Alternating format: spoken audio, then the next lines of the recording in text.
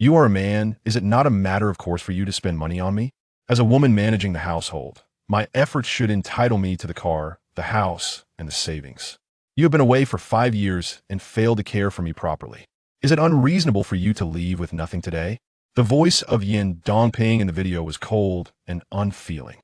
Lin Feng opened his mouth, then closed it again, his chest filled with a seething anger that he could not express. 5 years ago, he had just graduated from high school. After 2 years of hard work at a five-star property development company, he reached the age of 20, the typical time for marriage. Through a matchmaker, he quickly arranged the betrothal gifts with Yin Dongping, who had returned from working in another city, and within a week, they registered, obtained their marriage certificate, and wed. Not long after the marriage, Yin Dongping compelled him to leave his hometown and seek work in the bustling metropolis. By day, he worked as a security guard. By night, he delivered takeout. He toiled tirelessly to provide for their small family, striving to ensure that they lived a happier life. He rarely bought new clothes, minimized his expenditures, and ensured that he could remit $8,000 each month to his family, totaling $96,000 a year and $480,000 over 5 years. He had originally believed that hard work would yield rewards, that genuine affection and sweat could touch his ex-wife, allowing her to lead a stable life. Yet the harsh reality was that a dog, once untrained, would still bite back upon departure. I agree to the divorce, but I will not accept leaving empty-handed. The car and house are fruits of my labor, and they have nothing to do with you. All his unwillingness coalesced into that single statement. The scorn of relatives and friends, along with his wife's heartlessness, extinguished any remaining hope he had for love. Now, all he desires is to reclaim what rightfully belongs to him. Desiring wealth? Impossible. How can a man be so shameless? Yin Dongping lamented her plight before the judge, her face a portrait of indignation.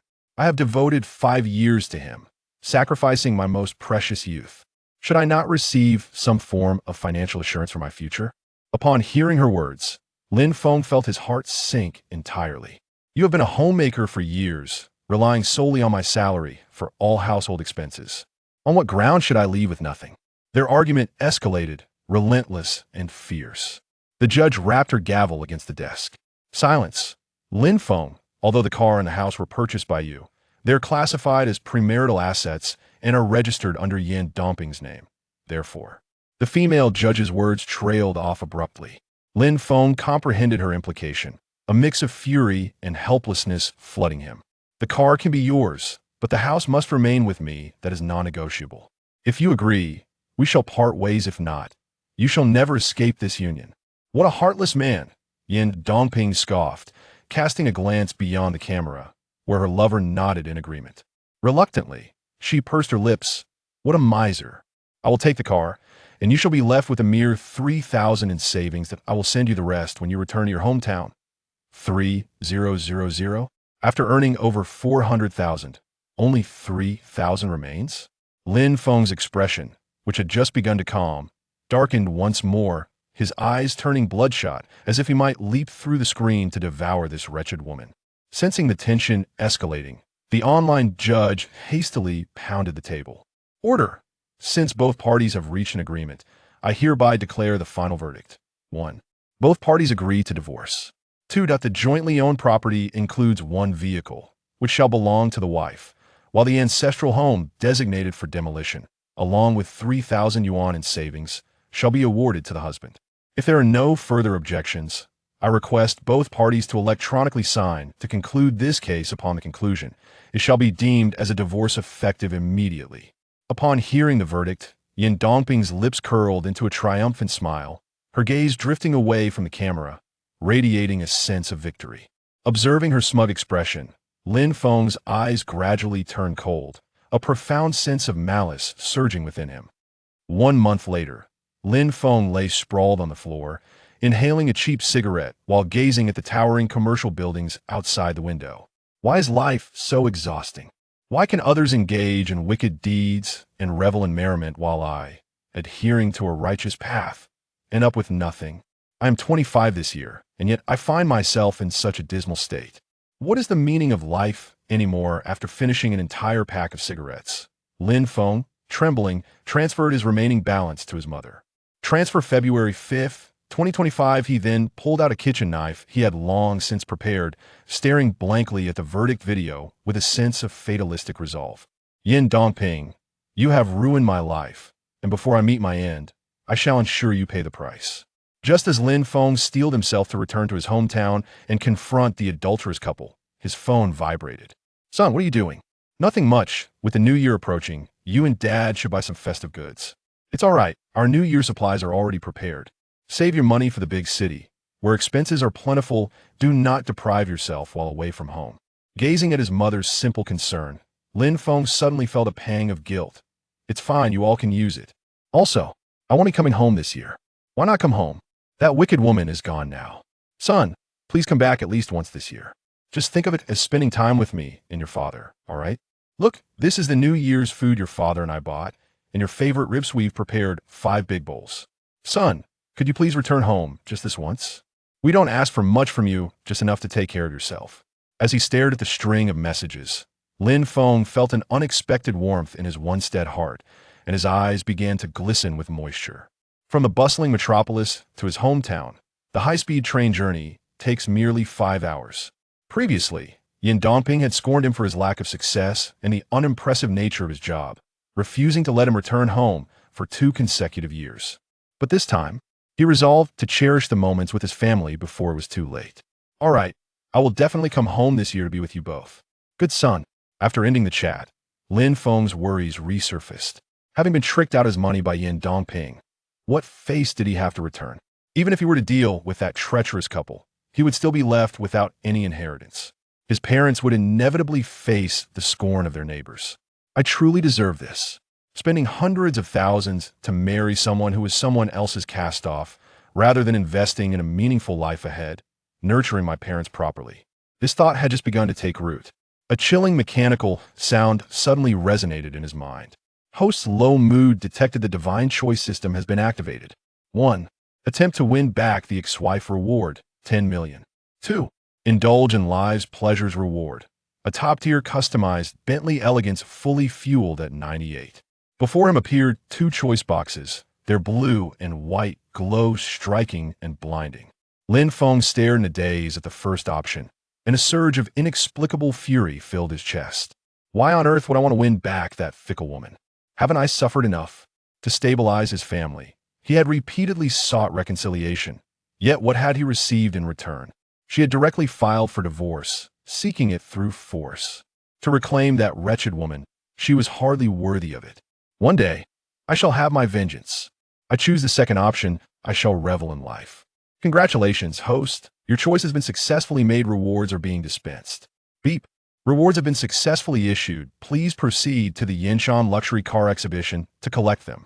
As the mechanical voice faded, 2 exquisite cards materialized on the ground. One was the business card of the exhibition's general manager, and the other was an admission ticket. With a tentative spirit, he dialed Manager Wang's number. As expected, the other party confirmed receipt of the payment and spoke with utmost respect, stating that the vehicle was ready for immediate collection.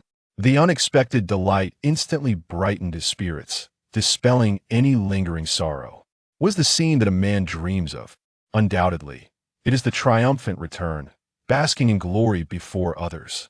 Fellow villagers, upon returning home, possessing a vehicle of one's own, even if it is an ordinary Volkswagen or BYD, elevates one's status in the eyes of the community. In this era of urbanization, where several villages amalgamate into a single neighborhood teeming with familiar faces, arriving by car contrasts starkly with the plight of those who endure the bus ride back. Having a car grants one the privilege to engage in boastful banter at the dining table. In the absence of a vehicle, one must speak in hushed tones while dining, serving as a mere assistant to carry dishes when they arrive and filling cups when the water runs low. The moment of triumphant return is within reach. He casts aside any lingering sentimentality, swiftly donning a cleaner outfit and striding purposefully towards the car exhibition. Chapter 2. The model turns out to be my sister-in-law. To my dismay, the security guard denied entry to my electric vehicle at the exhibition, compelling me to trek several hundred meters on foot. The luxury car exhibition is situated within a private enclave known as Yanshanju. While there are ample parking spaces, including 2 exclusive underground lots for guests, my electric bike was met with obstinacy at the entrance.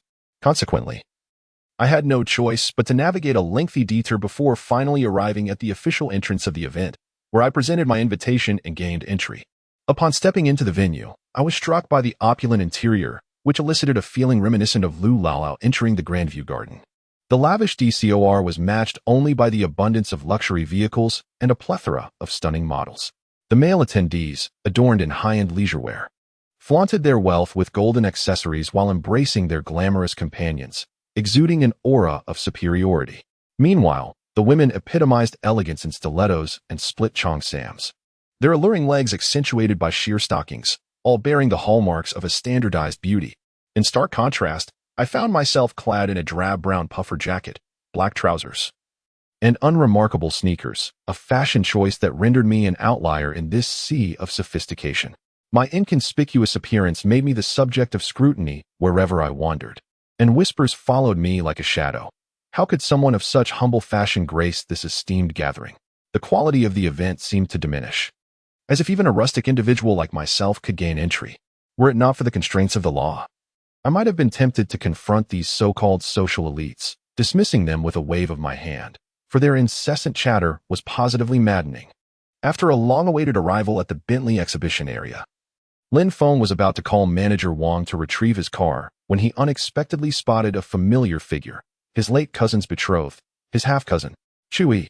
Not only the belle of high school, but also an academic standout, had graduated with flying colors. Following her exceptional performance, she gained admission to the prestigious Shanghai Academy of Art, where she was exempted from various fees. On the day her results were announced, her parents celebrated with a 3-day banquet, boasting to everyone about the numerous scholarships their daughter had secured and the financial relief she had brought them.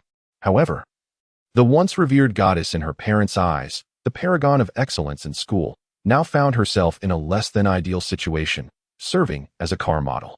Out of curiosity, Lin Feng took a few steps closer to observe her more intently. Her long, graceful legs adorned with designer attire, her delicate feet encased in black stilettos with red soles. A thin, traditional qipao accentuated her curvaceous figure, hinting at the allure beneath, while her luscious red lips and softly curled hair further enhanced her already captivating beauty. The exquisite charm of this alluring figure was undeniable. Overwhelmed with emotion upon seeing his cousin, Lin Feng felt a surge of joy at encountering a familiar face in the bustling metropolis. He greeted her with warmth. "Chu Yi, my cousin. What a delightful surprise to run into you here. How have you been lately?" Upon hearing someone call his name, a stunning car model cast a curious glance in the direction of the sound, prompting several customers who were admiring the vehicles to turn their heads as well. In an instant, he became the center of attention. The bald, middle-aged man who had been flirting with Chu Yi scrutinized him from head to toe, his expression revealing disdain. "Where did this bumpkin come from?" he remarked, his tone tinged with annoyance as he addressed Chu Yi. "Yes, I know him. He's an old classmate, sort of a relative," Chu Yi replied. Although her beauty had blossomed far beyond her appearance when she first entered university, her demeanor now was marked by humility, a stark contrast to her former arrogance. The bald man, recognizing Lin Feng as a country bumpkin, felt a sense of relief wash over him. He commanded with an air of authority, "It's best to sever ties with such a poor relative." Lin Feng, having endured countless disdainful glances throughout the evening, felt a surge of indignation. After finally encountering an acquaintance, he was met with derision and contempt. At that moment, Lin Feng resolved to abandon pretense. "Enough is enough. I refuse to be belittled any longer. Who do you think you are, bald man? Just because you say we shouldn't keep in touch doesn't mean I will comply. What does it matter if I'm from the countryside? Does that mean I am unworthy of my own social life?" The bald man's expression darkened as he retorted sharply. "A country bumpkin is just that, a country bumpkin. You barely exchanged a few words and already you're agitated. Humph. Remember, this is a luxury car exhibition, not a place for you country folks to play with mud. Leave immediately, or I shall summon security to escort you out." Lin Feng scoffed, retorting, "I have been observing you for quite some time now, chattering endlessly without even reaching for your wallet to purchase a car. Should I also call security to have you removed? You are indeed a rustic simpleton, yet refuse to acknowledge it. Do you think this is a countryside tractor that one can simply buy at will? Allow me to inform you that this is a top-tier Bentley Mulsanne, worth millions. Handcrafted and a limited edition luxury vehicle. Shouldn't I consider my purchase with utmost seriousness?" Upon hearing this, Lin Feng nodded. Indeed, such a high-end vehicle is not something just anyone can afford. The bald man, noticing his sincere expression, could not help but flaunt his knowledge. Naturally, Bentley is the car of successful men. This Mulsanne is a custom edition. The engine alone is worth millions. Just look at the luxurious interior. Its understated yet grand color scheme is not something a wedding car can compare to. Alas, discussing this with someone like you is futile. Just take a good look while you can. Being able to see this car means your life has not been lived in vain. With that, the bald man cast a triumphant glance at the silently discontented Chu Yi, declaring grandly, "My engineering funds are about to come through. I must order one to take you for a spin." Chu Yi's expression twitched slightly upon hearing this. This bald man not only harassed her, but also filled the air with meaningless chatter, causing her considerable distress. After all this talk, it seems you still lack the funds to make a purchase, don't you? Lacking funds, yet attempting to flaunt wealth. Lin Feng promptly pierced through his petty thoughts. Shouldn't the engineering field be lucrative? Why the hesitation in purchasing a vehicle? If you cannot afford it, just admit it and refrain from obstructing others, you jesting fool. The bald man, upon hearing this, grew somewhat agitated.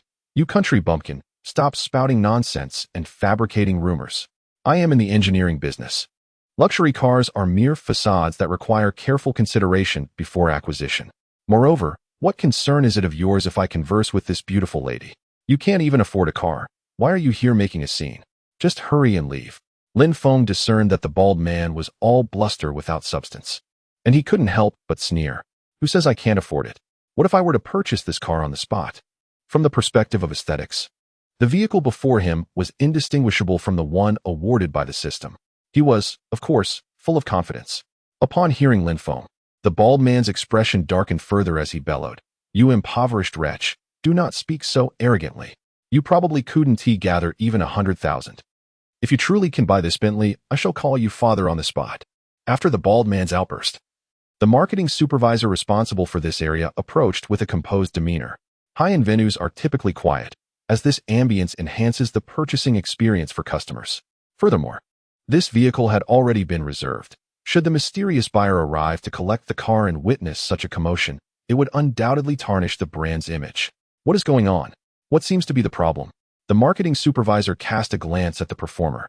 Who permitted you to engage in idle chatter with customers? If you are capable, then work. If not, leave immediately. After reprimanding his subordinates, he turned to Lin Feng and the bald man, speaking coldly, "Gentlemen, if you are interested in purchasing a vehicle, I would be glad to introduce the various models.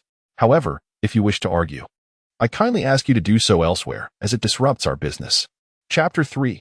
An opportunity for in-depth communication that refers to you. Do you hear?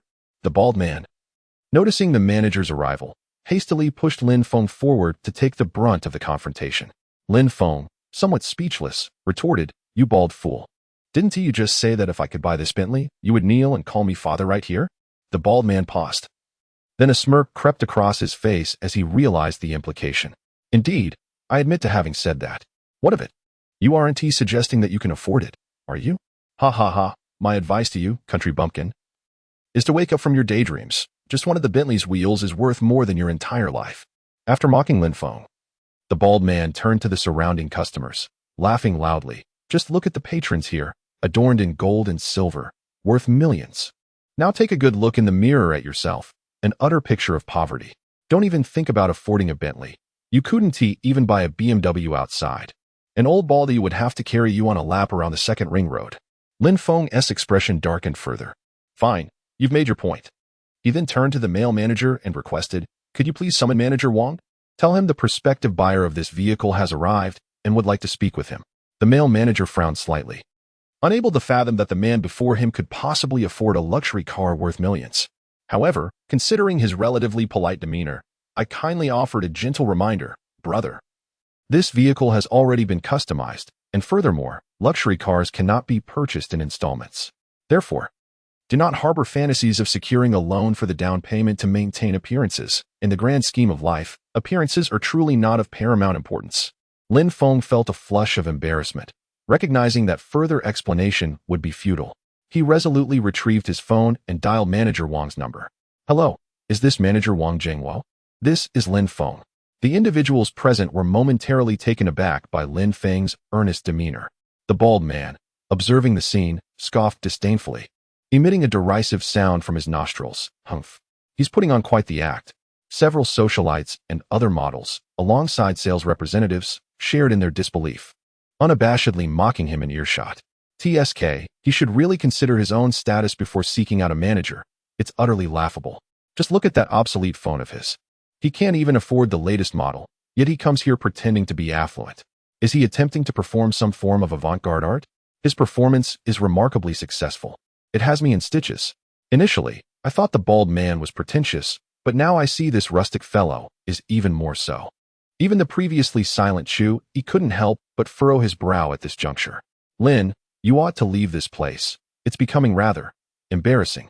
In stark contrast to the other's derisive remarks, the male supervisor standing closest, upon hearing the familiar voice on the other end of the line, abruptly fell silent and attentively perked up his ears, listening intently. Could it be? Is that truly Manager Wang's voice? As he pondered, a crisp voice suddenly rang out from behind. Excuse me, is Mr. Lin here? The voice, though soft, articulated each word distinctly, resonating clearly. The crowd turned in curiosity, and they beheld a middle-aged man of modest stature, adorned with spectacles, hurrying towards them from the Bentley lounge area. I am Lin Feng. Greetings, Manager Wang. Lin Feng acknowledged with a wave, confirming his identity. Wang Jiangwo glanced at Lin's attire, feeling somewhat perplexed, yet his smile remained unwavering. Oh, Mr. Lin, why have you come personally to collect the car? I mentioned over the phone that for esteemed clients like yourself, we can deliver it to your doorstep. It's quite all right. The distance is short, so I chose to come myself. Observing the pleasantries exchanged between the two, the male supervisor finally realized that the unassuming man before him was indeed not lying. He was the enigmatic buyer who had purchased the luxury vehicle outright for millions. His demeanor underwent an abrupt transformation, shifting to a respectful and humble attitude. Manager Wang, if I recall correctly, I transferred the full payment to you this morning, correct? Is there any additional paperwork required for the vehicle pickup? Lin Feng inquired, casting a glance at the balding man who appeared ready to flee. The latter, caught off guard, stood frozen in place, unsure whether to advance or retreat. What on earth is happening? Could it be that this fellow has genuinely acquired this car? This is utterly absurd. Manager Wang nodded repeatedly. Of course, we have the vehicle ready for you to drive away immediately. I will proceed with the necessary paperwork right away. Having said that, he respectfully handed over the 2 contracts that had been prepared in advance. As Lin Feng elegantly signed his name, a profound silence enveloped the scene. Chu Yi gazed at Lin Feng in disbelief. Had it not been for the presence of the leaders, she would have eagerly interrogated him about the source of his wealth, wondering if he could guide her in a manner akin to a mentor.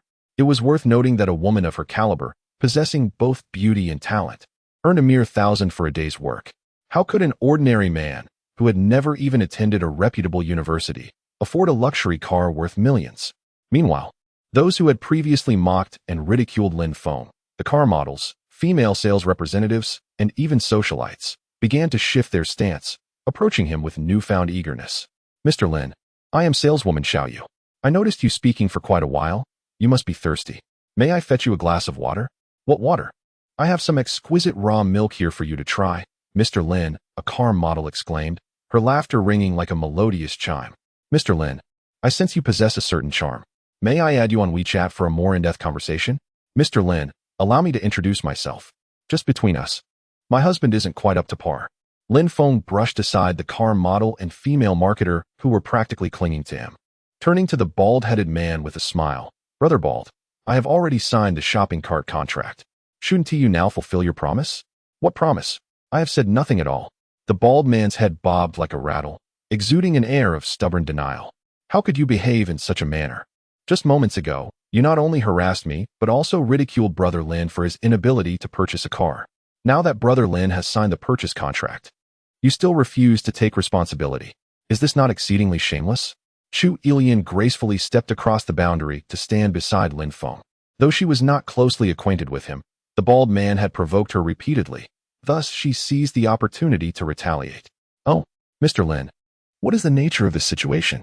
Manager Wang inquired, casting a questioning glance at Lin Feng. After Lin Feng recounted the events in full detail, Manager Wang's smile abruptly vanished, and he turned to glare at the bald man. You insult our esteemed guest and harass our staff? Sir, your behavior is utterly unreasonable. The bald man awkwardly tugged at the corner of his mouth, attempting to downplay the situation. What is wrong with a customer chatting with a car model? You hired these rather provocative women as models to entice customers, did you not? Moreover, what's the harm in saying a few words to someone unsophisticated? Provocative, unsophisticated? Manager Wong scoffed at the remark.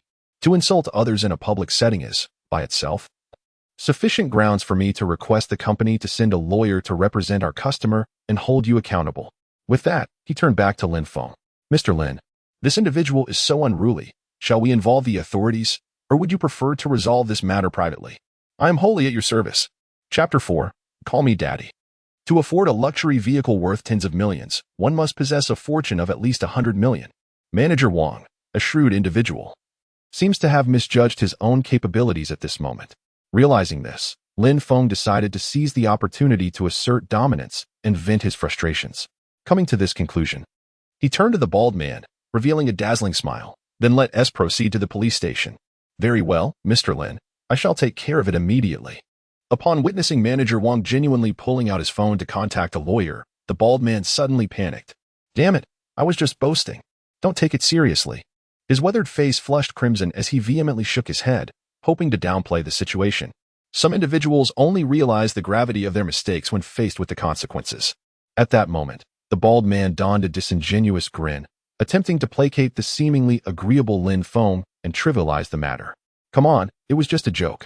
Can we settle this privately? Hey, buddy, it was all in good fun. Don't take it too hard. Lin Feng was not swayed by such tactics. He shrugged off the bald man's hand, which was inching towards his neck, and sternly declared, if you wish to settle this privately, you must first honor the promises you made earlier. Promises? What promises? The bald man, still blushing, continued to deny his prior commitments. At this juncture, the surrounding patrons could no longer remain silent and chimed in. Who was it that boasted about kneeling and calling you daddy? Why aren't they owning up to it now? Exactly. Can one really take back their words? You ought to be detained for several days. The detention was already a trivial matter for him. Were I in his position, I would seek the counsel of an attorney to investigate his background. One could never be certain that he might not face a sentence of 10 to 20 years. Manager Wong was engaged in incessant negotiations over the phone, compounded by the alarming words of the last customer, which utterly overwhelmed the bald man. Indeed, he was a boss, albeit of a modest enterprise, operating in a somewhat dubious manner while frequently evading taxes. Should someone choose to pursue a thorough investigation, he could very well find himself incarcerated for several years. These wretched women, their tongues are truly venomous. The bald man inhaled deeply, realizing that this matter could not be resolved lightly. A glimmer of cold fury flashed in his eyes as he swiftly struck himself across the face. I willingly deliver this slap to express my apologies. Surely this suffices now. Gritting his teeth, he spoke with palpable resentment, vowing that he had never endured such humiliation in his life. Moreover, the source of his disgrace was merely a rustic simpleton. His chest felt as if it might burst with rage. However, Lin Feng remained unresponsive, which took him by surprise.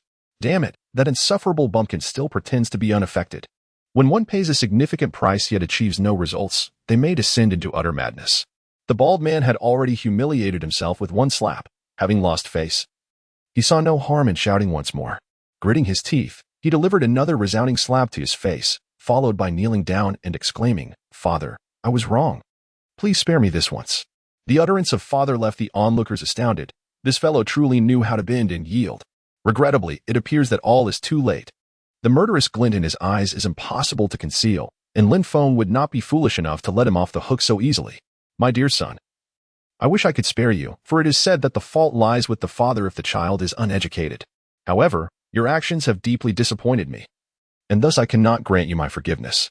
Therefore, you shall spend a few days in the detention center for reflection. As soon as he finished speaking, the bald-headed man, filled with fury, clenched his fists and stood up, ready to charge at Lin Feng. Damn it, you old fool. You think you can intimidate me? Upon witnessing this scene, Manager Wong swiftly waved his hand, and several burly security guards appeared from behind, promptly subduing the bald man and preparing to take him away. Observing this, Lin Feng, who remained motionless, felt a wave of emotions wash over him. In the past, as a security guard, he had endured disdain and insults, but today, he found himself aided by many, all because of the luxurious car before him and the boundless fantasies others harbored regarding his status. Indeed, the sensation of wealth and prestige is truly delightful. Thus, this farce came to an end. Manager Wong, with a smile, respectfully handed Lin Feng the receipt and car keys. Mr. Lin, the relevant procedures have been completed. We sincerely appreciate your choice of Bentley. Shortly, I will arrange for the car to be delivered for the ceremonial pickup at the exhibition. Would you care to relax in our VIP area in the meantime?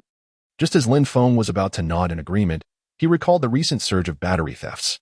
In order to protect his trusty electric scooter, he shook his head in refusal. No need. I have other matters to attend to. Just let me know where to park the car later. After speaking, he turned to Tsui beside him and exchanged a few polite pleasantries. Manager Wang, being astute, noticed the unusual rapport between the two and seized the moment to suggest, Tsui, since you are friends with Mr. Lin, why not leave work a bit early and nurture your relationship? Tsui understood the implication behind the manager's words, and since it meant a few hours less of work, she opted not to elaborate. All right, thank you, manager. Once Manager Wang departed, Tsui turned to Lin Feng, her excitement evident. Brother Lin, what industry are you in lately? You seem quite successful. It's just mediocre, Lin Feng replied candidly to the flattery. By day, I work as a security guard delivering takeout, and by night, I deliver takeout and scold security guards. Oh, you must be joking. Tsui was skeptical of Lin Feng's jest. After all, which delivery person could afford a luxury car worth millions? She then glanced at the Bentley parked outside the auto show, her face lighting up. Brother Lin, could you take me for a ride later? I've been working part-time for so long and have never had the chance to experience it. As soon as Tsui finished speaking, a system prompt sounded, detected that the host is making a choice, presenting two options. 1. Agree to take Tsui for a ride. Reward, a shopping cart worth 5 million at Elephant City. 2. Decline to take Tsui. Reward, a farming tool for home use. Naturally, Lin Feng chose the first option. Sure, let's head to Elephant City and prepare some New Year goods for home. Two individuals, engaged in light-hearted conversation, strolled towards the exhibition. Meanwhile, Yin Dongping and her lover, Dong Minqing, arrived at Yinshan Road in the bustling metropolis. Dong Minqing gazed sorrowfully at the sleek body of the BMW Mini, and with frustration, he kicked the electric scooter before him. Damn it, how could the city possess such inferior contraptions that mar my freshly acquired vehicle? Honey, let us smash that electric scooter. Every time I see that dilapidated delivery box, I think of that useless Lin Feng, and it infuriates me. Yin Dongping pouted, displaying her displeasure. Darling, don't be upset. We are here to indulge ourselves. There is no need to dwell on that good-for-nothing. All right, my dear friend mentioned that Elephant City is splendid. You must buy me a handbag and some clothes later.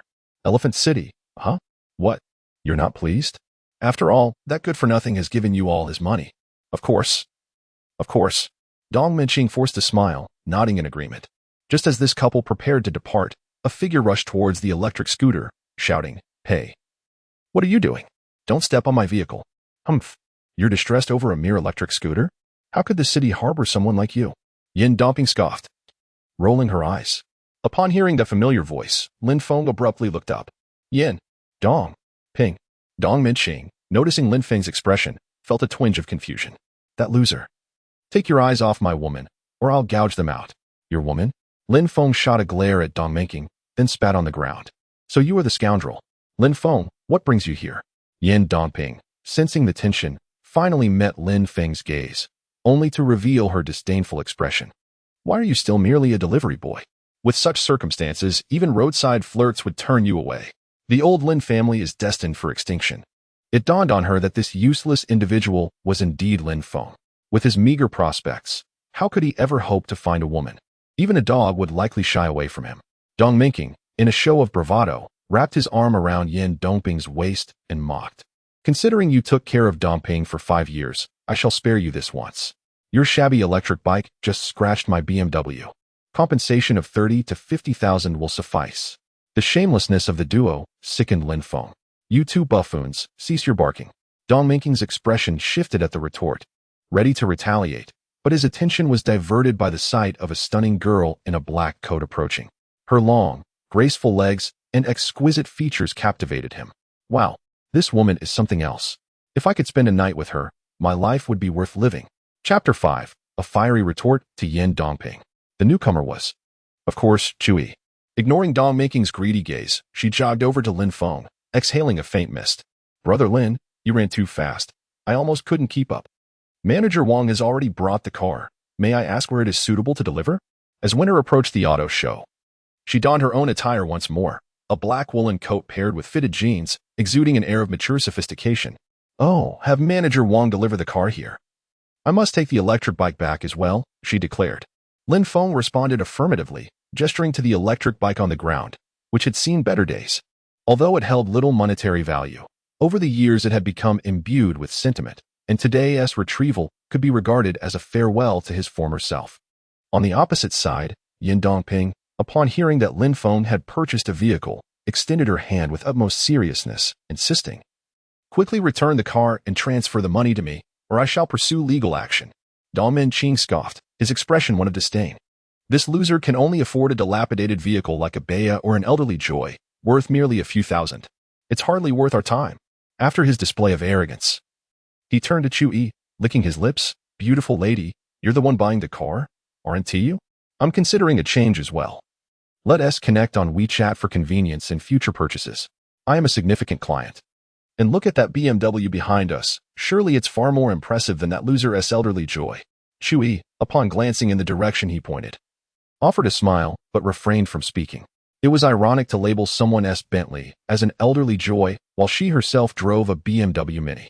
One could hardly comprehend the shame of such contradictions. It is a case of unworthy matches. Indeed, how could one be so blind as to marry someone of such low character? Lin Feng disdainfully remarked that these two individuals have sunk to an astonishingly low level.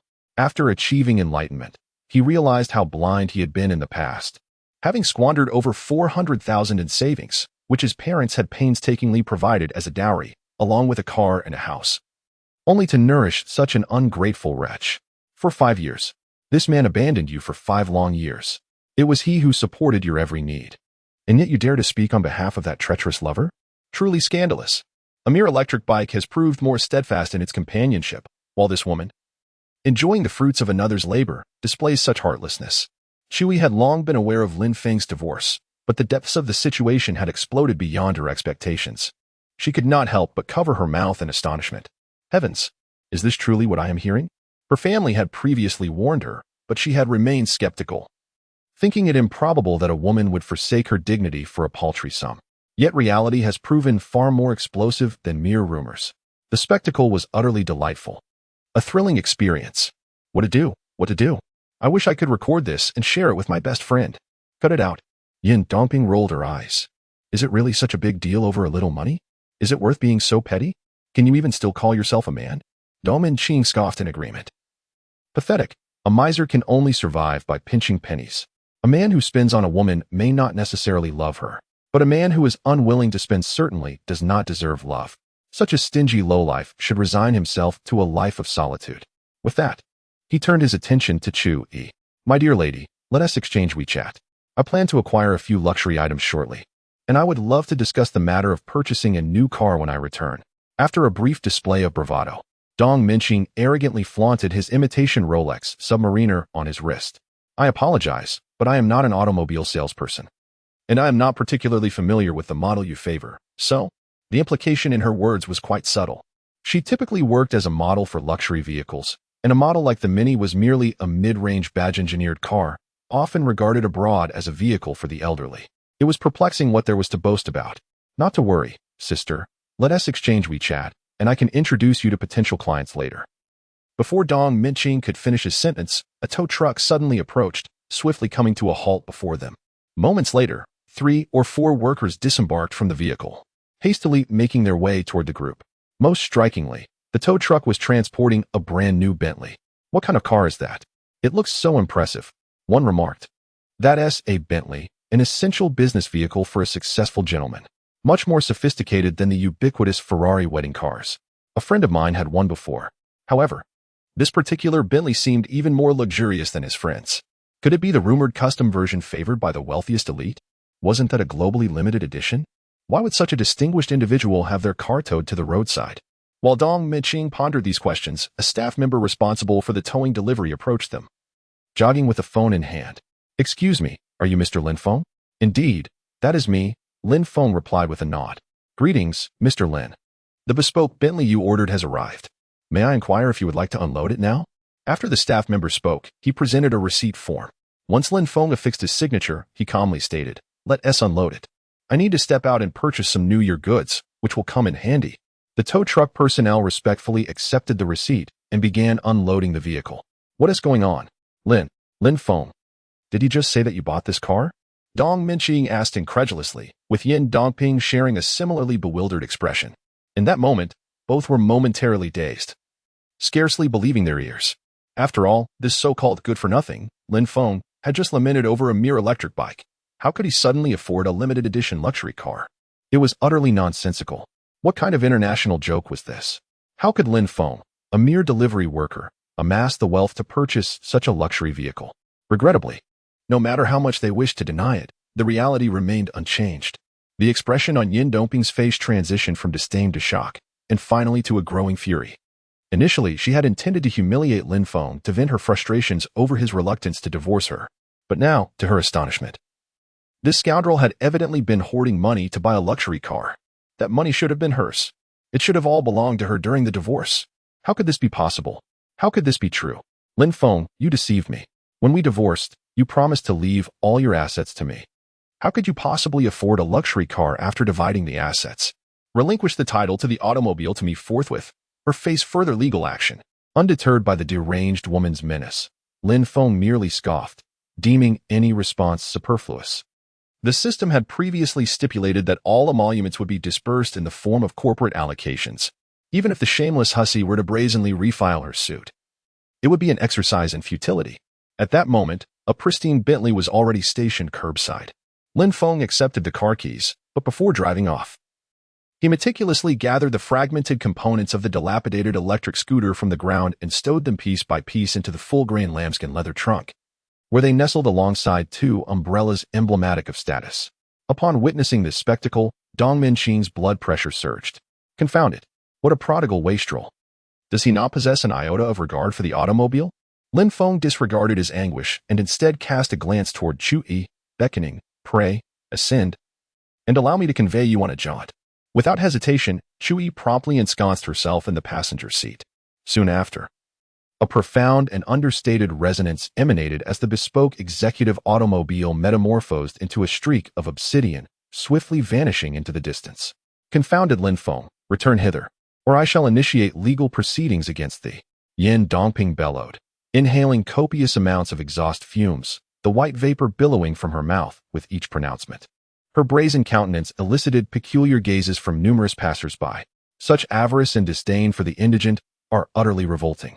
I have never beheld such a contemptible woman, seeking to claim her former spouse's automobile even after the dissolution of their marriage. The male specimen is no paragon of virtue either, displaying excessive solicitude for a BMW Mini Cooper devoid of even a scratch, demanding monetary recompense. Truly ludicrous.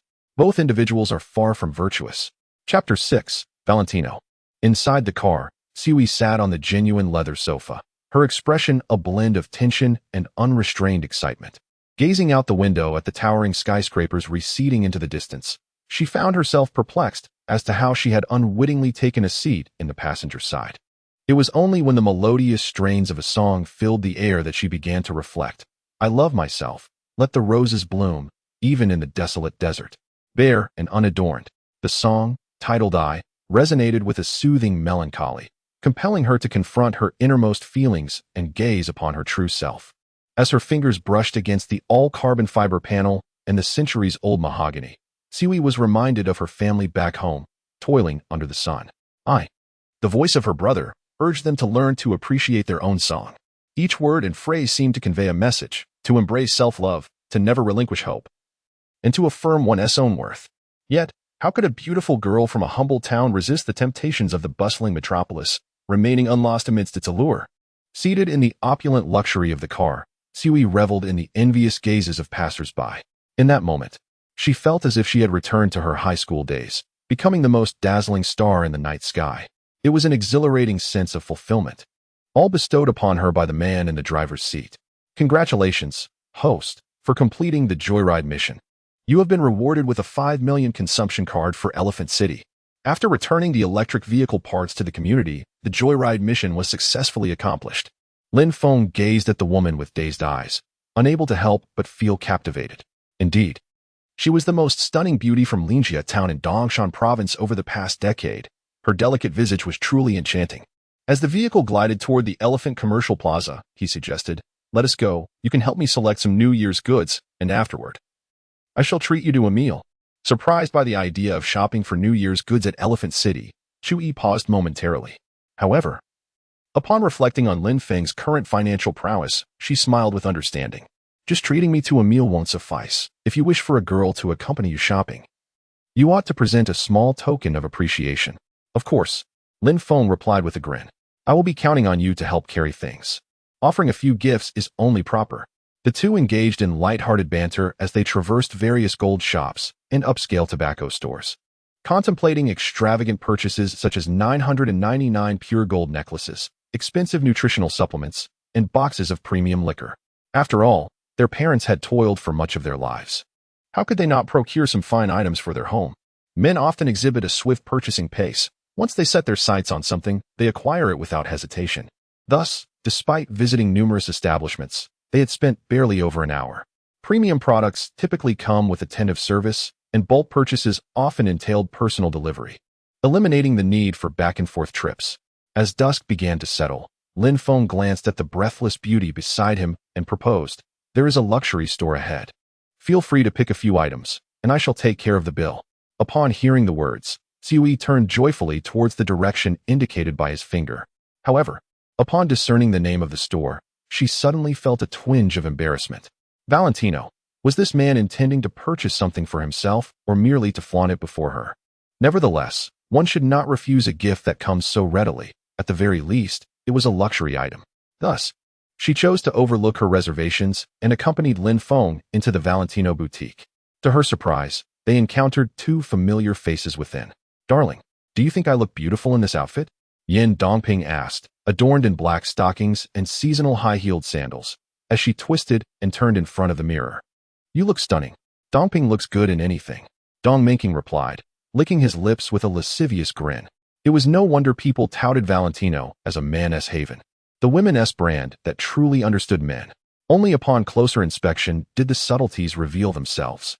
"Salesgirl, please wrap these two items in a new set." "I will take them," he commanded. The saleswoman, seemingly displeased at being referred to as a mere salesgirl, responded, "Sir, the stockings are priced at 1,000, and the sandals at 8,000, totaling 9,000. Will you be paying in cash or via scan?" 9,000. Is this some sort of scam?" Dong Minking exclaimed, springing to his feet. He had merely wished to indulge in some high-end toys, yet the cost of such indulgence seemed exorbitantly steep. "Sir, we operate with clearly marked prices. How could this be a scam? Moreover, you two have been trying on items for quite some time. The stockings are now damaged, and naturally, the loss will be your responsibility." The saleswoman returned with an impassive expression, her perception of this particular customer becoming more lucid at that moment. One's economic capacity dictates where one can shop. No one would mock you for it. However, who would expect to indulge in high-end products without paying the price? 9,000 is simply exorbitant. Could we perhaps receive a discount? No discounts available. Then I shall return it. I will not purchase it. When Dong Minqing declared his intent to return the item, Yin Dongping, who had remained silent until then, suddenly became agitated. "Darling, don't return it. The salesperson truly adores these shoes." As soon as she uttered this, Lin Feng and Chu-yi stepped into the Valentino boutique. They exchanged glances, and Yin Dongping rolled her eyes. "How could I encounter such a useless person everywhere? You dared to insult me on the street, and now you shamelessly follow me. What a perversion. Let me make this clear. We are already divorced. Unless you sell your car and give me the money, do not expect me to even glance in your direction." "Fool." Lin Feng rolled his eyes, bewildered by this woman's seemingly irrational behavior as she spouted nonsensical remarks. He had already forgotten the affection of their marriage. Though anger bubbled within him, it was devoid of any bitterness. A dog that strays from home and dies by the roadside does not merit a second glance. A fool. How dare he call me a fool? Yin Dongping stared at Lin Feng in shock, her sanity fraying as she screamed. You actually dare to insult me. The words were directed at you. Foolish Lin Feng, your gaze cold and your voice devoid of emotion. Should you dare to challenge me again, I shall deliver a swift kick to your face with my formidable 42-size foot.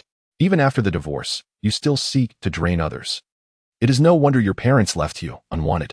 Striking a nerve, your orphan pride ignited, your eyes blazing with indignation, your mind swelling with fury. The atmosphere was tense. As Chu-yi stepped forward, wrapping her arm around Lin Feng's, playfully shaking him. "Brother Lin, you promised to buy me clothes. So let us not be stingy like some orphans, shall we?" Seeing the girl so supportive, Lin Feng was about to shower her with compliments when a system alert echoed in his mind. Detected that the host is making a choice, currently presenting two options. 1. Agree to Chu Yi and purchase her a premium outfit, rewarding advanced car repair skills. 2. Decline Chu Yi's request, rewarding a green BMW Mini. Though the car repair skills seemed of little use, Lin Feng opted for the first option. "How dare you look down upon your father? Right in front of you. He buys gifts for other women. Don't you envy that? Purchase. Purchase extravagantly. Sales assistant, please select a set of clothes for this lady, and remember, not the best, but the most expensive." Upon hearing this, the sales assistant exhibited a look of skepticism, but as Lin Feng produced a credit card adorned with a golden elephant, her demeanor shifted to one of respect. "Very well, sir. The enchanting young lady, might I request that you proceed to the VIP area? We possess a stunning collection of haute couture gowns. Chapter 7. What should I do about their nefarious intentions? Haute couture, what exactly is that?" Yin Dongping, appearing somewhat befuddled, uttered a rather simplistic inquiry. Meanwhile, Dong Minqing was still grappling with the decision of whether to part with 9,000 yuan to acquire a pair of shoes and exquisite black stockings. Though it is said that these Valentino shoes paired with black stockings serve as a man's fuel station, a formidable ensemble, the allure primarily lies in their impeccable design, which renders them attractive even when worn with a dog. Perhaps it would be wiser to return them and seek a similar pair from a local shop. Achieving a comparable effect before long, a gasp of astonishment echoed from the VIP section. "Oh my, beautiful lady, or rather, fairy, this gown suits you exquisitely. Come, try on these handmade crystal shoes. They are simply more stunning than 99 of the stars on the red carpet." Under the cascade of praises from the saleswoman, a hush fell over the crowd, enveloping the scene in silence. The sound of high heels striking the floor resonated, captivating all attention. Lin Feng turned to behold Chu Yi, adorned in a purple strapless cape gown, elegantly carrying a petite, shimmering handbag as she gracefully traversed the red carpet. The minimalist yet stylish gown was grand and distinctive, perfectly accentuating her graceful demeanor. She was breathtakingly beautiful, possessing a charm that could absolve any wrongdoing. In this moment, the adage "beauty is justice," and elegance surpasses all materialized vividly. In contrast, Yin Dongping's rather incongruous attire resembled a roadside vendor's wares. "This garment is truly strikingly white." Dong Minqing licked his lips, his gaze fixated on the exposed jade shoulder, his eyes wide with intrigue. Meanwhile, Yin Dongping, observing the elegant demeanor of Tsui, cast a glance at her own brown sweater. An unavoidable pang of jealousy surged within her. "Darling, I too wish to purchase such an exquisite piece." Dong Minqing smacked his lips. "What a trivial matter. Lin Gu, do you think this outfit suits me?" At that moment, a delightful fragrance wafted by as Tsui donned a stunning gown, her feet adorned with Valentino crystal high heels as she approached Lin Feng. A consummate sales representative, she understood that selling was not merely about merchandise, but about curating style and image through thoughtful ensemble choices. Her hair elegantly pinned up, a subtle scent of perfume enveloped her, intoxicating those nearby. Lin Feng nodded with delight, the honest man always quick to respond. "It looks splendid. Sir, the model your girlfriend has chosen is a haute couture version, originally priced at 880,000. However, with this ensemble, it is now only 688,000. Are you satisfied?" "Absolutely. Let us proceed with the payment." Lin Feng nodded and casually tossed his card to the saleswoman. She promptly retrieved the prepared POS machine, sliding it without hesitation. "Did I hear correctly? A single outfit costs 688,000? As the card was successfully swiped, Yin Dongping found herself engulfed in confusion. The combined cost of a pair of high heels and black stockings was merely 9,000, while Dong Minqing appeared reluctant to part with even that small sum. In stark contrast, her ex-husband casually purchased clothing for a woman, astonishingly spending 688,000. The disparity was simply too immense. Furthermore, when did this rustic fellow accumulate such wealth? Congratulations, host, on your successful choice. You are rewarded with advanced car repair skills. The system's notification faded away, and in the next instant, Lin Feng's mind was inundated with a plethora of peculiar car repair techniques and actions. For instance, how to mend a radiator, how to clean pipes, how to... Meanwhile, Chui was equally taken aback by the price of the outfit. She had once saved diligently to acquire luxury items, yet even an LV handbag only cost a little over 20,000. How could this relatively obscure brand, Valen, be so exorbitant? The female sales associate, seemingly perceptive of her bewilderment, took the initiative to elucidate. This haute couture gown is crafted by a renowned designer, entirely handmade. And there exists only one in the world. The extravagant materials and meticulous design are deserving of your unparalleled beauty. Listening to her explanation, Chui nodded, instinctively leaning closer to Lin Feng, quietly linking her arm with his. In front of everyone, she planted a kiss on Lin Feng's cheek, exclaiming, "Thank you, Lin Go. You are truly wonderful." In the metropolis of magic, a realm reserved for the affluent, the opulence here can only be truly appreciated by those perched at the pinnacle of the social pyramid. Chui, having entered the school with outstanding results, once dreamed of creating a space uniquely her own through her professional expertise. However, the harsh reality is that talent scouts only regard her beauty and figure, and whether she would willingly sacrifice for the sake of art. Poverty is not the true terror. It is the realization that hard work cannot bridge the chasm of reality that is truly frightening. The world is rife with mediocrity, and I too am ensnared in its grasp. In her quest to escape her humble origins and to enjoy the carefree travels and fashionable attire of her peers, she tirelessly strives to maintain her physique and beauty, yearning for a day when she can indulge in a life of luxury. Now, it seems that all her aspirations are within reach, tantalizingly close. How could she refrain from seizing the moment? How utterly disgraceful. Watching the blissful expression on Chu Yi's face, Yin Dongping felt a surge of anger, as if she had been grievously deceived. All of this should rightfully belong to me. Why should this frivolous girl snatch it away? For 5 long years, she had believed Lin Feng to be a simple man and had exploited his earnings.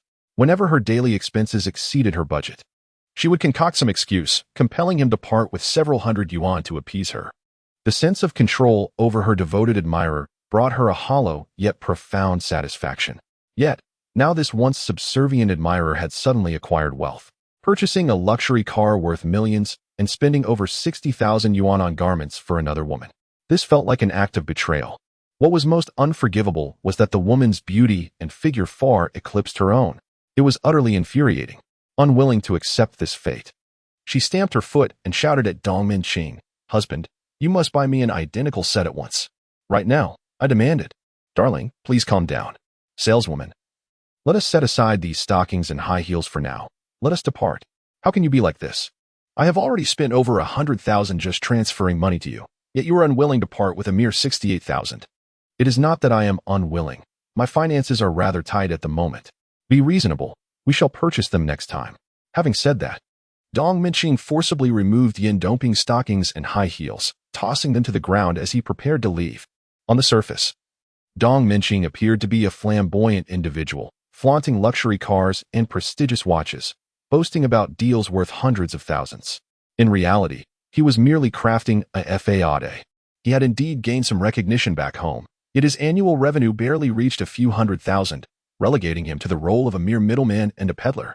Moreover, even that modest revenue relied heavily on the whims of his suppliers. He had to present gifts daily, constantly subservient. After toiling for an entire year, he was left with less than 100,000, and as the year drew to a close, he found himself utterly empty-handed. His life was far less stable than that of an average worker.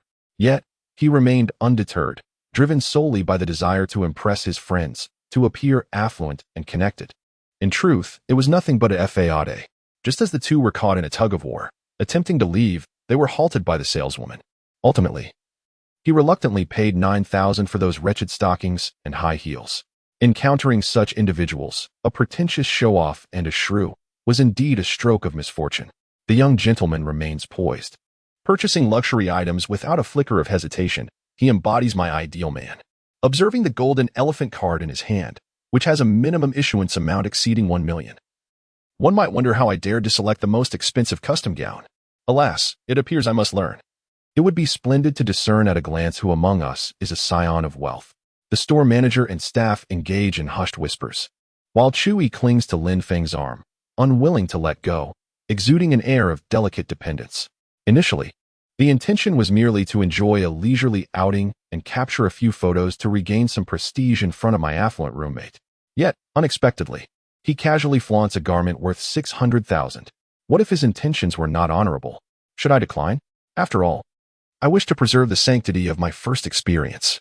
However, given his generous demeanor, it would be remiss of me to indulge in the delights and simply depart without reciprocation. In Chapter 8, Chu-yi is finally won over. As Lin Feng inhales the captivating fragrance of the beautiful model, his heart races. As a man, and particularly one who has navigated the world for many years, his desires burn fervently. Ignoring all else, the stark contrast between her previous haughty demeanor and her current submissive charm is irresistible. What man could withstand such allure? Though the cost of her attire is somewhat extravagant, her rapid shift in attitude is astonishing. From initial indifference to eager affection in less than 3 hours. Tonight, something must transpire. Otherwise, it would be an injustice to the sacrifices made by my dear brother over the years. After making up his mind, Lin Feng took Chu-yi and selected 2 exceptionally stylish speed-enhancing outfits that were emblematic of high-end brands. He perused an array of whimsical garments, assorted stockings, and studded high-heeled shoes, grabbing whatever caught his eye without a moment's hesitation. With a budget of 5 million, having only spent a little over 1 million thus far. He pondered, if not now, when? Lin Gu, perhaps you shouldn't buy that. It's a bit too revealing. Not suitable for going out, Chu-yi remarked, her fair and exquisite face becoming even more radiant as she observed Lin Feng's selections. These garments were evidently not intended for her, but rather for someone else's enjoyment. This man was quite mischievous. Not to worry, if you fancy something else, we can always return for it. Let's secure these outfits first, she instructed. Sales associate, please wrap these up quickly. We must move on to the next store. Upon hearing this, the female store manager hurried over to collect the clothing, her face lighting up with delight. Of course, sir, I will have them packaged for you right away. She then turned her gaze to Chu-yi, a knowing look gracing her features. Beautiful lady, when you wear our shoes, please try to elevate your stance. Standing for prolonged periods can be quite taxing on the feet. Chu-yi offered an awkward smile, choosing not to engage further. The two exited the Valentino boutique and ventured into several other luxury stores. After a spree of shopping, only 3 million remained of their initial budget. As their spending dwindled, so too did the distance between them, their relationship blossoming rapidly. What began as a simple stroll side by side had seamlessly transformed into an intimate embrace, reminiscent of young lovers deeply entwined. Women, especially those of striking beauty. They resemble the Hextech head in the game of Golden Shovel Warfare, the distinction being one extravagantly spews gold while the other adeptly attracts it. One revels in a mental euphoria, while the other. At 8 in the evening, Lin Feng purchased several outfits for himself and his family, and styled his hair in a rather refined manner. Gazing at his reflection, he was instantly struck by a sense of newfound handsomeness, comparable to the feeling one experiences post-bath. In truth, most men, provided they are not excessively dark-skinned or bearing an unpleasant visage, can appear quite dashing with the right hairstyle. However, the street-side barbershops often prioritize volume over quality, caring little for one's aesthetic appeal. Instances abound where a simple cut results in a hairstyle akin to a Trader S, leading many formerly striking gentlemen to succumb to self-doubt. When Sui beheld Lin Feng's transformed appearance, she was nearly rendered speechless. The current Lin Feng bore little resemblance to the one who had picked up his car at the auto show earlier that day. Initially feeling somewhat aggrieved, she now realized that a man so handsome, affluent, and genuinely generous seemed to offer her no detriment, but rather a tremendous gain. Let us dine, she proposed. Having strolled from afternoon into evening, Lin Feng's stomach had begun to grumble. Naturally, she acquiesced, and soon they arrived at a Michelin-starred restaurant atop a skyscraper, indulging in a few drinks and savoring a sumptuous dinner. After departing from the Elephant City, they strolled together through the streets until the late hour of 11 p.m. As day transitioned into night, the pedestrian traffic gradually thinned. Lin Feng gazed towards the end of the street, where a vibrant hotel beckoned, contemplating whether to confront the situation directly. Detected host is making a choice, currently presenting 2 options. 1. Confront directly. A true man does not hesitate. Reward, muscle-building supplement X12. Be a considerate gentleman and escort Chu-yi home. Reward, 1,000 yuan for taxi fare. It is well known that in the hierarchy of desirability, rich guy, beer belly, old black athlete, rapper, youth, elderly child, student, dog, nice guy. Although I only have 3,000 yuan left to spend, I have at least invested nearly 1 million into this endeavor. I am certainly of the first order. What is the point of hesitation? Lin Feng took a deep breath, grasping Chu Yi's delicate hand. Xiao Yi, I've had a drink and cannot take you home. Shall we find a place to rest for the night? As expected, the moment had arrived. Chu Yi's profile flushed with a rosy hue, neither rejecting nor responding verbally. Silence, an unspoken consent from a woman. To retreat is to acquire the nice guy card. To advance is to plunge into the bustling traffic of life. Congratulations. Host has made a successful choice. Reward, Muscle Building Supplement X1. As the system's notification faded, a small, brown, translucent vial appeared in his pocket. Within a certain hotel, Lin Feng reluctantly extracted 2,000 yuan to secure a rather upscale suite, hastily ushering Chu Yi upstairs. In his excitement, he accidentally collided with a stunning young woman. Oh dear, what is the matter? Are you not watching where you're going? A woman clad in a form-fitting black dress, draped in luxurious purple mink fur, gently massaged her chest, expressing her mild reproach. Sister, I sincerely apologize. Lin Feng cast a glance at this woman of remarkable physique, swallowing hard. Zhao Man, noticing the young man's appealing looks, playfully waved her hand, saying, It's all right. You youthful souls are always brimming with energy. Do attend to your important matters. Upon hearing this, Chu Yi's face flushed crimson, and the two finally retreated to their designated room. Upon entering, Lin Feng wasted no time and swiftly made his way to the bathroom. He retrieved a bottle of muscle-enhancing pills from his pocket. The description was succinct yet straightforward: strengthen muscles, boost vitality, enhance physique. Lin Feng, feeling the slight protrusion of his belly, tilted his head back and swallowed the pill without hesitation. Within mere seconds, a searing warmth emanated from his abdomen. Before long, his skin expelled a considerable amount of dark, foul-smelling substances. Turning on the shower, he rinsed himself clean with warm water, then approached the mirror to examine his reflection. At that moment, his once protruding belly had transformed into a robust physique, with abdominal muscles as hard as iron. This feels absolutely exhilarating. With a physique like this, even I would be tempted if I were a woman. As he reveled in his own appearance, he pushed open the bathroom door. Chu Yi had already shed her overcoat, revealing a chic outfit from a prestigious brand, the final ensemble she had tried on at the store. Upon witnessing this scene, Lin Feng could not suppress the upward curl of his lips. In the next moment, he charged toward the woman like a wild stallion set free. His hands incessantly caressed her gently curled hair and delicate neck, while his lips pressed against her crimson ones. Their breaths grew gradually heavier, as these two innocent souls began to learn from one another, encouraging and uplifting each other, progressing together toward a mutually beneficial collaboration. Chapter 9. The Energetic Brother. Oh dear, it's simply deafening. In the dead of night, Zhao Man quietly lamented the poor soundproofing of her room, straining her ears to discern the noises emanating from the adjacent chamber.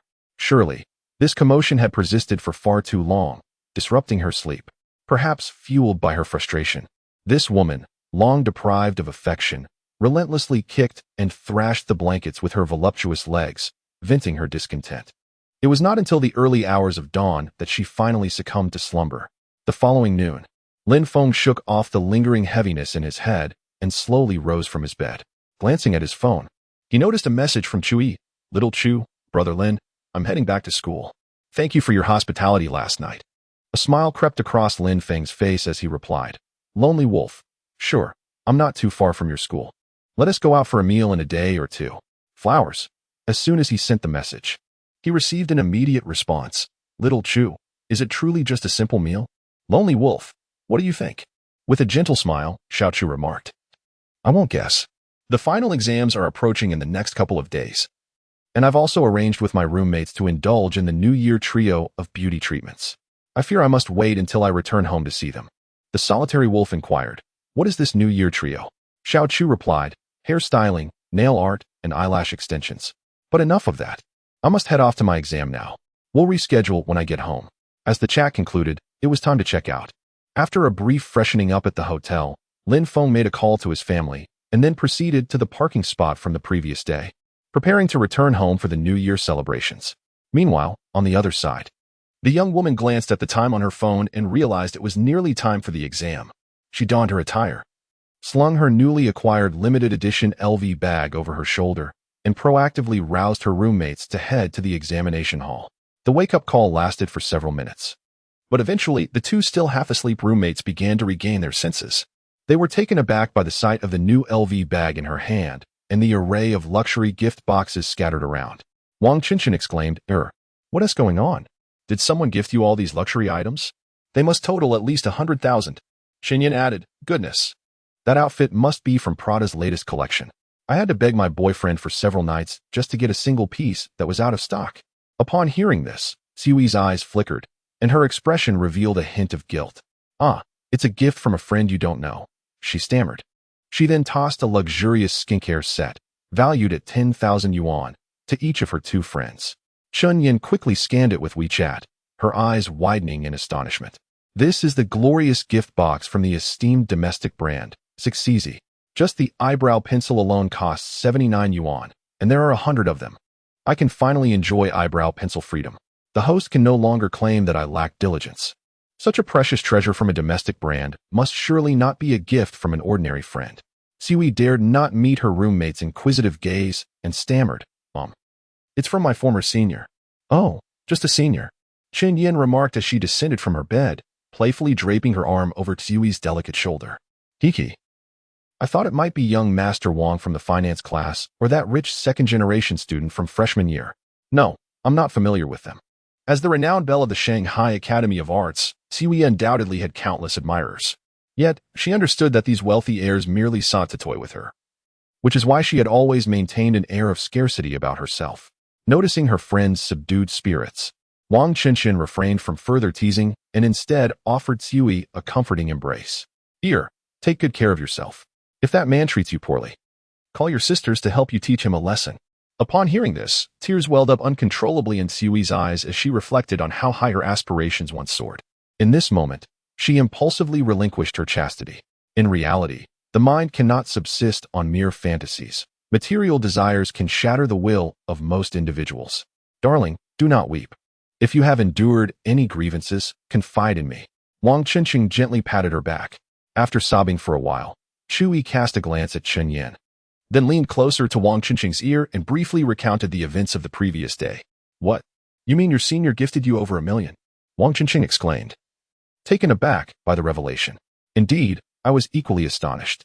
I sensed he treated me well, so I thought of it as a way to repay him, Xiuyi replied, stealing another glance at the equally astonished Chen Yin. From the beginning until now, she harbored no regrets about her decision from yesterday. However, it saddened her to think that she had offered her most precious gift without knowing if it had secured her a place in his heart. How splendid. It's simply marvelous.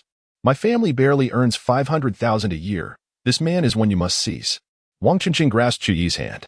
If you ever tire of him, pass him on to me. We mustn't let such a man slip away to outsiders. Oh, how annoying. The girls playfully bantered before finally leaving the dormitory together. On their way, Xiuyi found it somewhat difficult to walk, and Wang Qinshan, while supporting her arm, teasingly remarked, I never expected my brother-in-law to be so strong. When will you arrange for me to meet this strong brother? In the midst of a heated exchange, Yin Dongping, with dark circles under her eyes, repeatedly dialed a certain phone number. That damned Lin Feng dares to insult me as a harlot and even spends money on others. It infuriates me. She fumed. Did he think that just because his phone is off, I wouldn't be able to locate him? He is mistaken. The cacophony jolted Dong Minqing from his slumber. Enough with the noise. Is it really worth all this commotion over such trivial matters? Trivial matters? How dare you belittle it as such? Yin Dongping seethed, flinging her phone in anger. Why didn't you buy me that dress yesterday afternoon? You made me lose face in front of that worthless man. Dong Minqing chuckled awkwardly, wanting to retort, I'm broke, and you're not worthy. However, he maintained an apologetic facade. Darling, I've been a bit strapped for cash lately. I promise I will buy it for you next time, all right? When will that next time be? She pressed. The next time. Dong Minqing scratched his head, glancing at the phone on the floor, when suddenly an idea struck him. Hey, isn't Lin Feng, money essentially yours? Let us sue him again and demand he return both the car and the money. Then we won't have to worry about a thing. Initially intending to divert the topic, Dong Minqing was taken aback when Yin Dongping took him seriously. You're absolutely right. How dare he use my money to support another woman? We must take legal action against him. Let him face the consequences once more. Without delay, the resolute woman seized Dong Minqing's hand and hurried toward the local court in their hometown. Chapter 10. Outdoor repairs on the old A8. The level of impatience was utterly astonishing. Despite there being still a couple of weeks until the new year, many individuals opted, or were compelled, to return home for the festive season ahead of time. The highways were congested with an assortment of family sedans, creating a veritable sea of vehicles. Long queues stretched for miles, and resourceful individuals were even seen selling instant noodles and bottled water in the midst of the traffic, earning a small profit in the process. Lin Feng gazed into the distance, where the line of cars seemed endless, and he felt the stirrings of road rage bubbling within him. It was already nearing 8 or 9 o'clock in the evening, and if the traffic persisted, he feared he would not reach home by morning. As his frustration reached a boiling point and he began to curse aloud, he suddenly noticed the Audi A8, which had been leading the way, abruptly veering off the highway onto a narrow side road. In a moment of inspiration, he decided to follow suit. One must admit, the old A8 was indeed remarkable. Although it navigated through rugged and muddy country lanes, it afforded a smooth passage, significantly reducing travel time. As he observed the map and the distance to home diminishing, his longing to return intensified. Just as Lin Feng began to lose focus, he was abruptly jolted back to reality by the sound of tires screeching. He quickly looked up to see that the Audi A8, which had been leading the convoy, had come to an unforeseen halt, suddenly blocking the already narrow road. What the heck? I nearly collided with them. What on earth is going on with that seasoned driver up ahead? Lin Feng let out a sigh as he swiftly slammed on the brakes. Fortunately, he had maintained a sufficient distance earlier, allowing him to stop the car steadily within 5 meters. Just as he parked, still fastening his seatbelt, he noticed the door of the Audi gently swing open. A pair of slender high heels sank into the muddy path. Subsequently, a woman, reminiscent of a celebrity from 6 or 7 years ago, with cascading black hair and a graceful figure, stepped down from the vehicle. Her luscious legs were adorned with sheer black stockings, complemented by a strikingly short bodycon skirt that exuded both sensuality and elegance. A luxurious purple mink fur coat draped carelessly over her shoulders, epitomizing the allure of a mature woman. Goodness! Merely catching a glimpse of her silhouette caused Lin Feng's hormones to surge to unimaginable heights. In this desolate wilderness, amidst the darkness, the presence of a voluptuous beauty was almost surreal. The setting was perfect, the character exquisite, and an event was imminent. In mere seconds, this woman invaded Lin Feng's thoughts, replaying relentlessly. It was not until a melodious voice broke the spell of intrigue that he emerged from his reverie. Hello, young man. Do you know how to fix cars? It seems my vehicle has broken down. Could you possibly take a look? Oh, just a moment. Lin Feng quickly unfastened his seatbelt and hurriedly exited the car. What seems to be the problem? As they drew nearer, Lin Feng was astonished to recognize her. She was the same enchanting woman he had encountered at the hotel not long ago. You are the one from the hotel, the lovely lady? Oh, you are the young man who stayed next door last night? Zhao Man chuckled softly, covering her mouth with a delicate hand.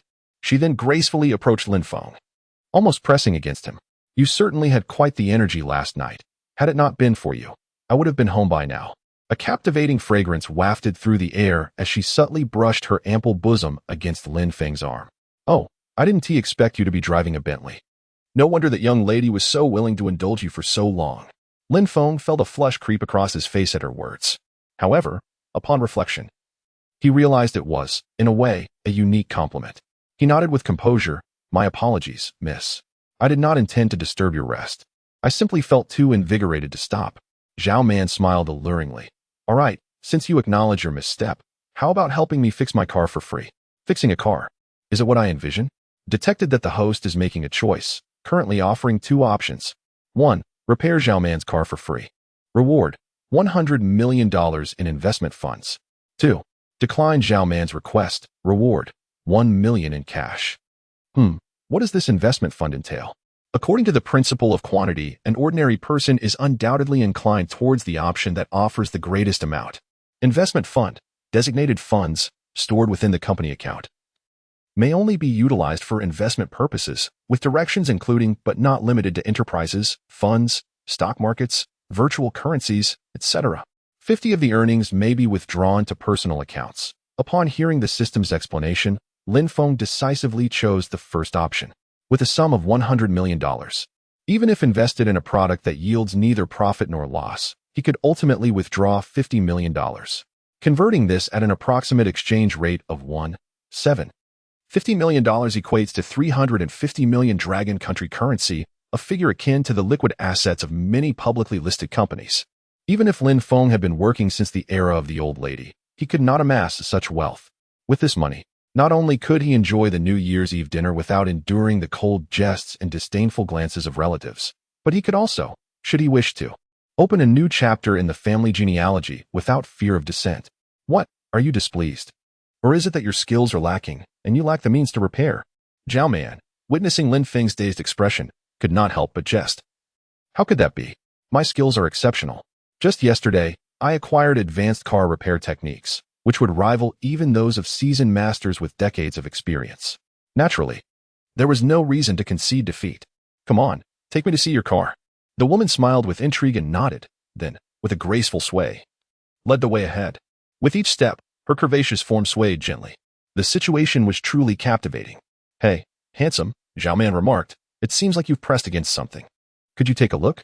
She extended her delicate, fair hand towards the right rear wheel, her tone laced with a hint of exasperation. All right, after a brief inspection, Lin Feng discovered the issue. A steel rebar, roughly the size of a palm, had penetrated the right rear tire, even piercing through the wheel hub. While it was possible to continue driving under these circumstances, the road ahead did not promise favorable conditions, and a moment of carelessness could lead to a more severe mishap. Let us change the tire. Do we have a spare tire in the car? The spare tire is in the trunk, Zhao Man replied softly, her chin resting in a thoughtful manner. However, we lack the necessary tools. Can we manage without them? Not to worry, my car is relatively new, and it comes equipped with all sorts of repair tools.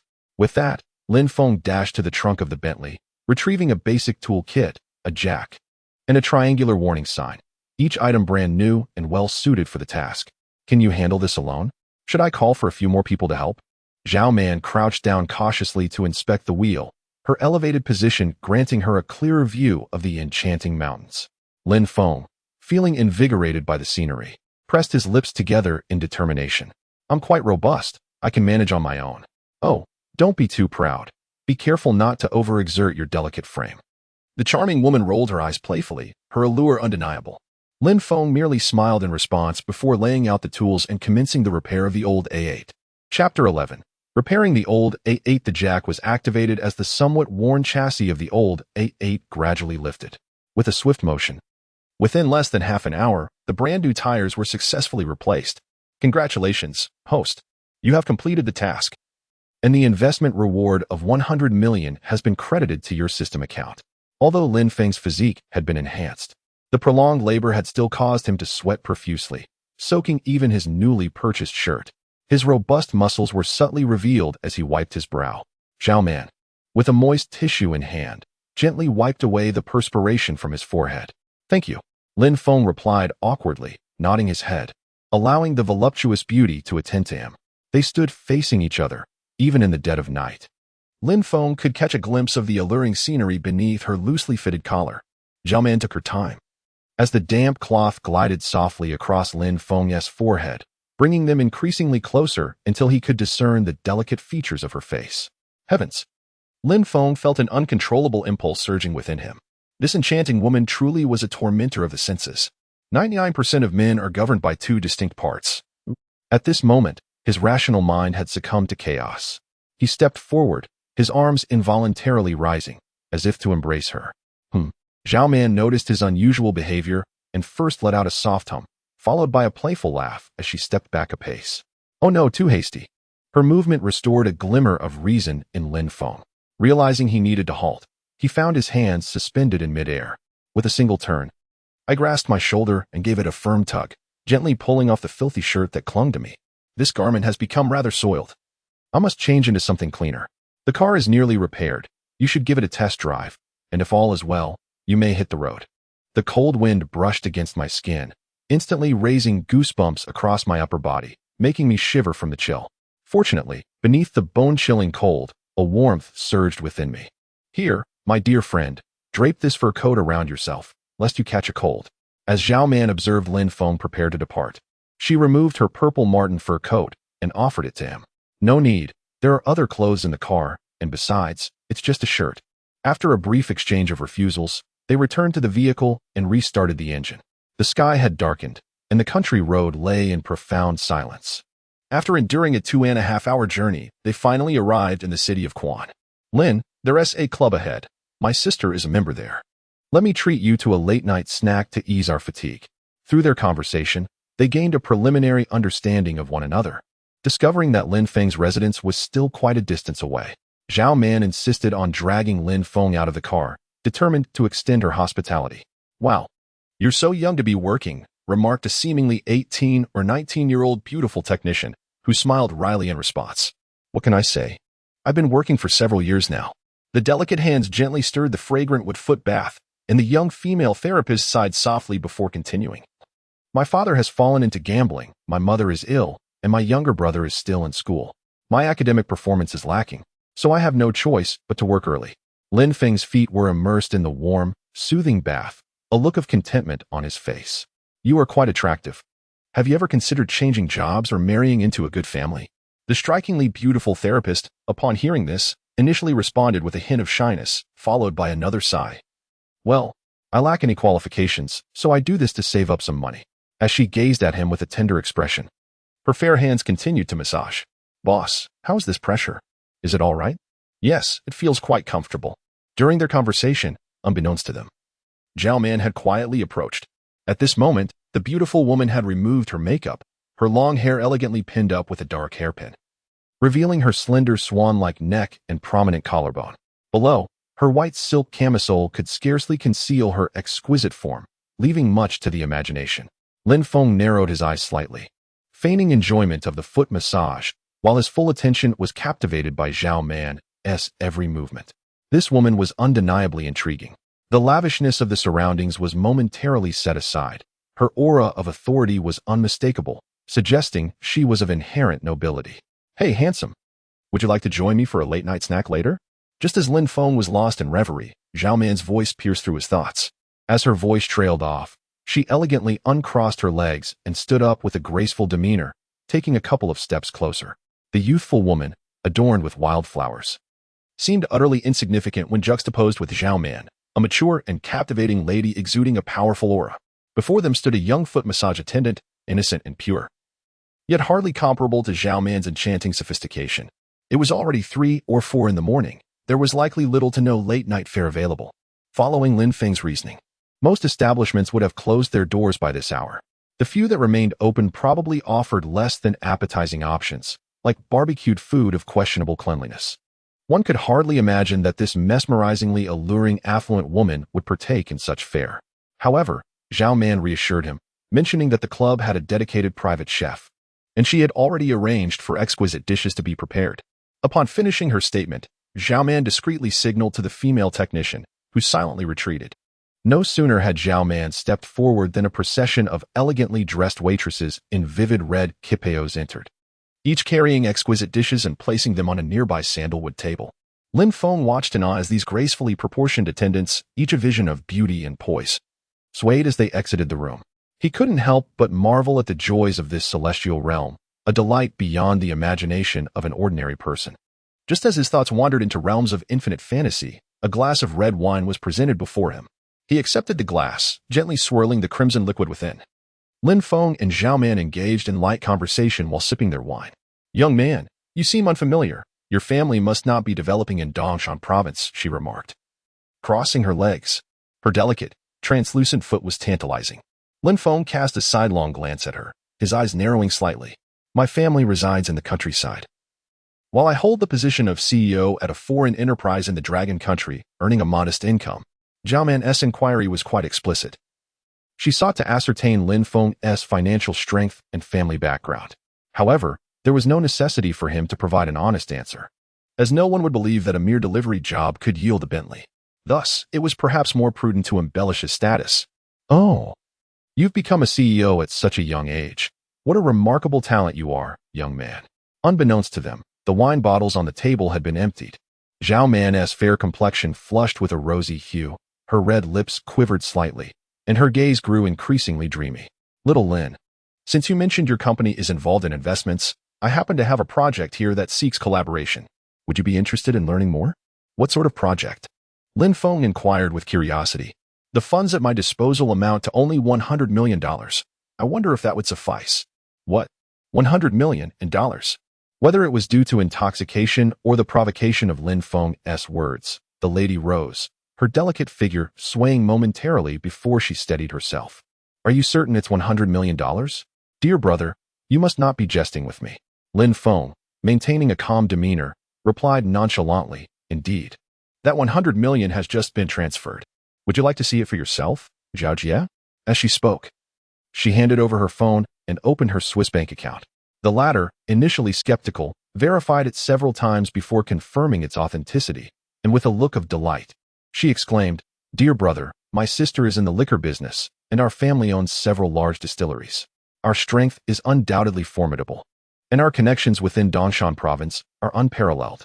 Once the conversation shifted to business, the alluring woman effortlessly shed her previous soft and delicate demeanor, adopting a succinct and efficient rhetoric to convey her family's advantages and market competitiveness to Lin Feng. I shall contemplate this further. After all, investing is no trivial matter. Lin Feng, being somewhat academically challenged, found himself utterly perplexed by the specialized terminology and concepts which were alien to him. Aware of his limitations, he resolved to educate himself further before making any decisions. However, unexpectedly, after he politely declined, the voluptuous woman lost her balance and inadvertently settled heavily onto his lap, her delicate arm resting casually around Lin Feng's neck. Dear brother, our meeting is indeed fated. Since you are reluctant to make a hasty decision, I cannot impose upon you. It is a pity, for I had hoped to engage in something meaningful with you, but now my interest seems to have waned. As she spoke, her slender fingers traced circles on her chest, evoking an irresistible sensation. Chapter 12. Old A8 is no less than new 6. An unabashed flirtation. The man remained unmoved by her advances. Lin Feng inhaled the fragrance of her hair and instinctively embraced her, drawing her into his arms. Dearest boy, do not be so hasty. A surge of virile energy coursed through him, and Zhao Man's breathing deepened, her chest heaving with each breath. Such youthful vigor, she murmured, her ripe beauty pressing her flushed cheek against Lin Feng's temple, a warm breath caressing his skin. My dear boy, I knew you possessed such proclivities. Release me, and I shall unveil the true essence of pleasure to you. Lin Feng responded with a casual murmur, the warmth of her breath igniting a tingling sensation. He riveted his attention upon the captivating panorama before him, swallowing hard as he inwardly marveled at the breathtaking sight. Noticing Lin Feng's infatuated gaze, Zhao Man's smile grew even more radiant. With a delicate gesture, she reached out a jade-like hand, gently tugging at the corner of her milky white robe. The tantalizing view, once veiled, was now unveiled in its entirety. If you find it pleasing, then by all means, feast your eyes. A besotted man and a resentful woman, alone within the confines of a chamber, their actions tacitly condoned, their words laced with innuendo. With such a confluence of elements, which man, brimming with youthful ardor, could possibly resist? Dopamine flooded his system, primal instinct overriding reason, seizing control of his being. The man, like a ravenous wolf, embraced the woman with unrestrained force, while she feigned resistance, teasing and tantalizing, drawing out the anticipation. Dearest boy, be not so impetuous. Your strength overwhelms me, causing me a modicum of pain. With a gentle flutter of her captivating eyes, Zhao Man's expression was one of delicate melancholy. On her supple and smooth arms, deep and shallow red marks were imprinted, the contrast strikingly evident. Lin Feng, unfazed by her resentful gaze, let his hands wander over the delicate silk pajamas. Sister, to tease someone comes at a price. Oh no. Brother, you misunderstand, Zhao Man began to explain, but her crimson lips were swiftly captured by Lin Feng's mouth. It wasn't until her body softened that he withdrew. As the battlefield shifted, Zhao Man's eyes widened in disbelief, her sultry voice quivering. 2 days later, after a long slumber of over 10 hours, Lin Feng gradually awakened. Upon opening his eyes, he found the beautiful woman beside him even more alluring. Sister Zhao, good morning. Zhao Man shot him a piercing glance, her voice blooming with spring-like vigor. Good morning? You gluttonous beast, how are you not exhausted? I'm nearly dead. Lin Feng rubbed his waist, no longer daring to be obstinate. It's good that you've admitted it. Sister has matters to attend to today and will leave first. Remember to check my messages. With that, she elegantly changed into a new outfit, swaying her figure as she prepared to exit the room. Just as she was about to step out of the private chamber, Lin Feng's voice called out behind her. Sister Zhao, about the investment? Though she did not turn around. A charming smile graced Zhao Man's lips. No rush. Sister isn't here merely to make a purchase. Consider it thoroughly before you speak. After speaking, she departed the private room with an air of regality, though her composure faltered within mere moments. Having taken just a few steps, her high heels slightly wobbled, prompting her to mutter a complaint under her breath. Upon leaving the club, Lin Feng prepared to wash his car, which had accumulated a bit of mud from the winding roads traversed the previous night.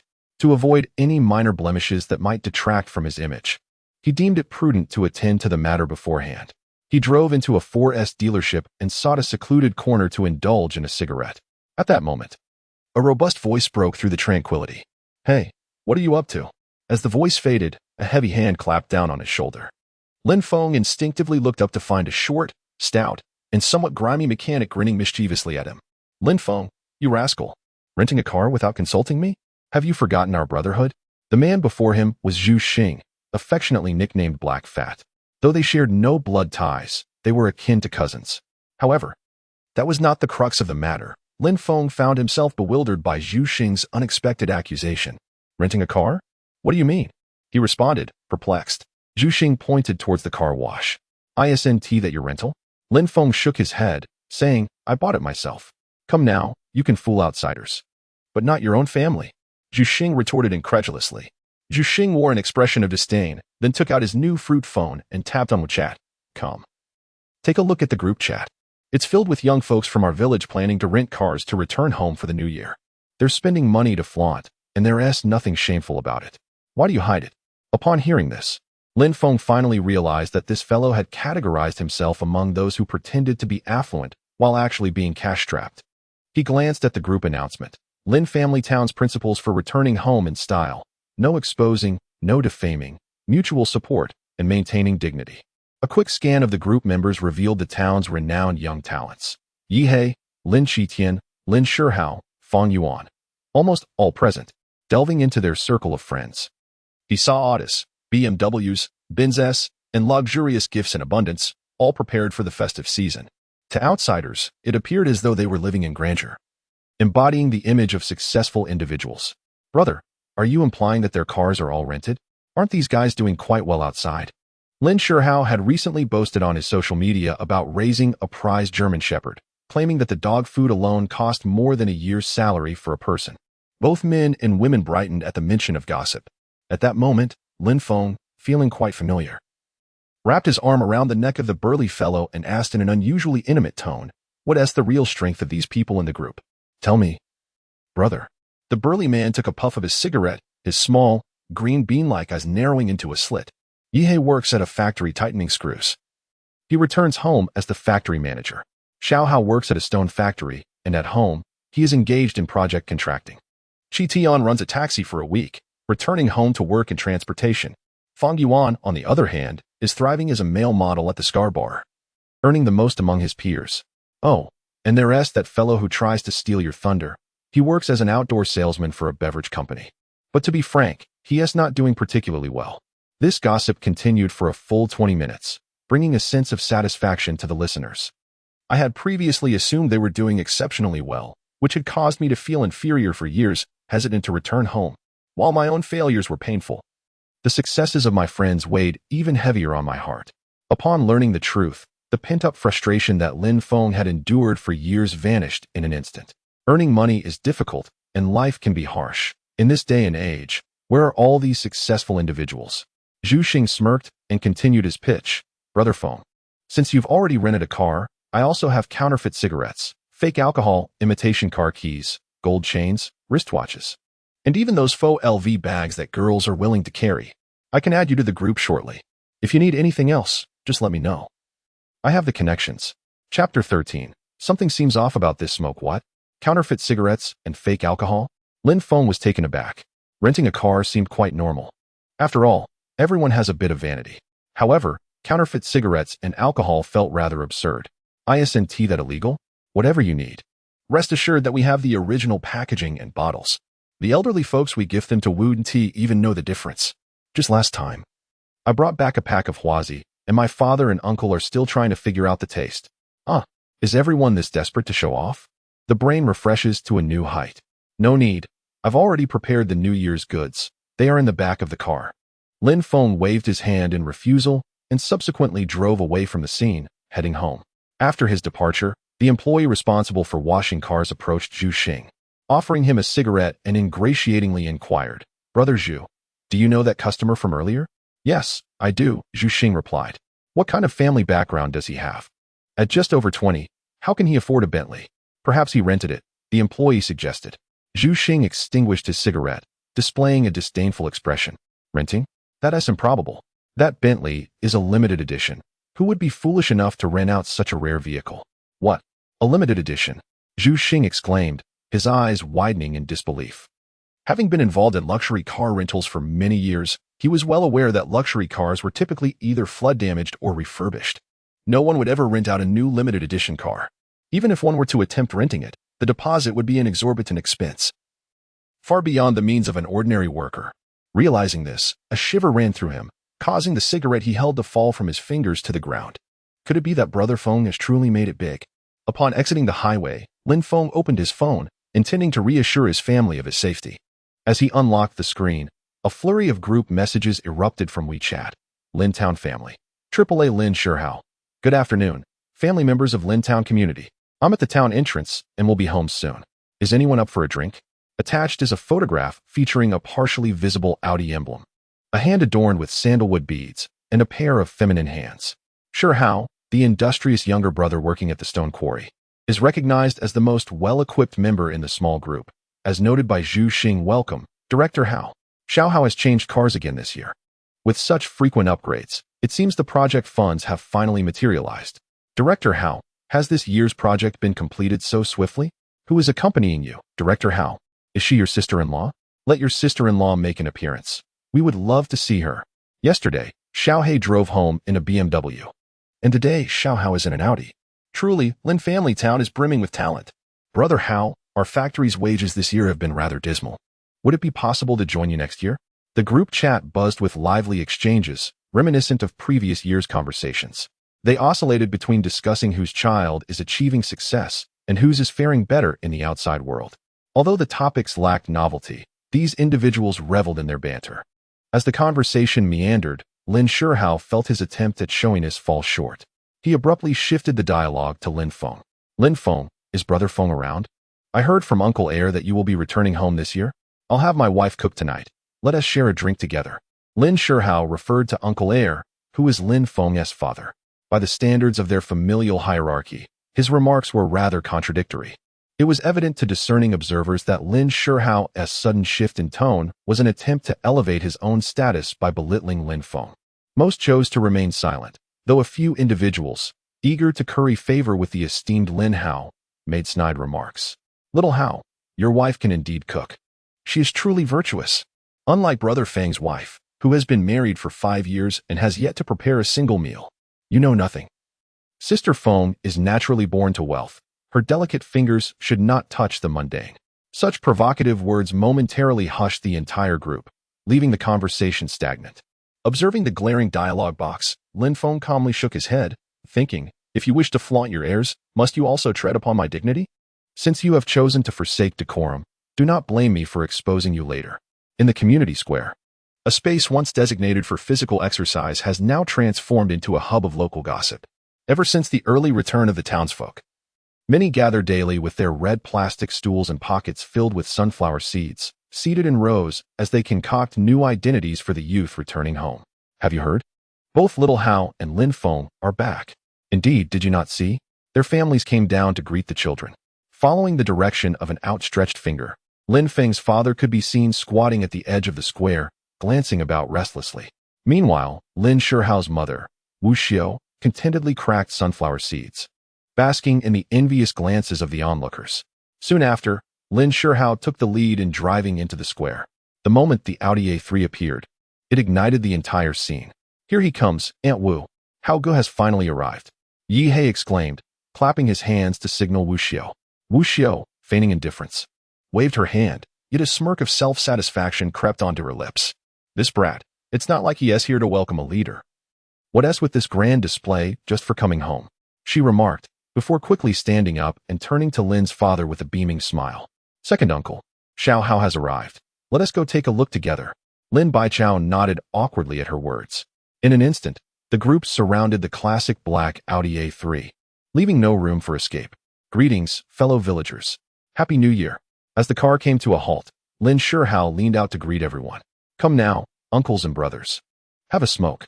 After stepping out of the car, Lin Shihao led a flamboyantly dressed woman in stylish boots to the crowd, distributing cigarettes. Cough. What kind of cigarette is this? Why is it so harsh? It's Zhonghua. 65 a box. My family Zhu Xing brought back a whole pack last time. This is the flavor of fine tobacco. Zhu Xing's father remarked with satisfaction as he took a drag. Yihei tucked the cigarette behind his ear, glancing at the woman beside Lin Shihao, and cheerfully said, Sister-in-law, you look truly beautiful. Is that LV this year's latest model? The woman forced a smile in response. Nodding without uttering a word, Lin Shihao, with a proud expression, boasted, Of course, it's the latest model. It cost over 30,000 yuan. Xiao Hao, you've truly made it. Not only did you get a new car, but you also bought your girlfriend a handbag worth 30,000. Your business must be thriving. 30,000 for a handbag? That's quite extravagant.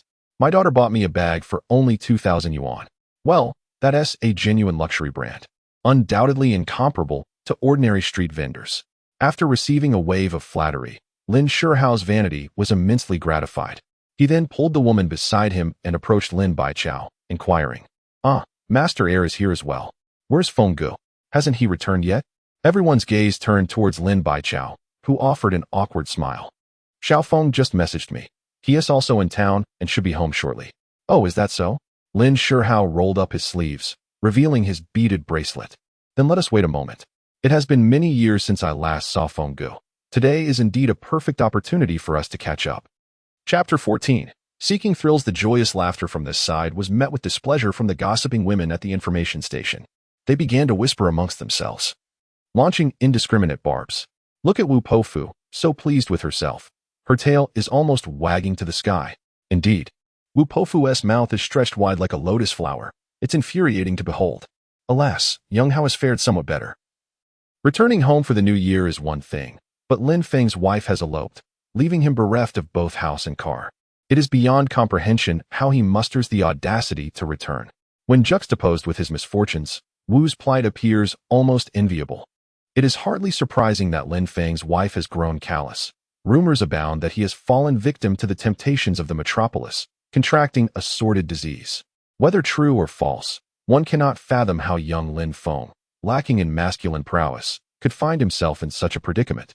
Surely, it must be the truth. He has not only resorted to selling himself but also to gambling. The heart of every parent aches at such a revelation. One must ponder the nature of his upbringing. Upon hearing such distorted accusations, Lin Feng's face turned a ghastly shade of green.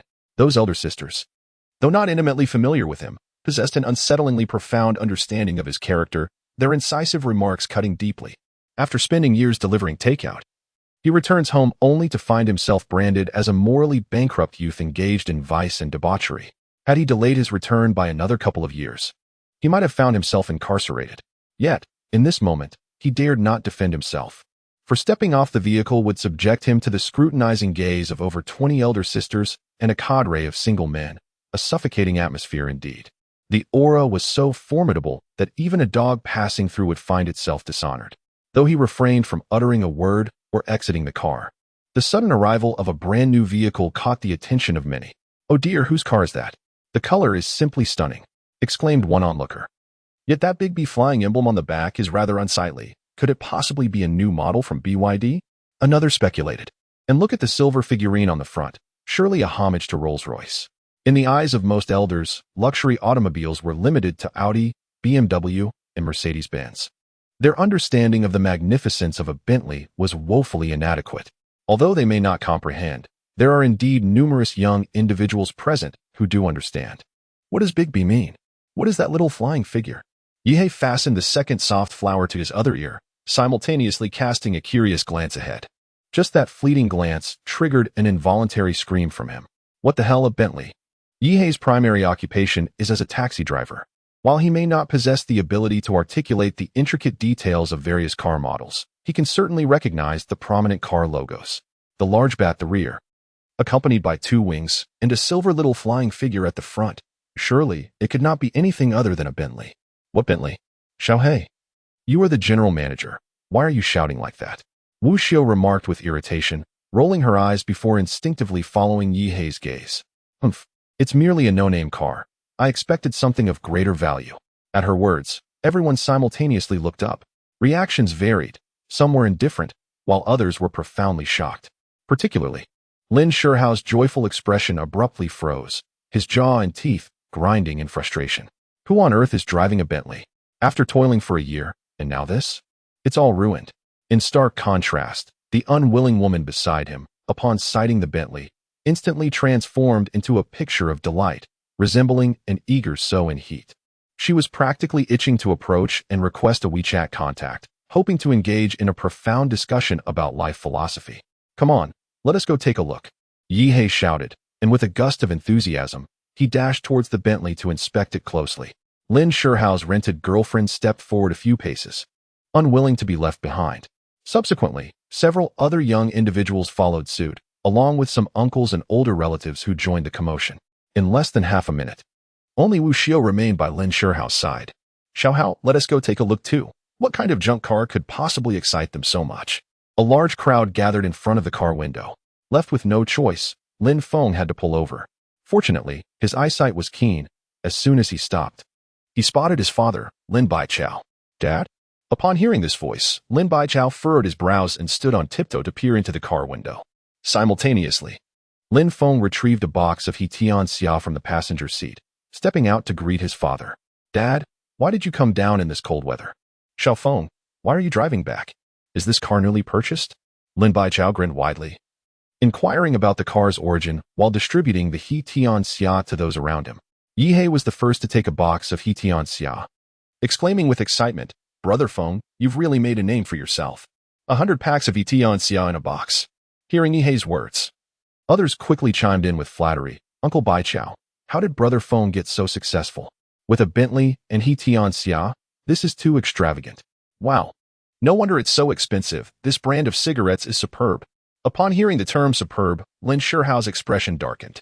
He glared at Lin Feng with venomous eyes, internally cursing the one who had stolen his spotlight. Beside him, Wu Xiao, seemingly indifferent and disdainful, remarked, a pack of cheap cigarettes costing a mere 100 is hardly worth a glance. Just look at your naive expressions. My little Hao has purchased an Audi, which is valued at 200,000 to 300,000. Yi Hei discarded the soft cigarette clamped between his fingers and took a deep drag, inhaling with a relaxed sigh. Aunt Wu, spare us the jest. My brother Feng's Bentley is worth at least $1 million. Just the engine alone could purchase 3 or 4 Audis. Do not spout nonsense. Where would Lin Feng procure the funds to buy a car worth over $1 million? Wu Xiao naturally found it hard to believe. However, at that moment, the villagers were engrossed in their own enjoyment, oblivious to her outburst. Upon hearing that a box of cigarettes cost 100 and that a car could be worth over $1 million, Lin's father, Lin Baichao, was nearly rendered speechless. His hand reaching for cigarettes now filled with reluctance. This old man was consistently both miserly and pretentiously generous.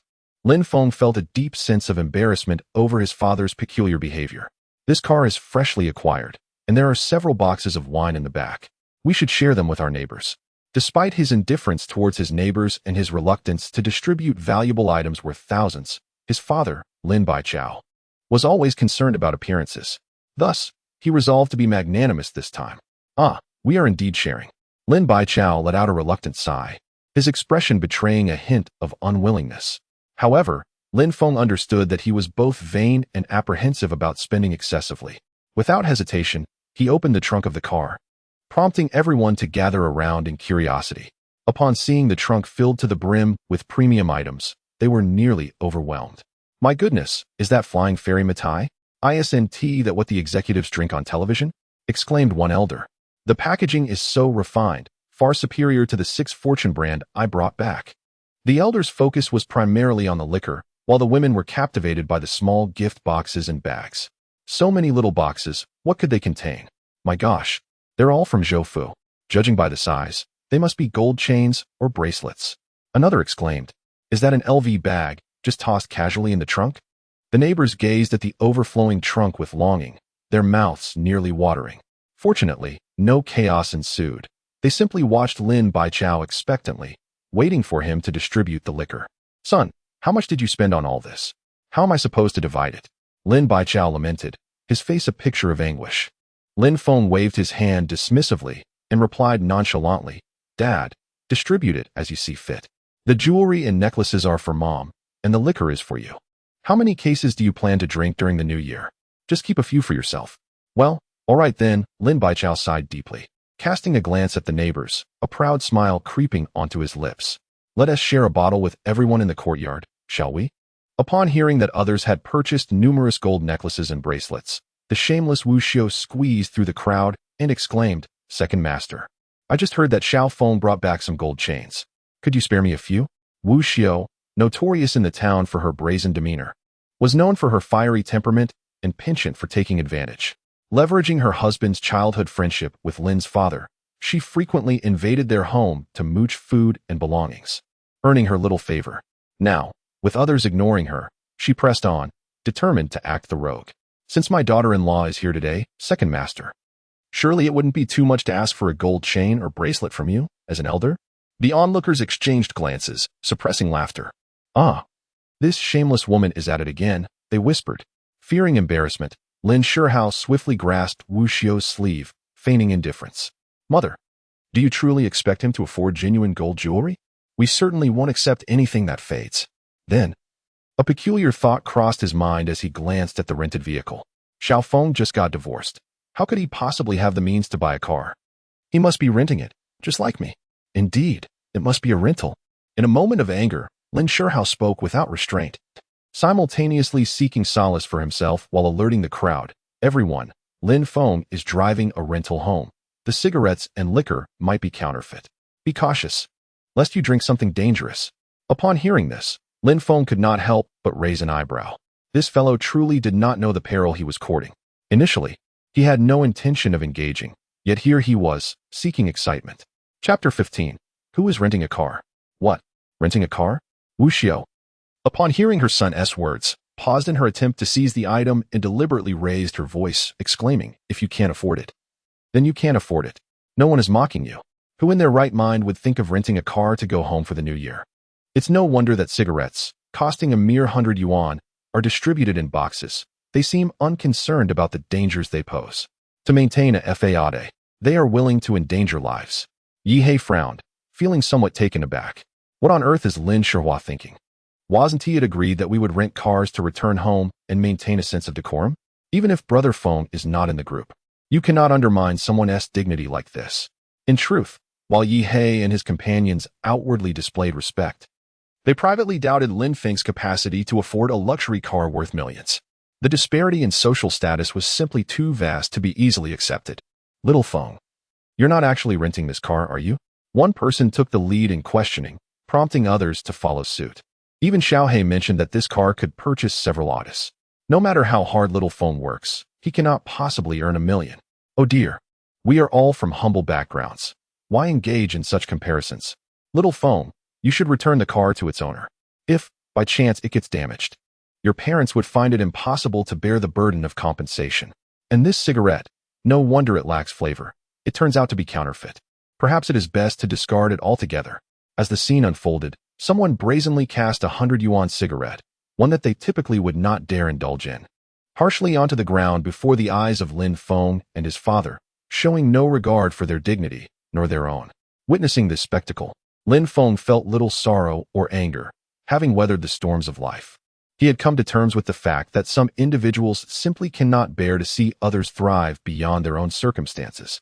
The neighbors, already harboring discontent over Lin Feng's sudden wealth, seized upon Lin Shihao's claim that the car was merely rented, a narrative that resonated with the collective mindset. After all, one could pity another for their use of bulk diapers, while simultaneously envying their possession of ultra-thin silk underwear, believing that with a bit of effort, such luxuries might also be attainable. However, if one were to indulge in the world's most expensive Zimmerli, then that would indeed be a transgression. All were children of humble beginnings. How could one allow their younger sibling to reside in a lavish villa? Child, is there truth in what they say? Let us not act foolishly. He gently patted his father's shoulder in a gesture of comfort before approaching the trunk, beckoning to the crowd. My dear neighbors, Whether you are grandfathers, grandmothers, uncles, aunts, or those without younger siblings, I had no intention of clarifying matters. Yet, alas, some insist on being shameless. And for the sake of my father and my own reputation, I must set the record straight. What is there to prove? Spare us the pretense. Lin Sherhow scoffed, his expression one of disdain. If wealth were truly at hand, we would have long since taken residence in a villa. To boast in this manner is nothing short of absurd. Upon hearing these words, the crowd nodded in agreement. Lin Feng let out a light scoff and gestured toward a golden plaque affixed to the interior of the trunk, exclaiming, "Dear villagers, come and take a look here. Please read aloud what is inscribed upon it." Yi Hei was the first to lean in, curious about what grandiose claims Lin Feng might make. As he discerned the words etched on the golden plaque, which read, "Limited Edition Elegance, specially crafted for Mr. Lin Feng." The third unit in the exclusive quota for the Dragon Country market, he stood frozen, akin to a statue. Confusion, shock, disbelief, and existential doubt coursed through him in rapid succession, overwhelming his mind. He remained rooted to the spot, utterly flabbergasted. No, it can't be. How can it still be a limited edition? This is utterly absurd. Yi Hei, what does it say? Do read it out loud. Why are you just standing there in a daze? Lin Feng's voice pierced through the air. Are you bullying Yi Hei? Renting a car to go home for the new year is one thing, but you mustn't exploit your fellow villagers. Lin Sherhow and his mother, Wu Xiao, chimed in unison, prompting everyone to gather around for a closer look. Specially customized edition. What does that mean? It sounds quite impressive. Ah, it even bears Lin Feng's name. Could this vehicle truly belong to him? While most of the crowd was left bewildered, a few astute young individuals had already whipped out their smartphones, launching short video applications to search for information. Bentley Elegance, a luxurious four-door sedan under the Bentley mark, a lavish custom edition, tailored to create a unique identity for its owner, with a price range of $4.89 million to $12.99 million. In the video, a young lady passionately introduces the car model, while onlookers stand in disbelief. This is a mere vehicle, with a minimum price of $4.89 million and a maximum exceeding $13 million. With such a sum, one could easily purchase a villa. To dispel any suspicions of forgery, I present a copy of the purchase contract, along with the vehicle registration. Those interested may inspect them at their leisure. As the dual doors of the car swing open, a purchase contract and a small blue booklet are prominently displayed in the back seat. Despite this, Lin Sherhow remains unconvinced. Grit his teeth as he snatches the contract and registration, scrutinizing them intently. Ah, Brother Sherhow is truly earnest in his reading. Yi Hei remarks quietly, regaining his composure. Indeed, the last time he read with such seriousness, it was Jinping Mei. Nearby, another young man chuckles. Cousin, have you finished? Lin Feng mocks, lighting a cigarette with a snap and taking a deep drag. I have cleared my name. Now, let us discuss you, shall we? Me? Lin Sherhow's heart skips a beat at these words, and his gaze involuntarily drifts toward the Audi A3 not far away, his tongue stumbling over itself. What is there for me to say? At this moment, Lin Sherhow stands at the center of the crowd, every subtle gesture of his under scrutiny. Lin Feng smiles faintly. You claim my car is rented. I now find myself questioning whether yours is rented as well. Why not prove your innocence to everyone? This car is indeed mine. I need not prove my innocence. Do not slander me, lest you provoke my ire. Lin Sherhow, flustered, struggled to articulate his thoughts, only serving to heighten the suspicions of those around him. Everyone possesses a measure of discernment, particularly the middle-aged individuals who have traversed the vicissitudes of life for 4 or 5 decades. While they may not voice their thoughts, their minds are as clear as crystal, and they undoubtedly sense the underlying issues at play. Ah, Xiaohao, since your uncle has inquired, perhaps we should present the vehicle registration. After all, distant relatives cannot compare to close neighbors. We share the same courtyard, and our families are economically compatible. More communication could lead to greater mutual assistance in the future. Wu Xiao, entangled in the situation, remained oblivious to the intricacies at hand. She steadfastly believed that her son had not lied and even harbored the delusion of reconciling with Lin Feng for the sake of shared prosperity. Mother, I did not bring my vehicle registration. Let us discuss it another time. Lin Sherhow's vague response only served to confirm the surrounding individual suspicions. As he felt the weight of their disdainful gazes, he longed to disappear into a crack in the ground. What an absurd situation this is. Wu Xiao feigned nonchalance, waving her hand with an air of grandeur, and before anyone could react, she turned her attention to the back of Lin Feng's vehicle. Xiaofeng, Our families are so close. Today, Xiao Hao has brought home a wife.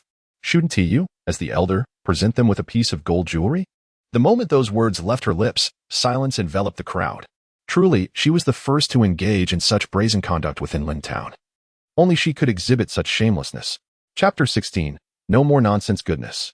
Just moments ago, they suspected the individual of renting a car. And now they seek their gold jewelry. This is utterly shameless. If only I possessed the audacity of Aunt Wu, I would not hesitate to haggle when purchasing vegetables. As for the matter of bargaining, is this not a blatant act of theft? Those who had previously harbored doubts about Lin Feng suddenly reversed their stance. Some even surreptitiously picked up the discarded items and stowed them away. Such fickleness among the neighbors. Lin Feng shook his head, fully aware of the duplicitous nature of these local denizens. It is no wonder that the majority of wealthy individuals tend to shun impoverished relatives. Once entangled with such shameless kin, no amount of generosity can tame an ingrateful wolf. Forget it. Let's leave, he said. Lin Shihao, a short-sighted youth, was both pretentious and too prideful to resort to begging, feeling the critical gazes of his neighbors. He was overwhelmed with shame and discreetly concealed the car keys that hung from his belt. He then concocted an excuse and forcibly dragged Wu Xiu away, as if fleeing from disaster. His wife, Wang Huamin, however, lingered behind, casting flirtatious glances at Lin Feng. Handsome, let's exchange WeChat. I cook delicious meals. And I can make dumplings for you tonight. Lin Feng was taken aback. In truth, Wang Huamin was not unattractive. Standing at a height of 5 feet 6 inches, with a fashion sense that exuded contemporary flair. Yet, the traces of cosmetic surgery and the heavy application of foundation marred her appearance. While an ordinary person might find her appealing, Lin Feng, having savored the charms of exquisite beauties and flirted with sophisticated women like Zhao Man, found himself repulsed by the advances of someone so common. After agreeing on a meeting place, Lin Feng and his son returned home. As for the matter of distributing the wine, curse it all, even Lin Baichao, no matter how foolish, would not be so naive as to share his fortune with a bunch of fence-sitters. After driving away a group of overly enthusiastic neighbors, the family of 3 returned home. As soon as Lin Feng took his seat, his parents presented the meticulously prepared feast, featuring delectable dishes such as spare ribs, prawns, braised fish, stewed chicken, and ribbon fish, all of which showcased the culinary traditions of Dongshan. Among these was a steaming bowl of stir-fried noodles. This humble yet delightful meal, though Lin Feng had already dined earlier, was savored to the last bite. In his childhood, he had harbored a disdain for noodles, as his parents often worked long hours, leaving him to subsist on them alone at home, to the point of weariness.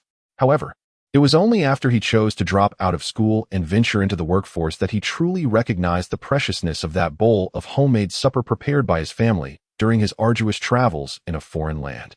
After the meal, Lin Feng gifted his mother, Ms. Chiu Xiang, with the designer bag, clothes, and jewelry he had purchased.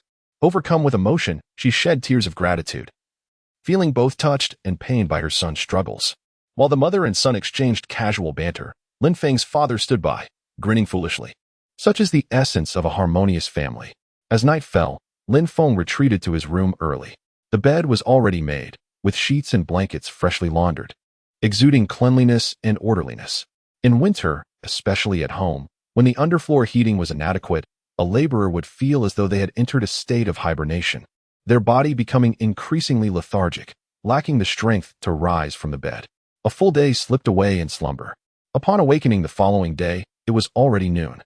Subsequently, I indulged in my phone, dined, and continued to engage with my device until the stroke of midnight, only to succumb to sleep once more. This cycle repeated endlessly.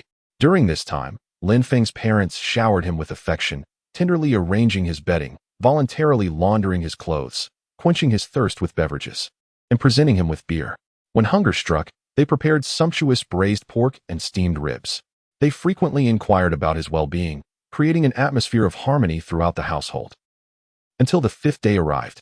On the 22nd, the Northern New Year approached, marking the end of his parents' tolerance. The blissful days for one individual had come to an abrupt halt. While nestled in his cozy cocoon, lost in delightful dreams, Ms. Chiu Xiang, wielding a mop, abruptly thrust open the door, repeatedly making her presence known under the guise of cleaning. Alas, such trivial tactics failed to rouse the youth of the new era. Observing this, Chiu Xiang devised another plan. She drew back the curtains, allowing the glaring sunlight to flood the room. Lin Feng, still in a daze, barely opened his eyes when a barrage of reprimands assaulted his ears. What time is it? Get out of bed. Sleeping in every day, a shameless creature. Just the other day, it was said not to tire him. How now am I being called shameless? Yesterday was yesterday, today is today. Your aunt's family is coming over at noon. You better get up and tidy the house. Upon hearing that his aunt's family was visiting, Lin Feng rubbed his bleary eyes. Hadn't they moved to the city? They hadn't been in touch lately. Why the sudden visit today? Who knows? Hurry up and get moving. Having spoken, Miss Qiu Xiang pursed her lips and exited the bedroom. Outside the door, Lin Baichao wore a worried expression and said, "Dear, our son has already ascended to the position of CEO in a foreign enterprise. Do you not think your words might be too hurtful?" Qiu Xiang waved her hand dismissively. "Oh, it's just a habit. I've been this way for over a decade, and it's not easy to change overnight." Suddenly, a series of urgent knocks echoed from outside at a little past 11. Lin Feng responded and went to open the door. In the next moment, his aunt's family, his uncle's family, neighbors from the courtyard, matchmaker widow Wang, and even Wu Xiu and Wang Huamin, a group of over a dozen people, stood at the threshold. Except for Wu Xiu and her companion, each person bore a box of milk, fruits, and other gifts. Lin Feng felt as though the sky had fallen. What could they possibly want? They had never been this cordial before. As the saying goes, guests are to be welcomed. Lin Feng could not turn them away, so he greeted each one warmly and ushered them inside. With only one sofa in the home, the living room quickly filled to capacity as the dozen or so visitors entered. In the kitchen, Lin's parents, busy preparing a meal, were taken aback upon seeing the crowd. "Oh my, what brings all of you here?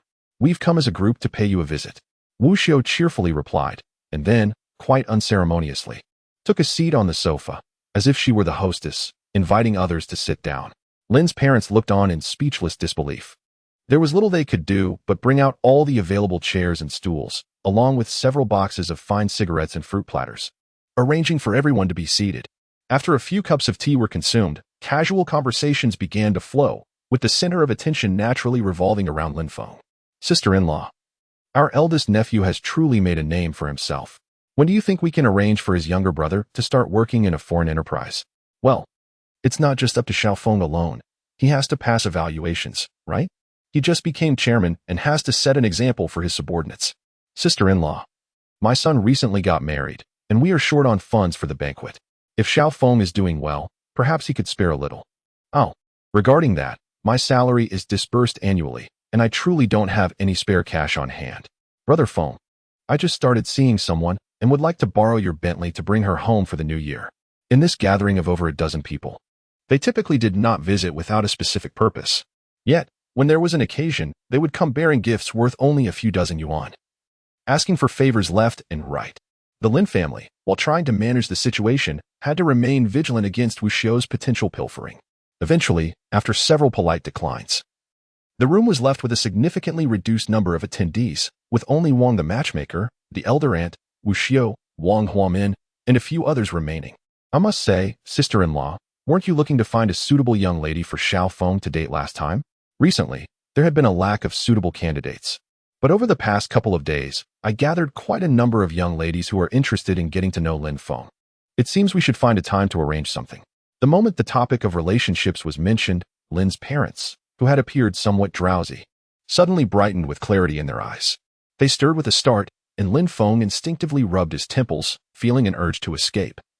Yet realizing there was no evading the inevitable, the time for arranging marriages had arrived once more. Chapter 17. A fiery rebuke to the marriage pushers. "Which young ladies' photos can you show me?" Qiu Xiang was the first to inquire. Subsequently, the matchmaker Wang eagerly began tapping on her phone, causing Qiu Xiang's device to chime incessantly with notifications. Image, image, image, image. Dozens of photographs appeared, each one a meticulously edited and flawless beauty shot. "Oh my, these young ladies are quite charming," Lin's father exclaimed. "Come over and take a look." Upon witnessing Qiu Xiang's satisfied expression, the matchmaker Wang let out a sigh of relief. The purpose of her visit was twofold. Firstly, to ascertain whether there were any lingering grievances, and secondly, given Lin Feng's recent success, if a match were indeed made, it could cover her daughter's tuition for the final 2 years of university. Meanwhile, Wang Huamin, upon learning that Lin Feng remained single, intensified her flirtatious glances. Fortunately, after their last encounter, She appeared considerably more refreshed, having shed the heavy makeup that had once been off-putting. Mother, I am currently not inclined to engage in a romantic relationship. As I observe my lifelong commitments being arranged once more, Lin Feng hastily waved his hand in refusal. Not to mention, his relationship with Chu Yi remains uncertain, and he is indeed experiencing a certain trepidation towards marriage. Although he cannot claim to be wealthy at present, under the aegis of the system, he can at least live a carefree and liberated life. Who would wish to confine themselves within the shackles of matrimony? This is unacceptable. How could one not participate in romantic pursuits? Wu Xiu pouted, seizing the opportunity to stealthily snatch a box of Hetian Xia. Hee.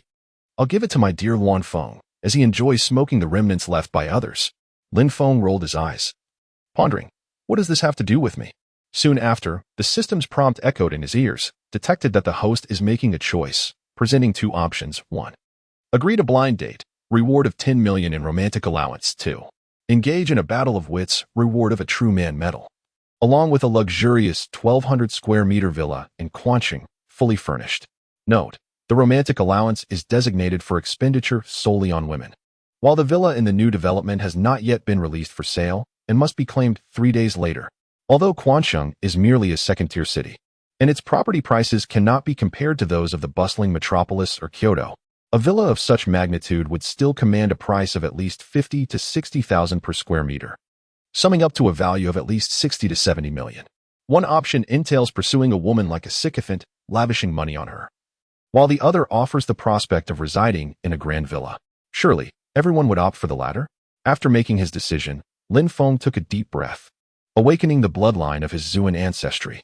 Xiaofeng, heed your aunt's counsel. You should pursue a relationship with this young lady. She is a child of Ming's maternal uncle's family, and the familial ties are quite distant. Moreover, this young lady is attending university in Quanqing, and it would be quite a spectacle for an undergraduate to be involved with a high school student. Lin Feng, what of it? She is just a mere university student, not a prodigious female doctoral candidate. Why should she entertain the notion of dating me? Wu Xiu, you speak as if you are being overly selective. What age are you to remain unwed? Lin Feng, mind your own business. I shall marry when I see fit. What benefits does marriage confer? If two individuals cannot even afford a decent pack of cigarettes, is it wise to rely on others for sustenance? Wang the matchmaker, child, you mustn't speak in such a manner. Marriage does indeed have its advantages. Not only will you have a warm home with a wife and children, but you can also contribute to the population growth of our nation.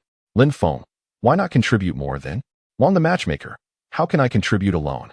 I am counting on raising a child who will, in turn, support me in my old age. You should find a suitable partner in your twilight years. They too will care for you. Lin Feng, is it truly possible to find a suitable match through arranged meetings? And as for caring for me in my old age, wouldn't it be preferable to have enough wealth to reside comfortably in a retirement home? Lin Feng's mother, such nonsense. Can one truly live in a retirement home for a lifetime?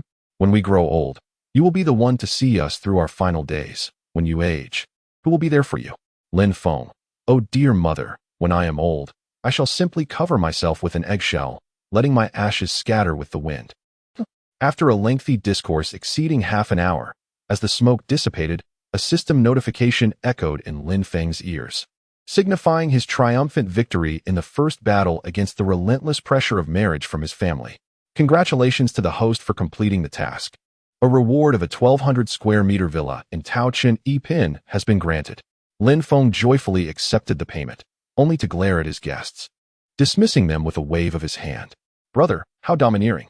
Wang Huamin blinked playfully, casting a coy glance as she passed by Lin Feng. He averted his gaze, merely swatting her away to expedite their departure. Once everyone had left, Lin Feng's spirits lifted. Just then, a message from Zhao Man arrived, inviting him to a gathering and discussing potential investment collaborations. Recalling the last lavish visit to the club, Lin Feng felt a twinge of discomfort in his waist. However, with his finances rather depleted, he decided it would be prudent to liquidate the $100 million investment fund. Thus, he resolved to attend the meeting. After informing his parents, he drove towards the city of Springs. Upon arriving at the Zhao Group's headquarters, Lin Feng had barely parked when he received a message from Zhao Man brother. Have you arrived? Yes. I have arranged for someone to meet you at the entrance. Please come up. Okay. After ending the conversation, Lin Feng glanced at the sky and proceeded into the office building, following a woman in professional attire into the executive elevator, smoothly arriving at the office door. As I pushed open the door, I was greeted by a scene that set my heart racing. Before me stood a woman of considerable stature, her seasoned shoulders draped in a stunning white, off-the-shoulder gown that exuded a traditional elegance. Adorned with delicate green bamboo motifs, she resembled a majestic tigress, her piercing gaze reminiscent of a fierce predator descending the mountain to savor its prey. The bold embroidery not only enhanced the commanding presence of this exquisite beauty, but also accentuated the radiant aura of this powerful woman. Her regal demeanor and smooth, supple shoulders captivated me in an instant, leaving me teetering on the brink of enchantment.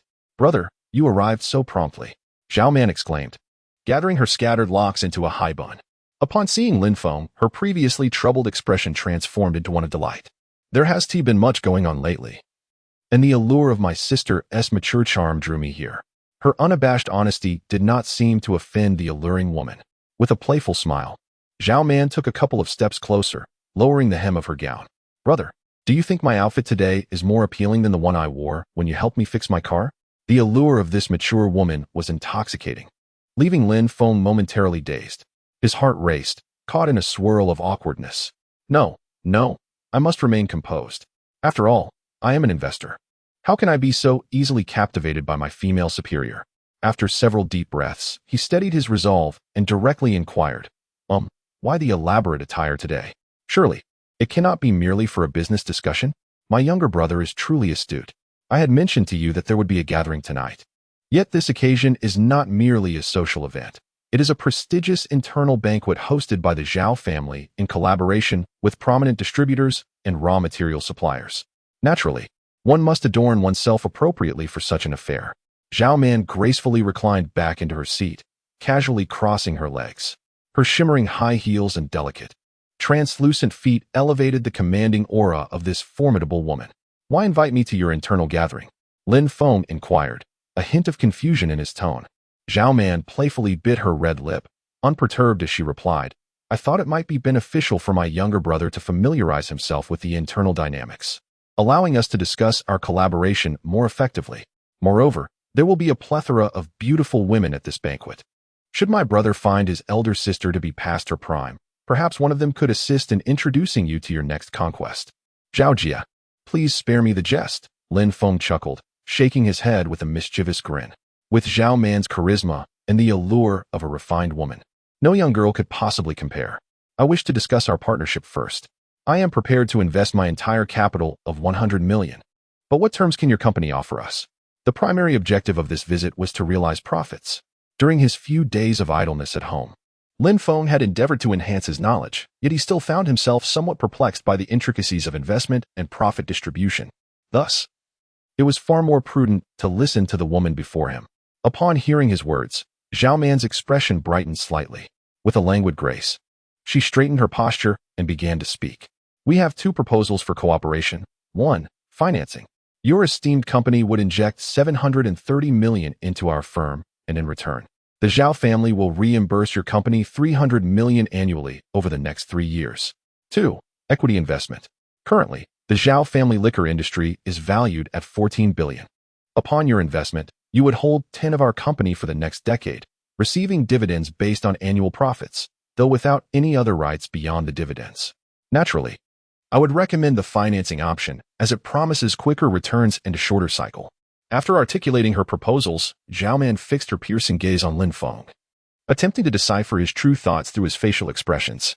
Personal desires are one thing, business is another. She did not believe that a fleeting night of pleasure could translate into absolute benefits. In her view, the previous encounter had been merely a whirlwind of passion. Moreover, there was a crucial point she had not disclosed. The Zhao family operates as a familial enterprise and prefers to avoid external financial interference in their internal decision-making. To invest externally would necessitate the redistribution of her personal shares, thereby disrupting the equilibrium within the company. Upon hearing her two proposals, Lin Feng felt overwhelmed. Fortunately, he had done some research prior, and to his understanding, financing was akin to securing a bank loan. Upon conversion, the substantial sum of 900 million over 3 years would yield him a profit of 450 million, surpassing his initial contemplation of investing in stocks for resale. Consequently, he declared his preference for financing, albeit with the stipulation that upon receipt of the funds, 100 million Longhua currency be promptly transferred back to my company S account. This should pose no issue, correct? Although Zhao Man expressed her bewilderment at Lin Feng's maneuvering, she nonetheless nodded in agreement. Certainly, I shall cover the foreign exchange fees for 100 million US dollars. Once the plan is finalized, we can proceed to seek the appropriate channels. Very well, he replied. The parties then diligently worked on the contract and remittance details. Ultimately, after 2.5 hours, Lin Feng's 50 million was successfully transferred. Around 6 or 7 o'clock in the evening, Zhao Man extended an invitation to Lin Feng to join her at a soiree, to which he acquiesced.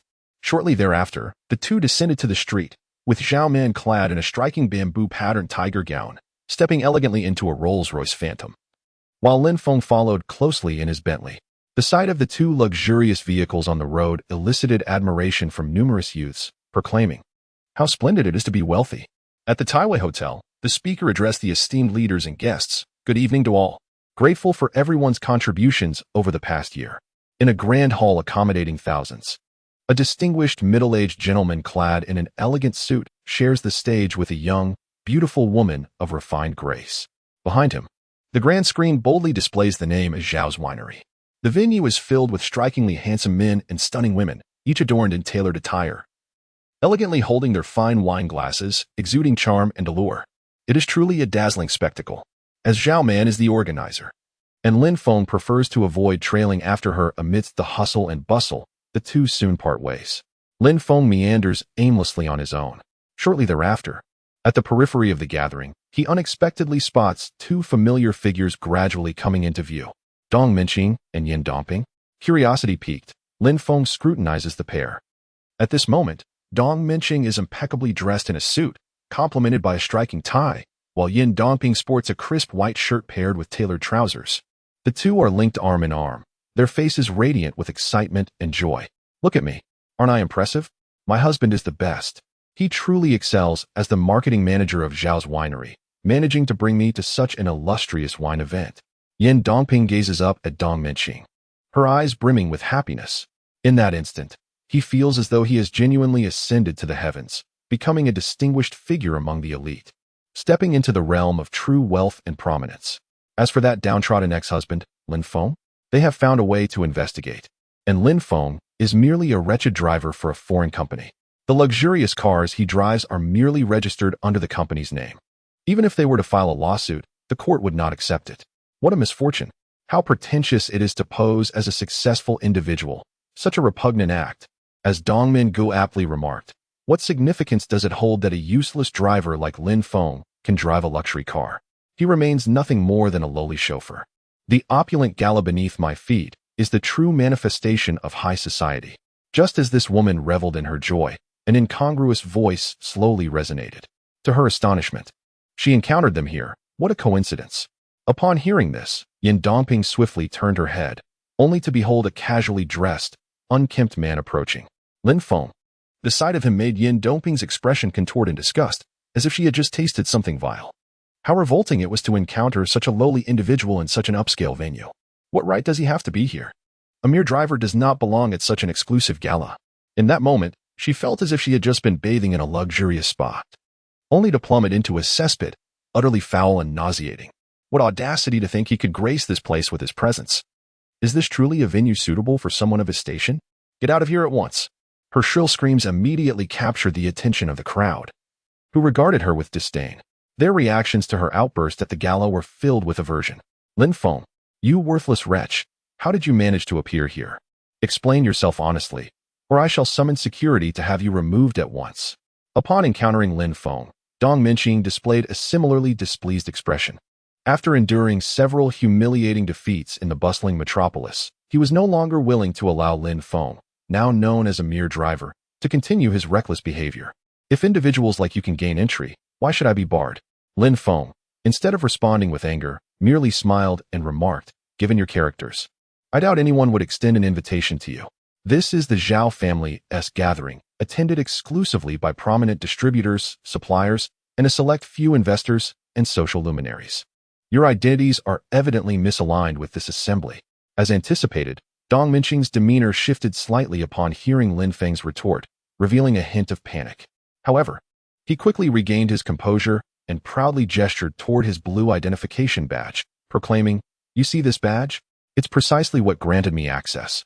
His presence at the soiree stemmed solely from connections and the acquisition of a fraudulent identification card. Yet, as long as he was inside, that badge served as irrefutable evidence of his status and identity. "What is this trinket?" Lin Feng questioned, perplexed. "When Zhao Man invited me, she didn't provide me with anything of the sort." "How audacious!" Dong Minqing's eyes widened in disbelief. "You, a mere driver, dare to invoke the name of Chairman Zhao?" Beside him, Yin Dongping chimed in. "Lin Feng, have you perhaps succumbed to delusions? Sneaking in only to boast that someone of stature invited you? Such shamelessness. Do you think seeing a name on the big screen allows you to claim it as your own? Wait a moment, if another general manager's name appears above, have you directly acknowledged him as your benefactor?" The crowd around grows increasingly dense, and the situation spirals out of control. Just as Yin Dongping incessantly prattles on, a delicate, white hand unexpectedly strikes her face. The sound of the slap reverberates throughout the entire banquet. Chapter 19. Dare to strike my face. Do you know who I am? Ah. How dare you slap my face, you wretched woman? Yin Dongping covers her face, her eyes filled with shock and fury. Do you know who I am? I am the wife of the esteemed distribution manager of Zhao's winery. To dare lay hands on me is to invite disaster. Her shrill voice nearly pierces the eardrums. Zhao Man casually raises a hand to her ear to muffle the noise, then, with a look of disdain, retorts, "So what if you are the distribution manager of Zhao's? Is that truly impressive? Zhao's is a 100 billion enterprise, with dozens of directly affiliated branches, not to mention the many distribution points. There are far too many to be considered distribution managers for me to even acknowledge such a minor character. You ignorant woman, how can you not recognize a distribution manager?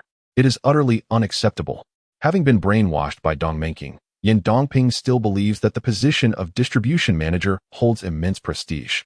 She remains lost in the dream of being a manager's wife, blissfully unaware of the peculiar glances from those around her. "I tell you, my husband oversees dozens of people," she proclaims. "Look at your gaudy attire.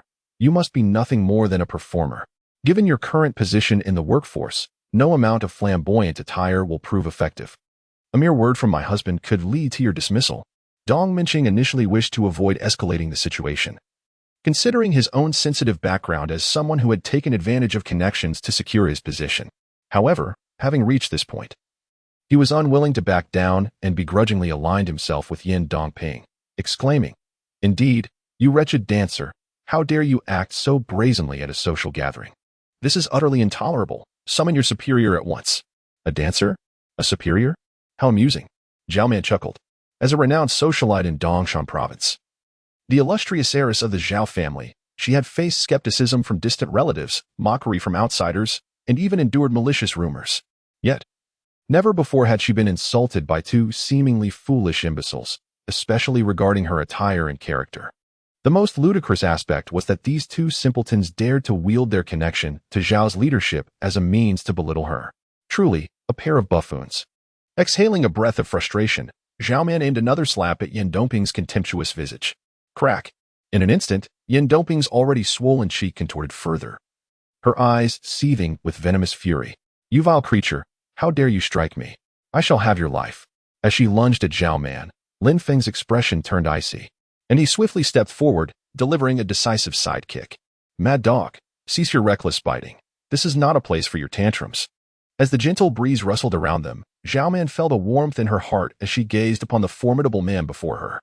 Although Uncle Gong has always been discreetly safeguarding and is not overly concerned about the rabid dog's unpredictable behavior, having such a man by his side is indeed quite commendable. "Lin Feng, how dare you lay your hands on my woman?" As Dong Minqing witnessed Lin Feng's assault, he too was eager to join the fray. However, before he could utter a single word, a group of security personnel silently subdued him, gazing toward the other side. Yin Dongping was rolling on the ground like a fallen leaf, desperately trying to regain her composure. Suddenly, feeling the multitude of mocking gazes directed at her, she was utterly infuriated. "How dare they strike me, the wife of my husband?" She hastily called for reinforcements to have them dispatched. Yin Dongping tilted her head back, unwilling to accept her fate as she bellowed in rage. Yet, at that moment, she was horrified to discover that her once powerful husband was now being held down and mercilessly rubbed against the ground by a group of despicable security guards. Even his newly purchased undergarments were being husband. What has happened to you? How dare these security guards? Yin Dongping was completely dumbfounded, left in a state of shock. Who can enlighten me on what in the world is transpiring? Security guards daring to strike the manager? Husband, are you not the marketing manager? How could these vile guards dare to defy you? Just as her bewilderment grew, she suddenly heard a middle-aged man clad in a security uniform bowing apologetically to the woman who had previously struck her. Mr. Zhao, I sincerely apologize. It is our lax supervision that allowed these two lunatics to infiltrate. What is going on? These insufferable guards are actually bowing before a dancer. Dare to lay a hand on my husband? Do they no longer wish to remain in this company? As she grappled with her bewilderment, a figure suddenly emerged from the crowd. Upon seeing this person's visage, Yin Dongping felt a surge of joy, her previously clouded expression instantly brightening. Mr. Lu Gu, your arrival is fortuitous. Swiftly compel these insufferable security guards to apologize to my husband, and then seize Lin Feng and this dancer for a thorough reprimand. This Mr. Lu was none other than the influential figure who had escorted Yin Dongping and her companion into the soiree.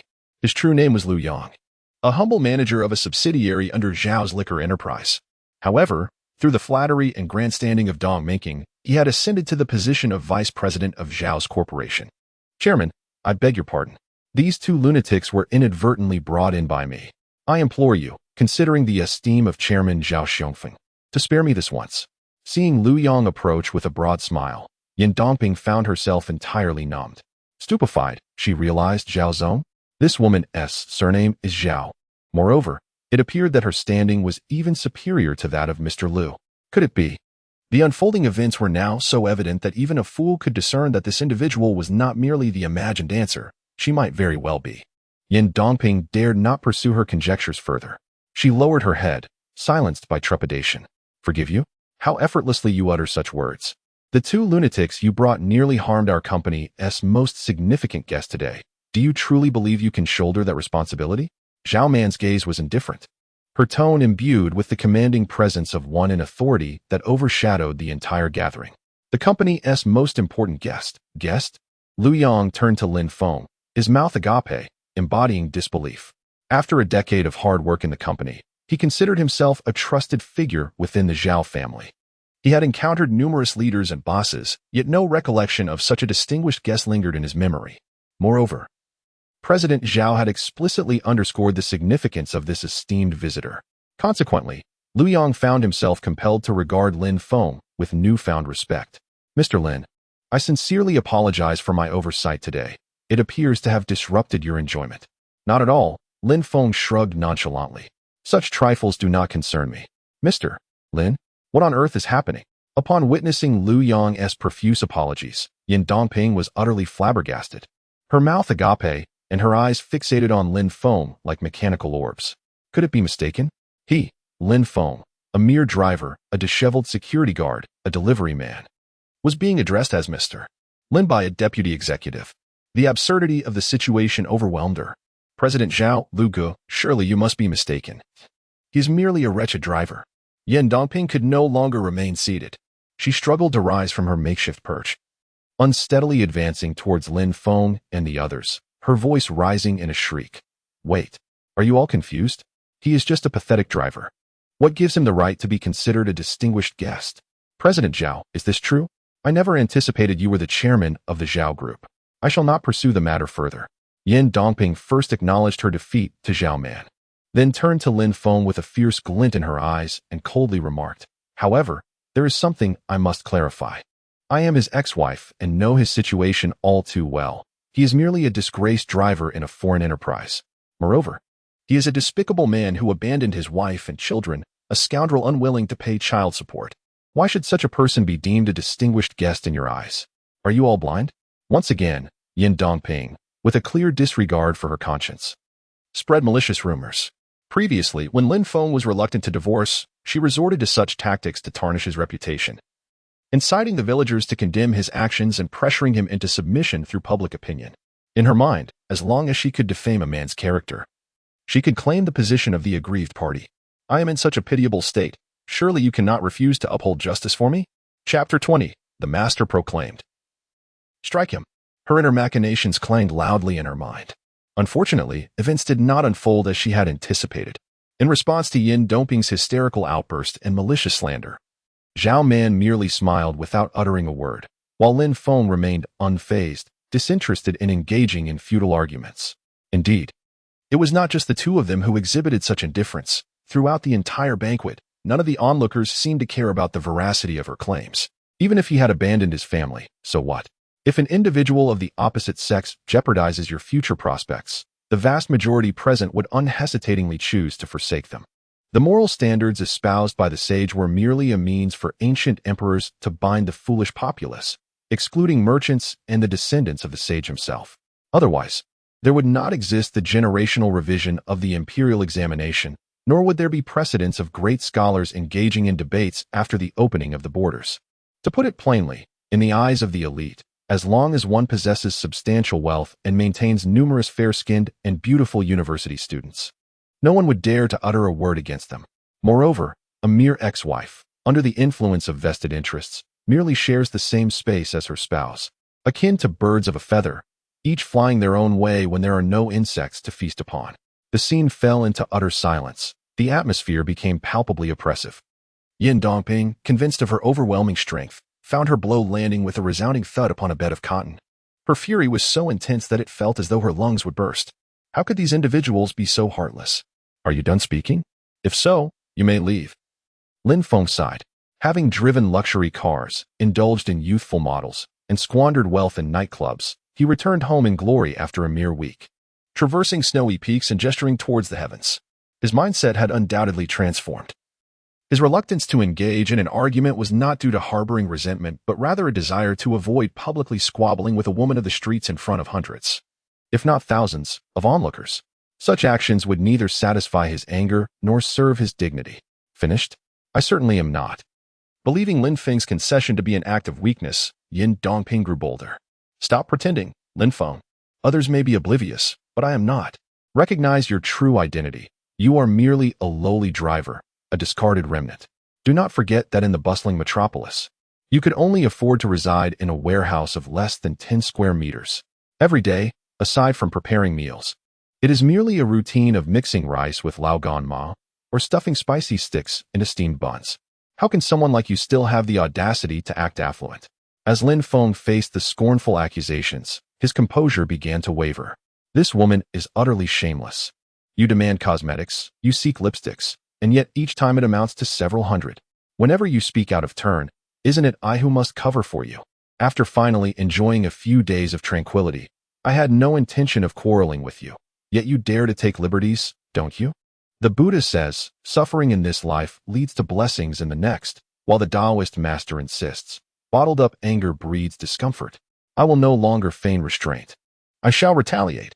Lin Feng advanced a step, gripping Yin Dongping by the collar with one hand while the other swung in a full arc, delivering a resounding slap. The sound reverberated throughout the hall. Yin Dongping covered her face, her eyes filled with astonishment. You actually dared to strike me. Why are you all still standing there? This scoundrel is hitting a woman. Come forth and uphold justice for me. She shrieked like a harpy, but alas, none present paid her any heed. Another slap followed. Are you all dead? Speak out on my behalf. Slap, slap, slap. The rapid succession of blows echoed, as Yin Dongping cried out in pain. Why had a tactic that always succeeded suddenly faltered today?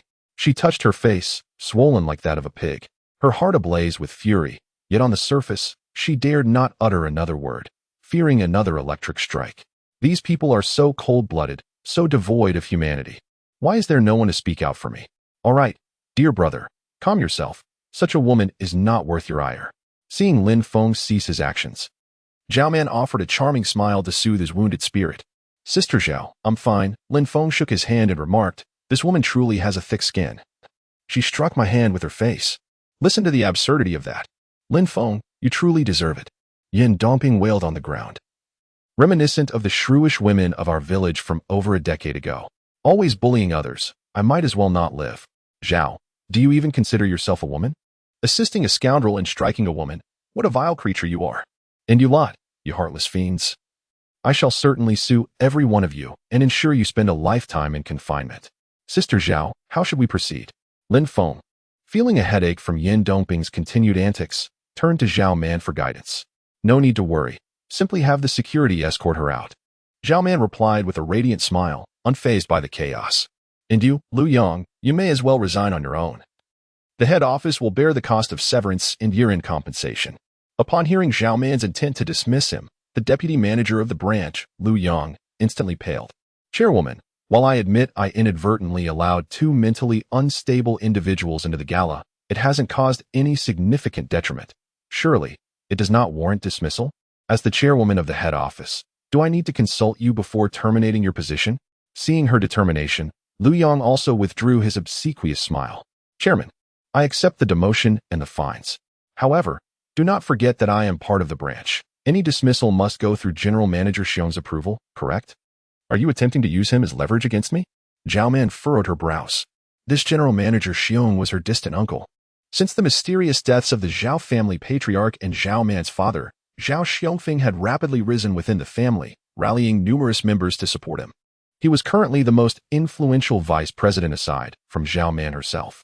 Armed with a 30 stake acquired through a recent acquisition, Zhao Xiongfeng even had the audacity to challenge. If the recent payroll issues could not be resolved, he would step aside. His ambition was glaringly evident. Let us not speak so harshly. You and General Manager Xiong are of the same family, and my fate is ultimately at the mercy of the Zhao family. Is it not? Lu Yang adjusted his hair, exuding a sense of invulnerability. I have already informed General Manager Xiong of the situation here. He is on his way. Why not wait for him to arrive and discuss my fate then? Your chairman has already stated that you are to be dismissed. How can you still be so shameless? Before Zhao Man could respond, Lin Feng stepped forward, pointing at the two groaning on the floor. No wonder you brought these two in. They truly are a nest of rotten fish and stinking shrimp. After observing for a while, he finally discerned that this fellow was attempting to usurp authority. Just now. Zhao Man graciously afforded himself some dignity, and now he expects assistance in voicing a few just words. Brother, your reluctance to depart stems from your anxiety that the compensation may not suffice for the latter part of your life. How about this? I will transfer an additional 100,000 to you, so you can hasten your departure, all right? 100,000? Lu Yang glanced at Lin Feng, disdain evident in his voice. Though I am merely a minor vice president, if you only have 100,000 to offer, you ought to refrain from embarrassing yourself further. It scarcely covers my year-end bonus. Ah, you greedy fellow. Lin Feng rolled his eyes, his expression rife with contempt. You find 100,000 insufficient? That amount, converted to ancient times, equates to 50 taels of silver. This nearly matches a young eunuch's salary for half a lifetime. What? Do you truly consider yourself the grand eunuch of the inner palace? What did you say? How dare you compare me to a eunuch? Lu Yang, who had not even deigned to glance at Lin Feng before, now felt a surge of indignation at the comparison. He rolled up his sleeves, stepping forward with an imposing demeanor, ready to engage in a physical confrontation. At that moment, a commanding voice resonated, halting the impending scuffle. Stop. Chapter 21. Zhao Xiongfeng who dares to cause a ruckus at my Zhao family's banquet? Such audacity. Zhao Xiongfeng approached, his expression as cold as ice. Impeccably dressed in a tailored suit, his every gesture exuded the authority of a superior, embodying the dignified presence of one who wields power without the need for anger. Oh, Master Xiong, you have arrived. As the newcomer approached, the previously arrogant Lu Yang instantly transformed into a figure of obsequiousness. I apologize for making you come out so late. You must be weary. Please, someone, arrange a seat for the most senior executive of the Zhao family. Lin Feng, with a scowl, mimicked Lu Yang's tone, expressing his disdain. Is this a banquet or an inn? You simply request a seat, and here I am, standing for half an hour with your chairman. And you can't even bring me a chair. What is this? Now that the master has arrived, you, a servile cur, finally know to wag your tail? Lu Yang, stung by the insult, seethed with indignation. He then cast a glance at Zhao Xiongfeng and lamented, Master Xiong, I have no idea where Zhao Man is gone. But she has brought along a foul-mouthed, ill-mannered brat who not only berates my guests but also slanders you. This is utterly intolerable. You must take a stand for us today. Oh, Zhao Xiongfeng raised an eyebrow, narrowing his eyes at Zhao Man as he demanded, What is the matter, my dear niece? Explain yourself to your uncle. Seeing his authoritative demeanor, Lin Feng was eager to unleash more cutting remarks, but he was abruptly halted by Zhao Man tugging at his sleeve. Not only has Lu Yang disrupted the gathering, but he also dares to speak disrespectfully to the esteemed guests of the Zhao family. Shouldn't he be punished? Esteemed guests of the Zhao family? I believe they are your guests.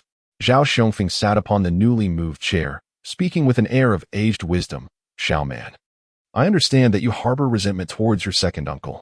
Therefore, he usually does not hold your temperamental outbursts against you. However, today is different. We are at the Zhao family banquet. As a nominal director of the Zhao enterprise and the supposed helmsman of our family, how can you recklessly bring a mere novice to create a scene? How will our external acquaintances perceive the Zhao liquor industry due to your actions? What you have done today amounts to tarnishing the reputation of the Zhao family. Mr. Xiong's words rang true. As soon as Zhao Xiongfeng finished speaking, his foremost sycophant, Lu Yang, promptly chimed in. Zhao Man, as a high-ranking leader within the company, instead of contemplating solutions to the liquidity crisis, you frivolously wield your authority against our own for the sake of an outsider. Such behavior is utterly disheartening for us loyal middle management of the Zhao family. In the wake of these impassioned remarks, a subtle commotion arose among the crowd, with many previously silent middle managers unable to restrain their murmurs. Indeed, Zhao Zong has gone too far. Rather than addressing year-end bonus settlements, he spends his time on trivial matters concerning outsiders. Precisely. We middle managers are the backbone of the company. It is utterly absurd to dismiss our own for the sake of a mere outsider. This exemplifies the lamentable folly of female leadership, driven by emotion without regard for the greater picture. I sense that this outsider has a rather unusual relationship with Zhao Zong. Perhaps he is simply a kept man. Otherwise, there would be no need for such protection. It is quite surprising. I had thought that a distinguished figure like the chairperson would only marry someone from the likes of the affluent Qin family. If the chairperson truly has an eye for this wild young man, does it imply that I, too, could be courted by a wealthy woman? Oh, come on, you old bald man. It would be far better to consider a hair transplant than to indulge in such fanciful dreams. The crowd buzzed with gossip, and several distributors and suppliers harbored their own ulterior motives. Zhao Man wore a bitter expression. Outwardly, she was the helmswoman of a multi-billion-dollar enterprise, yet inwardly, she struggled immensely. Ever since her grandfather and father disappeared, much of her connections had dissipated into thin air. This was soon followed by familial discord, the relentless pressure of debt collection, and the burdensome weight of tax obligations, all of which left her gasping for breath. Desperate to sustain thousands of employees, she, a mere recent graduate, forced herself to traverse various locales in search of investments. However, her neglect of management had led to rampant internal decay. Confronted with this vicious cycle, Zhao Man often felt an overwhelming sense of helplessness.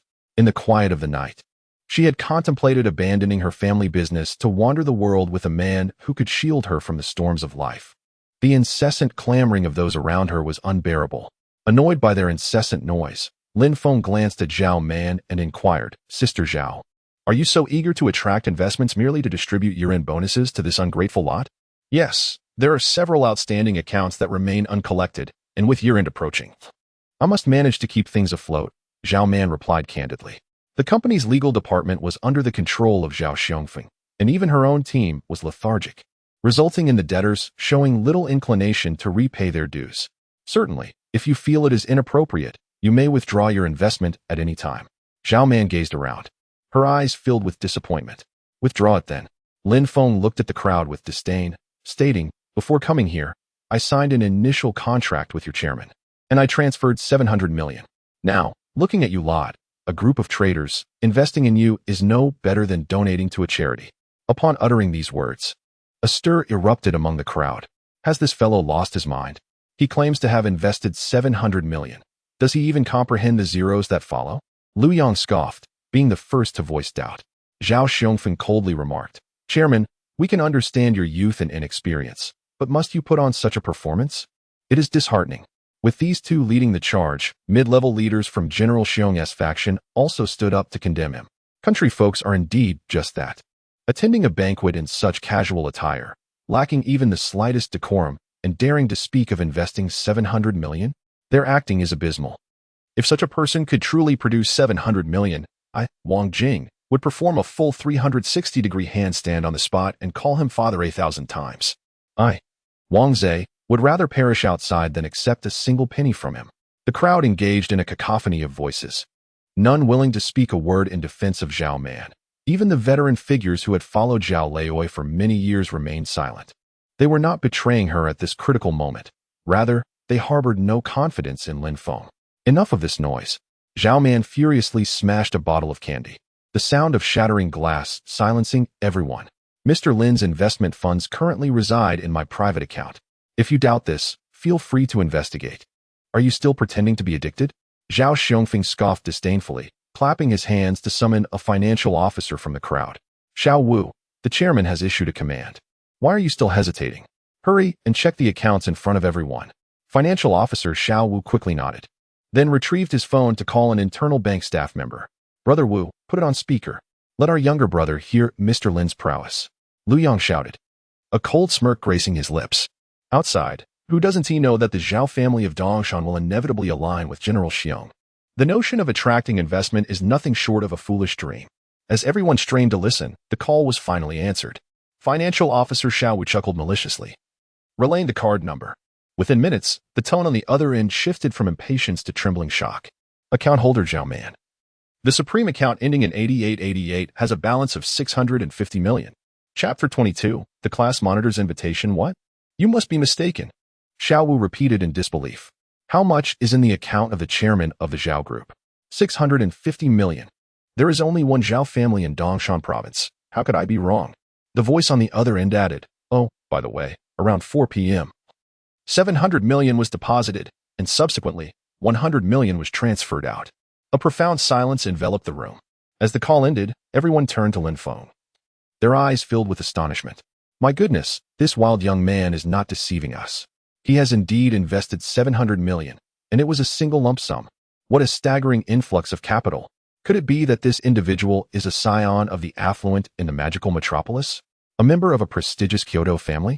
At this moment, the voice of the staff reverberated in their ears, seemingly mocking them, reminding them of how contemptible their previous disdain had been. Chairman, now that we have the funds, what about the delayed bonuses? Someone broached the subject of bonuses.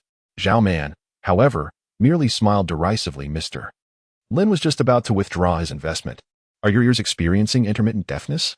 This is unacceptable. There is no rationale for reclaiming invested money. Young Master Lin, Wang Zhe, have not received a bonus for 6 months. Please show some kindness and refrain from withdrawing your investment. The crowd continued to struggle in despair. Wang Jinghua suddenly fell to his knees. Young Master Lin, I heard you have no son. As the situation shifted, Zhao Xiongfeng's expression darkened considerably. Yet, with matters having escalated to this point, he found himself powerless to reverse the tide and contemplated retreat. Let us head back. Upon hearing this, Lu Yang promptly responded, eager to make a discreet exit. Unfortunately, the situation was far from straightforward.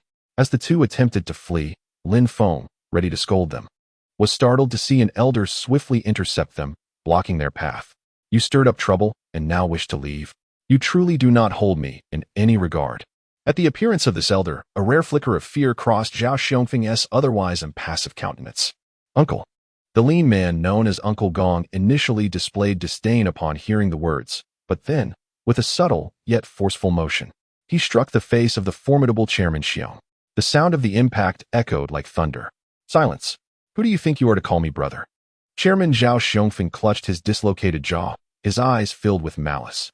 The heaviness of his breathing suggested that, had it not been for Uncle Gong's inscrutable power, he would have undoubtedly exploded in fury on the spot.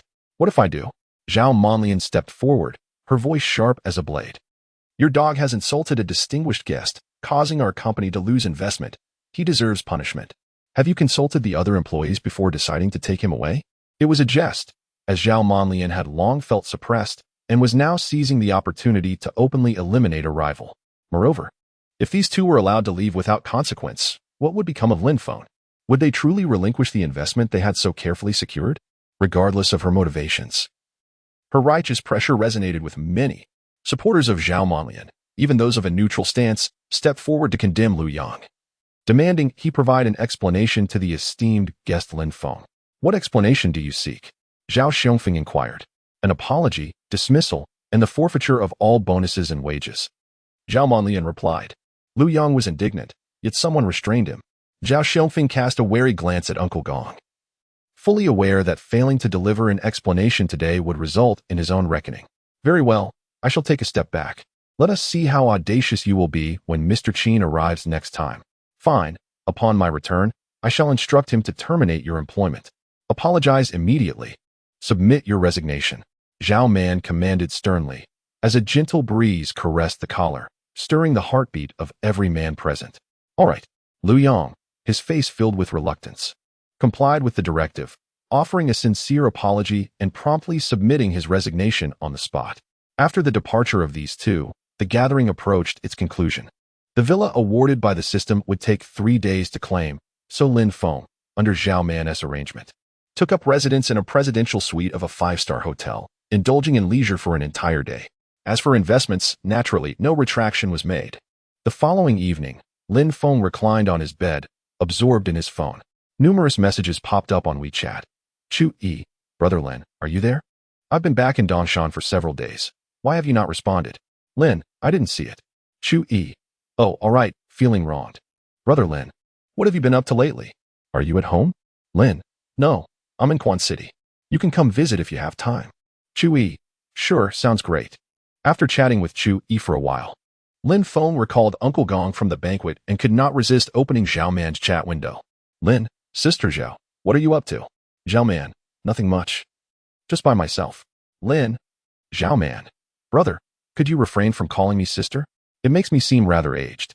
Lin, you are indeed quite old. Zhao, after a bit of playful banter, they finally got to the point. Lin, what has to deal with that Uncle Gong from last time? Is he quite formidable? It took Zhao Man a while to respond to this inquiry. Zhao Man, Uncle Gong is a friend of my father's and a highly skilled martial artist. A martial artist? Could he be akin to the legendary Huang Feihong from Foshan? Intrigued, Lin called upon the system, inquiring, Lin, system, do you have any rewards that could enhance my combat prowess? I've offended so many people. What if someone ambushes me?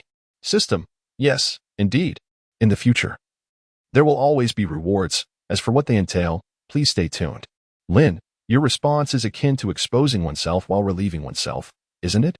Just as he voiced his thoughts, another unfamiliar message popped up. Upon closer inspection, he realized it was from his high school class monitor. It had been 4 to 5 years since he last heard from a classmate. Lin, monitor, what brings you to message me today? Lu Miling, it's been quite a while since we were in touch. I've missed you. Lin, all right, is there something on your mind? Lu Miling, nothing much. But the other classmates are planning a gathering in Quanqing to reconnect. Would you be able to join us? Old classmates who usually avoided each other suddenly wish to rekindle friendships? What is the catch? Lin, who else will be attending the gathering? After Lin Feng inquired, a voice message was sent from the opposite side. I, Zhang Yujie, Su Chang, Lu Ning, Zhang Yu. In a modest class of 40 to 50 students, only about 8 or 9 participated. All these names belong to those with relatively affluent backgrounds. No wonder they can still gather after all this time. The mere mention of Zhang Yujie caused Lin Feng's eyes to light up. She was the belle of their class. Though she may not possess the ethereal beauty of Chu Yi, she exuded a certain charm that attracted numerous admirers. He recalled the days of school when he had secretly passed her love notes through the book hole. With her presence, he felt compelled to attend this gathering.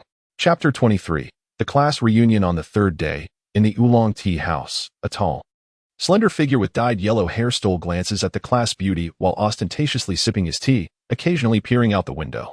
Hey, do you think Lin Feng will show up? One asked. He should, considering he is driving a Bentley now, surely he wants to flaunt it, the class monitor jested. Besides, our class beauty is here. Wouldn't he want to see her? Su Chang, upon hearing this, removed the key to his Maserati from his waist and tossed it onto the table, scoffing. So what if it's a Bentley? Who doesn't he have a luxury car these days? He turned to Yujie, right Yujie? The short-haired girl smiled, but remained silent. Su Chang felt a bit awkward, but fortunately, his sycophant friend came to his aid, saying, come on, don't think Lin Feng is all that remarkable. I've heard it's the company that provided him the Bentley. At the end of the day, he is just another employee, not so impressive after all. Moreover, our esteemed Su has established a media company. His monthly earnings reach nearly 500 to 600,000, far surpassing the meager salary of a mere employee in a foreign enterprise. I believe you and Su are a much better match. After all, you are both kin at heart. Zhao Xi's flattery resonated loudly, and the others eagerly joined in the chorus of encouragement. Indeed, what of Lin Feng's luxury car? At the end of the day, he is still just a lowly driver. Unlike us, who, despite our struggles, at least own our vehicles and have our own abodes in the provincial capital. Back in our school days, our bond was the strongest among this group. It remains unchanged to this day. If Lin Feng dares to show up today, we shall not grant him a warm reception. Precisely. What good is a luxury car when his annual salary pales in comparison to ours? Yujia, you should pursue a relationship with Su Chong. After all, he has been courting you for 6 months. Among our class, Su is undoubtedly the most successful, enjoying a certain status. He spends his days traveling and shopping, effortlessly commanding his employees to earn money. Class beauty, you would surely benefit from associating with Su. The adulation from the crowd has made Su Chong somewhat giddy with delight. He suppressed a smile at the corners of his mouth and feigned nonchalance, waving his hand dismissively. Oh, it's nothing. My family provided excellent resources, and I happened to catch the wave of opportunity. The money just flows into my pockets. It's unavoidable. Su is being modest. Your fortune stems from your discerning eye. As for me, I can only manage affairs in my father's establishment. Though Lin County may be a small town, it is favorably located near the capital of Dongshan, and thanks to this unique advantage, everyone at this table has effectively left their hometown to pursue opportunities in the big city. Although it is purportedly a gathering of classmates, it has devolved into a mere arena for networking and showcasing wealth. Su Chong, with his dyed blonde hair and tattoos, sips tea that does not align with his persona, appearing utterly out of place. Thanks to his father's influence, he has idled away several years at home, ultimately emerging as a second-generation rich heir. In his eyes, his father's accomplishments equate to his own glory, and with an abundance of wealth and status, he has ascended to become one of the most influential figures among this crowd. As the attendees engaged in casual banter, the door to the room slowly creaked open. Lin Feng, adorned in high-end designer attire, gracefully entered the private room, only to find that his classmates had transformed. The men exuded maturity, while the women radiated allure. One might mistakenly think he had stepped into a KTV. Upon his arrival, the most unremarkable yet provocatively dressed class monitor abruptly stood, feigning astonishment. Oh, is that the handsome fellow? Did he stumble into the wrong room? This must be Lin Feng, right? Big monitor, you don't even recognize your old classmates? Zhao Si mocked. TSK, Lin Feng. That outfit must have been provided by the company. It reeks of luxury. Unlike us, who had to make do with tattered Nikes and Adidas in our youth. His mention of their childhood was a thinly veiled jab at Lin Feng's humble beginnings, deliberately dredging up past grievances to belittle him. Such base tactics elicited nothing but disdain from Lin Feng, who scanned the faces at the table, ultimately fixing his gaze on a girl with a short haircut. With just a glance, my heart raced, as memories of the past surged forth. Zhang Yujia, it has been so long. How have you been lately? I'm well. Lin Feng, it seems you have truly become more handsome. The melodious voice resonated. After all these years, the class beauty's voice remained as enchanting as ever. Yet, after 5 years, her youthful visage had shed its innocence, replaced by a touch of makeup and a sultry attire that seemed to narrate her maturation. Aware of the class beauty's effervescent warmth towards everyone, one might be led to believe in the allure of rekindled romance. Yet Lin Feng remained modest, refraining from indulging in fantasies of a second chance or an improbable rekindling of old flames. Regaining his composure, he playfully remarked, "You are even more beautiful now, but alas, you still stand at just over 1.60 meters. It seems you haven't grown at all." Upon hearing this, she feigned anger, her expression a mask of feigned displeasure. "Your tongue remains as annoying as ever." Gazing at her, embodying the essence of youthful agony and fragility, Lin Feng couldn't help but reminisce about their bittersweet high school days. Back in freshman year, fate had seated this class beauty beside him. They had drawn lines with chalk in childish quarrels, shared clandestine snacks, and even sung tunes from the tales of Wu Song together. They had experienced moments of mutual repulsion and encouragement alike. In those youthful days, Lin Feng, unaware of the intricacies of love, found joy in her company, only to realize the depth of his hidden affection after they were separated. With the proximity of their seats gone, he resorted to playful antics, tugging at her hair to capture her attention. For a boy who is just beginning to experience the stirrings of love, playful roughhousing becomes the most precious confession. Unfortunately, from the perspective of the girl, such antics are merely irritating. In a desperate bid to express his feelings, he clumsily confesses, only to push her further away, ultimately becoming the target of ridicule, which exacerbates his feelings of inadequacy, leading him to close off his heart. As they approach graduation, a pivotal moment in life, one ventures into university while the other toiled away at a mundane job. A pure yet ephemeral infatuation gradually faded with the passage of time. Now, When confronted once more with his moonlight muse, he finds his heart beginning to find solace.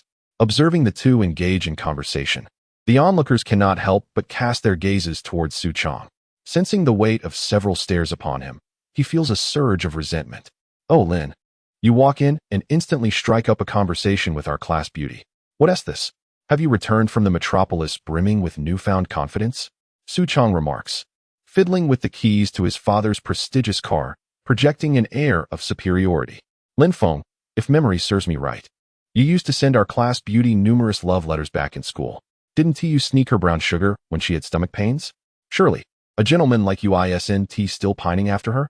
Lin Feng glances at the keys to the Maserati in Su Chong's hand, his expression remaining nonchalant. "Su Chong, stop fidgeting with the keys. They're about to burst from your grasp." Chapter 24. Who dares to challenge me? Your keys are the ones that are about to burst. Su Chong shot Lin Feng a glare and sprang to his feet.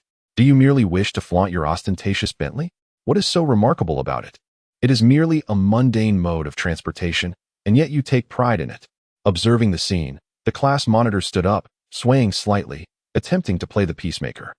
"Come now, Su, we are all classmates. There is no need to be angry over such trivial matters." He continued, "And you, Lin Feng, you must not look down upon your fellow classmates simply because you possess a fine automobile. Moreover, it is not even your own." Zhao Si rose as well, insisting, "Lin Feng, you ought to apologize to Su at once." Clearly, these two were biased in their defense. Anyone with a semblance of normalcy could discern it. Lin Feng's lips twitched as he could not suppress his sarcasm. What a troop of buffoons. Since my arrival, when have I ever boasted about owning a car? Spare me your futile remarks. We are all in our 20s. Who fixates on vehicles? Your attempts at boasting are merely a reflection of a company car. Zhao Si persisted relentlessly. And as he spoke, those who had remained silent began to chime in. "Indeed, while our cars may not be extravagant, at least they are our own. You parade around in a company car, unbothered by the ridicule it invites. You, a high school dropout, who knows what schemes you employed to infiltrate a foreign enterprise. Humph. I've heard tales of foreign individuals indulging extravagantly. Perhaps Lin Feng ascended through such means." The crowd's assertions grew increasingly absurd. Zhang Yujie, her nose slightly wrinkled in displeasure, interjected, "What is there to quarrel about? Let us all take a step back." As soon as the class flower opened her mouth, the room fell into silence. The others gazed at Lin Feng with a mocking expression, a hint of derision curling at the corners of their lips. In truth, they gathered annually for a reunion, and for outsiders to integrate into their circle, they must endure a certain degree of humiliation. Today, their invitation to Lin Feng was not to forge connections with distant elites, but rather to subject him to a thorough humiliation, gratifying their meager vanity. What of your employment at a foreign enterprise? We are the Brahmins of this county. If you wish to make a name for yourself back home, you must heed our whims. Should we feel displeased, there are countless ways to make your life difficult." With that, the chatter ceased. In this moment, Su Chong feigned generosity, declaring, "Since Yujie has spoken, let us all take our seats. And you, Lin Feng, should sit at the edge. Later, assist the servers in passing dishes and bowls." He cast a glance at Zhang Yujie beside him, his previous arrogance swiftly restored. "TCH, loser. What good is your prowess when your beloved Moonlight is merely seated next to me?" This small group remained as tightly knit as ever. The repeated humiliations inflicted upon Lin Feng nearly caused him to choke on his indignation, as he hesitated between departing or confronting them. A system notification chimed, detected that the host is making a choice, currently presenting two options. 1. Depart immediately, reward, 100 million sound waves. 2. Stay and teach them a lesson, reward, level 1 strength enhancement. There was no need for hesitation. The choice was clear. He would undoubtedly select the latter. As a jest, he is nearly squatting upon your face, and yet you walk away feeling aggrieved. Does that still count as being a man? Contemplating this, Lin Feng approached Su Chong with a demeanor as solemn as water and remarked, daring to point fingers at me, "You seem quite audacious, don't you?" Upon hearing this, Su Chong erupted into laughter. "What else could you possibly do to me? If you wish to avoid sitting at the edge, then hurry and beseech me. Otherwise, you might as well retreat to the back and serve tea." In Su Chong's eyes, Lin Feng was merely an outsider. With so many classmates present, he felt no fear of Lin Feng taking action against him. After all, who in the world would dare to bully a multitude? If one could subdue 7 or 8 individuals, what need would there be for camaraderie? The thought made Lin Feng seethe with anger, yet he was too intimidated to retaliate. which only fueled Su Chong's arrogance further. Little did he anticipate that Lin Feng would indeed dare to slap him across the face in front of 7 or 8 classmates. With a resounding smack, Lin Feng's years of physical labor endowed him with a strength surpassing that of the average person. Coupled with the fury that coursed through him, the blow nearly knocked out Su Chong's front teeth. "What are you doing? You dare to strike someone? Have you lost your mind?" Several male classmates, witnessing Su Chong's assault, rose in indignation to reprimand Lin Feng. Zhang Yujia hastily intervened, urging, "Lin Feng, can you not remain composed? We are all classmates. There is no need for such a spectacle. This fool truly dares to resort to such violence. It is utterly disgraceful. We must report this and ensure he faces the consequences." The class monitor threatened him head-on. Lin Feng disregarded the furious stares of his peers. His gaze piercingly fixated on Zhang Yujia, filled with disappointment and helplessness. After enduring bullying for so long, was it truly my fault to resist just once? How I wish you were not my white moonlight, then I could act without restraint. The impact of the white moonlight is such that even her presence now pales in comparison to the past. Time inevitably etches marks upon every face. One cannot perpetually dwell on the void of yesteryears, but should instead stride towards the most tangible future. He exhaled heavily, a sense of desolation enveloping him. Meanwhile, the class monitor continued to prattle in his ear. "You pathetic loser, what are you staring at? No wonder Yujia never looked your way. Not only are you poor, but your temper is also foul. If it were that other girl." Raising her hand, she aimed to strike him again, but he retorted, "Silence." The male classmates, witnessing this, grabbed their chairs, ready to descend into chaos at the slightest provocation. Unfazed, Lin Feng seized a teacup from the table and hurled it with a swift motion. With a whoosh, the expensive teacup transformed into a white blur, striking Zhao Si squarely in the face. In the next moment, blood gushed forth, accompanied by anguished cries. "Oh, my nose. How dare you strike me? Brothers, go teach him a lesson." A gasp echoed, followed by a sharp crack as shards of glass scattered across the floor. Lin Feng had once again smashed the green bottle on the table with a single punch. His hands stained with blood, clutching the remnants of the shattered vessel, his expression cold and ruthless. He was merciless towards others, and even more so towards himself. As events escalated to this degree, the onlookers dared not even breathe, let alone intervene in the altercation. They had all come for leisure, ready to seize the easy prey. But faced with a formidable opponent, they were grateful merely to stand their ground and not flee. Amidst their shock, curiosity also simmered. The Lin Feng they remembered was not one to exhibit such audacity. How had he so suddenly risen to prominence in just a few short years? They were filled with a mix of astonishment and indignation, yet paralyzed by fear of making a misstep. Finally, the system notification chimed in. "Ding. Congratulations, host. You have completed the task. Your strength now rivals that of the champion boxer, Tai Mu." As the notification faded, a surge of overwhelming power coursed through his body, instantly healing the wounds inflicted by the glass. With a swift motion, he slammed his palm against the wooden table, producing a thunderous sound as the thick slab of solid would split cleanly in two, splinters flying in all directions. Ding. Side quest triggered. 1. Prove your strength. Continue to assert dominance. Reward. Level 1 physique enhancement. 2. Abandon the side quest. How could one abandon the spoils that were within reach? Lin Feng clenched his fist, a chilling smile creeping across his face as he surveyed the crowd, revealing his stark white teeth. "Who among you dares to defy me?" Chapter 25, The House of Comparison. Upon hearing this, the crowd exchanged bewildered glances. With a single slap, the table shattered. Who would dare to voice dissent? Do they wish to lose their heads? Class leader, your teeth are chattering. Were you not discontent with me? Speak up if you have grievances. Though I may not amend my ways, rest assured I shall remember them. I have none, truly. Upon being singled out, the class leader's heart raced. In the next moment, his legs weakened, and he unexpectedly knelt on the spot. "Lin Gu, Feng Gu, I was wrong. I should not have spoken ill of you." Trembling, the class leader caught a glimpse of Zhao Si, who was moaning in agony behind him, and hastily exclaimed, It was he. All of this was Zhao Si's idea. He claimed to be displeased by your luxury car, which prompted me to invite you to the gathering. It is entirely his fault. Feng Gu, please spare me." "Nonsense. Do not slander me." As Zhao Si wiped the blood from his face, he vehemently countered, "You wretched woman. It was you who orchestrated this gathering to curry favor with Su Chong in his pursuit of Zhang Yujia." "Humph. I merely suggested assisting Su Chong in wooing Zhang Yujia. Never did I imply colluding to bully Lin Feng. This was entirely your and Su Chong's scheme, and now you deny it? Are you not men? Their words were laden with brotherly sentiment, and the records were filled with brotherly names. While these two continued to shift blame, Su Chong, who had been feigning indifference, suddenly burst into laughter. Ha!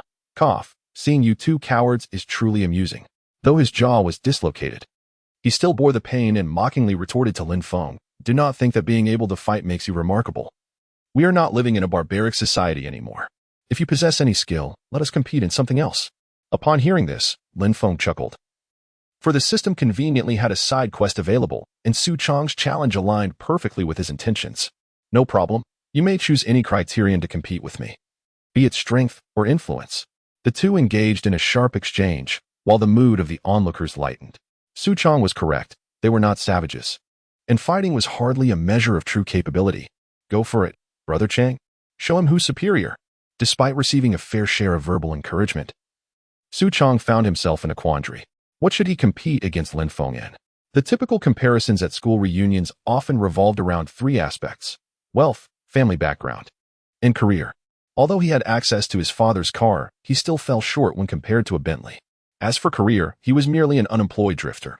While he could boast casually, it was hardly feasible to waltz into an office and have his father introduce him as the CEO.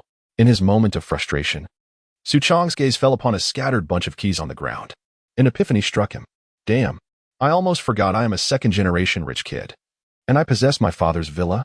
Not just one villa, but his family owned at least 4 properties. Can you possibly compete with me in this regard? I do not care how well you are doing elsewhere, or if you own property in a big city. If you do not have real estate in Spring City, I shall consider you as having none. At that point, can you, Lin Feng, buy a house on the spot? Thus, he decided, it would be a contest of properties. Once determined in his heart, Su Chong smiled confidently. Our worth is not measured by trivial matters. It is the tangible assets that truly matter. In this day and age, owning property is paramount. Let us compare who possesses more real estate. Upon mentioning this, the seemingly lifeless classmate's eyes sparkled with renewed vigor. Engaging in petty squabbles is meaningless. We should indeed measure our wealth in immovable assets.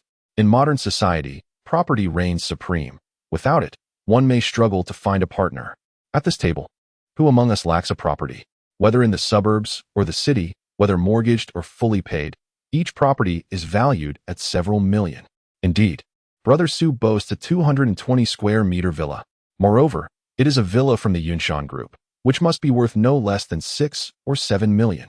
The Yunshan Group stands as the most formidable real estate company in our Dongshan locality. 6 or 7 million is hardly sufficient. It ought to be valued at least 10 million. With the first boast comes the second adulation, and a wave of sycophantic flattery swept through the private room.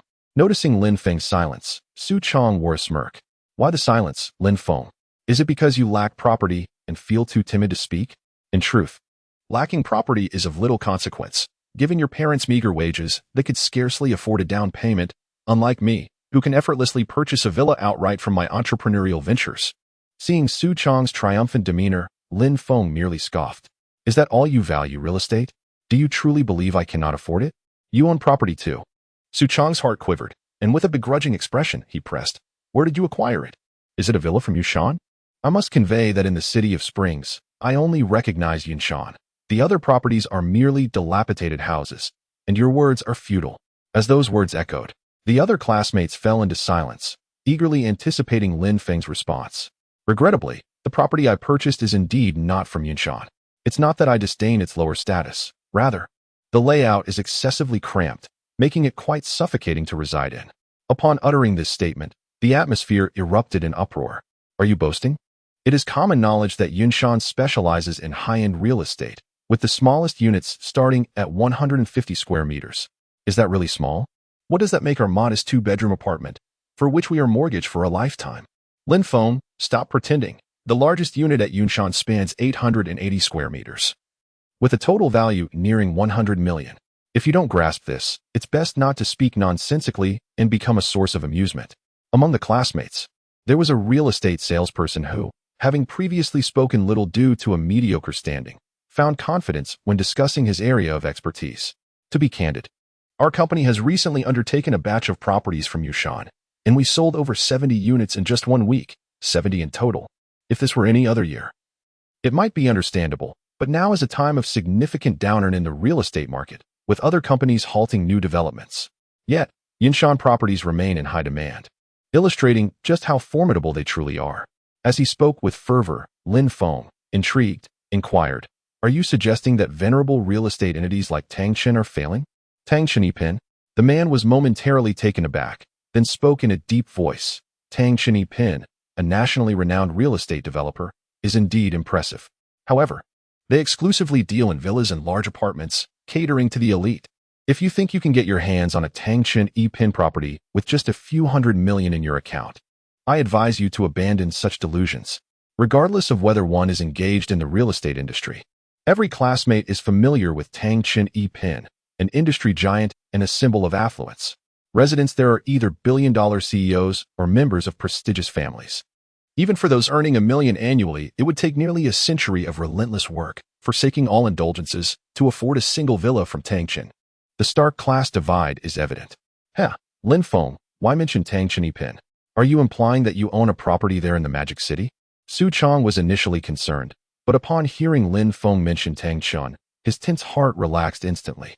Ordinary wealthy families wouldn't dare to aspire to such possessions after a lifetime of toil, yet you, Lin Feng, wish to stake a claim after just a few years of graduation?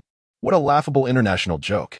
If you truly possess a Tangshan villa, I would gladly sever my head to serve as your night pot. However, his smug expression did not last long. I haven't purchased any property in the Magic City. Lin Feng replied with a calm smile, but I do own a Tangshan villa in Quancheng, a modest one of about 1,200 square meters. What? What did you just say? Has your mind gone awry? You own a Tangshan Yipin property? Absolutely impossible. Su Chong exclaimed in astonishment, his face a canvas of disbelief. The others, upon hearing his words, furrowed their brows in skepticism. Lin Feng, you truly have a grandiose imagination. Do you genuinely believe that purchasing a property worth several $100 million is as simple as buying a cabbage? Have you completely lost your senses? Boasting to outsiders is one thing, but flaunting wealth in front of classmates is another. What even is $100 million? If such an amount were deposited in a bank, the annual interest alone would exceed $5 million. With the current prevailing consumption mindset, it would take several lifetimes to exhaust such riches. Zhang Yujia, the class beauty, though not joining in the ridicule, wore a serious expression. It was evident that she too found it hard to believe that Lin Feng possessed the capability to acquire the prestigious Tangshan Yipin villa. She had thought that upon becoming CEO, he would exhibit a more mature demeanor. Alas, he seemed to be just as fanciful as Su Chong, reveling in grandiose tales. Such behavior not only lacked charm but also provoked annoyance. Did he not realize this? When trust wavers, any utterance is perceived as erroneous. Zhang Yujie had never held Lin Feng in high regard, had it not been for his sudden elevation to the role of president. It is likely their paths would have never crossed again. She had hoped to engage with him as a friend, but now she felt it prudent to reconsider her approach. Was it truly necessary to make such a fuss over a mere house? Lin Feng, unfazed by the skepticism, retrieved his phone and dialed a number. The conversation was succinct. He merely provided an address before ending the call. What was he up to? Was he calling for backup? Damn it, Lin Feng. You promised there would be no fighting.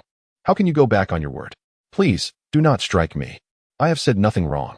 Recalling Lin Feng's earlier fury, everyone could not help but feel a chill of apprehension.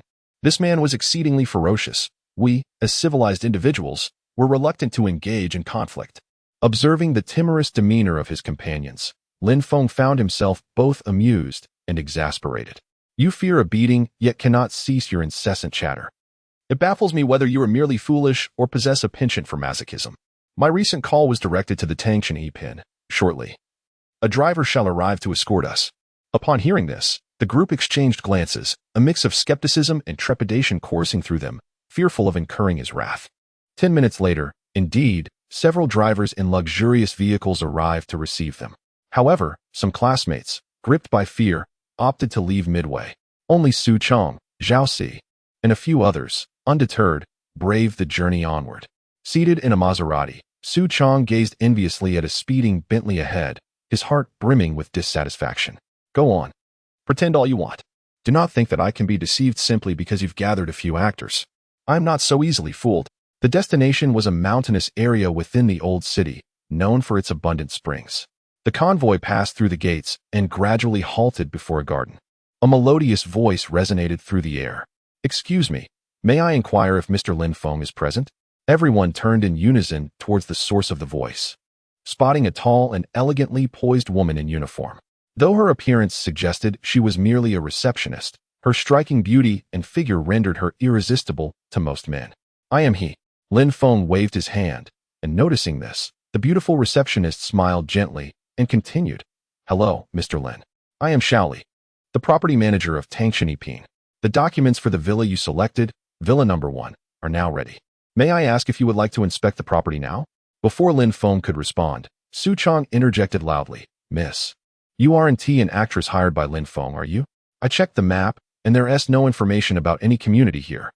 His sudden outburst prompted others to chime in. "The signal here is terrible. Can Tangshan really be developing a new project in this area? The scenery of this mountain is indeed pleasant, but it barely qualifies as an unknown tourist attraction.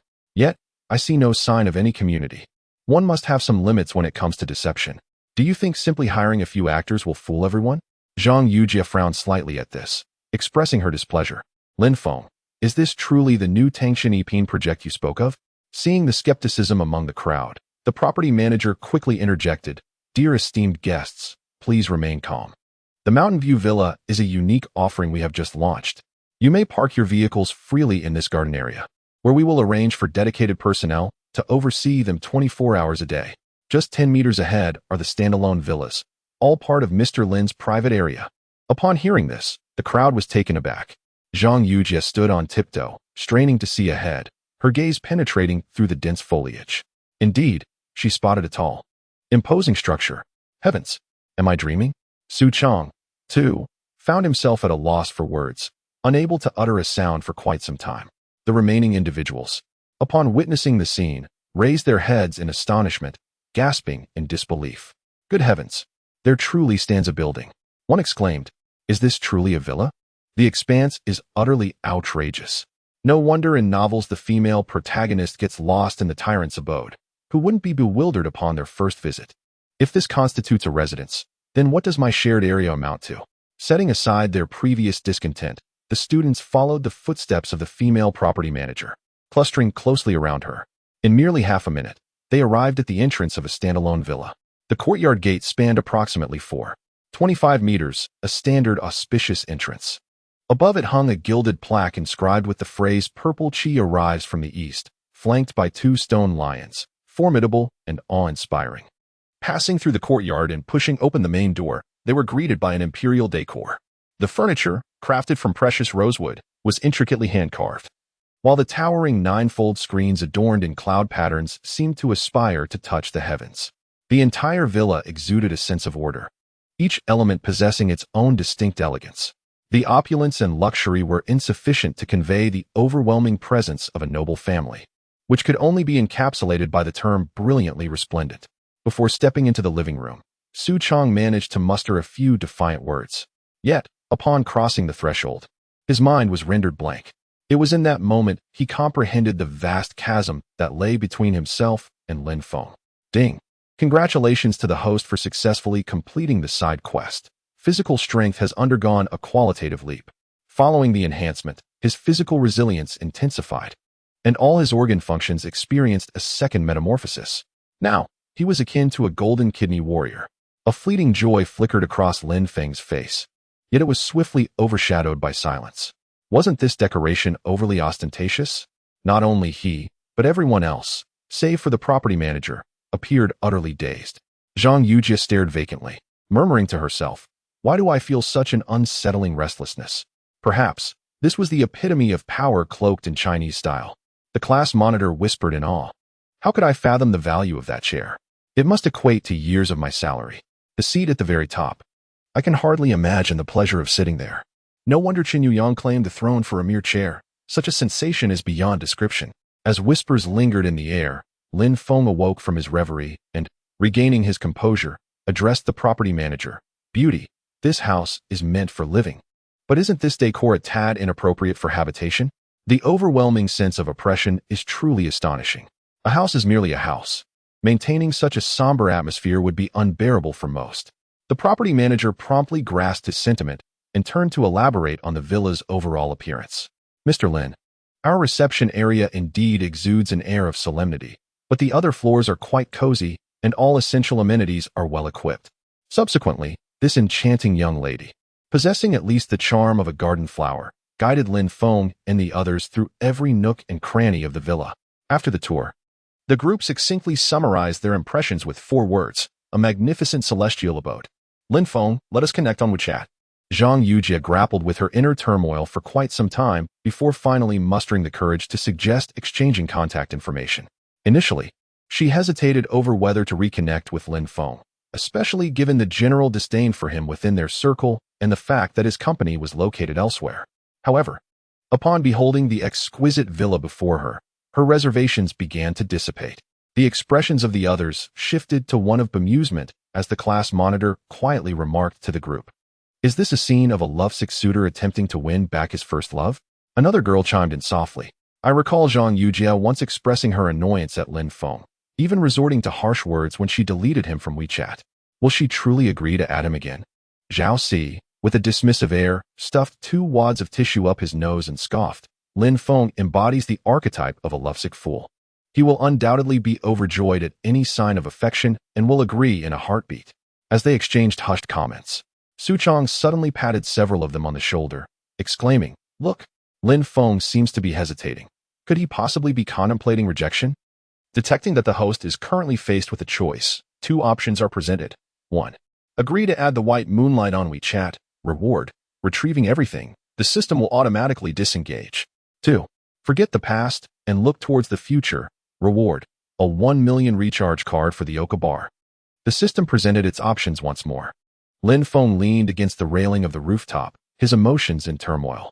In truth, adding a contact was not a momentous decision. Yet, if the system were to disengage, would this white moonlight still harbor any interest in him? The answer, it seemed, was a resounding no.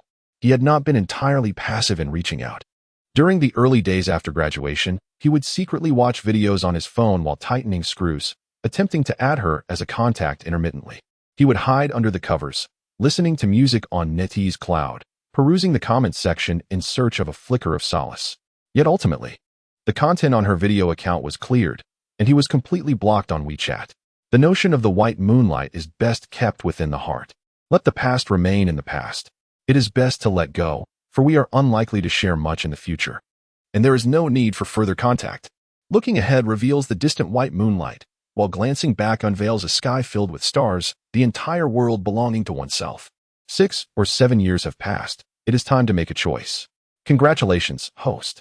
You have received a 1 million recharge card for the Oka Bar. As the system notification dissipated, Zhang Yujie's expression turned sour. Why?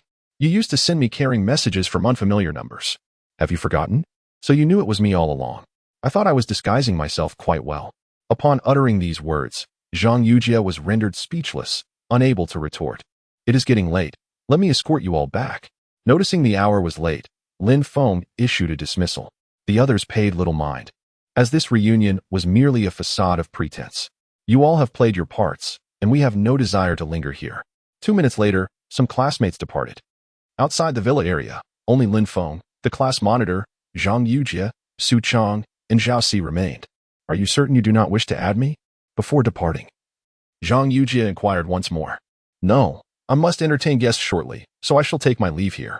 Lin Feng lowered his gaze to respond to a message on his phone and turned to head towards the parking area. Damn, what are they pretending for? It's merely a shabby villa. The class leader muttered scornfully, patting Zhang Yujie's shoulder in a gesture of consolation. Zhao Si lit a cigarette, leering at the female staff with a lascivious expression, exhaling smoke. Indeed, one must admit, the wealthy truly know how to indulge. They even have such exquisite beauties to welcome them. I seriously suspect they all enjoy a bit of unspoken rules. Su Chong nodded in agreement. No need for doubt. These ladies are at least of the flower of the department level. If it were me, I too would find it irresistible. The careless remarks of the 2 men inadvertently struck a nerve with some of the girls. The class leader glanced disdainfully at the group of long-legged, curvaceous women. These brazen hussies simply adored donning uniforms to entice affluent men. Just look at the standardized makeup on their faces. Is this truly exceptional? Talk tough. If you have the ability, why not wear a uniform and stand beside them for comparison? Zhao Si retorted, continuing to admire the alluring legs clad in black stockings. Look at how radiant they smile, and then at your face, which resembles that of a shrew. No wonder you've had multiple relationships and still ended up betrayed. The class leader, upon hearing this, contorted her expression in irritation. Though my appearance may be mediocre, at least I am authentic. Who knows how many surgeries they have undergone? Moreover, a fiery temper is part of my character. It's something that cannot be changed. Thus, the affluent individuals choose them over you. Upon overhearing the quarrel between the two, Zhang Yujie was engulfed in distress. Ever since this group of women had appeared, she had been secretly comparing herself to them. After this round of evaluation, she realized that her once prized beauty seemed utterly laughable in the presence of genuine wealth. Just the receptionists alone boasted an average height of 1.7 meters with long legs, and their figures were accentuated by tiny waists, particularly highlighted by their alluring curves. Standing beside them, she felt like a petite figure overshadowed by their elegance, which filled her with a profound sense of inferiority. Was it true that men inevitably became despicable once they acquired wealth? Had he truly lost interest in her? With her confidence shattered, Zhang Yujie turned her expressive eyes toward the direction where Lin Feng had vanished, hoping for a cinematic moment of him desperately chasing after her. But alas, it was nothing of the sort. As for Su Chong, emboldened by his luxurious car, he shamelessly initiated a conversation. The seemingly serious female property managers, upon learning that Su Chong hailed from Villa Number 1, suddenly became exceedingly enthusiastic. Just as he began to revel in his moment of triumph, a thunderous exclamation pierced the air. Curious, Su Chong turned his head and was immediately captivated by a stunning figure entering his line of sight. The moment she appeared, it felt as though the very air had thickened, and an inexplicable tension enveloped the atmosphere. She moved with grace, her smile radiant as each of her motions flowed seamlessly. Like water, her enchanting eyes sparkled with the depth of autumn waters, and her face, reminiscent of blooming peach blossoms, was irresistibly beautiful. The elegance and ethereal quality that emanated from her brow left onlookers utterly entranced. As one strolls down the street, couples quarrel at the sight, spouses contemplate divorce. Children rush to find their mothers, and the elderly assess their social welfare. In essence, regardless of age or gender, it is nearly impossible to avert one's gaze after just a glance. This young lady is extraordinarily captivating, isn't she? Su Chong swallowed hard, suddenly realizing that the housing staff seemed rather mundane in comparison. The class monitor, in a daze, murmured to herself, I had intended to look like that. Even someone as tough as her was momentarily captivated by such goddess-like beauty. Isn't she a few grades below us, perhaps a student of the arts? Zhao Si interjected. The impression one leaves is usually solidified by high school.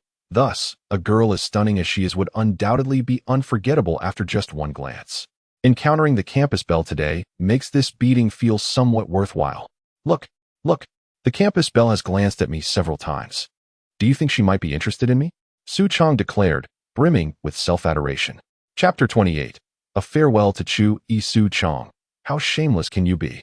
The class monitor scoffed, rolling her eyes, before turning to Zhang Yujie with a hint of curiosity. By the way, weren't you fond of Yujie? Why the sudden interest in the campus belle? Before Su Chong could respond, Zhao Si interjected, Yujie is the class beauty, while Chu E is the campus beauty. There's no basis for comparison. And let us not forget, Su used to pursue the campus belle, only to give up when she went to university. After Zhao Si's remarks, Zhang Yujie's brow furrowed slightly. What do you mean by comparing a class beauty to a campus beauty? That sounds rather harsh. As she sulked in silence, her suitor of 6 months unexpectedly approached her again.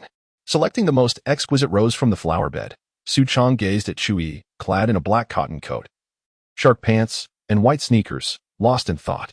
After taking several deep breaths, he finally summoned the courage to step forward. Chu E, long time no see. I never expected to encounter you here. Chu E, putting away her smile and removing her earphones, looked at the stranger before her, whose fingers nervously fidgeted with the keys, and curiously asked, Do you know me? With a fleeting glance, Su Chong felt as though he was melting. Memories long dormant surged back, and his youthful heart began to bloom anew. Su Chong, don't you remember? I was the leader of Class 8 in our senior year, and I even fought for you back then. He spoke of past glories with pride. During our school days, I, Su Chong, was somewhat of a local celebrity, well known both inside and outside the campus. Surely, you haven't forgotten? Yet, alas, reality often defies expectations. In response to Su Chang's hopeful gaze, Chu Yi's expression paused only briefly before she gently shook her head, indicating a lack of recollection. Her indifference suggested that he was merely an inconsequential passerby, hardly worth remembering. Can't recall? Think harder. The leader of your class, Lu Neng, is actually my cousin. Su Chang remained undeterred, lacking any remarkable achievements. His former life as a ruffian had become a topic of pride for him. Whenever he mentioned it, whether relating tales of bar promotions or the allure of nightclubs, it was as if he could not fathom why it seemed so insignificant in the eyes of the campus beauty. Chu Yi, I apologize. But those who were inconsequential leave no impression on me, Chu Yi replied succinctly, her words striking a painful chord. So what does our secret admiration amount to? What about the times I faced punishment from teachers for defending you? Do those boastful claims of your beauty count for nothing? Hey, why are you still here? To avoid awkwardness, Lin Feng had deliberately calculated the time, allowing Chu Yi to wait outside for an additional 7 or 8 minutes before driving out of the villa. Yet, he still encountered her unexpectedly. Xiao Yi, why are you still dawdling? Get in the car. Upon seeing Lin Feng's beaming smile, Zhang Yujia felt quite disgruntled. So, you just can't help but be captivated by beautiful women, can you? I thought I was your moonlight. Lin Feng, do you even know Miss Chu? Calling her into the car like that is rather uncouth, she remarked, her voice tinged with jealousy. Hearing her mildly resentful tone, Lin Feng chuckled. Come on, they're all girls. We just met for drinks. Pervert. Zhang Yujia rolled her eyes. Surprisingly, Chu Yi, known for her icy demeanor, appeared unfazed by his words and obediently took a seat in the passenger seat. Brother Feng, it's been a while. Did you miss me? Her enchanting voice, reminiscent of a delicate hammer, struck deeply into the hearts of those present. Brother Feng? Is that you, Lin Feng? What on earth is happening? Lin Feng was practically invisible at school.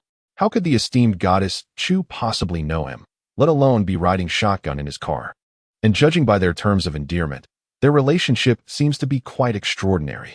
Su Chang was utterly bewildered, Zhao Si was dumbfounded, the class monitor was aghast. And even the usually demure Zhang Yujia, the class beauty, couldn't maintain her composure, exclaiming in disbelief. Are you kidding me? Chu Yi, you're the school's flower. How could you possibly have any connection with him? Chu Yi, paying no heed to the uproar, instead, in full view of everyone, leaned over and planted a passionate kiss on Lin Feng's cheek, silencing all doubts with her actions. How much have you missed me? Lin Feng, in turn, embraced the girl, whose relationship with him was ambiguous at best, cupping her chin with an expression of doting affection. He had thought it was all a pipe dream, but never imagined that this aloof and proud girl would be so proactive in rekindling their past. Their intimate gestures left the onlookers utterly flabbergasted. No wonder Lin Feng declined the class beauty's WeChat request. It seems he has set his sights on someone else entirely. Zhang Yujia stared in astonishment at the two individuals, her heart laden with an inexhaustible bitterness. Regrettably, before she could voice her thoughts, the luxurious extended edition car had vanished from sight. Had I made a grave error in my choices, missing out on the most promising opportunity? Alas, the heartfelt sentiments of my moonlight have become inaudible to Lin Feng. Lacking experience in dating, their evening itinerary followed the familiar pattern, watching a film, dining, and strolling through the food street. Around 11 o'clock, they arrived at a shopping mall, where, under the gaze of many, they engaged in an exhilarating game of claw machines. According to Lin Feng, this claw machine was akin to a fishing game. One could hardly catch anything and only end up feeling frustrated. After exhausting hundreds of tokens, they finally relinquished the game. Noticing his dejected demeanor, Chu Yi smiled gently and handed him the plush toy she had just won. Brother Feng, this game isn't enjoyable. Shall we find another place to play? Lin Feng took the teddy bear and squeezed it tightly, before letting out a sigh and inquiring. Where do you wish to go next? Please, do share. After a moment of hesitation, Chu Yi waved her phone screen and, filled with anticipation, proposed. My two close friends are also visiting Quanqing. Shall we go meet them? Since the last time I returned to the dormitory with numerous bags in tow, my two roommates have been eager to meet Lin Feng, curious about the man who could lavishly spend a fortune on gifts for a girl. Particularly, Chen Yan who, despite being from the same province, insisted on returning home for the new year only to chase after this excitement in Dongshan. Lin Feng casually twisted a teddy bear 360 degrees and remarked, I happen to have a recharge card for the OSI bar. Let us go enjoy ourselves. That sounds splendid. I shall inform my friends immediately, expressed Chu Yi, her heart brimming with joy upon hearing Lin Feng's agreement. Yet, She was uncertain about the nature of their relationship. Were they a couple? Lin Feng's demeanor in conversation was rather aloof, lacking in initiative. To label him merely as a casual acquaintance would not suffice either, as he did not exhibit the peculiar quirks that Chunyin described. This freedom left her feeling anxious and apprehensive. After a brief exchange on WeChat, Chunyin and Wang Qinshan departed from the hotel towards the bar, while she and Lin Feng took a leisurely drive after exploring the mall. Upon arriving at their reserved booth, Lin Feng noticed two boldly dressed women encircled by a group of unruly men. Among that rowdy crowd, he recognized a familiar figure glaring at him with intense fury. Chapter 29. What gives you the right to demand an apology? Dong Minqing. To encounter this fellow while out for a drink truly feels like a twist of fate. With that thought, Lin Feng and his companion approached the booth. Qinshan, Yin Yin. What seems to be the matter? Siwi gently tugged at Wang Qinshan's arm, a hint of trepidation in her tone. Before them stood a group of individuals, generally slender yet adorned with an alarming array of tattoos. Their vibrant, multicolored hair combined with menacing expressions was truly daunting. Xiaoyi, we just located the booth according to your directions, and this gang charged in, forcing us to vacate. They've even wreaked havoc on our drinks. Chunyin lamented, his face a picture of grievance as he occasionally cast glances at Lin Feng. It appeared that this gentleman was indeed Siwi's benefactor, surprisingly youthful at that. Indeed, these ruffians are utterly reprehensible. Lacking the funds to afford a VIP booth, they resort to commandeering seats, shamelessly indulging in free food and drinks. Wang Qinshan exclaimed, hands on her hips, irritation etched on her features. She turned her gaze towards Lin Feng, astonished. Oh, so this is your partner? He hardly resembles a wealthy magnate. Handsome. But I'm not particularly interested in your riches. Perhaps we could sneak away for a dalliance and see if we might empty your magazine. Qinshan, please, do not jest. Siwi replied with an apologetic smile before addressing Lin Feng once more. Brother Feng, please overlook Qinshan's indiscretion. That group truly does appear intimidating. Shall we relocate? Lin Feng smiled nonchalantly, poised to respond when a furious roar pierced the air. Lin Feng, you wretched scoundrel, dare you flaunt yourself before me? Upon hearing his roar, Lin Feng was rather taken aback. At the last gathering at the Zhao family banquet, this fellow had been thoroughly thrashed by security and had not dared to utter a single sound. Yet, merely 2 days later, his temper had evidently escalated. Oh, the scar on his face hasn't even healed, yet he dares to cause trouble. Does he think I didn't teach him a lesson last time? When adversaries meet, the tension is palpable. The two groups, naturally incompatible, stood in stark opposition. Dong Minqing instinctively touched his right cheek, feeling his anger surge to new heights. Brother Yi, this man is the one who bullies my little brother. You must stand up for him today. Some individuals, accustomed to bending over backwards, always seek to attach themselves to those of higher status. However, unlike the corporate manager from the previous encounter, Dong Minqing found himself aligning with a rather flamboyant young man sporting vibrant red hair. I had expected a formidable character, yet it turned out to be this fellow. The young man, known as Brother Yi, took a deep drag from his cigarette, and upon noticing the performer beside Lin Feng, he licked his lips. This woman is quite alluring. Just the remedy I need to alleviate my weariness. As soon as these words escaped his lips, the surrounding underlings, slender and wiry, erupted into raucous laughter. Brother Yi, there are 2 more women over there. Dressed provocatively, they unmistakably reek of promiscuity. After we deal with that fellow, let us enjoy the remaining 2, shall we? Upon hearing these words, the expressions of the 3 women changed dramatically. Wang Qinshan was infuriated, pointing at the group of spirited young men, unleashing her fury. The spirited young men, unaccustomed to such provocations, had barely uttered a few curses when one of them seized an empty wine bottle and hurled it at the group. Instinctively, the 3 women shut their eyes and cried out for help. At that moment, Lin Feng stepped forward, effortlessly catching the bottle and tossing it back. In the next instant, the sound of collision was accompanied by piercing screams. Ah, my head.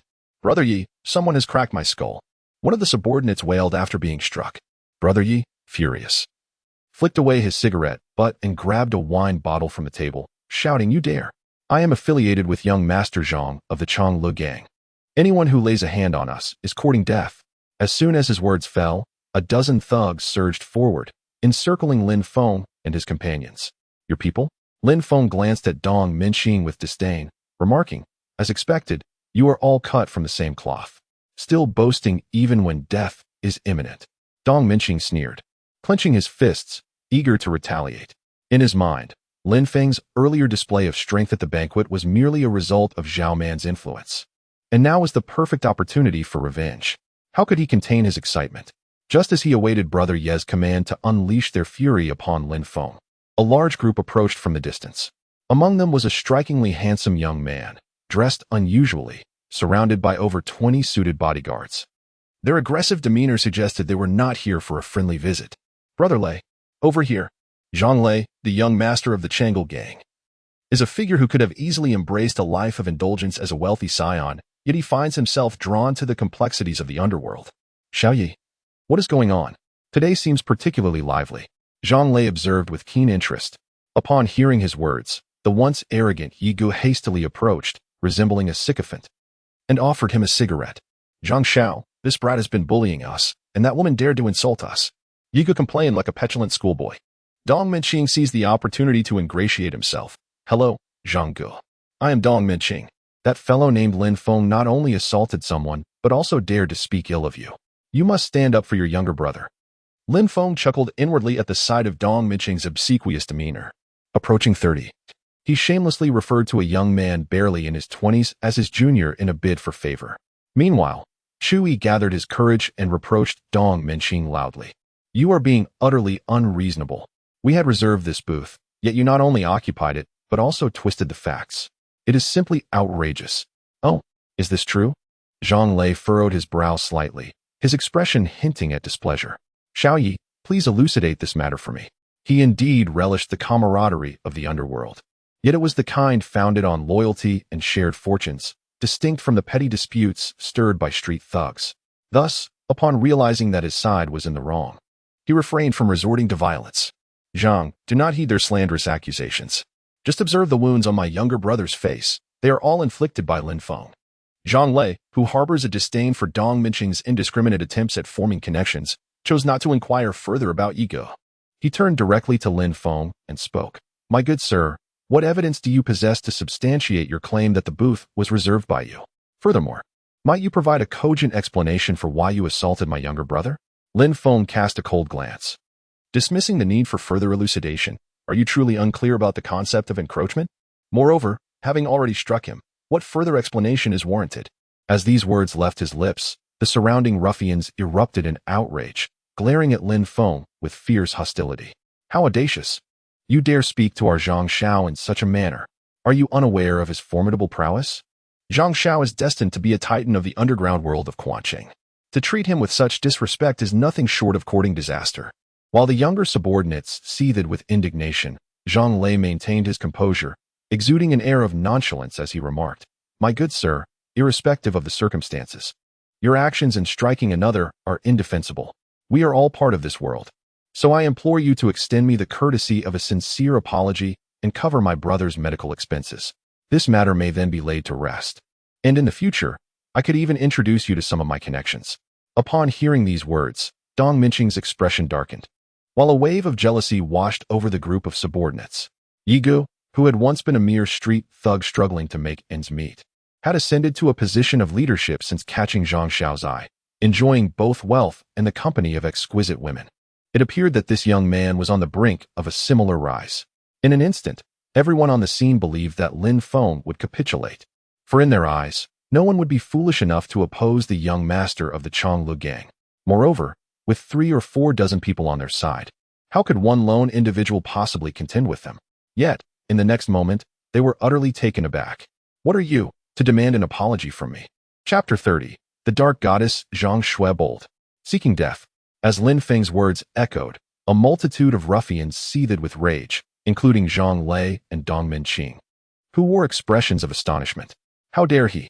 Setting aside the fact that the Chang'e gang was the foremost power in the underground of Quancheng, did he truly believe he could challenge over 30 individuals single-handedly? Dong Minqing, filled with excitement, gazed at Zhang Lei, who casually flicked the ash from his cigarette and let out a chilling laugh. Good lad, it has been ages since anyone dared to confront me. Since you refuse to accept my goodwill, do not blame my men for being ruthless. Xiao Yi, you all go ahead. This time, hold nothing back. Fight to the end. Upon hearing this, Yi Gu took the lead, executing a soaring kick, while a dozen young thugs revealed their elaborate tattoos, their sneakers making a raucous sound. Experienced ruffians typically adhered to a principle of proportionality. Unless faced with a life-or-death enemy, they would know when to restrain their blows. However, the spirited youngsters were unseasoned and unaware of their limitations. Once engaged, they fought with reckless abandon, intent on inflicting severe harm. Brothers, Zhang Xiao has spoken. Let's beat this kid to a pulp. Everyone, grab your weapons. The ruffians charged forward, brandishing their fists, yet Lin Feng remained unperturbed. Instead, turning to reassure Chu Yi and the others, do not fear. While I am here, not a single hair on your head shall be harmed. The audacity of his demeanor only heightened the ruffian's urgency, prompting one to seize a bottle and hurl it towards Lin Feng's head with lethal intent. The sound of the wind slicing through the air was audible as the first ruffian displayed a wicked grin, revealing his yellowed teeth. At that very moment, Lin Feng responded with a smile of his own, elegantly pivoting to deliver a powerful palm strike. Before the first ruffian could utter a cry of despair, he was sent hurtling backward, crashing into a throng of his companions. The sudden eruption of violence shocked all present. Ye Gu, his face a mask of terror, could discern that they had struck a formidable opponent. Casting a glance behind, Zhang Xiao maintained his composure, swallowing hard as he resolved not to be looked down upon. Determined, he hurled the bottle with great force, then took a few steps back to launch himself into a flying kick. Encouraged by this display, numerous spirited youths joined in, converging from all directions for the attack, creating a scene of intense chaos. Lin Feng, however, remained calm, effortlessly catching the thrown bottle with a slight lift of his hand, then casually tossing it to knock down one assailant. Grabbing Ye Gu by the ankle, he wielded him like a weapon, striking out wildly as the ruffians cried out in agony. Eventually, a yellow-haired youth was sent sprawling back, collapsing at Zhang Lei's feet, unconscious. The scene was cleared in an instant. The two women gasped in astonishment, their excitement palpable as they animatedly recounted their feelings to Chu Yi. Wealth is one thing, but to be so incredibly skilled, what a divine boyfriend. The performance art gazed in awe at Lin Feng, admiring him profoundly. As Zhang Lei beheld the disheveled countenance of the yellow-haired ruffian, he was utterly astonished. Both impressed by Lin Feng's combat prowess and dissatisfied with the ineffectiveness of this band of thugs. Brother, you possess some skill. However, do not bask in pride. For my associates are not mere clay figures. As a cigarette but fell to the ground, the silent bodyguard in a suit rushed forward, his head bowed. They were all seasoned fighters, expertly trained, capable of handling 2 or 3 ordinary individuals with ease. Their strikes were lethal and ferocious. With such a configuration, not even a peak champion like Taimu would dare to stand firm. Of course, this was unless the young man before them was akin to the legendary warriors like the second sister and grandfather. Yet, such celestial beings were rarely encountered. Just as Zhang Lei's heart brimmed with anticipation, a chilling wail echoed throughout the bar, piercing the air. In the blink of an eye, more than 20 formidable fighters lay sprawled on the ground, writhing in agony. Witnessing this scene, the DJ in the distance was left dumbfounded. The once frenetic music gradually fading into silence. The dancers quietly descended from the stage while patrons retreated in silence. Under the dim, colorful lights, the bar plunged into a deathly stillness. In an instant, only Lin Feng, Zhang Lei, and 3 others remained. As for Dong Minqing, he had fled with the crowd the moment the skirmish commenced. Though he had lost a shoe and suffered a torn toenail, he managed to escape the bar safely. With a pallid face, he gasped for breath, glanced back to ensure there were no pursuers, and then dared to unleash a stream of profanities. Damn it! A considerable amount of money has been invested, yet I find myself being driven away like a mangy dog. Damn it! Lin Feng, do not presume that your wealth and ability make you exceptional. I possess myriad ways to ultimately bring about your ruin. After an unrestrained outburst, he slumped to the ground. The biting cold wind exacerbating the pain in his bleeding toes, causing him to grimace in agony. At that moment, a gentle fragrance wafted towards him. Raising his gaze, he beheld a stunning woman before him, her skin as fair as snow, her cold demeanor reminiscent of frost. Her peach blossom eyes sparkled like a mystical spring. Shrouded in ethereal mist, her snow-white legs were adorned in fishnet stockings, and her dark, gothic attire exuded a unique and captivating charm. With just a glance, Dong Minqing felt his soul transcend, left motionless and bewildered. Hold on, I have just reached the bar entrance, came the voice of Zhang Lei from the phone. Sister, you must hurry. That guy has given me 10 minutes to call for help. If you delay any longer, my brother will be in serious trouble. The girl ended the call, her steps graceful as she vanished in the blink of an eye. Inside the bar, Lin Feng glanced at the time. His dwindling patience finally exhausted. 10 minutes have passed. You can either apologize or face my wrath. Choose wisely. I refuse to choose. My people are on their way. Soon. You shall witness the might of our Chang'e gang. With a resounding slap, a scream echoed through the air. Zhang Lei's eyes widened in fury. For the first time in his life, he felt such humiliation. He silently vowed that once his sister arrived, he would ensure this young man understood the true meaning of martial prowess. Before long, the rhythmic click-clack of heels reverberated outside the premiere booth. Gazing outward, a young woman adorned in a short, black pleated skirt materialized into view, her hoop earrings swaying gracefully in the breeze, a vision of both beauty and dauntlessness. This woman, known as Zhang Shui, was not only the esteemed second daughter of the Chang'e gang, but also a formidable exponent of Baguazhang. In contemporary discourse, traditional martial arts are often dismissed as mere ornamental displays, with many opining that studying them is less pragmatic than pursuing Taekwondo from South Korea or karate from Japan. However, this perception belies the truth.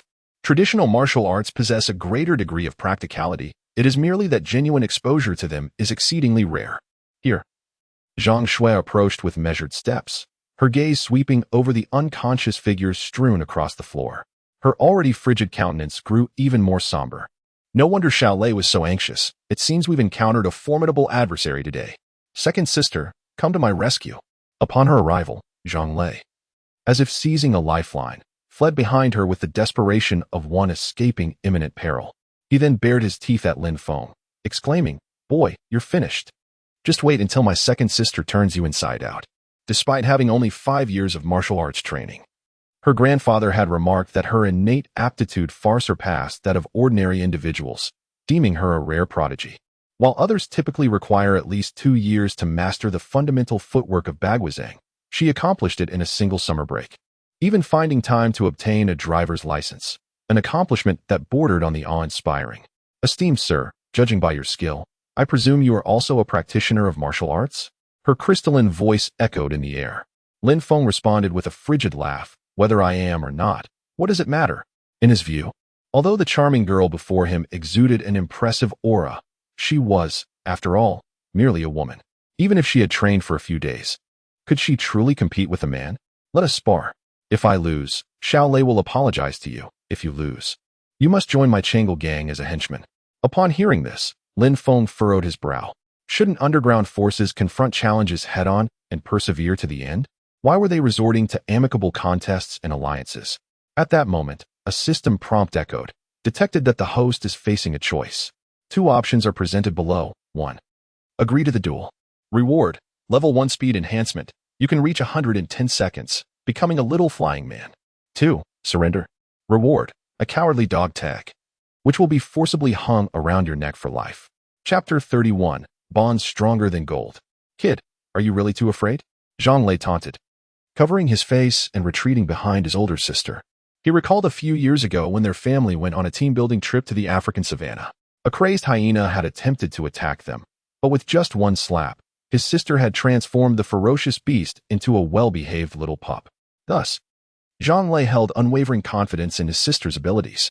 He began to fantasize about how exhilarating it would be to have Lin Feng in tow, flanked by a personal entourage of 30 henchmen. As for the earlier incident of being thrashed, well, who among those living a life of strife wasn't marked by their own scars? Remember, scars are not a shame, but rather the finest metals of a man. Kid, don't back down. I've said it before, opposing our Chang'e gang is akin to challenging electricity. Just watch as my sister takes you down. He was stoking the flames here, and Lin Feng naturally felt no fear. With a cold snort, he stepped forward. Come on, I accept your wager. Zhang Shui's gaze sharpened as she executed a clawing motion reminiscent of a dragon in flight. Good. Please, make your move. Observing her formidable stance, Lin Feng stood rooted in place, his heart fluttering with unease. Damn it, with such powerful moves, am I going to stumble into a ditch? In stark contrast to Lin Feng's tense demeanor, the 3 women remained utterly unconcerned. After all, according to common logic, could a woman truly outmatch a man? Referencing a certain online celebrity who claimed to be a bodyguard, only to be bewildered by a construction worker's barrage of punches, Zhang Shui, indifferent to the thoughts of others, noticed Lin Feng's hesitation to strike and decided to take the initiative. With a flourish, she launched into a powerful wind-breaking fist. Lin Feng instinctively retreated a step. But his opponent pressed her advantage, forcing him to brace himself with his elbows to absorb the blow. The 8 trigrams palm, fused with Tai Chi and Xingyi, allowed for a fluid transition between palm and fist. Seeing Lin Feng withstand her attack, Zhang Shui sidestepped, executing a sweeping palm strike aimed at Lin Feng's lower back. This move struck him like a steel whip, causing him to grimace in pain. Damn, this woman is as quick as an eel. And she doesn't announce her moves at all. What a lack of martial ethics. It is not in Lin Feng's nature to refrain from retaliating when struck. He unleashed a powerful straight punch aimed directly at Zhang Shui's exquisitely beautiful face. However, to his surprise, Zhang Shui sidestepped with a graceful movement, effortlessly avoiding the blow, and countered with a palm strike aimed at Lin Feng's neck. Her attack was lethal, exhibiting a ruthless intent. As the crisis loomed, Lin Feng's mind had yet to catch up, but his body instinctively withdrew a step to evade the fatal strike.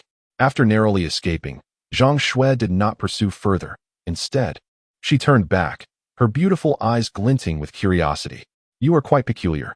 Although your technique lacks finesse, your physique and strength are commendable, at least at the level of a 4th-tier martial artist. Do you perhaps think I am a woman to be treated with tenderness? Lin Feng wiped the blood from the corner of his mouth, internally chuckling bitterly. What nonsense about being a martial artist. If only I had some actual skills. I would pin you down and show you what a true man is. While he remained silent, Zhang Shui's expression grew colder, preparing to initiate the second round with a swift blue dragon palm. Zhang Lei, observing his sister gaining the upper hand, felt a sense of delight. Hey, weren't you just so capable? Why have you withered so quickly? Can you still continue? If not, hurry up and surrender. Chu, he looked worried. Brother Feng, are you all right? Should I call the police? Unaware of the unfolding situation, Wang Qin and another girl were cheering. Go, handsome. Don't hold back. Make her cry. Lin Gu is mighty. Hurry up and defeat her. The two women's provocations greatly annoyed Zhang Shui, who stepped forward and unleashed a fierce series of rapid palm strikes. Lin Feng, left with no choice, could only rely on his agility to parry with his arms, finding himself increasingly at a disadvantage. Despite Zhang Shui's relentless barrage, which seemed focused on his upper body, she ultimately concentrated her full strength into a decisive strike, Yi Di Song Hua, sending Lin Feng staggering back several meters. Blood spurting from his mouth. Coughing violently, Lin Feng expelled a mouthful of old blood, his mind beginning to drift into a haze. At that moment, countless scenes of cinematic battles flashed before his eyes, retreating shots, Tai Chi, Iron Mountain technique, an overwhelming jumble of techniques. Unfortunately, he could only recall them vaguely, forgetting even the basic sequence of stepping forward or throwing a punch. How could one contend with an opponent as agile as a dragon? Perhaps he should try that technique. In times of desperation, inspiration often strikes. Thus, the technique strength of emotion appeared in his mind. Meanwhile, Zhang Shui, after delivering a heavy blow, reaffirmed her belief that Lin Feng was merely a brawny brute with no real martial skills. With this realization, her wariness began to dissipate. You cannot defeat me. You might as well come over, apologize, and join our Changle gang. Upon seeing Lin Feng remain unresponsive, Zhang Shui resolved to hold nothing back. She advanced toward him with renewed vigor, launching another series of strikes. To her surprise, Lin Feng did not evade or defend. Instead, he met her aggression head-on, absorbing several of her powerful blows. Was this man out of his mind? As others witnessed this scene, they held their breath in anticipation. Was it truly a case of standing resolutely in death rather than kneeling in life? Indeed, what a man! Just as despair weighed heavy on the hearts of the onlookers, Lin Feng's next action left them utterly dumbfounded. He audaciously harnessed his resilience against blows to forcefully breach the gust of energy, drawing near to Zhang Shui and fiercely enveloping her in his embrace. Following this, like a clingy little kitten in love, he tightly held onto her limbs, unwilling to release his grip. Damn it, what are you doing? Get off me at once. Zhang Shui's cheeks flushed crimson, her heart brimming with indignation as she exclaimed, Are you still a man? How can you resort to such despicable tactics? Lin Feng, with his lower body firmly pinning Zhang Shui's slender, beautiful legs and his arms tightly clasping her upper limbs, proudly declared, regardless of whether one is a white cat or a calico. A cat that catches mice is a good cat. My strength surpasses yours. If you have the ability, break free. Upon hearing this, Zhang Shui bit her lip in frustration and began to struggle wildly. Alas, Everyone knew that the tighter the grip when one fought against a binding, the more secure it became. Moreover, facing each other, the more they moved, the more intimate their position became. Get off me this instant. Zhang Shui's attempts were fierce and cunning, yet her strength fell short. After several fruitless struggles, she could only resort to cursing to vent her discontent. With their faces mere inches apart, Lin Feng gazed upon her cool and ethereal beauty, feeling a profound admiration. How stunning you are! If only your temperament were a touch more gentle. Her visage was not only serene but also bore a hint of pride. The sight of her pouting in anger evoked a strong desire to conquer. Indeed, he was not the only one capable of movement on the field. The other 4 players wore expressions of utter fascination as they observed their inseparable entanglement. Zhang Lei lambasted Lin Feng, decrying him as a pervert, while Wang Qinshan cheered exuberantly, as if she had triumphed in a momentous battle. Chun Yan, witnessing this spectacle, could only marvel at the sophisticated diversions of city dwellers, realizing that he needed more practice. Chu Yi wore an expression of profound awkwardness, remarking that, at the very least, they had achieved a victory of sorts. Chapter 32. Lin Feng is a true rogue. Do not fidget. Such proximity generates excessive warmth. As time elapsed, Zhang Shui's disposition underwent a transformation. Initially consumed by vehement indignation, she gradually succumbed to a state of fervent agitation.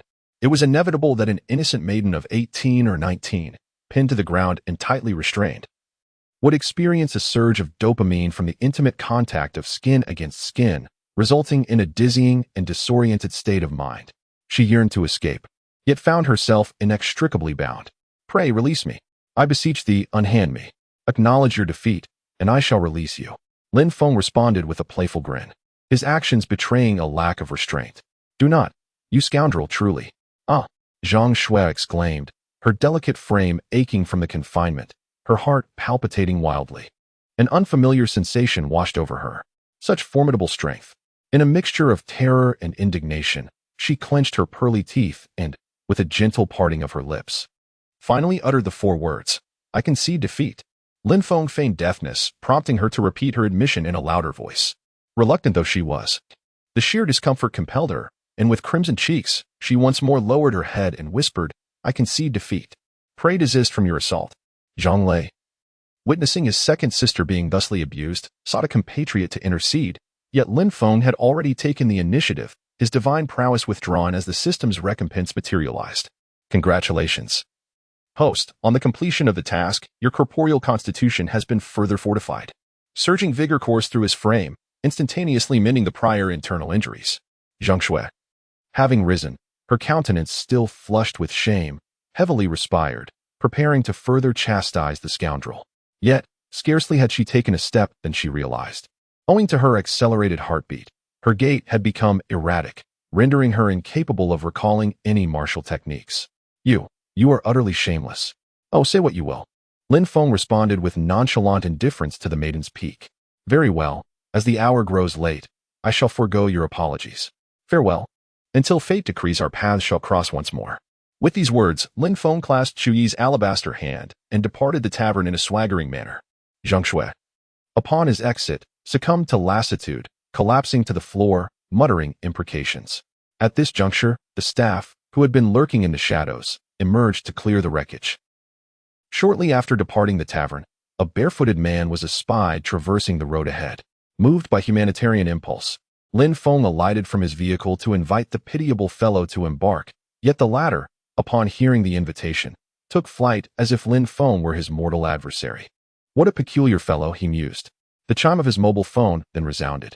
Upon answering, he discovered that Zhao Man desired his companionship at an auction to be held on the morrow. At present, time is relatively ample, and Lin Feng readily agrees. Upon hearing their conversation, Chu Yi feels a twinge of discontent. How vexing. The girls around him are all exceptionally talented, and in comparison, she feels an overwhelming sense of insecurity. Before arriving in the city of Springs, this young lady had resolved to establish a relationship without fail. She is a proud girl, and even if she were to marry into a wealthy family, she must be the primary wife. Yet, it has barely been a day. And not only has she encountered a second daughter of a powerful faction who rivals her in beauty, but she has also learned of a female CEO frequently attending high-end gala events. The presence of such accomplished women intensifies her internal anxiety. Unable to restrain herself, She suddenly calls out to Lin Feng, summoning all her courage to bestow a fervent kiss upon him, leaving a crimson imprint upon his cheek. Lin Feng feels his composure wavering, his grip on the steering wheel loosening as he nearly veers off the road. Fortunately, as they approach the vicinity of the Tangchen villa, traffic is sparse, otherwise they could have found themselves in a disastrous accident. Are you ambushing me? Do you not fear inciting my ire, leading to further torment tonight? He muses. How unpleasant. The sensation of suffering is truly agonizing. Chui lowers her head, her demeanor a blend of bashfulness and coyness. Oh dear. The young couple is quite unreserved. Wang Chenshun lazily reclines in the back seat, instantly invigorated by the exchange. TSK. When did Xiao Yi return to the dormitory last time? Was it 3 days or 4? I seem to have forgotten. With the exam lasting 3 days and returning home 2 days late, it should be 5 days in total. Chun Yin continuously caresses the luxurious interior of the Bentley, jesting while marveling at the splendid life of the affluent. Alas, do not be bothersome, please disembark swiftly. Chuyi's complexion appeared more radiant upon exiting the vehicle. She disregarded her 2 companions and closely followed Lin Feng's every step into the villa. Lin Feng instructed the housekeeper to prepare a late-night meal. Shortly thereafter, he led Chui to a random room to settle in.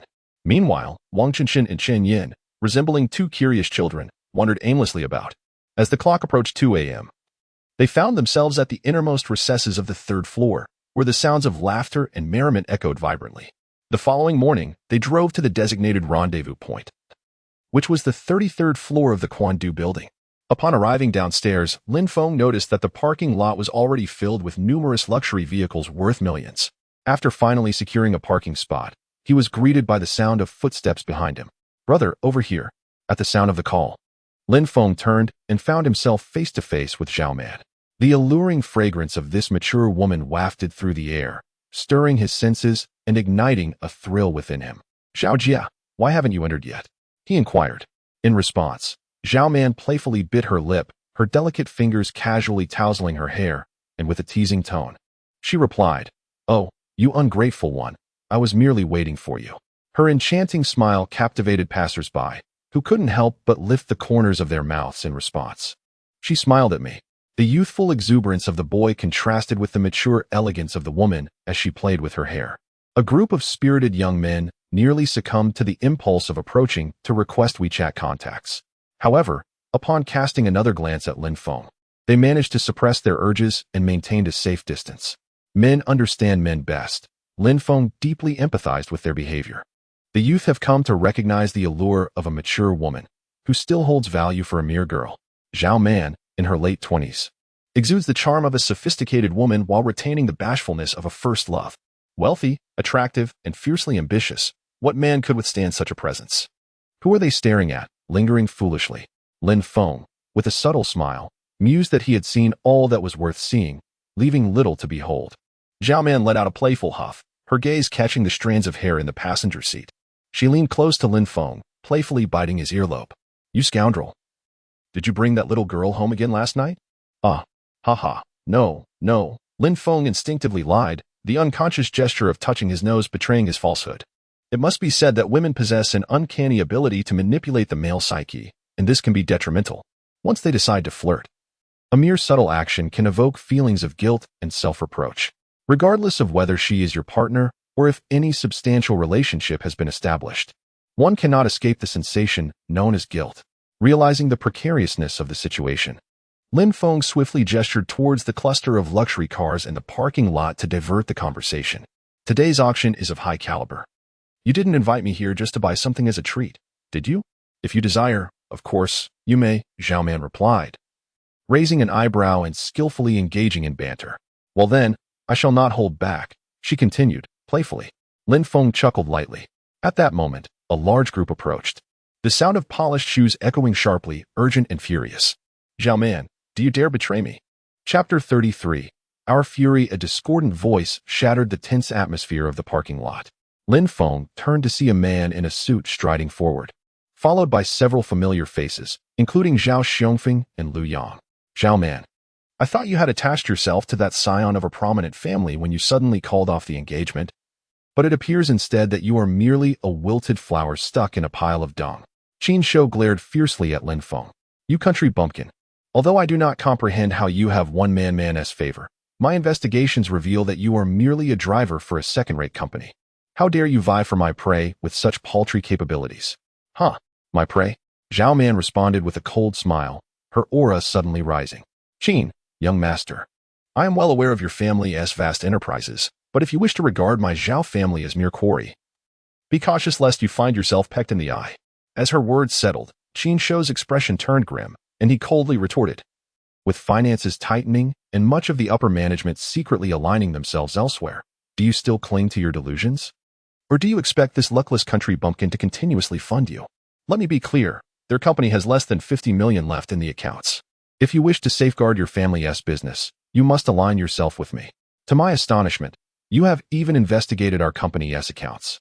Son, you are quite thorough. Lin Feng squinted his eyes, filled with hostility. It has not been long since I acquired the system. Yet you have already delved into foreign system companies. This individual appears to be well prepared. Allow me to inform you, I will steadfastly protect the Zhao family enterprise. Upon hearing this, Qin Shou erupted in laughter. With you? A mere fortunate fool, a worthless wretch devoid of any capability, daring to oppose me. His laughter was matched by those around him, their mockery dripping with scorn, arrogance, and a sense of superiority. Lin Feng, is it? Do you believe that investing a few hundred million makes you impressive? That paltry sum pales in comparison to Qin Shou as personal expenses. As a mere driver, I presume you have never set foot on a cruise ship, nor have you ever boarded a private jet? You have seen nothing, yet you dare to boast about preserving 100 billion company. With the capabilities of your company, it pales in comparison to my subsidiaries. What temerity do you have to provoke Qin Shou? The Qin family controls no less than 27 or 30 companies, with a staggering market value exceeding 10 trillion. Have you ever witnessed such magnitude? I doubt you have even dared to imagine it. A chorus of derisive laughter erupted from the crowd. Suddenly, the system's notification sound chimed. Detected an outsider insulting the system company, the host is presented with two choices. 1. Retaliate with fury. Reward: unlimited targeted funds for the current auction. 2. Act like a coward. Reward: explosive transformation. The host becomes a super explosive capable of detonating within a 100-mile radius. In the entirety of the Dragon Kingdom, there exist merely over 300 companies valued at 1 trillion, and among them, only a scant 70 to 80 can claim the same honor. The Qin family, being the foremost clan in Quanqing, indeed possesses formidable strength. Alas, he has encountered Lin Feng, a man on the verge of transforming into a supercharged dynamo. Do not make a fuss. Let your abilities speak for themselves, he challenged. You bear the surname Qin. Do you fancy yourself competent enough to compete with me? Should your esteemed family falter, kneel before me and beg for forgiveness, calling me father, and I shall absolve you of your filial disrespect. Upon hearing this, Qin Shou was seething with rage, his jaw clenched, unable to articulate a single word as he pointed accusingly at Lin Feng. We are part of the upper echelon of society, where we engage in power plays, interests, and resources. It is utterly impossible to communicate with a crude, rustic boor like you, who resorts to tantrums at the slightest provocation. Such behavior is devoid of decorum. Zhao Man, look at the simpleton you have chosen, spewing foul language. It's simply intolerable. Isn't simpleton a derogatory term? Qin de Shao's hypocrisy was palpable. Zhao Man regarded him with a calm and discerning gaze. Very well, you seem quite capable. As fury surged within him, Qin Shou pointed at Lin Feng, exclaiming, You wild brat, we shall see who truly possesses prowess at this auction. I will ensure you comprehend the vast chasm of wealth that divides us. With that proclamation, he turned and left without hesitation. Congratulations, host, for completing the task. You are rewarded with unlimited funds for the auction. As the system announcement faded, Lin Feng turned to Zhao Man, who was gazing intently at him. He sensed her desire to inquire about something, yet both remained locked in a silent exchange. With the billionaire female CEO yielding first, Lin Feng nodded thoughtfully, then, after a prolonged silence, carefully articulated his question. What is the purpose of calling me here today? And what is your relationship with that Qin Shou? He was unwilling to be a mere pawn or a victim of manipulation. Zhao Man, after a moment of contemplation, sighed deeply and began to recount her story. Qin Shou and I are alumni of Oxford. He pursued me for several years without success and even attempted to drug me, only to be thwarted. His repeated failures left him disheartened, and upon returning to his homeland, he shifted his focus to undermining my family's enterprise. coercing several relatives into a forced engagement. She paused for a moment before continuing. As for today, it was merely a coincidence. I found myself feeling somewhat lonely and wished to meet you, nothing more. Upon hearing this, Lin Feng was taken aback. To resort to drugging. One cannot judge a book by its cover. He may appear refined, yet his actions are so despicable. Zhao Man scoffed lightly and added, appearances can be deceiving. With sufficient resources, anyone can present themselves well. Those who enter high society often indulge in the most sordid of pleasures. He exploits his illustrious lineage to engage in unscrupulous behavior, seeking to exploit innocent women to satisfy his twisted desires. Often, I find myself questioning whether my father and grandfather fell victim to his sinister machinations, rather than some absurd and elusive key to the upper realms. Upon hearing her words, Lin Feng was struck with unparalleled horror. A scion of wealth, merely to satiate his own depraved whims, could effortlessly devour the enterprises of others, enforce unwanted betrothals, and perhaps even resort to hiring assassins. The upper echelons of society are far more sinister than one might imagine. They resemble beasts in Eden, living lives of untroubled abundance while unabashedly unleashing their primal instincts. In truth, regarding my affairs with Qin Shou, your involvement is unnecessary, as his family's influence is simply too vast. In the realm of capital, the meek bow down, and perhaps I too shall yield in the not-so-distant future. In response to Zhao Man's self-deprecation, Lin Feng's ire gradually intensified. What do you mean the weak should bow down? Why should we submit to him? He grasped her hand firmly and declared, I have vowed to protect the Zhao family. As long as I am here, you shall never need to bow your head. A promise resonated as Zhao Man lifted her gaze towards Lin Feng. In this man, she perceived a glimmer of hope. In the next moment, whether it was indignation, emotion, or perhaps a blend of both, bitter tears streamed down her cheeks. Leaning against his embrace, her face bore the marks of exhaustion and despair. From an untroubled heiress to a self-reliant businesswoman, the years had drained her spirit. Lin Feng, unsure of how to console her, placed a gentle hand on her shoulder, enveloping her in his arms, silently shielding her from the scrutinizing eyes of others. After a considerable time, once her emotions had settled, Zhao Man touched the tear-stained fabric of her shirt with a hint of regret. It's ruined. Let's get you a new one tonight. Is it merely a new outfit? Of course, it's much more than that. Lin Feng smiled knowingly, directing his gaze towards the towering skyscraper. Pointing towards the 33rd floor, he remarked. We shall discuss tonight's matters then. For now, let us attend the auction and show this self-proclaimed elite our wrath. All right, let us go together. Chapter 34. Entering the auction house at the Jiada Auction House, the spacious hall was filled with guests from various sectors. They reclined in their mahogany chairs, the meticulously carved backs exuding a subtle opulence that symbolized their elevated status. As one of the few premier venues in Longhua, every auctioneer gracing this place was a luminary of the business world, a scion of a prestigious family, or even a discreet tycoon worth billions, whose name remained largely unrecognized. These individuals, adorned in tailored suits or exquisite evening gowns, and some even draped in traditional Tang suits, exude an aura of innate authority simply by occupying their seats. As two figures gracefully entered the venue, the soft lights cascaded down, casting a warm glow upon Zhao Man, akin to a top model gracing an international stage. Each smile and frown captivating the very essence of beauty. Her flawless visage resembled a masterpiece painstakingly crafted by an artist over a lifetime, with her striking features perfectly harmonious. Her entrance astonished the surrounding clientele, who found themselves entranced. Who is this woman? It is the first time I have encountered such a rare gem, exclaimed one. She is the head of the Zhao Group, the most beautiful woman in the elite circles of Spring City, and you don't recognize her? Such poise, such form, such beauty, simply extraordinary. Wait, who is that young man? How dare he hold my goddess's hand? The wealthy heirs glared with indignation, their expressions almost wishing to devour him whole. Lin Feng felt a twinge of embarrassment and lowered his gaze slightly, nearly brushing his face against Zhao Man's. Sister Zhao, your charm is quite potent, ever since we appeared. Those rich heirs in the corner haven't taken their eyes off us. The enchanting woman replied, glancing up with a raised eyebrow. What's this, little Feng Feng? Are you feeling jealous? Her alluring gaze was irresistibly captivating, and the wealthy heirs stared intently as the goddess interacted closely with another, their teeth nearly grinding in frustration. Damn it, who is that guy next to the goddess?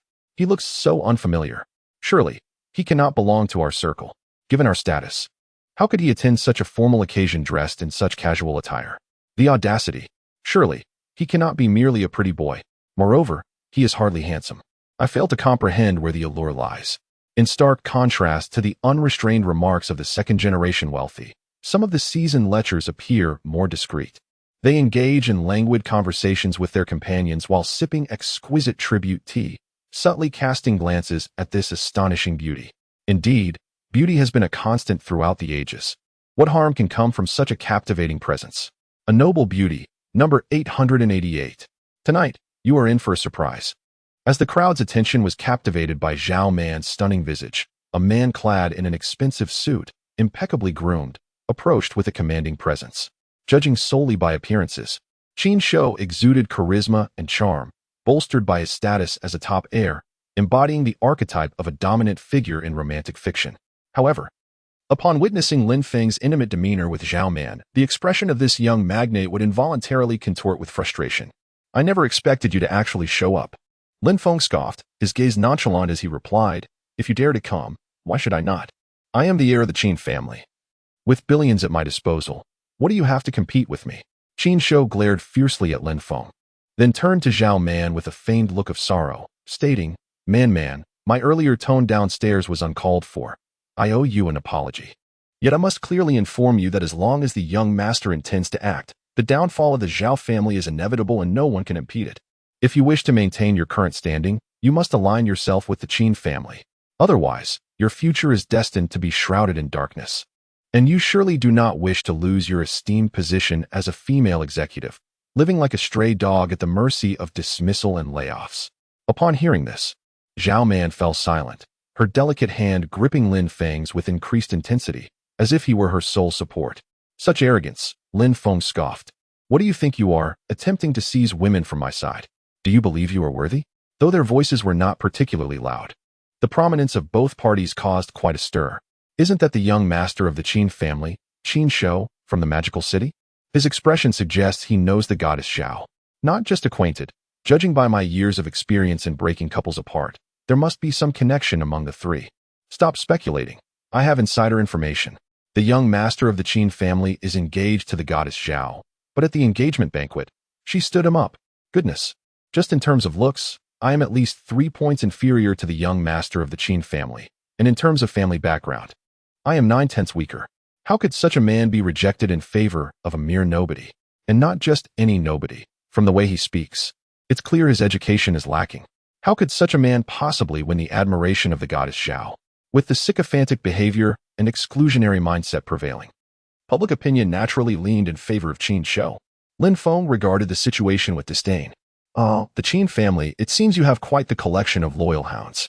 Their unwavering loyalty is truly moving, he scoffed. But do refrain from displaying your verbal prowess here.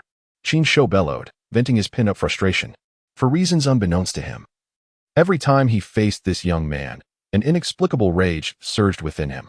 Weren't you boasting downstairs about protecting the Zhao family's enterprise? Let us wager here at this auction.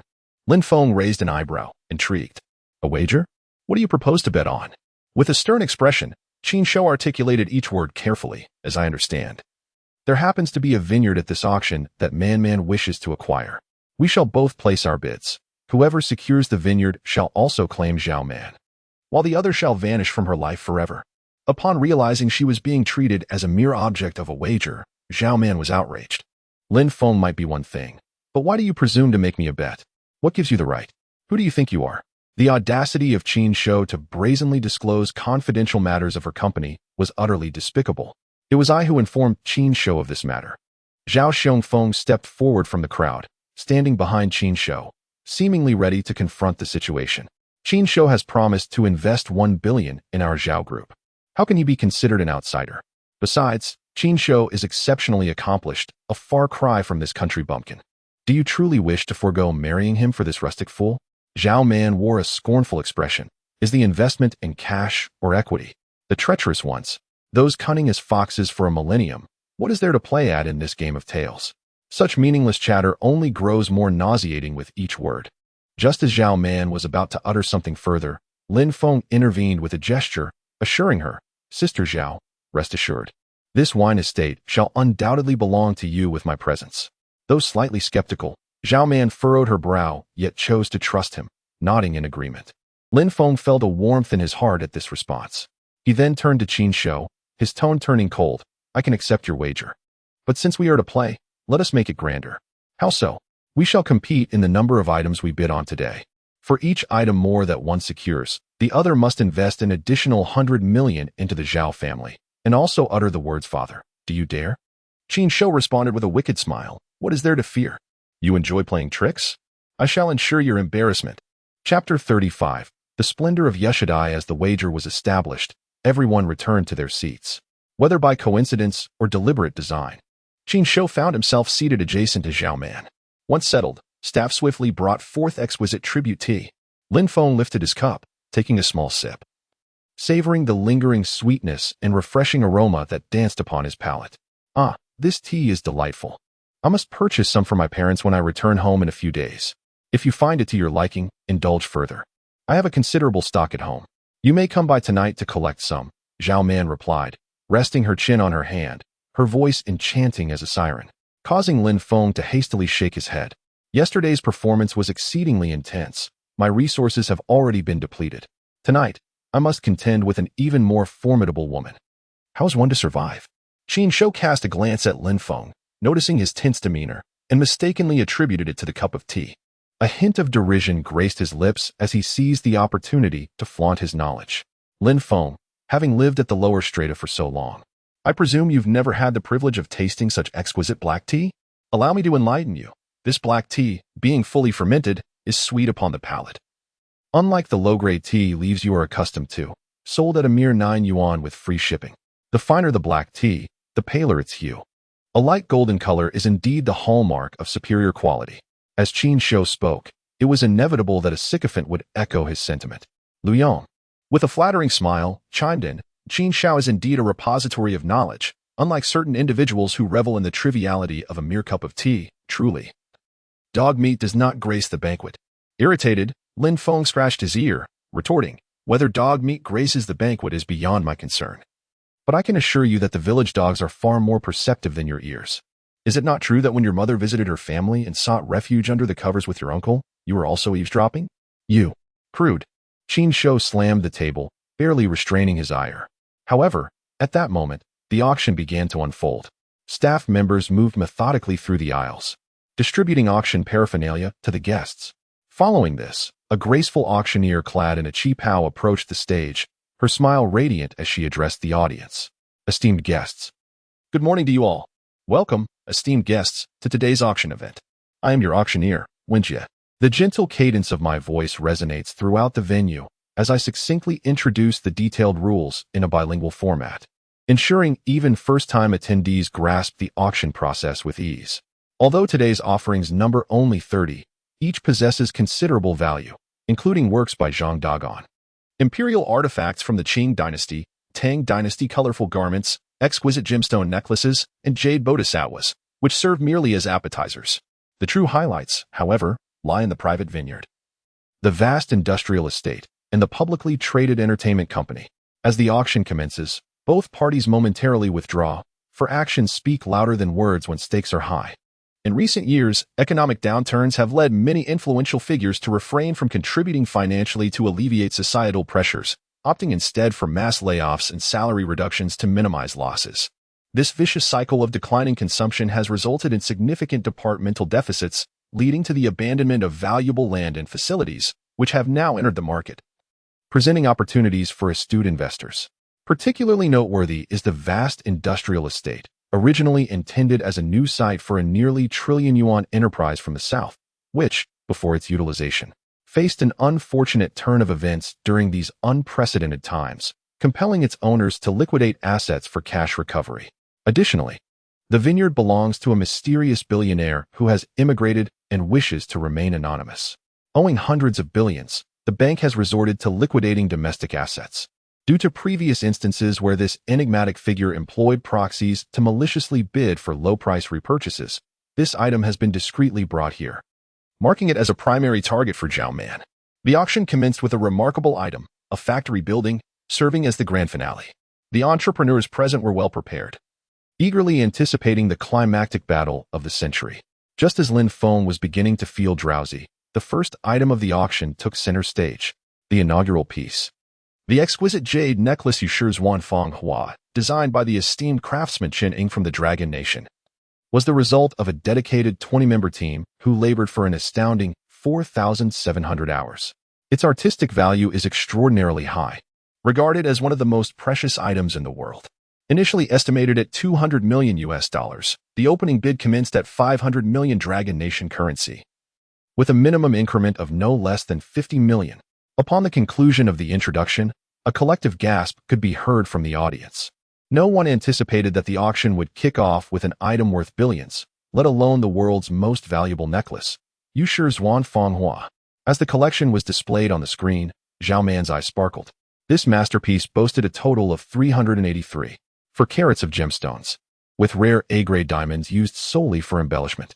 It included 114 pieces of icy green jade and 72 pieces of white sheep's jade, all meticulously crafted through the master's years of expertise. Being a woman, she couldn't help but feel a fleeting thrill upon seeing such beautiful jewelry, though the sentiment quickly faded into silence. In the past, she might have considered making a bid, but now, the funds at her disposal were still far too limited. Even with Lin Feng's financing, her account barely totaled a few billion, and she was contemplating whether she could secure the vineyard. Extravagant spending was out of the question. Her unusual reaction did not go unnoticed by two individuals present, and at that moment, many affluent women in the audience could no longer contain their excitement. Regardless of age, women have an innate tendency to compare themselves with one another. Presently, there exists a necklace of unparalleled value, deemed the most exquisite in the world. How could they possibly resist its allure? No one shall dare snatch it from me. A plump, affluent woman in her 40s was the first to place a bid. Very well, Ms. Wu from table 80 bids 500 million. Before the auctioneer could complete his initial announcement, a portly gentleman raised the stakes once more. A glamorous matron, with a playful demeanor, coyly flaunted her charms. Table 96, 600 million. Table 78, 700 million. Table 70, 900 million. Table 66, 1.2 billion. It must be acknowledged, women's money is remarkably easy to acquire. In less than half a minute, this globally coveted and stunning necklace soared to a staggering price of over 10 billion, rapidly escalating to match its original valuation. The fervor only ceased when a septuagenarian lady placed a bid of 1.45 billion. The bidding war gradually subsided. Table 60, 1.45 billion. Going once. Table 60, 1.45 billion. Going once. As the item neared its final bid, Qin Shou cast a glance at Lin Feng, a smirk playing on his lips. 1.5 billion. I shall acquire this necklace.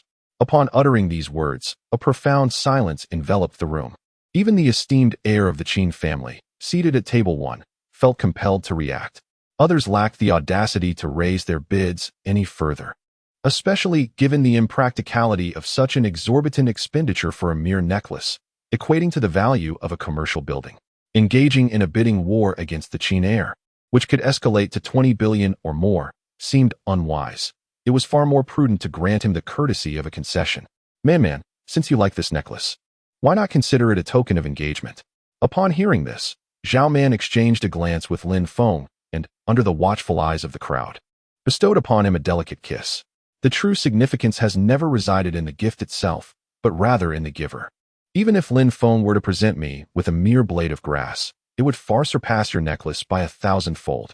With a demeanor as gentle as jade, the latter touched his own face, feeling an unexpected warmth. Humph, foolish.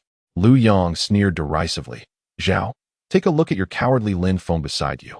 He appears utterly petrified by the ostentatious display of wealth from young Master Qin. I am quite perplexed. What does this wild boy Lin Feng possess that could ever rival our young Master Qin? To have dismissed me, a senior executive, for this worthless fool is the height of folly. In response to such treachery from a duplicitous individual, Lin Feng approached with a cup of hot tea, causing the wild dog to yelp in discomfort. Is 15 billion truly impressive? The Qin family's young master is scarcely so remarkable. Lu Yang spat contemptuously. If you're so capable, why not produce 15 billion yourself? Splashing water is hardly a display of skill. Qin Shou wore a mocking expression, preparing to unleash his scorn, when unexpectedly, under his gaze, Lin Feng clicked the red light button in the upper right corner. The Sky Lantern. Chapter 36. The Sky Lantern ignited. As the lantern illuminated, a rousing battle hymn echoed throughout the venue. In an instant, a soft, radiant beam of light descended from above, illuminating Lin Feng's seat number 2. At that moment, Qin Shou was left utterly bewildered. It was not just him. The entire assembly found themselves in a state of shock. The Sky Lantern? In a venue of such high standards? How audacious it is for someone to dare light a sky lantern. Who possesses such courage? You reckless fool. Have you lost your mind? You imbecile. Surely you are not here to create chaos? Qin Shou and his companions simultaneously voiced their indignation. Even the esteemed auctioneer, Wen Jie, hesitated, her wrist poised above the small hammer, reluctant to strike the button for the sky lantern. The establishment of this button serves a select few. Since the inception of Jiada a decade ago, there has only been one instance of its activation, and that occasion was of a far lesser caliber than this auction. Given the financial capabilities of the invited guests, acquiring even a single item is feasible. However, to amass 30 pieces simultaneously would require a sum of at least 2 to 300 billion. Such liquid assets can only be procured with the endorsement of a trillionaire. Otherwise, who could possibly produce such capital? Zhao Man widened her eyes in disbelief as she looked at her partner. What are you doing? Brother, quickly cancel the sky lantern. That button is not to be pressed frivolously. With delicate hands, she seized the tablet in an attempt to deactivate the sky lantern button, but alas. Lighting the lantern is far easier than extinguishing it. Despite her continued efforts yielding no result, tears welled in Zhao Man's eyes as she pounded her fists against Lin Feng's broad and sturdy chest. What a vexatious predicament. Very well. Let us forsake the family fortune and support him this time. As the sole daughter of the Zhao family, she has endured countless hardships, altering her interests and passions solely to safeguard the ancestral legacy passed down by her forebears. Yet now, she astonishingly contemplates relinquishing it all for a man she has barely known, resolutely unrepentant. Do you understand the significance of the sky lantern, deceased? I shall indulge you this once, but never again. Before her words could fully escape her lips, she was abruptly pulled into a strong embrace. Fear not. I grasp the meaning of the sky lantern. It merely signifies 30 auction items. What of it if they all are mine? Gazing into his eyes, which exuded a subtle yet undeniable dominance, Zhao Man found herself inexplicably inclined to trust him. This unreserved and heartfelt trust was something others could scarcely comprehend. Observing this, Qin Shou was filled with a mocking rage. Wretched woman, you vile harlot. You dare to abandon your heritage for him. It is utterly foolish. He continued, and you, Lin Feng, are merely a lowly worker. No amount of toil, whether for a century or a millennium, will earn you the money for a sky lantern. Beside them, the silent Zhao Xiongfeng also chuckled, their laughter dripping with scorn and disdain. In that moment, apart from Zhao Man, not a soul believed that this rustic lad possessed the prowess to procure a sky lantern. Pardon the interruption. Mr. Lin at table 2. Do you confirm your intent to purchase a sky lantern? The auctioneer emphasized each word, fearful of any oversight, while Lin Feng remained utterly unconcerned, as nonchalant as if he were casually purchasing a cabbage from the roadside. A mere spark of a lantern ignited, yet there was no cause for alarm. Upon uttering such audacious words, the audience erupted in astonishment, whispers circulating amongst them, all convinced he had lost his sanity. Very well, Mr. Lin. The auctioneer's expression turned grave as he nodded solemnly. Lighting the lantern necessitates a verification of funds. Kindly provide your bank account number on the tablet, and we shall expedite the review. As the system processed the input, the verification results appeared with astonishing speed on the auctioneer's tablet. 888 billion. Witnessing this figure, the female auctioneer's jaw dropped, her emotions momentarily in turmoil. This number is indeed remarkably auspicious. After a brief pause, a professional smile blossomed upon her face. Mr. Lin, would you care to project your account balance on the big screen? The rules of the auction house stipulate that anyone who lights the lantern may choose whether to disclose their bank account balance publicly. This serves two purposes. First, to appease the audience and prevent any allegations of clandestine dealings. Second, to elevate the status of the lantern igniter. After all, if one is willing to spend such a substantial sum, why not allow them a moment of ostentation?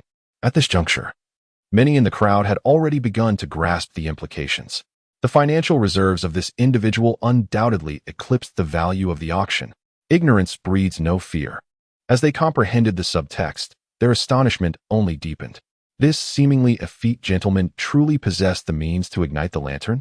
That would imply his actual economic prowess far surpassed that of everyone present, akin to that of a noble house's patriarch. Truly, a formidable revelation indeed. I demand public disclosure. Suddenly, Qin Shou let out a furious roar, vehemently demanding a public disclosure. The underlying implication was clear. He simply could not believe that a mere country bumpkin could possess such wealth. The female auctioneer, unfazed by Qin Shou's outburst, maintained her serene smile as she directed her gaze towards Lin Feng. Observing Qin Shou's desperate demeanor, Lin Feng responded with an indifferent smile. Some individuals refuse to accept their fate, so I shall indulge them. Let the funds be disclosed. As soon as his words fell, a cascade of figures materialized on the grand screen. 888888. Staring at the multitude of eights, Qin Shou sprang from his chair, his pupils constricting, his heart racing uncontrollably. How could this be? This is impossible? No, I cannot believe it. Yet disbelief changes nothing. Your destiny is trampled beneath my feet. A deep voice echoed in his ears, akin to a final whisper. Real injury shattered defenses. At that moment, like a thunderclap, the young heir of the Qin family gasped for breath, his nails digging painfully into his palm. He raised his eyes to meet the gazes of the onlookers, their eyes like glistening blades, cutting into him with sheer embarrassment. The wager had been known to all. He had initially believed it to be a display of overwhelming power, but it turned out to be nothing more than self-inflicted humiliation. How utterly disgraceful. How profoundly disappointing. Very well, Mr. Lin. The disclosure of funds is complete. The auction shall now proceed. The female auctioneer interjected promptly, casting an inquiring glance at Qin Shou. Young Master Qin, you previously bid 1.5 billion. Will you continue to raise your bid? At this moment, Qin Shou resembled a beast driven to madness, recklessly raising the stakes. I bid 100 billion. Lin Feng, you only have 80 billion. You cannot compare to my wealth. Your hopes burst like a balloon, haha. In the face of his reckless bravado, Lin Feng was about to call upon the system to adjust his funds when the auctioneer interjected, Young Master Qin, please refrain from maliciously inflating the bid. If you truly wish to offer 100 billion, kindly provide proof of funds. 100 billion sounds rather modest. A distinguished heir of the Magic City ought to be able to mobilize such resources. Unfortunately, no one would grant him the time to secure the necessary funds, and moreover, he would not be foolish enough to spend 100 billion on a mere necklace. Consequently, he found himself in an embarrassing predicament, one of his own making. The gaze of the audience, filled with disdain and mockery, left this young master feeling utterly humiliated.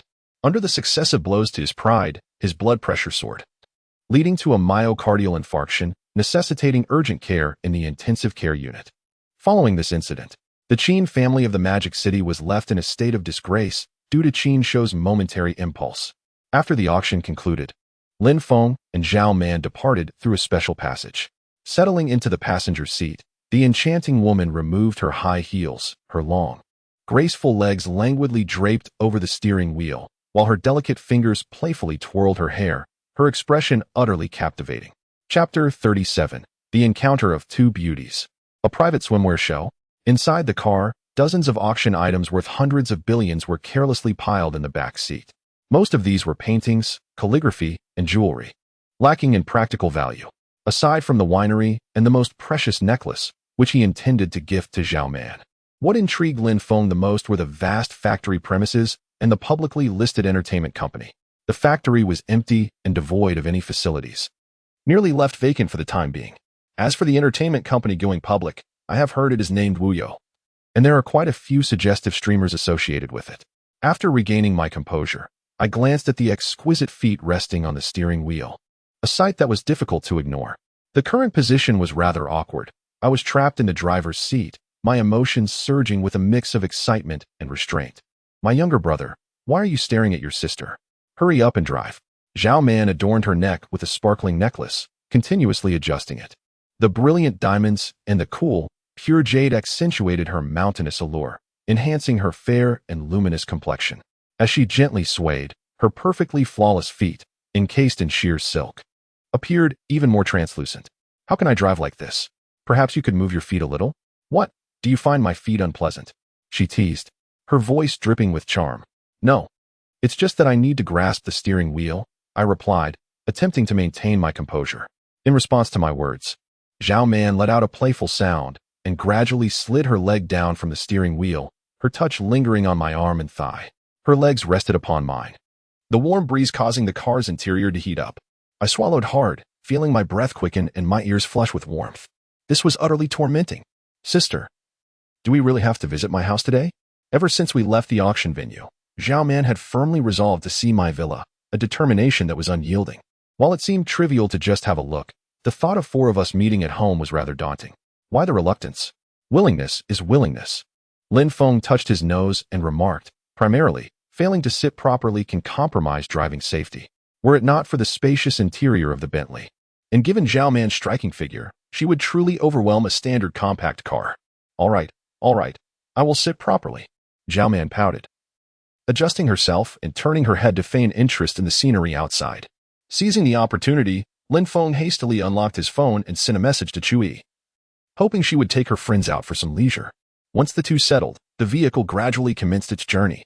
A profound silence enveloped them until they neared the Tang Chen Villa, where a sleek black Maybach suddenly appeared on the previously empty road.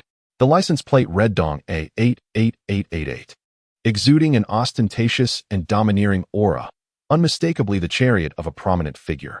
Both cars entered the villa's main gate in succession and turned into Villa Number 1. The vehicle coming to a leisurely halt.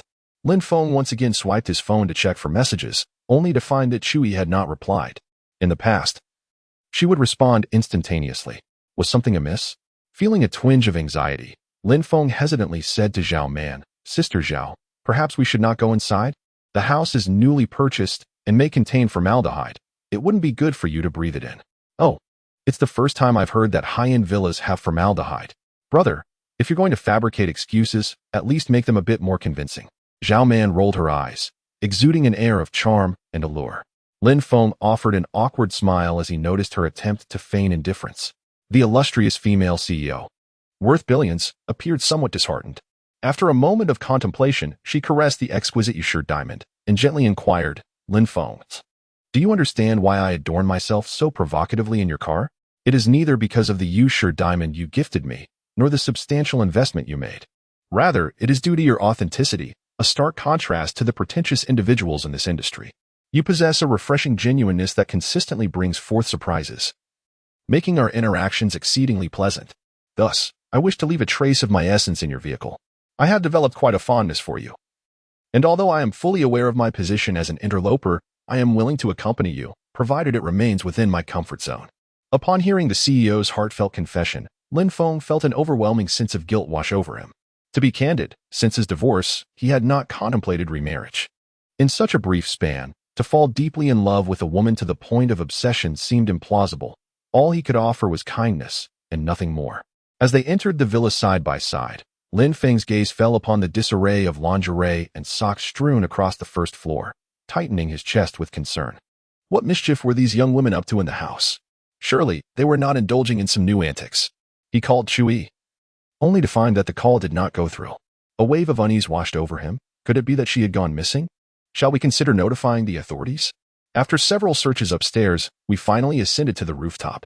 From this elevated vantage point, we caught a hazy glimpse of a graceful figure clad in a black swimsuit, partially draped, as she leaped from the high platform into the pool below. The splash was exuberant, accompanied by laughter and merriment. Her silhouette suggests she is a stunning beauty. My younger brother certainly possesses an eye for exquisite charm. Zhao Man approached him from behind, turning her head with a smile, yet at that moment, Lin Feng found her smile somewhat forced and disingenuous, stirring an inexplicable unease within him. All right, let us descend together, she declared, extending her delicate hand to pull Lin Feng toward the pool at the back of the building. The Tangshan pool spans approximately 270 square meters and is equipped not only with heating facilities, but also with various entertainment options, such as water massages. With so many engaging activities, the 3 girls played until their phones were filled to capacity and their batteries drained, yet they were reluctant to leave. Not stopping there, Zhao Man elegantly gathered her hair into an updo, deftly unfastened her coat, and carelessly cast it aside. As Lin Feng prepared to speak, the other 3 girls also noticed the scene unfolding before them. Chui floated half-submerged in the pool, momentarily lost in thought. Given her intelligence, she certainly could infer the nature of the relationship between the two. One would assume she would boldly approach and create a scene, or at the very least, engage in a discussion. However, Sensing Zhao Man's formidable presence, she felt an involuntary apprehension. Wang Chenchun, wrapping her arm around Chu Yi's shoulder, encouraged her. Oh, look. They brought someone along. Aren't you going to greet them? Indeed, indeed. Xiao Yi is the campus beauty, after all. What are you afraid of? Chen Yin echoed beside him. As the two approached Lin Feng, Brother Feng, this is... Oh, I am the president of the Zhao Group, and also your Lin Ji's lover, Zhao Man interjected, introducing herself with confidence. A woman capable of managing a family must possess remarkable wisdom. Upon seeing Chu Yi and the others, she promptly extended her delicate hand towards the beautiful Chu Daxioa. Hello, lovely young lady. We have met once before. I hope you don't mind sharing your boyfriend with me? Chu Daxioa was taken aback by the boldness of the stunning woman before her. At the hotel, she had been too shy to fully see Zhao Man's features. Today, she had assumed the true partner had come to confront her, only to discover that this extraordinary beauty, worth billions and radiating an impressive aura, was merely a mistress. How captivating must Lin Feng be? Hello, I am Chu Yi, a student at the Shanghai University of the Arts. Mistaking Zhao Man for the primary partner, Chu Yi adopted an exceptionally humble demeanor. The University of the Arts, how wonderful. No wonder your sister is so striking. Zhao Man discerned the underlying context immediately and cast a sharp glance at Lin Feng. Young Master Lin, your swimming pool is quite expansive. I believe the five of us could have a splendid time there. It has been a while since I swam. May I borrow your pool for some exercise? Of course. Feel free to enjoy. We have plenty of space. Lin Feng failed to grasp her meaning, his ears only registering the invitation to swim. He had anticipated a challenging conclusion to the gathering, yet it appeared remarkably harmonious, quite delightful indeed. Wang Chenchun's expression, once tinged with provocation, transformed into uncertainty upon witnessing the amicable atmosphere, leaving her at a loss for words. As the scene began to descend into silence once more, Lin Feng adeptly intervened to lighten the mood. Since we are all acquainted, shall we continue our merriment? Excellent. Coincidentally, I noticed several of my friends possess a splendid grace. They must have some experience in walking the runway. How about we arrange a private showcase for our esteemed Lin? Zhao Man suggested with a mischievous grin, shedding her attire as she spoke. The group of young ladies, clad in bikinis, stood together, their figures casting a shadow over the others, particularly Zhao's striking physique, which made the girls feel somewhat inadequate. It is rather curious how, regardless of the initial tension, girls invariably find themselves bonding through playful antics, emerging as close friends. Having established their camaraderie, Lin Feng, the sole male in attendance, found himself at a disadvantage. Under Zhao Man's leadership, the four young ladies formed a united front, brandishing their water guns and relentlessly assaulting Lin Feng's sculpted abs. Initially, he could only shield himself in a futile attempt to escape, pleading for mercy. Unable to evade their onslaught any longer, he resorted to wielding an oversized water gun, dousing each of them in turn. The droplets dampened their hair, sending ripples through the water, as the girls reveled in both their torment and delight. After a playful afternoon, the young ladies grew somewhat fatigued. That evening, they gathered together to enjoy a modest drink. The young women, though capable of holding their liquor, could not outlast the seasoned Lin Feng. Once Chu Yi and the others had succumbed to slumber on a single bed, Lin Feng decided to arrange a room for Zhao Man. Just then, the beautiful CEO suddenly pressed her delicate lips together and hurried into the restroom. Observing this, the kind-hearted Lin Feng felt a pang of concern for her well-being and rushed to check on her. However, as he approached the restroom, the blushing Zhao Man emerged, wrapping her slender arms around his neck. Zhao Jia, what is the matter? Were you all right just now? Lin Feng inquired with a calm and steady demeanor. The voluptuous woman, however, chose not to respond verbally. Instead, she gazed deeply into Lin Feng's eyes, her expression imbued with a profound significance and a burning intensity. Their eyes locked, and the atmosphere grew increasingly intimate. Shortly thereafter, she gently released her embrace and retreated slowly toward the bathroom. Moments later, the shower was turned on, cascading water like a waterfall, washing over her form. Chapter 38. The Dragon Claw Hand breaks the defense of the proud young girl the next day. As New Year's Eve approached, the final batch of workers embarked on their journey home. Amidst the bustling streets, the occasional sound of firecrackers echoed from the depths of the corners, adding a touch of festive spirit to the gradually quieting city. As there were still some loose ends to tie up at the office, Zhao Man left the villa early in the morning. Meanwhile, Chu Yi and the others were also urged by their respective parents to return home. The entire Villa Number 1 was suddenly enveloped in an eerie silence. As the time drew near, Lin Feng had procured some exquisite red tea and was preparing to leave the community. While passing by the flower bed, his gaze was unexpectedly captivated by a young woman. She possessed a haughty visage, her delicate features seemingly sculpted by divine hands. Her large, bright eyes sparkled like stars in the night sky, exuding a unique charm. Could it be Zhang Shui? Such a distinctive aura was hard to overlook. She was indeed the second daughter of the underworld, who had recently endured a beating at the bar. Upon encountering an enemy, tensions flared. Without a moment's hesitation, Lin Feng pulled over and positioned his vehicle in front of her, deliberately adopting a menacing demeanor. Hey, do you still remember me? A shadow loomed before her as Zhang Shui slightly lifted her head, her elegant nose lending her a striking three-dimensional beauty. You are Lin Feng. The Oka Bar was part of the Zhang family's empire, making it a trivial task to retrieve client information. Thus, it was hardly surprising that she knew his name. What a coincidence to run into you here. Lin Feng greeted her warmly, while the young woman appeared momentarily taken aback. However, true to her character, she dismissed any lingering thoughts, her lips curling into a slight smile, the proud arc both confident and alluring. Seeing me and not taking a detour? Are you hoping for another lesson? As the enchanting voice of the young girl faded, the previously silent system once again emitted a prompt, detection of host making a choice. Two options currently available. 1. Confront the girl as provocation and initiate a battle. Reward: mental fortification, enhancing brain capacity, improving learning ability, and reaction speed. 2. Flee home. Reward: 20 substantial resources. Upon observing the two choices, Lin Feng let out a mischievous chuckle. It is not to say that, following his triple enhancement, he would falter even after toiling for 3 days and nights. He stood as firm as a colossal pillar. Moreover, the young lady had boldly challenged him. And how could a man of stature back down? Little girl, your bravado is rather audacious. Let us not forget who was weeping and begging for mercy the last time we met in the bar. If you are unsatisfied, shall we engage in a fierce contest on the lawn? 300 rounds? As Lin Feng gestured in her direction, a rare blush surfaced on Zhang Shui's usually placid face. She could never erase the memory of the humiliation she endured when Lin Feng had ensnared her with a modified version of the unbreakable bond.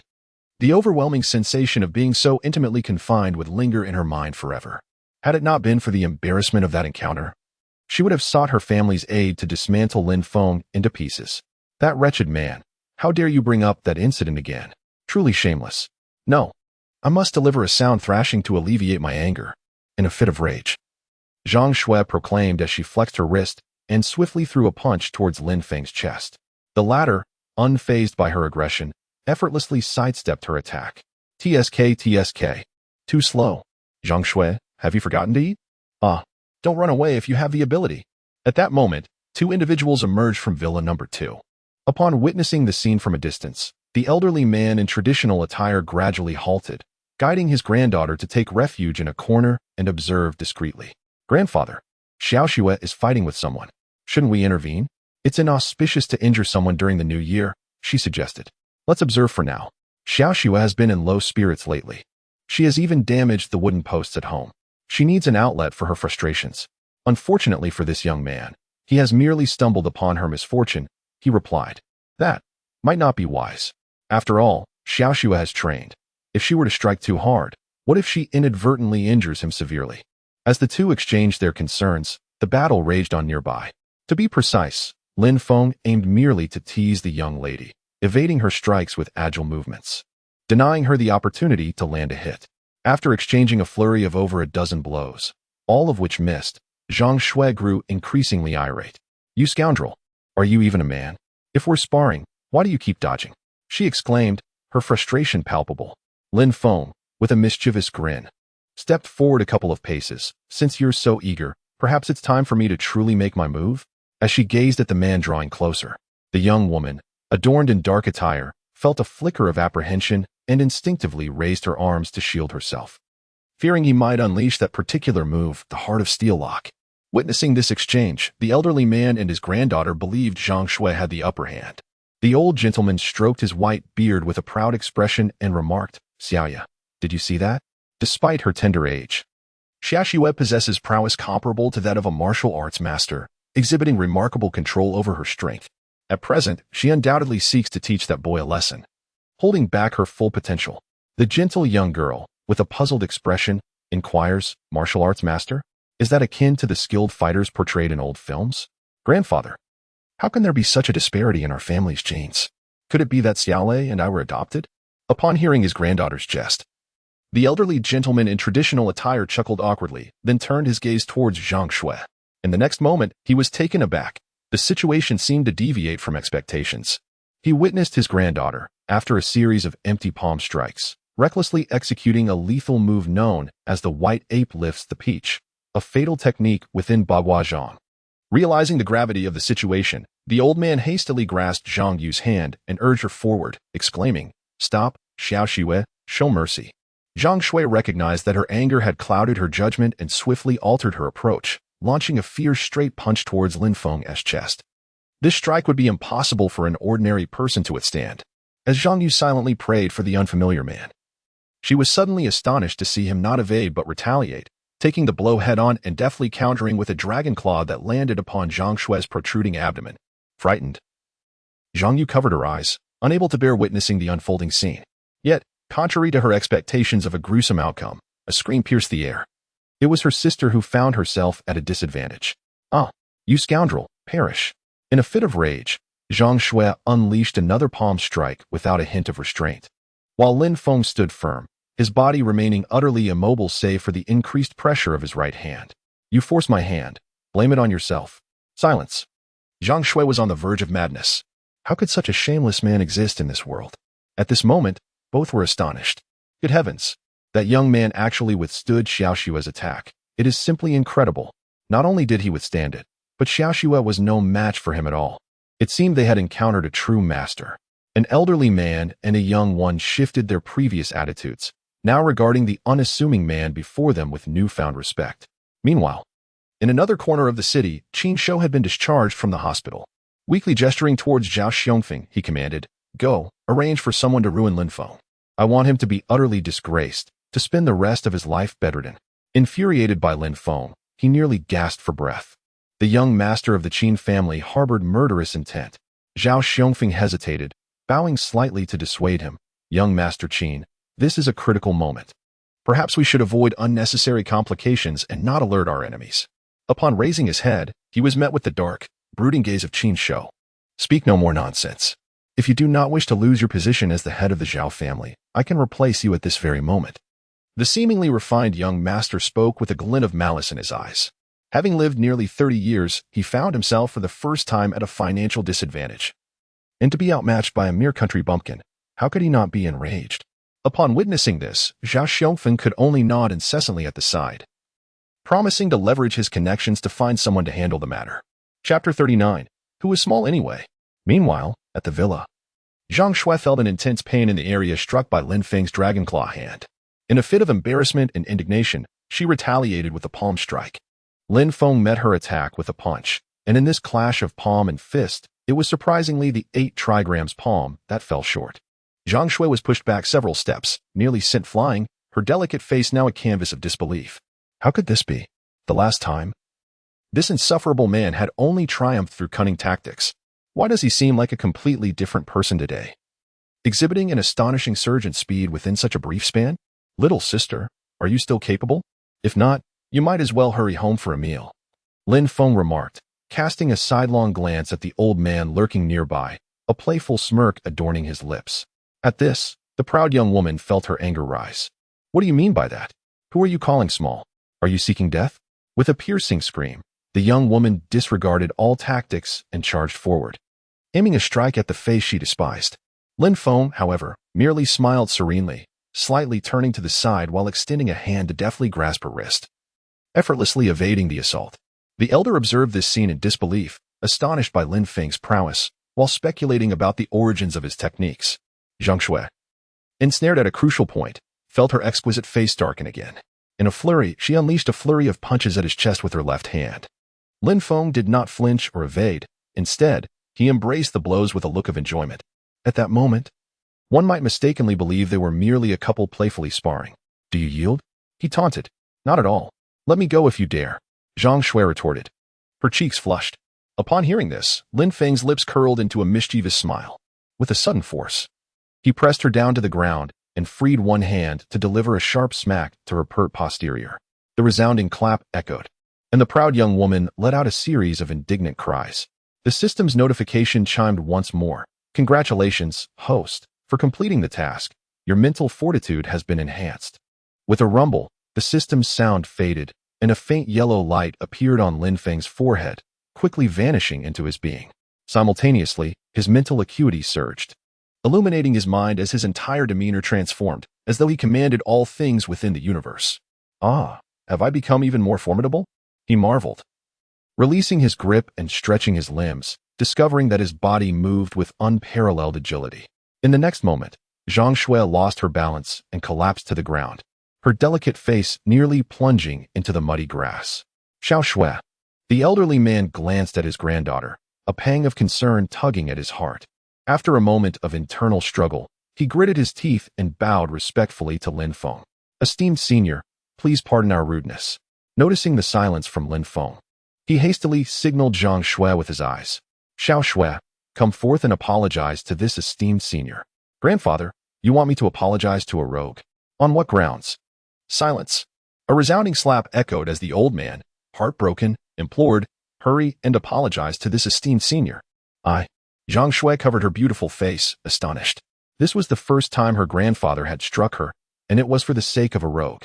I will not apologize. You must apologize at once. This esteemed senior is not someone we can afford to provoke. The old man was visibly shaken by Lin Feng's sudden surge of power. His mind involuntarily cloaked Lin Feng in the aura of an unparalleled master. Esteemed senior, my granddaughter is still young and lacks understanding. I, an old man, will apologize on her behalf. As he spoke, this underground ruler of Quancheng actually performed a respectful fist and bow gesture towards Lin Feng. The longer one navigates the treacherous waters of life, the more one learns humility. This nearly septuagenarian, upon encountering danger, exhibited a level of deference that the younger generation could scarcely comprehend. Your words are too kind. My interaction with your granddaughter was merely a friendly exchange, and I harbor no ill will towards you. Lin Feng stepped forward to support the elderly man, casting a furtive smile towards Zhang Shui. That glance seemed to convey a message. After a spanking, your grandfather would still owe an apology. Can you believe that? Oh, so that is how it is. The elder patted his chest, and the look of concern vanished entirely. Senior, this title is too much for a junior like me. I am Zhang Shouling. You may simply address me by my name. In the realm of cultivation, strength is paramount. In the presence of an unfamiliar formidable figure, Zhang Shouling naturally refrained from arrogance. Moreover, given his current status, he was aware of certain realms inaccessible to ordinary individuals. The youth before him emanated an aura of significance. It is said that such individuals are capricious in temperament. Thus, it is wise to maintain a courteous demeanor. The elder's self-deprecating attitude left Zhang Shui feeling exceedingly resentful. One must understand that the Changlu gang holds considerable influence in Quan City. Even when encountering high-ranking figures, her grandfather remains unflappable. So why, in the face of a mere rogue, does he seem so intimidated? Mr. Zheng need not be so formal. I merely wish to engage in a brief spar with your granddaughter, nothing more, Lin Feng reiterated. Subsequently, he dismissed the elder and turned his gaze towards the perpetually silent eldest daughter of the Zhang family. Zhang Yu was adorned in an elegant white gown, her soft hair cascading gently over her shoulders, her eyes exuding warmth and concern. She stood there quietly, as if the surrounding tumult were of no consequence to her. This delicate, refined maiden easily elicited affection from those around her. How curious it is that, despite being from the same family, the contrasts are so pronounced. Feeling the intense gaze of Lin Feng, Zhang Yu became somewhat bashful, glancing around aimlessly to mask her inner embarrassment. Observing their behavior, Zhang Shui could no longer contain her displeasure and, with a hint of indignation on her delicate face, admonished Lin Feng, "You scoundrel, cease your staring at my sister, or I shall pluck out your eyes. Shui, be silent. Do not show such disrespect to our elder." The old man, feeling a twinge of embarrassment, pondered the oddity of the situation.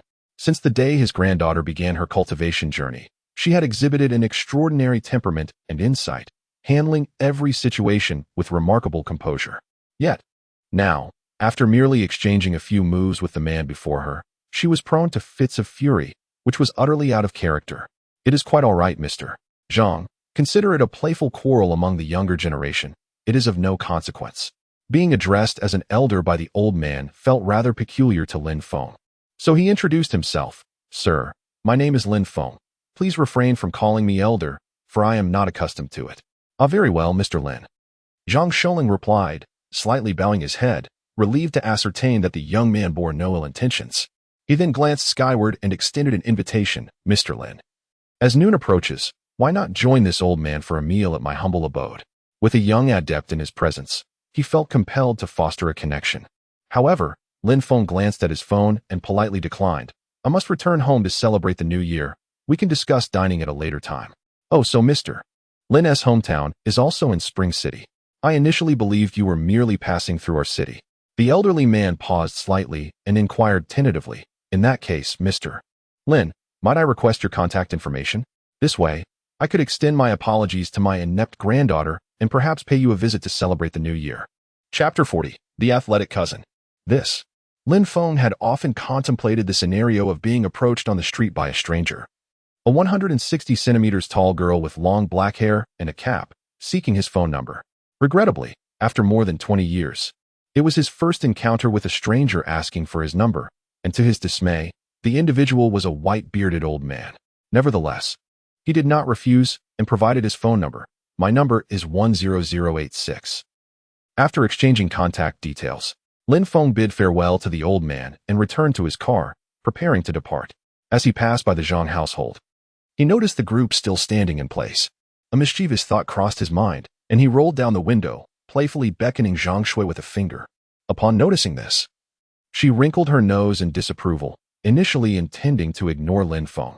However, her grandfather's persistent urging compelled her to step forward, albeit begrudgingly, and she said with a frown, "What do you want? Spit it out." Gazing into her hostile little eyes, Lin Feng grinned mischievously, then abruptly reached out to pinch her cheek. In a flash, he rolled up the window, started the car, and sped off. In the distance, he caught a glimpse of the graceful and serene smile of the Zhang family's eldest daughter, Zhang Yu, which evoked a sense of tranquility and peace. As she watched the car disappear, Zhang Shui stomped her foot in frustration. Curse that insufferable fool. The next time we meet, I shall make him pay. Upon witnessing this, Zhang's expression turned rather peculiar. What is the situation here? Could it be that skilled individuals enjoy teasing young ladies? Or perhaps, could it be that he harbors some affection for my little Snow? He then glanced at his granddaughter. Although she possessed a cool temperament and was not fond of strangers, standing nearly 1.7 meters tall with a beautiful visage. Her charm and grace were indisputable. Especially now that she was 18, her development was quite commendable, given their playful banter. It was indeed plausible that something might blossom between them. With this thought in mind, his smile grew more relaxed. This Mr. Lin was not only youthful and accomplished but also approachable, a stark contrast to the aloof masters of the past, making such an outcome seem quite favorable. Upon returning to his hometown, the cramped community was now occupied by numerous vehicles. Lacking a garage at home, Lin Feng had no choice but to leave his car in a random vacant spot by the roadside. As he entered the building, he noticed that each door was adorned with couplets and inverted fu characters, while a few children accompanied by their phones clutched boxes of firecrackers as they tumbled down the stairs. The festive atmosphere of the new year was gradually intensifying. His xiaophone back came a voice, plain and devoid of emotion. Lin Feng suddenly looked up, his expression slightly awkward. "Uncle, what brings you here?"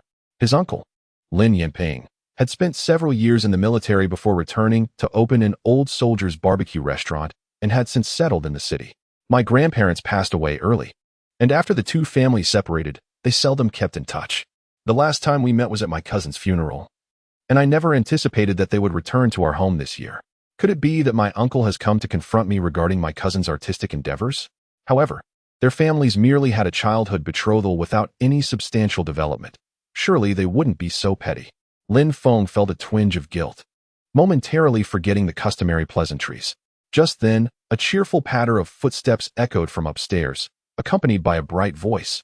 "Dad, Uncle said they have everything at home, so there's no need to buy groceries." Lin Yinping paused for a moment upon hearing this and nodded. "All right, let us head upstairs."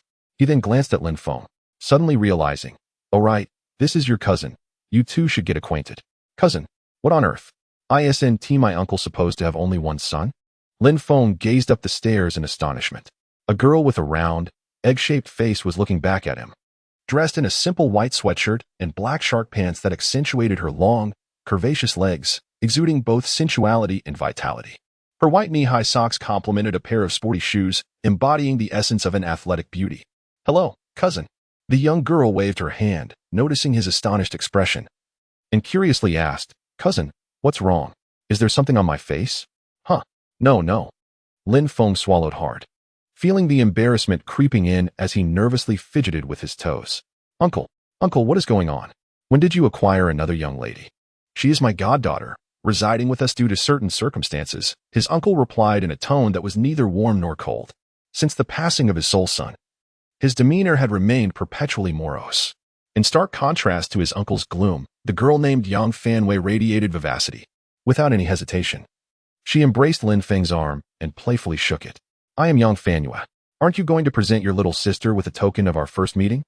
As she nestled against him, Lin Feng's heart raced wildly, amplifying the guilt that already weighed heavily upon him. I have something, he stammered, his hands trembling as he rummaged through his pockets. After an extended search, he realized he possessed nothing of worth. In a moment of desperation, he simply handed her the car keys, placing them into her palm. "Here, this is for you." Upon witnessing this, his uncle's narrowed eyes widened in alarm, and he quickly waved his hands in protest. No, you cannot just give away a car worth several million." "Little Feng," Fanwei was merely jesting. "Do not take her words too seriously." Yang Fanwei chuckled. Indeed. A car of such value is far too precious for me to accept. Cousin, just a small token will suffice. Perhaps I could offer you some trinkets or paintings from the car." Lin Feng scratched his head, recalling the auction items still stored within the vehicle. The artwork. Yang Fanwei pouted slightly, appearing somewhat dissatisfied. After all, she was a vibrant and energetic athlete. What need had she for archaic calligraphy to cultivate her sentiments? "Cousin, it would be far more delightful if you gifted me some cosmetics instead," she remarked. Her uncle tugged at her sleeve, maintaining a serious demeanor. "Enough now. The artwork will suffice. We cannot indiscriminately accept overly extravagant gifts." With that, he proceeded upstairs. "Discussing matters in the hallway is not advisable. Let us ascend first." The two exchanged glances and followed closely behind. Upon returning home, before they even opened the door, a cacophony of laughter and chatter greeted them. As they pushed the door open, the first sight that met their eyes was a pile of over 30 boxes of 8 treasure porridge, alongside eggs and yogurt. A narrow entrance now resembled a miniature warehouse. In a state of bewilderment, Lin Feng turned his gaze towards the sofa, where a dozen relatives gathered, their faces beaming with smiles as they looked at him. Lowering his eyes, he noticed the children racing about, clutching red envelopes that were thicker than their palms. Lin Feng instantly realized that trouble was brewing. Chapter 41. 10 billion in sound waves received. "Xiao Feng, come sit down. Come over here," to Annie's side. "Feng, it's been so long since you've returned. Do you still recognize me?" As soon as he stepped through the door, some vaguely familiar relatives promptly invited Lin Feng to take a seat, exuding a warmth characteristic of familial bonds. Lin Feng, mustering his courage, raised his gaze and greeted his paternal aunt and the second uncle from his mother's side one by one. As for Aunt Wu and other distant relatives whose names eluded him, he merely nodded in acknowledgement. Not long after, Lin's father and mother set an abundant array of dishes on the dining table. Amidst the customary pleasantries, Aunt Wu's eyes darted around before she lifted her glass and began to speak. "Bai Chao, have you prepared the money?" The moment those words escaped her lips, a hush fell over the table, and all eyes turned toward Lin's father. The latter, visibly awkward, put down his chopsticks and rubbed his hands together. "Well, I still have 10,000 in my WeChat. Shall I transfer that to you first?" At this revelation, Lin Feng found himself bewildered. Was the family still in debt? It was inevitable for families of modest means to borrow funds for wedding expenses. However, the number of relatives who had lent money to his family was scant, mostly from his mother's side. Among those present, only his uncle's family had ever assisted him, and that debt had long been settled. It seemed unnecessary to dredge up old accounts during the festive season. Just as his confusion deepened, Aunt Lu abruptly slammed her chopsticks down, her demeanor turning displeased. 10,000. How did it go from 300,000 to 10,000? This is hardly a sum to live on. My son is still waiting for funds to circulate. Delayed wages for employees are no trivial matter. The elder aunt chimed in. Brother, this is where you have gone awry. Our Lin family must uphold our honor. Although Aunt Lu spoke with a smile, seemingly in jest, A surge of furious indignation welled up within Lin Feng. He finally comprehended the situation. This group had come to beg.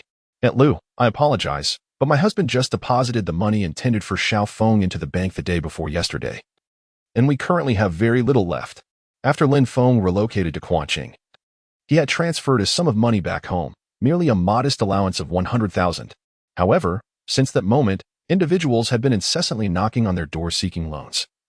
And in the blink of an eye, over 40,000 had been squandered. Realizing this could not continue, Lin's mother decided to secure the funds in a fixed deposit to silence the incessant requests. Unfortunately, Aunt Lu was undeterred and continued her relentless chatter. Lin Baichao. By familial hierarchy, I should address you as an elder. Moreover, your Lin Feng has become quite the successful entrepreneur, earning substantial wealth. Otherwise, I would not be here requesting this loan. Surely, you cannot be so heartless, can you? Is there no sense of kinship remaining? Her words resonated with many at the table. Indeed, even if Xiao Feng had risen to prominence, it was unbecoming to look down upon us, the less fortunate relatives. Shouldn't family members assist one another? They were not refusing to repay. What harm is there in borrowing a little? Sensing the atmosphere shifting unfavorably, Lin's mother quickly rose, forcing a smile as she interjected, Dear siblings, let us refrain from such discourse. While we do not disregard you as family, we cannot simply bestow upon each of our children a grand red envelope. Upon hearing this, Aunt Lu scoffed, a few thousand is hardly sufficient. What I seek is 300,000, if you please. As she spoke, the red envelope tucked in her pocket trembled, seemingly indicating that she had received more than the others. At this moment, Lin Feng could no longer contain himself. Just as he was about to rise, the system's notification chimed in his ear, detected that the host is making a choice, presenting two options. 1. Viciously berate the shameless relatives. Reward: 10 billion sound waves on Douyin platform. 2.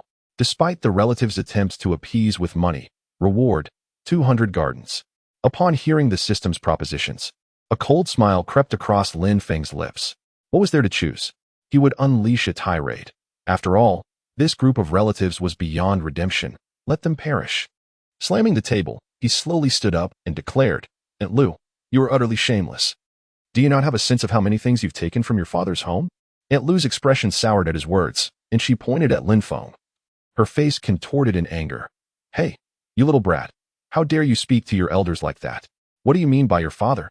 Speak with some decorum. Lin Feng scoffed, gesturing towards her tattered pocket. Hold on. Don't be so quick to retort. Take a look at what you have in there. Is it not your father's money? Having taken your father's money, and yet you're reluctant to acknowledge him? Aunt Lu's face darkened completely, and she furiously spat at Lin Feng. You little brat. Say another word, and I swear I'll tear your mouth apart. Shrew, Lin Feng sneered, and with a swift motion, he exerted force, shattering the glass in his hand, sending the crowd into a frenzy of screams. Oh my, that is terrifying. How excessively violent. Is it merely a matter of borrowing some money? Must it be made to appear so daunting?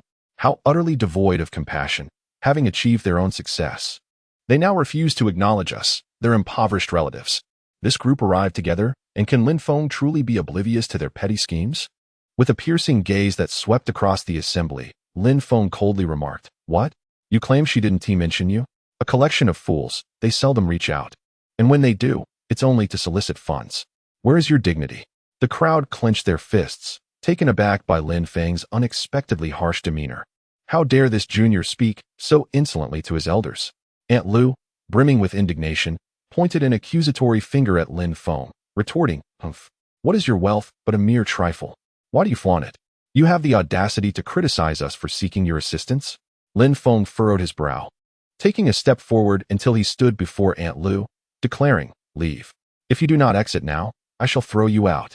During the preparations for his wedding, Aunt Lu's family had feigned poverty, refusing to lend a hand, yet at the banquet, they boasted louder than anyone and took more than their share without contributing a single penny, merely pocketing a few fine cigarettes. Does she still have the nerve to speak? A masterful aura radiated from Lin Feng, causing the onlookers to tremble in fear. Aunt Lu's lips turned pale. She wished to retort, but fell silent as Lin Feng raised his arm.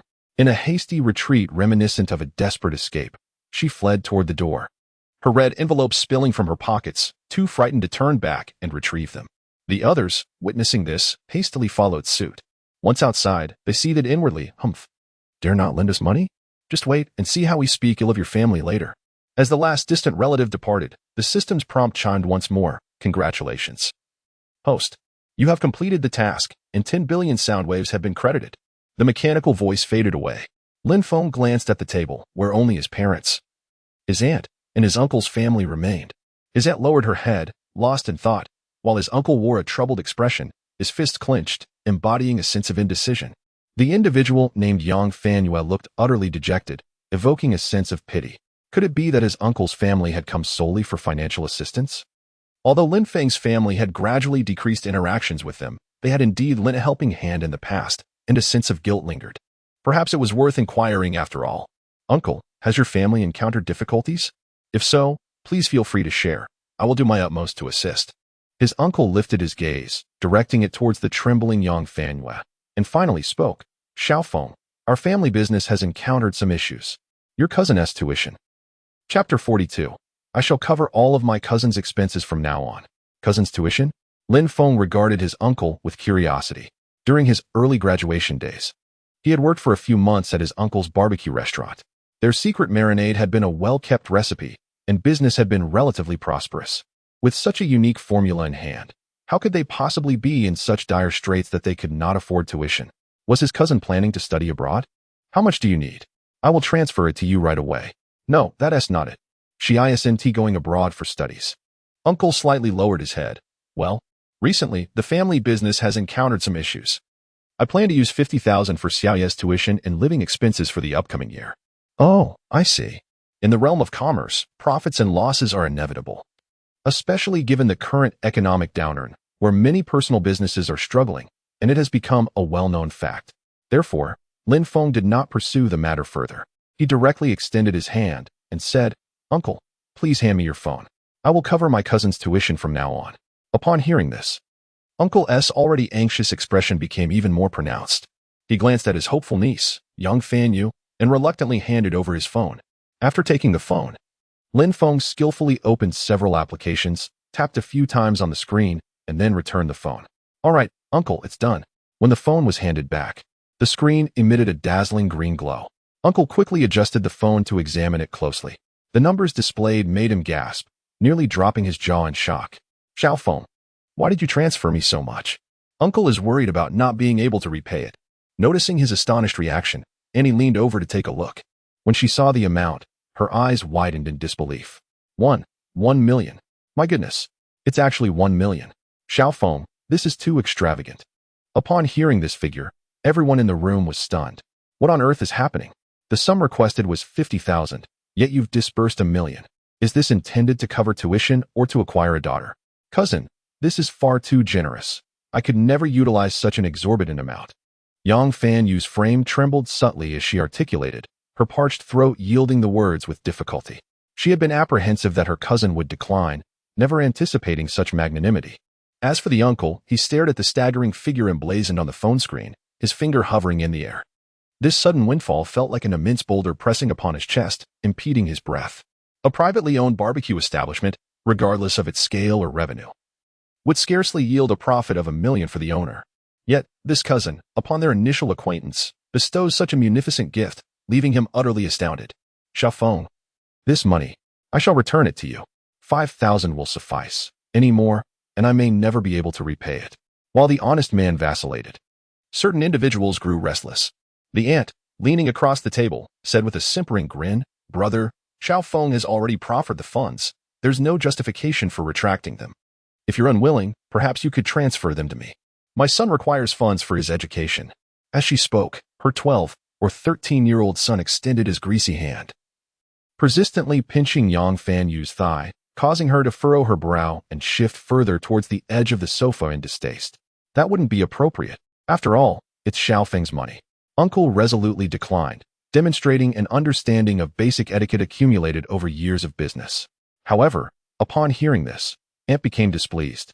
Oh, we are all family. Isn't Xiaofeng's money essentially our money? After speaking, she turned to Lin Feng and chuckled. Xiaofeng, if you can't manage, why not transfer 1 million to Aunt separately? My family needs funds as well.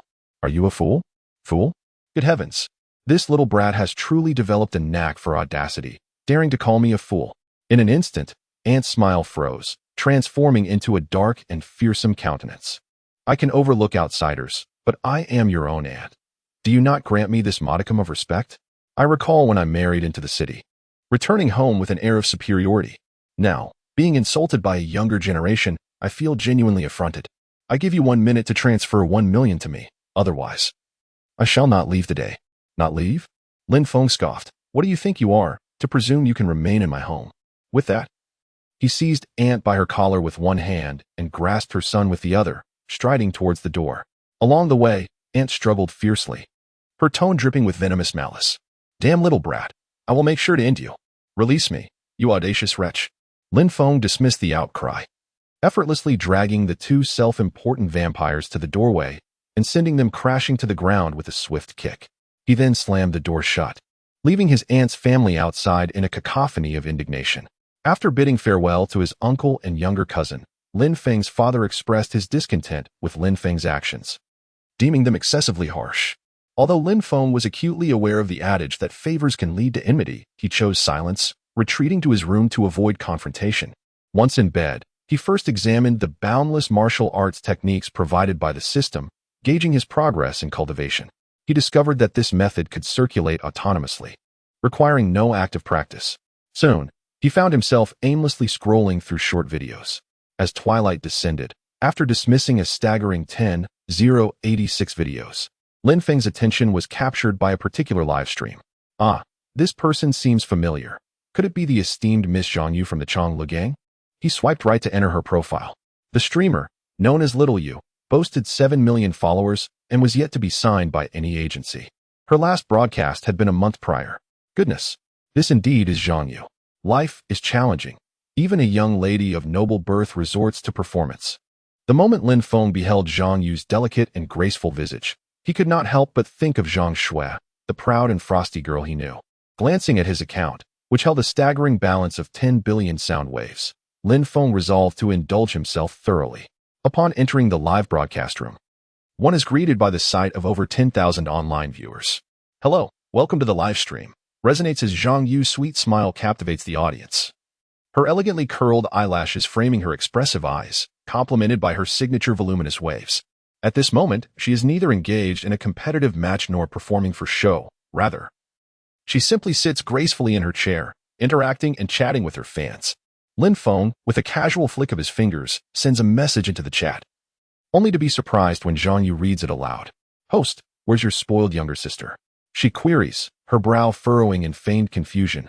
Oh, how do you know I have a sister? I don't recall mentioning her in the stream. With a playful tousle of her hair, she appears adorably naive. Just as Lin Feng prepares to send another message, he finds himself met with discontent from another viewer. Lonely Wolf, don't you dare flirt with my Yaya, or I'll have no choice but to kick you out. This remark comes from a moderator, whose fan badge boasts a full level 20, thus lending an air of authority to his words. Yet, one must wonder, does this justify his arrogance? The answer is a resounding no. In a swift retort, Lin Feng types fervently, what are you even? You think you can kick me out? Waving a feather duster as if it were a scepter. And you think being a mere level 20 moderator makes you impressive? Chapter 43, 20,000 rocket launches. Upon hearing this, a tempest of chaos erupts within the live stream. The level 20 moderator, emboldened by his status, mocks, a level 1 dares to question me? Come back when you've reached level 20. He continues, oh, by the way, do you even know how much it costs to achieve level 20? As the moderator unleashed a torrent of derision, a rocket suddenly soared into the sky, delivering a resounding slap to the moderator's arrogant visage. Thanks to the solitary wolf for sending the first bean sound, a voice chimed in. Hey, Fei Yang, let us not bicker any longer. Let us engage in some pleasant conversation. Zhang Yu attempted to mediate, but she remained oblivious to Lin Feng's lingering ire. Did he really think being level 20 made him formidable? With a fierce resolve, he declared that he would surpass that in real time. Consequently, he summoned his master-level prowess, his fingers dancing across the screen with astonishing speed, almost beyond perception. Second rocket, let's go. The third followed swiftly, then the fourth, fifth, and sixth. In less than a quarter of an hour, Lin Feng's account surged to level 12, with points accumulating at an alarming rate. Level 13 achieved. Level 14 attained. Level 15 conquered. Those who have indulged in gaming are well aware that a character's experience bar elongates with each level gained. Sometimes, even with a monetary investment. One must tirelessly grind to maintain a competitive edge in leveling up. This has become a widely accepted consensus, an unspoken rule. However, Lin Feng has audaciously shattered this ludicrous consensus. His experience bar ascends at a terrifyingly visible pace, rendering the spectacle dreamlike. Were it not for the dazzling effects within the live stream, viewers might genuinely believe he was employing cheats. My goodness, this is utterly terrifying. To speak frankly, even when playing pirated games, I wouldn't dare to generate such a game currency. This fellow seems to be splashing sound waves like water. With such a password, can you still claim you haven't cheated? Fei Yonggu, my friend, you've truly hit a brick wall, huh? The rankings are in constant flux. Tonight, it's my turn at home. Fei Yongyang, your top spot is about to change hands. It's only level 15. What's the big deal? The moderator, Fei Yong, stubbornly clung to his bravado, yet the relentless barrage of rockets in the room showed no signs of abating. As an overwhelming number of gifts erupted in the live stream, the officials began to take notice. The incessant influx of traffic. The online audience in the live stream surged by 50,000, then by 80,000, and finally reached 100,000. Under the allure of wealth, Lin Feng's account swiftly ascended to the maximum level of 20, setting an unprecedented record in the annals of Douyin, and indeed in the history of live streaming. Within a mere half-hour, he reached the pinnacle of player status, effortlessly surpassing million-dollar influencers as if it were child's play, indulging in meals and drinks with ease. Countless bewildered netizens entered the room, dumbfounded by the grand spectacle. Damn it, I just clicked on the notification. How come I can't exit? Oh my god. The fireworks effects from the big shot are endless. Could it be that Douyin's father knows we banned fireworks and invited us to celebrate the new year in advance? This is even more captivating than the Spring Festival Gala. Not only were the viewers astonished, but even many of the million-follower influencers who were currently streaming began to take note of this phenomenon. Major media outlets rushed to pay homage, and the internal group chats were in a frenzy. Numerous editing and promotion accounts scrambled to enter this live stream, hoping to catch a glimpse of the extravagant tycoon and create the most perfect material. The sight of 20,000 rockets competing in brilliance was utterly breathtaking. The vibrating frequency of the rocket effects nearly rivaled that of a miniature electric motor.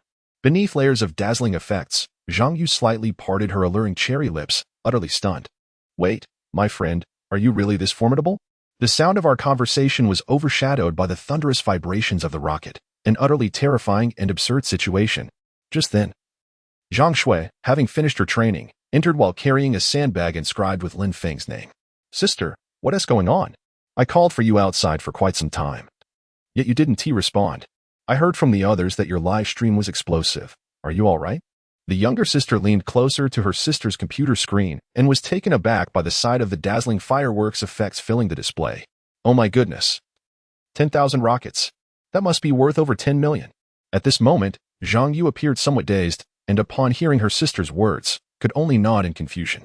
Indeed, I've been streaming for a few years now, and this is the first time I've encountered such a wave of support. It was even more intense than when I was just dabbling in it. In half an hour, they wiped out our living expenses. As the two sisters expressed their astonishment, the prolonged effects finally began to fade away. Meanwhile, the self-proclaimed moderator had silently exited the live stream. The viewers could once again see the host clearly, marveling at the mysterious benefactor's generosity while simultaneously being captivated by the newly revealed beautiful sister. Wow, no wonder the big spender is so generous. These sisters are simply stunning. I prefer the one on the right. Her cool demeanor is so striking. I'm drawn to the one on the left. I still think my Yaya is the most gentle and pleasing to the eye. Wait guys, are you really picking favorites? The wealthy gentleman hasn't left yet. The barrage of comments fell like snowflakes, and Lin Feng glanced at the video, nearly laughing in exasperation. No, the host's sister is rather impolite. Writing someone's name on a sandbag, what does that mean? Is she secretly in love? Zhang Yu first sent Lin Feng her WeChat ID. Upon seeing the notification, she chuckled softly and leaned closer to the girl, reading it aloud. Meanwhile, Zhang Shui maintained her aloof and proud demeanor. She cast a disdainful glance at the sandbag inscribed with Lin Feng's name before hurling it away, leaving the room without a backward glance. Engaging in casual conversation with someone unfamiliar, what a despicable man. They're all no good. On this side, once the WeChat ID was accepted, the first thing Lin Feng did was check the other person's moments. To his astonishment, The array of outfits shared by this little sweetheart was dazzling, each style strikingly distinct. The purple bodycon dress is so enchanting. The little spaghetti strap top is lovely too, truly cunning. On the other hand, Zhang Yu had also ended her live stream and promptly replied to the message. Really? Could you help me assess whether these clothes are appealing?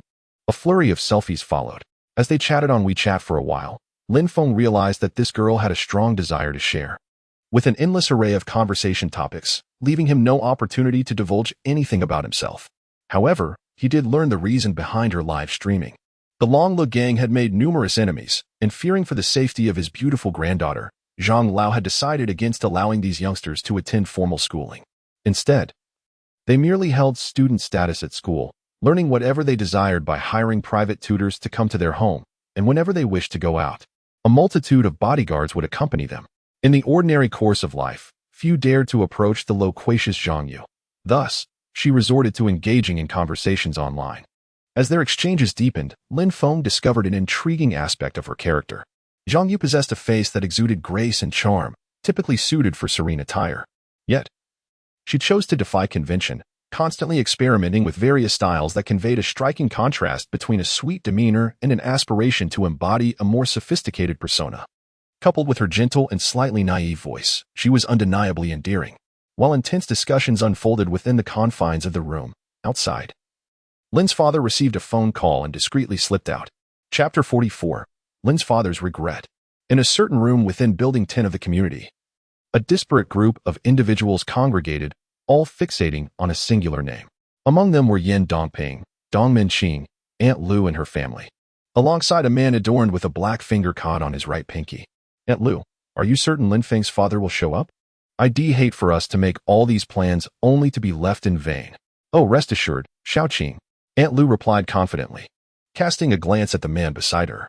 My husband shares a long-standing friendship with Lin Feng's father. He'll certainly arrive when called. Xiaoqing.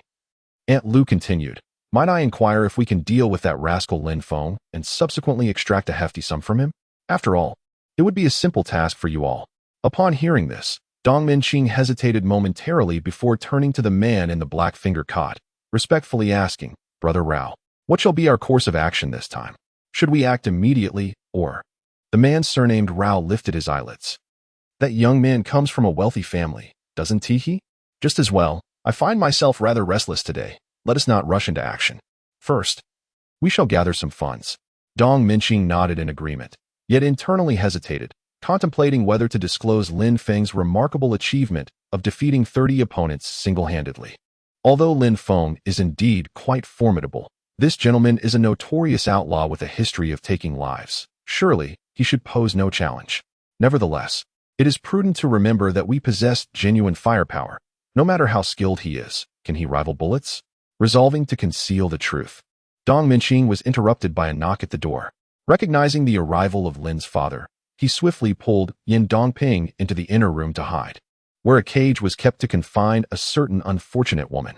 Moments later, the sound of mahjong tiles clashing echoed from outside, accompanied by the chatter of several voices. Bai Chao, your luck is incredible tonight. Let us play for high stakes. Agreed. How about $10 a game? With your son's newfound wealth, we ought to wager at least 100. Given your fortunate streak tonight, we must capitalize on it. Very well, let us play for 100 then. As night descended, around 2 in the morning, many households had already settled in for the night. However, due to his cultivation, Lin Feng remained remarkably alert and energized. As he languidly scrolled through his phone, a long silent message alert suddenly pierced the stillness. Almost immediately, a video call came through. Glancing at the screen, he saw it was his father's call. Filled with curiosity, Lin Feng hesitantly accepted the connection. The moment the video feed established, he was confronted with a scene that ignited his fury. On the other end, his father was being held hostage by a man clad in a garish floral shirt, flanked by Dong Minqing, Yin Dongping, and others. Young Master Lin, good evening. Do greet your father, Dong Minqing sneered, a grotesque smile contorting his features. Lin Feng's dark eyes narrowed, his voice icy as he demanded, what do you intend to do? Dong Minqing let out a derisive laugh, his demeanor frenzied. You still don't comprehend, do you, worthless Lin Feng? Your father owes me a gambling debt. I advise you to gather the funds immediately to secure his release. Or else. Lin Feng's eyes narrowed to slits, his countenance darkening. Humph. What is the amount you claim he owes? Just be frank about how much you intend to extort. His bluntness elicited raucous laughter from the group, their smirks betraying their confidence. It appears you're not entirely foolish. Currently, your father is indebted to us for 500 million. You have 10 minutes to raise the funds, or else. As he spoke, Dong Min-ching raised a baton and struck Lin Feng's father viciously on the head, blood gushing forth. Otherwise, your father will be beaten to death. They guffawed, a chorus of maniacal laughter echoing in the background. Witnessing his father's agonizing cries, Lin Feng felt his veins pulse with rage. His phone folding and warping in his grip. Humph. Why the bravado? Come quickly, or else. The speaker's words were abruptly cut off as the video ended. Lin Feng's expression darkened, thoughts of vengeance consuming his mind. How infuriating. This group of pests was courting death. It seemed he had been too lenient in the past. To dare lay a hand on those close to him, these scoundrels must pay dearly. Lin Feng hastily donned his clothing, glancing at his mother's bedroom door as he passed, feeling a sense of reassurance before racing down the stairs. Meanwhile, in Lu Auntie's home, Yin Dongping emerged from the bedroom, settling beside Lin's father with a malevolent grin, her hand resting on his shoulder. Startled beyond measure, Lin's father attempted to flee the sofa, only to be forcefully restrained. What? What do you want? Dongping. Surely we have treated your family well. Why conspire against us?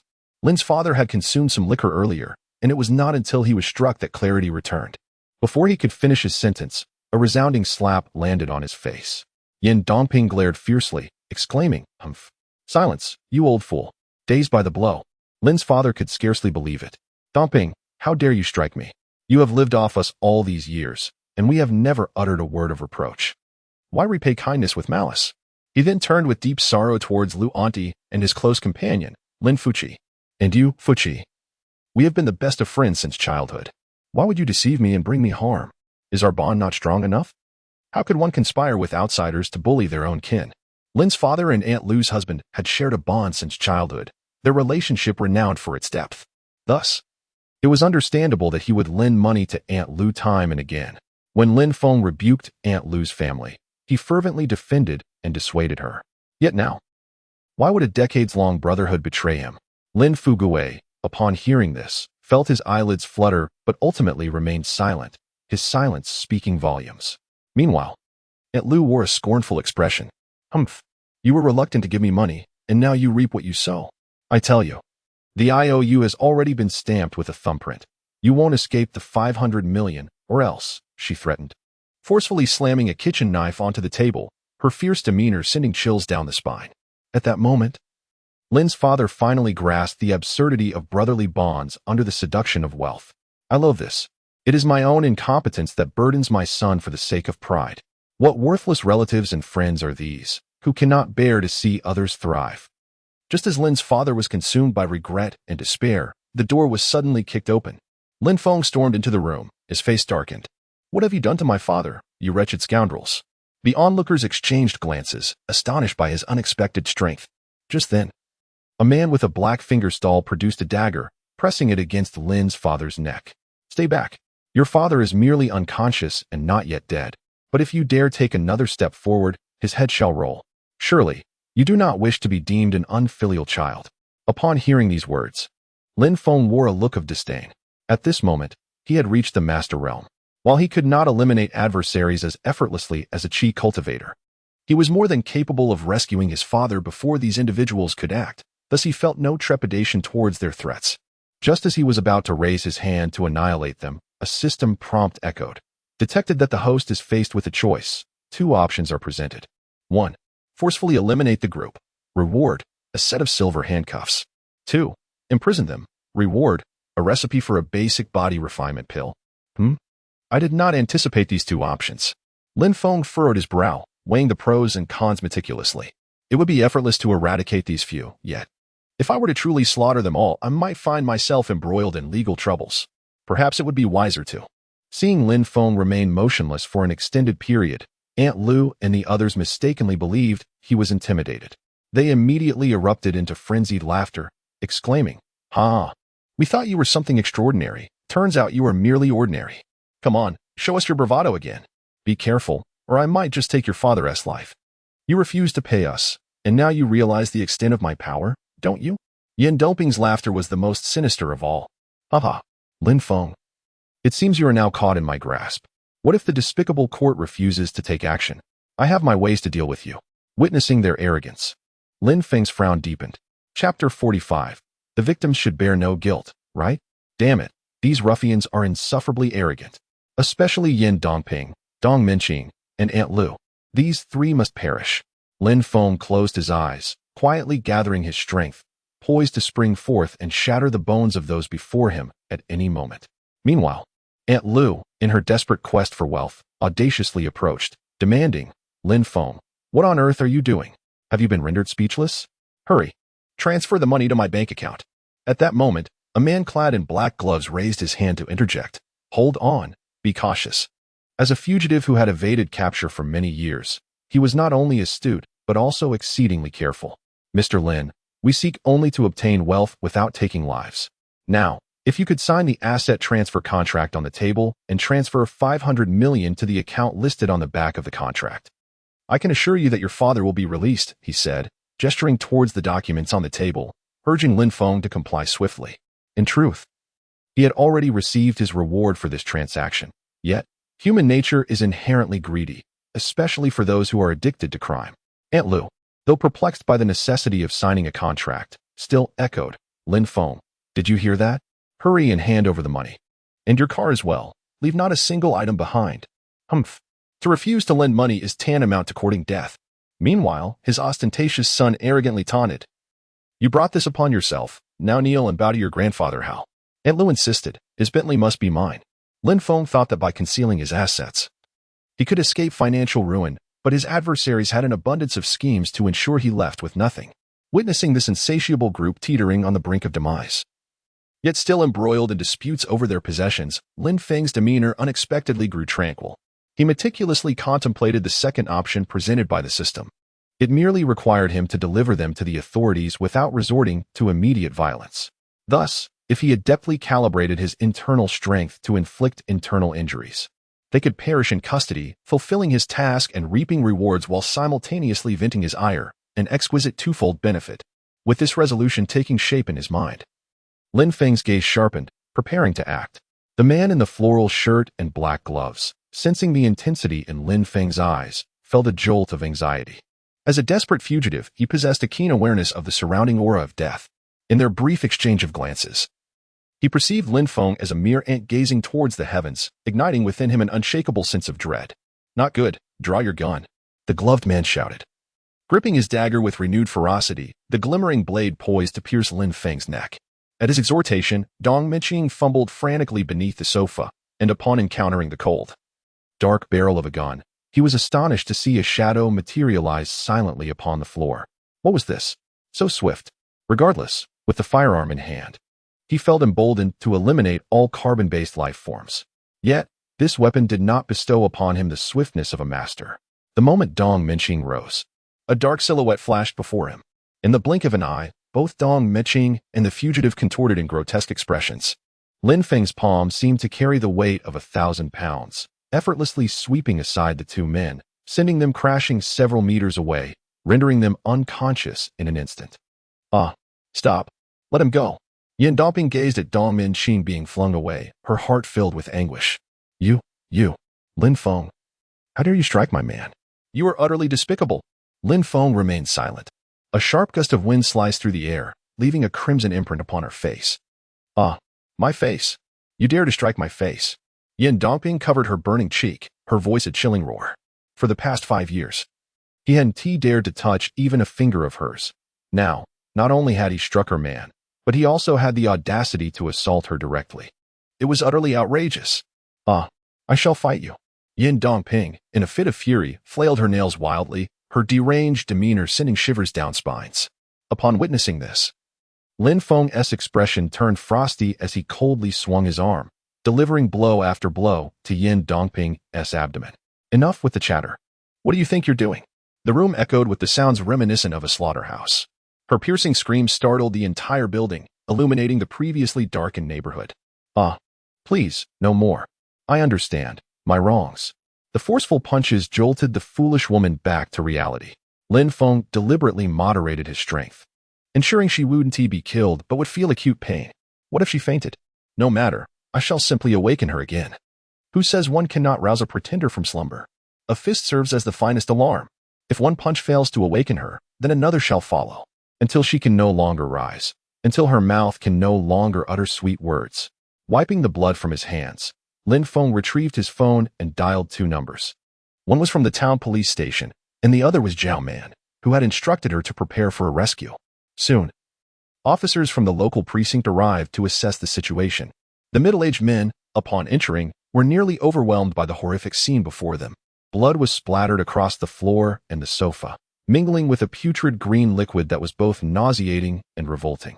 This was an atrocity. Lin Feng, did you do all this? The veteran officer stood at the entrance, his expression one of wariness as he scrutinized Lin Feng. Prior to their arrival, he had heard Lin Feng mention a kidnapping and extortion case, and they had felt a sense of relief, thinking they had stumbled upon a straightforward case worthy of recognition. Assault kidnapping case could easily merit a second-class commendation. However, upon witnessing the scene, they were confronted not only with controlled weapons but also firearms. This was far beyond a mere neighborhood dispute. It was an outright declaration of war against a harmonious society by a criminal syndicate. Indeed, the perpetrators had been subdued. And now it was time for us to head to the station to record statements. After awakening his father, Lin Feng recalled the cries for help emanating from the inner room and seized the opportunity to rescue Wang Huamin. This unfortunate woman had originally been hired by Lin Shihao at a daily rate of 1,000 for companionship, but upon the exposure of their arrangement, she had been imprisoned in a dog cage by Lu Shun's family, who had forcibly taken possession of her.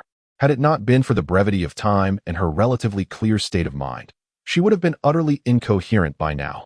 Upon arriving at the police station, a crowd of townsfolk had already gathered, eager to witness the unfolding drama. The case entailed multiple charges, including murder, kidnapping, unlawful detention, extortion, and illegal possession of firearms, along with a female victim who was exhibiting signs of severe emotional distress. The local precinct dared not conceal the gravity of the situation and promptly reported it to the county authorities. The county dispatched several professionals overnight to reassure the terrified populace and take over the case. In the interrogation room, the deputy director of the county was distressed. Rubbing his temples, "Are you implying that you single-handedly subdued 6 armed assailants?" Lin Feng nodded calmly. Indeed. The deputy director, scratching his thinning hair, was utterly baffled. But that doesn't add up. According to your testimony, you claim to have dashed out 7 or 8 meters in a second and struck down 2 of the main culprits, given that they were armed. The distance alone seems implausible. Such a significant case should have been approached with utmost seriousness, yet the circumstances were so extraordinary that it left the old chief in confusion. Typically, a victim would have no reason to lie. Surely, he would not jeopardize the authenticity of the case for mere bravado. The outcome is as it is, and I cannot explain it further.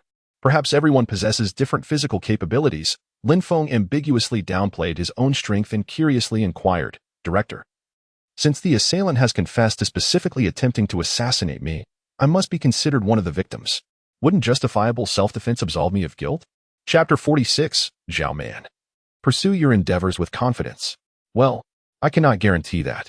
Currently, a criminal is in a state of unconsciousness, necessitating forensic assessment of his injuries to determine whether the actions taken were in legitimate self-defense or excessive force. However, young man, there is no need for undue concern. After all, the suspect is part of a premeditated criminal organization, with ample evidence substantiating their motives and potential for violence. It is highly probable that your actions will be deemed justifiable self-defense. The deputy director's response remains cautiously measured. During the trial proceedings, Aunt Lu, unable to withstand the pressure, was the first to confess, while the man wearing black gloves was identified as a significant perpetrator in another case file. The entire incident has essentially been classified as attempted murder, extortion, and other grave offenses. His reluctance to speak, too, definitively stems from a fear of subsequent fatalities. Lin Feng comprehended the deputy director's implications and secretly exhaled in relief, thankful he had refrained from acting impulsively. For committing murder within the community would undoubtedly lead to dire consequences. However, given the current trajectory, it seems unlikely that Yin Dongping and the others will face immediate repercussions, thus avoiding entanglement in a critical scenario. While he pondered over these matters, the system rewards arrived. Congratulations, host, on completing the task. You have received a reward. Basic Body Refinement Pill Recipe. Basic Body Refinement Pill Recipe can slightly enhance physical constitution, limited to 10 pills per individual. The recipe is as follows: 3 tails of ginseng, 2 tails of goji berries, 3 tails of deer antler, and 2 liang of white sugar can be divided into small portions for long-term consumption without altering the overall effect. Upon hearing the system's introduction, Lin Feng suddenly realized the extraordinary nature of this item. Previously, he had relied solely on the system's methodologies for personal cultivation. Though one may possess great prowess, family remains a vulnerable point. However, with the advent of the Danfeng, the potential to create formidable warriors has emerged, ensuring that others can no longer harbor intentions against one's kin. During his trial, Chui was abruptly roused from her slumber by her family's commotion. Initially, she felt a flicker of annoyance at the disruption of her pleasant dreams, but upon discovering that Lin Feng was in custody, her anxiety surged. Without time to elucidate matters to her family, she hastily donned her attire and descended the stairs, heading straight for the police station. Upon arriving at the precinct, this striking beauty instantly captivated the attention of many onlookers. "Oh, our aloof goddess, what brings you here at such a late hour? Are you here merely for the spectacle?" they murmured. Yet, given her typically composed demeanor, it seemed improbable that she would exhibit such distress unless there were pressing matters at hand. Could it be that a family member was involved? Amidst the crowd's speculations regarding Chuyi's evident unease, a young and spirited officer approached her, captivated by her beauty. "Good evening, ma'am. May I inquire what has transpired? Do you require assistance?" Chuyi, her gaze fixed upon the police tape, nodded urgently. "Could you please inform me of the situation inside? May I see Lin Feng?" Lin Feng? Who is he? The young officer, unfamiliar with the circumstances, looked questioningly at an older local officer. Lin Feng? The elder officer, being a resident of the town, recognized the name and regarded Chuyi with a mixture of surprise and understanding, recalling that the local rascal had once pursued her attentively. "Indeed. I seek to find Lin Feng. May I enter and take a look?" Chuyi spoke decisively. Although she resided in the same town as Lin Feng, she rarely ventured outside her home and was apprehensive about her parents discovering her connection with him. After all, some matters were rather disreputable. She feared that if anyone learned of it, they would gossip about her lack of decorum. Yet, all her concerns dissipated the moment she heard of Lin Feng's predicament. In an instant, this icy beauty recalled that night filled with both pain and exhilaration, realizing that she had developed feelings for the affluent, formidable man who provided her with a sense of security. "I'm afraid that is not possible," the old officer shook his head, puzzled by the icy beauty's desire to see Lin Feng. However, his professional ethics compelled him to firmly reject her visitation request. The director remained inside. And who would dare to recklessly allow someone in without accountability? That would only invite trouble. Upon being denied, tears glistened in Chuyi's beautiful eyes, resembling pearls. The young onlookers, witnessing her distress, felt their hearts shatter.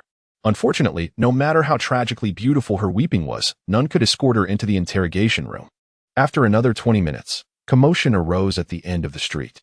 Dozens of black Mercedes-Benz vehicles halted at the entrance, and from a black Maybach emerged a woman. Her upper body was draped in a luxurious purple mink coat adorned with starry patterns, while her lower half sported an extravagant short skirt. Her long, graceful legs were clad in pure black stockings, and she wore striking black knee-high leather boots, exuding the unique allure of a mature woman. Her profile was elegantly flawless, reminiscent of celestial beauty, with an air of authority mingled with a hint of captivating danger in her gaze. The moment she appeared, she captivated the attention of all the townsfolk. "This woman is extraordinarily beautiful. If I could just share a night with her, it would be worth a lifetime of unfulfilled desires. My goodness, encountering such a stunning beauty is a rarity even on television. Who is fortunate enough to enjoy her company?" The woman stepped out of the vehicle and cast a glance at the weeping Chuyi, clearing her throat to prompt her to follow in her footsteps. Upon seeing this domineering female CEO, Chuyi's expression reflected a hint of surprise. However, there was no time for contemplation as she hurriedly followed Zhao Man into the police station. Along the way, they encountered obstructions, but the accompanying legal team swiftly negotiated their passage. In less than half a minute, the two exquisite women stood before the interrogation room. Zhao Man gazed with concern at Lin Feng, seated inside, and disregarding the deputy chief's astonished expression, she rushed forward and embraced Lin Feng tightly. The deputy chief, witnessing such a bloodied figure being held by such an extraordinary beauty, felt his confusion swiftly replaced by sheer astonishment. This The quality of her sable fur coat clearly indicated that only a person of immense wealth and status could afford such a garment, and surely it must be worth far more than mere tens of thousands. What could have compelled such a remarkable woman to show such affection towards a small-town lad? Sister Zhao, you arrived so quickly. And Xiaoyi, what brings you here as well? Lin Feng, momentarily forgetting the chief beside him, was deeply touched by the actions of the two women amidst such a significant incident, realizing that outsiders would typically keep their distance in such circumstances. Their gestures today were nothing short of profoundly moving. At 5 in the morning, the Lin family, being victims themselves, had completed their testimonies and, with the assistance of a professional lawyer, were swiftly released. After escorting Chui home, Lin Feng finally shared some uplifting news with Zhao Man. The mastermind behind this murder case is likely Zhao Xiongfeng from your Zhao family. You could leverage this information to have them all apprehended and restore your rights. Upon hearing this, Zhao Man did not exhibit the anticipated joy. Let us put this matter aside for now. It's not that simple. Why not? The evidence is essentially indisputable. Even if someone later retracts their statement, you can still expel them on the grounds of detrimental influence. In response, Zhao Man slowly closed her beautiful eyes and replied, Shaolin, you do not understand. I already possess evidence of their embezzlement and bribery, but I cannot easily send them to prison. The Qin family has been watching the Zhao family closely. Yet they dare not openly annex us, as we are one of the pillar enterprises in the region. However, should a scandal arise resulting in the mass dismissal of mid to senior management, before the Qin family can exploit the situation, my internal subsidiaries and factories would descend into chaos. At that point, the already tenuous assets would plummet further, and the credibility of our brand would suffer a severe decline, leading to a catastrophic drop in sales, consequences I cannot afford to bear. After listening to the candid revelations of this female CEO, Lin Feng fell silent for a moment before gradually speaking. Ultimately, it boils down to the issue of sales, does it not? If it is merely a matter of sales, then I can assist you in resolving it. As for that group of pests, feel free to eradicate them without hesitation. Zhao Man was momentarily taken aback, and for the first time, a look of distrust appeared on her exquisite face. Are you certain? I am quite certain, Lin Feng replied, grasping Zhao Man's delicate hand. Do you recall what I said at the auction last time? As long as I am here, your Zhao family will never encounter any troubles. Gazing at the resolute young man before her, Zhao Man's enchanting eyes shimmered with tears like pearls. All right, I believe you. After bidding farewell to Zhao Man, Lin Feng sat cross-legged on his bed, deep in contemplation. He had spoken grandly, but how was he to handle the sales channels? Could he possibly buy all the wine himself? Even if he had the intent, he lacked the necessary funds. He began to consolidate his available assets, a factory, tens of millions in cash, 1 million in recharge cards, various paintings and calligraphy, and a media company. He nearly forgot about Wuyo Media. As for the beverages, couldn't he leverage live streaming to sell them? After all, he still possessed 10 billion in sound waves to create a wave of trending topics. Live streaming sales were definitely feasible. Furthermore, the newly acquired formula also needed to be utilized to enhance the capabilities of those around him, alleviating any concerns. Approximately a week had passed, and Yin Dongping and others had already been sentenced. The Zhao Group underwent a thorough cleansing from top to bottom, with Uncle Gong presiding. Aside from Zhao Xiongfeng, who had no evidence of embezzlement, 90% of the management positions were dismissed. Zhao Man emerged as the undisputed authority of the Zhao family. However, shortly thereafter, a chain reaction ensued.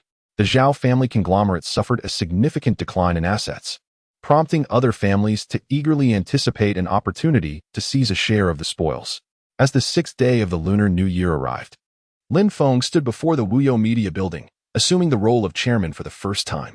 He had deliberately purchased a tailored suit and, gazing at his reflection in the elevator mirror, admired his poised stature, radiating an air of vitality. With a chime, the elevator arrived at the 30th floor. Before he could step out, he was greeted by a massive banner proclaiming, Wuyo Media warmly welcomes the new chairman, Mr. Lin. Outside the entrance, numerous floral arrangements were piled high, while staff bustled about, transporting congratulatory gifts in a flurry of activity.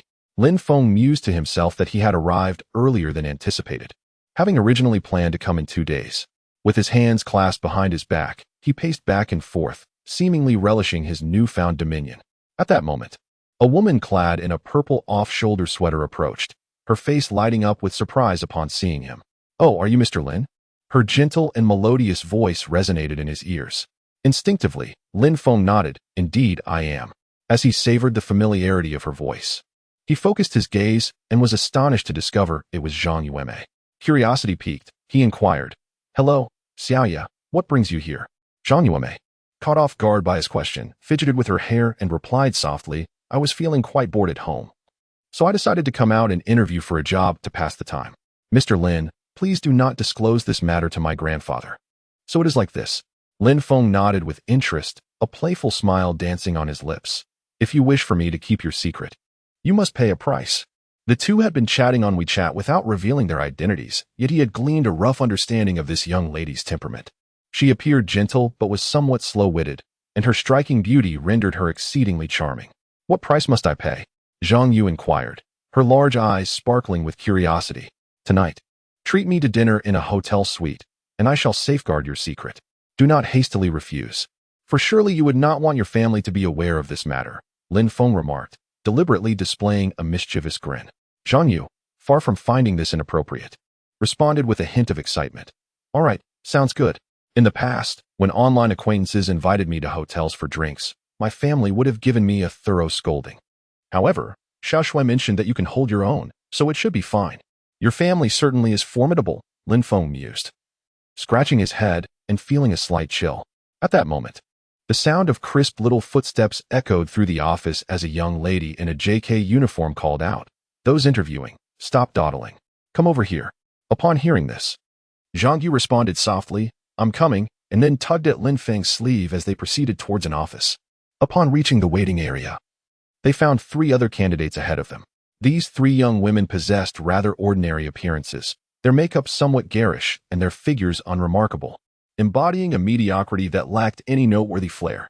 Initially, Lin Feng had intended to leave. However, upon reflecting that this company would soon become his own, he resolved to observe the proceedings closely, akin to a discreet visit incognito. Zhang Yu, radiant with a beaming smile, settled onto a sofa, elegantly crossing her long legs while playing with her flawless hands and the silver pendant resting on her collarbone. This action, though seemingly mundane, required a certain level of aesthetic appeal. Had her hands been less attractive or her skin not so pristine, it would have come across as rather pretentious. Yet, she possessed these virtues in abundance, evoking envy among the other candidates. Today, there were 2 interviewers present. The lead interviewer, a middle-aged man in his 40s, bore the name tag of Manager Wang Tao, while the deputy interviewer, a woman in her 30s, did not display any identification.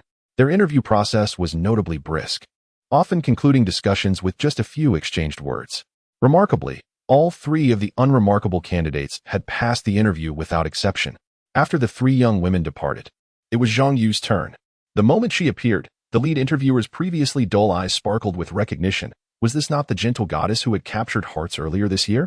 I recall that there was a mysterious tycoon in her live streaming room, a top-tier benefactor, who generously showered 2,000 rockets within half an hour. Such an individual must surely be retained. Upon recognizing Zhang Yu, the chief interviewer abruptly kicked back his chair and stood up with enthusiasm. "No need to fill out the resume. You are hired.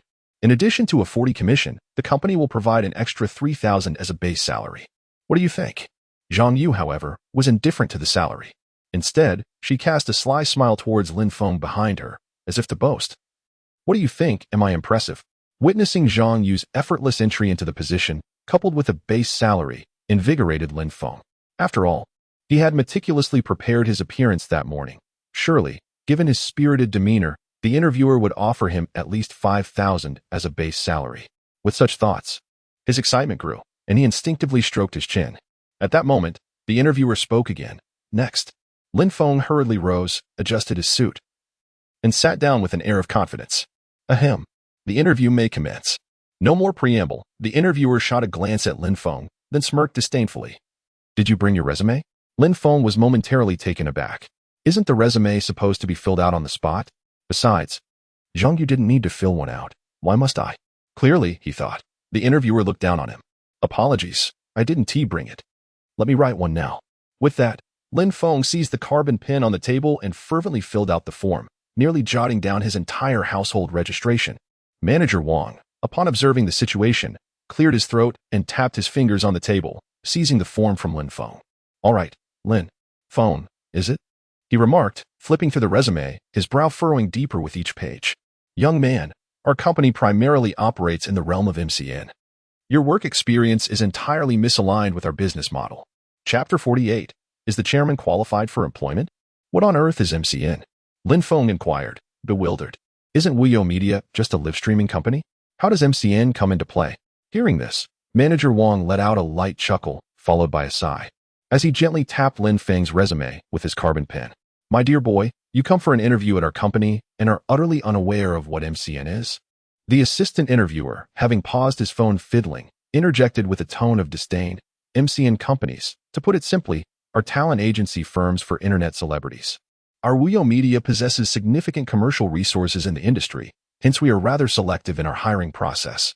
Your professional background does not meet our requirements, so it would be advisable for you to seek interviews elsewhere. The preceding discourse was somewhat convoluted and difficult to comprehend, yet Lin Feng clearly grasped the final remark. What the hell? I am your boss. You say I'm rejected just like that, without a hint of respect? Where does my work experience not align? Manager Wang sneered coldly, his tone now tinged with impatience. Young man, what can you offer our company? What value can you bring to us? I do not harbor any professional prejudice. However, I have yet to discern any commercial value in you personally. At first glance, this statement appears unassailable and rather grandiloquent. Yet, upon deeper reflection, it seems decidedly incongruous. You have not inquired about any other aspects of my qualifications, so how can you claim this is not professional discrimination? Since you have made such assertions, I would like to inquire why I possess no commercial value. Please elucidate. Manager Wang scoffed disdainfully, opting not to respond. While a 30-year-old woman nearby reprimanded, we are a publicly listed company, not just anyone can gain entry. With your unremarkable appearance, lacking any discernible virtues, I mistook you for an insurance salesman in that tattered suit. Upon hearing this, Lin Feng's expression darkened, and he slammed his hand on the table, retorting. So it ultimately boils down to looks, does it? Why then, did you initially expound so grandiloquently? Was it merely to squander my time? Or do you think it lends you an air of sophistication? The job-seeking process is inherently reciprocal. No one is inherently superior to another. Even if I do not meet the company's criteria, I would not voice any objections. However, to treat individuals differently and engage in discrimination, all while belaboring the point to elevate oneself at the expense of others, is quite distasteful. What do you mean by that? Am I mistaken in my assertion? Becoming a streamer is indeed contingent upon appearance. Women can enhance their looks with makeup and filters. Surely, you could manage that too? Confronted with Manager Wang's inquiry, Lin Feng remained noncommittal, asking, is the crux of the matter whether or not I will be hired? Why do you stand so high and mighty, treating me like a mere beggar? The female interviewer cast a disdainful sidelong glance at him, her face a mask of scorn. So what if I regard you as a beggar? If you come out to beg, you must adopt the demeanor of one. Lin Feng narrowed his eyes. A beggar? Are you implying that you consider all the other employees to be beggars as well? Or else, do you truly think employees are worth anything? They are valued less than the screws in an electronics factory, easily replaceable at your whim. The woman grew increasingly animated in her tirade. Lin Feng silently clenched his fists, and just as he was about to strike, he felt a warmth on the back of his hand. Turning to look, he found Zhang Yu gazing at him with gentle eyes, shaking her head. Don't engage here. There are many people outside. This little lady, truly the daughter of an underground family. Reluctantly, Lin Feng nodded in agreement and contacted the vice president on his phone to resolve the matter. At that moment, Zhang Yu addressed the two interviewers. Since Brother Lin cannot be employed, I shall also decline the position. Upon hearing this, the main interviewer, who had been observing with cold indifference, could no longer remain passive. He had not anticipated that this seemingly insignificant man could sway the decision of a high-profile female anchor. Wait, he interrupted, Zhang Yu. I hope you do not act impulsively for the sake of this person. You must understand that Wio Media is one of the top 10 platforms online. Our operational and editing teams are incomparable to those of smaller companies. Zhang Yu replied calmly. And what of it? Seeing her resolute demeanor, Manager Wang's expression darkened. Humph. I shall refrain from unnecessary chatter. The contract has been duly signed. Should you wish to breach it, you must relinquish your account and pay a penalty of 1 billion. And what if I choose not to comply? Zhang Yu remained unhurried, her charming visage betraying no hint of anxiety, though her expression gradually grew more frostbitten. A smile does not imply vulnerability, after all. Being from a family entwined with the underworld, a touch of ruthlessness is to be expected. Refusal? The assistant interviewer curled his lips in derision. If you refuse, prepare for litigation. To abandon your lifetime prospects for such a lowly individual is truly a tragic farce. Lin Feng chuckled lightly. You, who prattle on like a fool, should not presume to dictate the fate of others. You. The female interviewer sprang to her feet, indignation radiating from her. What manner of attitude is this? How dare you show me such disrespect? I am a manager of a publicly listed company, someone you will always look up to. Manager Wang also slammed his hand on the table, his face a mask of fury. You two insignificant wretches, just wait. I shall summon someone to deal with you. Before they could utter another word, the office door was abruptly thrust open. A middle-aged man, impeccably clad in a suit, stood at the threshold, anxiety etched upon his face. Mr. Lin, are you all right? Mr. Lin? Manager Wang stared at Lu Peng in confusion. Deputy General Lu, are you referring to Mr. Lin from the acquisition of our company? Has he arrived early? Lu Peng chose to disregard Manager Wang, swiftly approaching Lin Feng with utmost respect, bowing slightly as he spoke. Mr. Lin, why did you not inform us of your arrival in advance? I could have arranged for someone to attend to you. Lin Feng rose, leisurely adjusting his cuffs, and replied, No need for that. I am here for an interview. He then turned to the stunned Manager Wang, inquiring, Do you believe I am qualified for employment at this moment? Or do you intend to proceed with your lawsuit against us? At that moment, Lu Peng grasped the situation, delivering a resounding slap across Manager Wang's face, exclaiming furiously, You wretched fool! Apologize to the chairman at once. Manager Wang, dazed by the blow, covered his face, murmuring in disbelief, How could this be? A mere interview candidate, whose resume is filled with humble occupations, has transformed into the chairman. Chapter 49. A wanton? No, rather open-hearted. Zhang Yu witnessed this scene, her eyes wide as saucers, exclaiming, Goodness! So Lin Ge was here to impress. Meanwhile, Manager Wang's reaction was even more pronounced. He swallowed hard, stammering, Vice President Lu, you cannot be serious. Is this person truly the chairman? If the individual before him was indeed the future chairman, then today would be disastrous for him. Of course, Lu Peng retorted sharply, Mr. Lin stands right before you. How could it be otherwise? He then turned back to Lin Feng, addressing him with utmost reverence. How shall we deal with this individual? Should we simply terminate him outright? Lin Feng murmured to himself, pondering the situation. Under normal circumstances, when a subordinate creates trouble, a superior would typically strive to protect them. Yet, in this instance, Vice President Lu was hastily eager to expel both individuals without fully understanding the situation.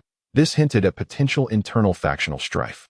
As he contemplated the matter, Lin Feng found himself in a quandary. Should he dismiss Manager Wang outright, or demote him, allowing for a chance at reform to avert future issues? After all, he was rather inexperienced in business matters, and the company was likely under a management contract. Simply appointing one person to wield authority did not seem prudent. Seeing Lin Feng's indecision, Lu Peng hesitated to speak up. After all, the previous director had made it abundantly clear before his departure that this man was a formidable player in the elite auction arena. Meanwhile, Manager Wang, despite his penchant for appeasing superiors while belittling subordinates, was not foolish. He realized that his fate rested squarely in the hands of the man before him. In an unexpected turn of events, he knelt down. Young Master Lin, I have been blind and deserve punishment. He then slapped his own face with considerable force. I apologize. Young Master Lin, please allow me to remain. I willingly accept a salary reduction and demotion, and I vow to abandon my prejudiced views. Grant me another chance. The vice interviewer, witnessing this spectacle, was utterly incredulous. What on earth? Has Wang Tao truly knelt down? This act is utterly humiliating. How can he maintain his authority before the staff now? Manager Wang, this is excessive. To kneel for such a trivial matter? Your resolve is astonishingly weak. Wang Tao clenched his teeth in response, muttering, You don't understand anything, you pathetic coward. After enduring a decade of hardship, I have finally ascended to the position of manager. I recently acquired a home in the local area, and I have a young child who relies on me. If I were to lose this job, who would bear the burden of my mortgage? Upon hearing such candid words from Manager Wang, the female interviewer was suddenly jolted to reality. Although she did not suffer the same burdens of car loans or mortgages, her extravagant spending habits left her apprehensive about the prospect of unemployment, who would shoulder the costs of her daily existence. In a moment of panic, she quickly bowed her head and apologized. I am truly sorry, Mr. Lin. It was my mistake. Please forgive me. Observing their reactions, Lin Feng began to formulate a plan. Since Manager Wang had voluntarily offered to accept a pay cut, he was curious to hear the specifics of this proposal. Trembling with trepidation, Manager Wang stammered, I am willing to forfeit a quarter of my salary and accept a demotion of 3 levels, just hoping that Mr. Lin can forgive me this once. The woman, taken aback by the gravity of his statement, momentarily closed her half-open mouth. She was reluctant to part with her money or accept a demotion. Very well, let it be as you said, Lin Feng replied, casting a glance at Lu Ping before striding out of the room. Lu Ping hurried to follow, with Zhang Yu trailing closely behind. Shortly after their departure, the woman exhaled a sigh of relief, grateful that she had escaped unscathed. However, her relief was short-lived as someone from the HR department approached her with a termination contract, presenting some private documents that mandated her dismissal. There was no gesture of apology. Regardless of her capabilities, she would eventually be deemed a liability. Witnessing this scene, Manager Wang silently vowed never to underestimate others again. After all, certain prominent figures often prefer to masquerade as 5-star generals of Country Garden or top-tier delivery experts. Upon entering the chairman's office, one finds it nearly 50 square meters, furnished not only with a soft bed and genuine leather sofa, but also with a desk capable of concealing individuals. A plaque inscribed with flowing script hangs prominently on the wall. The former chairman's calligraphy is quite impressive, albeit it does not exude an air of benevolence. Lin Feng gazed at the plaque, clicking his tongue in contemplation. Upon hearing this, Zhang Yu burst into laughter, her demeanor becoming quite animated. Oh dear. What he wrote is evidently forthright. Brother Lin, you truly crack me up. Lu Ping, however, merely pressed his lips together, biting down to stifle any sound. Young Master Lin, since you've just arrived at the company, may I provide you with a brief overview of our operations? Indeed. Let us discuss the pertinent matters. Lin Feng shot Zhang Yu a glance, feeling that the girl had truly left him no dignity. Currently, the company employs 200 individuals, with a total of 700 ordinary signed influencers and 690 mandatory broadcasters.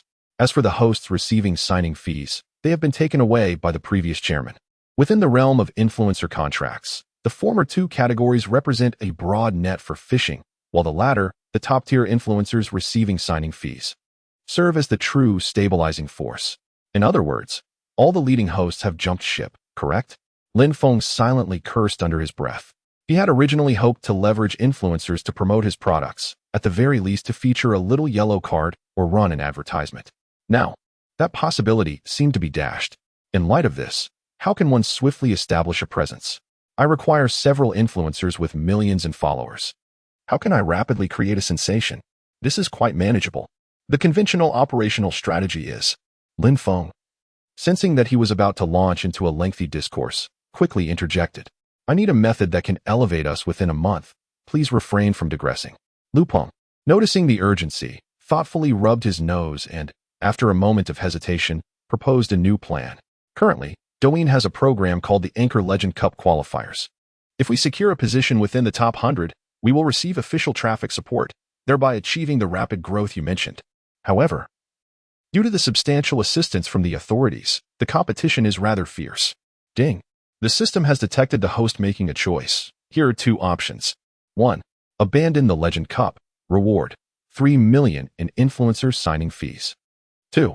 Compete in the Legend Cup. Reward. Consecutive victory bonuses, with better rewards for higher rankings. The official support is so robust that even a pig could take flight.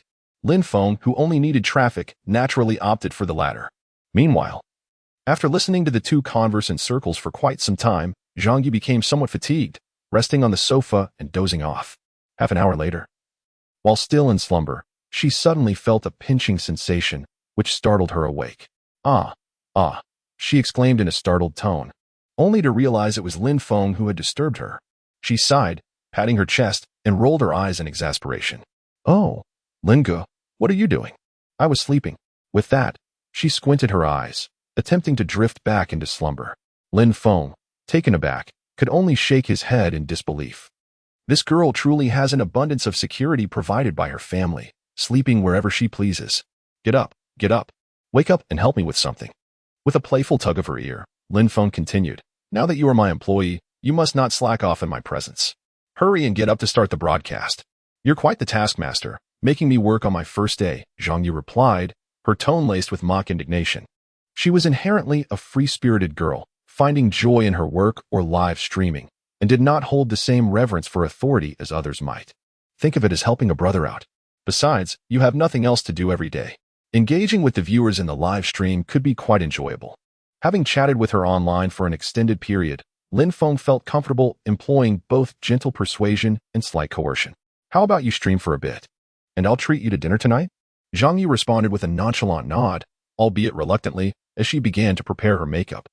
She pulled out her phone and messaged Lonely Wolf, Brother Wolf, I'm going live now. Log in to hear me rant about my dreadful boss. Chapter 50. The showdown between Fei Yong and Hui Hui. Hello everyone. Zhang Yu lazily greeted the camera, casting a glance at Lin Feng, who was situated nearby. Rolling her eyes. I am the host, Xiao Yu. Lin Feng merely smiled, choosing not to respond. He casually opened his notebook to check the girl's popularity metrics. Ever since the last extravagant display of generosity with 20,000 rockets, Zhang Yu's account had seen a significant increase in followers. Furthermore, today marked the preliminary rounds of the Legendary Cup. With the official promotion of traditional PK live streaming leading to a surge in viewers, from an initial fluctuation of 30,000 to a staggering 50,000 as soon as she went live. The barrage of comments in the live stream surged rapidly, filled with warm greetings from viewers. My wife is so diligent. She has come to see us again after just 7 days. Brothers, Moon is persistently clinging to me. What should I do? Licking screen, my friend. Don't daydream in broad daylight. Moon is my wife. 3 minutes of mockery, and those who see it 3 minutes later. Zhang Yu glanced at the comments, rubbing her almond-shaped eyes. Her large, sparkling eyes were both pure and innocent. I'm so sleepy, let's do something to perk up. What should we do? The girl mused to herself, completely indifferent to the opinions of the viewers in the live stream. After all, she wasn't broadcasting for profit. Without Lin Feng, she might only go live once every 10 days or so. Wow, my wife is making me feel like an idiot. Slurping, Chinzei from Liaodong Electric Power University formally invites you to dinner. My lips involuntarily curved into a smile. Lin Feng sat at his desk, observing the girl in a relaxed pose, a gentle smile forming on his lips. While other female internet celebrities broadcast with great enthusiasm, singing and dancing, this girl sat there barefaced, too lazy to even apply a beauty filter, merely gazing blankly. Yet, numerous viewers outside the screen continued to chuckle with delight, finding her utterly endearing. Just as everything seemed tranquil, suddenly, a PK connection request lit up. Zhang Yu blinked in confusion. Wow, I've only been online for 10 minutes, and someone is already seeking to connect with me. She usually focuses on chatting during her live streams, and those within her circle are well aware of her temperament and the prowess of her viewers. It is rare for anyone to initiate a voice chat. However, today, shortly after logging in, someone took the initiative to connect, piquing her interest. Hello, miss, Zhang Yu greeted amiably. To her surprise, the response was rather unfriendly. Oh, what is so great about it? Us small internet celebrities can't compare to your carefree life. The big brother can easily unfollow and delete. The online celebrity, known as Hui Hui Jun, spoke with a sharpness that made Lin Feng quite uncomfortable. Upon visiting her profile, he was taken aback to discover that this rather brash woman was, in fact, a renowned cosplayer with millions of followers across the internet. Goodness, the top supporter on the opposite side is actually Brother Fei Yong. Isn't he one of our own? How could he have turned traitor? Indeed, the opposing streamer has tarnished our boss's reputation, and Brother Fei Yong actually supports her. It's truly beyond comprehension. What did Hui Hui Jun just say? Did Dwyer delete and blacklist someone? Could it be Brother Fei Yong? I suspect so. Last time, that sudden wealthy patron made him lose face. He might be holding a grudge against our Ware. The live stream had a substantial following of devoted fans, whose cohesion was remarkably strong, unlike the fickle characters often depicted in online novels. Zhang Yu, noticing Hui Hui Jun's unpleasant tone, felt a wave of discomfort wash over her. She furrowed her brow and inquired, Are you referring to Brother Fei Yong? So what if I blacklisted him? It's not my fault he keeps telling me crude jokes. I can't stand him. Since the last time Fei Yong was suppressed by Lin Feng, he felt a loss of face. Frustrated by a lack of returns from long-term investments, he decided to confront Zhang Yu about his desire to be with her, only to be met with a ruthless rejection, prompting him to seek the company of other female streamers. At this moment, as the young lady spoke her mind without reservation, Fei Yong could no longer remain composed. Just days prior, the company had nearly uncovered fraudulent accounts, and with his spirits already high, The revelation of his past misdeeds compelled him to assert his authority. Zhang Yu, what nonsense are you spouting? It is you who attempted to entice me, and I simply did not acquiesce. Do not embellish your own image. He continued, I have come to this broadcast to put you in your place. Isn't there a new big shot in your streaming room? How come his account has not been logged in recently? Could it be that the last confrontation drained his resources? Hurry and bring him forth today. I shall demonstrate the stark contrast between a nouveau riche and a true big brother. Upon uttering these words, Lin Feng was left in disbelief. This fellow, so audacious. If he truly possessed such courage, why did he not engage with me last time, instead opting to flee? As he pondered this, the female streamer continued her tirade. My brother speaks the truth. What pretense of superiority do you hold? Are you not aware of your own worth? As a streamer, one must embrace their role. Who are you trying to impress with that facade? Zhang Yu's beautiful face flushed slightly, and not being accustomed to vulgarity, she could only point at the screen in indignation. Your words are exceedingly harsh. Wolf brother spoke with me just yesterday. I will not permit you to speak ill of him. Hee, Brother Wolf, your call is quite endearing. How infuriating. That wretched Brother Wolf dares to appear before me. I shall surely make him pay dearly for it. This time, Brother Fei Yang comes well prepared, armed not only with 3 million in funds, but also with an agreement from the female streamer that guarantees a full refund of his brother's money. The earnings from the Navi investors will be divided 3-7, allowing him to boast grandly, and with a stroke of fortune, he might even profit modestly. His confidence is undeniably strong. After all, in his view, no matter how wealthy an individual may be, it is improbable that someone would spend 2 million only to spend another 2 million immediately after. Zhang Yu glared at her opponent with barely restrained anger, her mouth opening as if to curse, yet words failed her. She glanced down at the messages that remained unanswered, her heart filled with anxiety. In desperation, she turned to Lin Feng for assistance. Just then, the live stream erupted with a resounding dragon's roar. A golden ancient dragon soared into view, proclaiming, Welcome, Supreme User. The Lonely Wolf, to the live stream. Following closely was a dazzling golden barrage of comments that captured everyone's attention.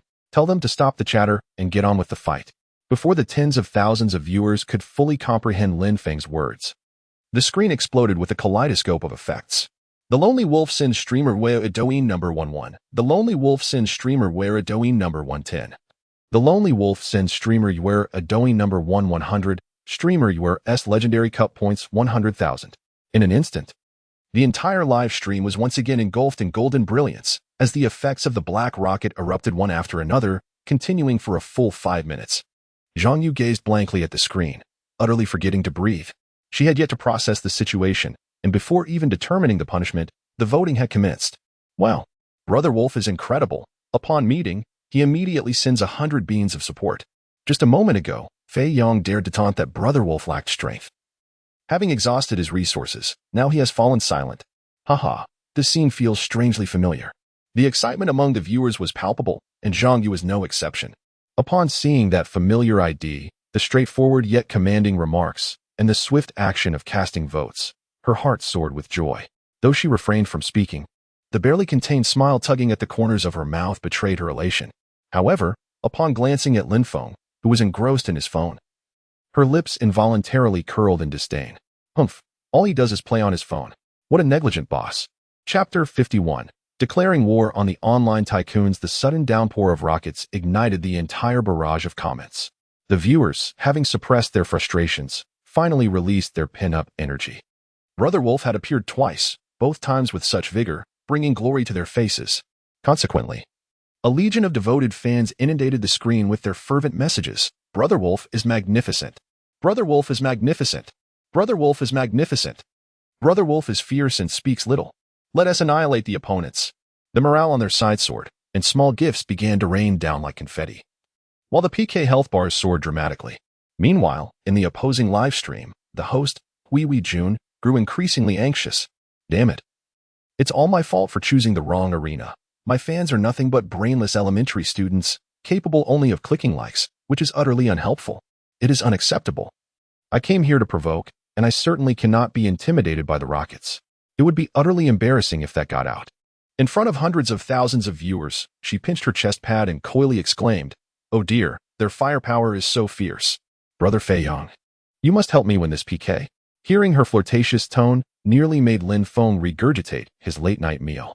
Conversely, Fei Yong, initially taken aback by the ID Lonely Wolf, was instantly shaken by the female streamer's playful demeanor. After a brief tremor, he straightened his back and declared, "What nonsense is this wolf, brother? ISNT at just 100 beans on Douyin? I'll accompany you in swiping. What's the big deal?" At that moment, he was convinced that Lin Feng's ammunition had been nearly exhausted. He believed it was merely a matter of emptying his balance to intimidate others. "Humph. You wish to be Kongming? I'm not Sima. I'll swipe with you." In response, Lin Feng calmly tossed out a golden comet. "Fool, if you want to swipe, then swipe. Why all the unnecessary chatter? Do idiots enjoy embellishing their own roles? Very well, I shall see how long you can maintain your bravado," Fei Yong shouted, raising his voice in a frenzy. Shortly after, the live stream of Hui Wei Jun lit up with a rocket effect, and she joyfully shouted out loud. Unexpectedly, Zhang Yu's live stream transformed into a vast ocean, with a colossal fish leaping out of the water, turning the mundane into the extraordinary. The breathtakingly extravagant special effects dazzled the eyes. Yet what was even more terrifying was the relentless increase in such effects. The screen erupted with vibrant visuals and heart-stirring music, shaking the very foundation of the live streaming platform in an instant. The Pingcheng Wanli is the platform's most lavish gift, costing a staggering 20,000 yuan each.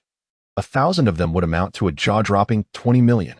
Isn't this just the preliminary round? Why such intensity right from the start? Insane. 2 rounds totaling 40 million soft sister coins. Brother Wolf is about to shatter the platform's record. What Brother Wolf? Call him Boss Wolf. Big shot. Please take me under your wing. At this moment, Zhang Yu was utterly speechless, her gaze fixed on the ever-increasing numbers on the screen, feeling as though she were in a dream. The number of viewers in the live broadcast had surpassed 100,000, and the barrage of comments flew by at an astonishing pace, causing even the servers to lag. Once a delicate flower cherished at home, she had lived a life of comfort yet always felt something was amiss.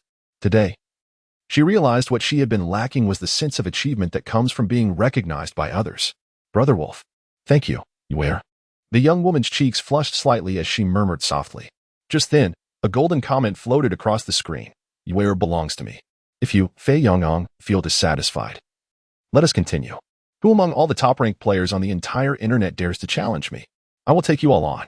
Shortly after this message was sent, the audience was left astounded.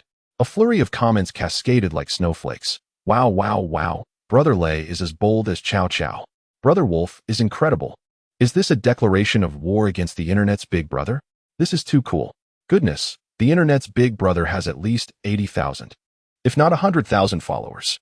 Brother Wolf is truly fierce to say such things so casually. It's remarkably stylish. The opposing streamers, Hui Wei and Fei Yong, were utterly bewildered. What was happening? 2 million was effortlessly thrown around? Couldn't they at least wait until we finished our script and gathered the fans' money before going all out? Damn it. Who plays poker by tossing out 2 kings and 4 twos right from the start? Outside the live stream, a middle-aged man in a shabby suit, with a bulging belly, took a hearty sip of goji berry chrysanthemum tea. He couldn't comprehend why the funds he misappropriated, risking incarceration, seemed less significant than a mere trifle in others' eyes. Watching the tearful expression of Zhang Yu across the screen, he felt a surge of anger. How could that little wretch, whom he had pursued for so long without a hint of reciprocation, suddenly welcome another's affection so readily?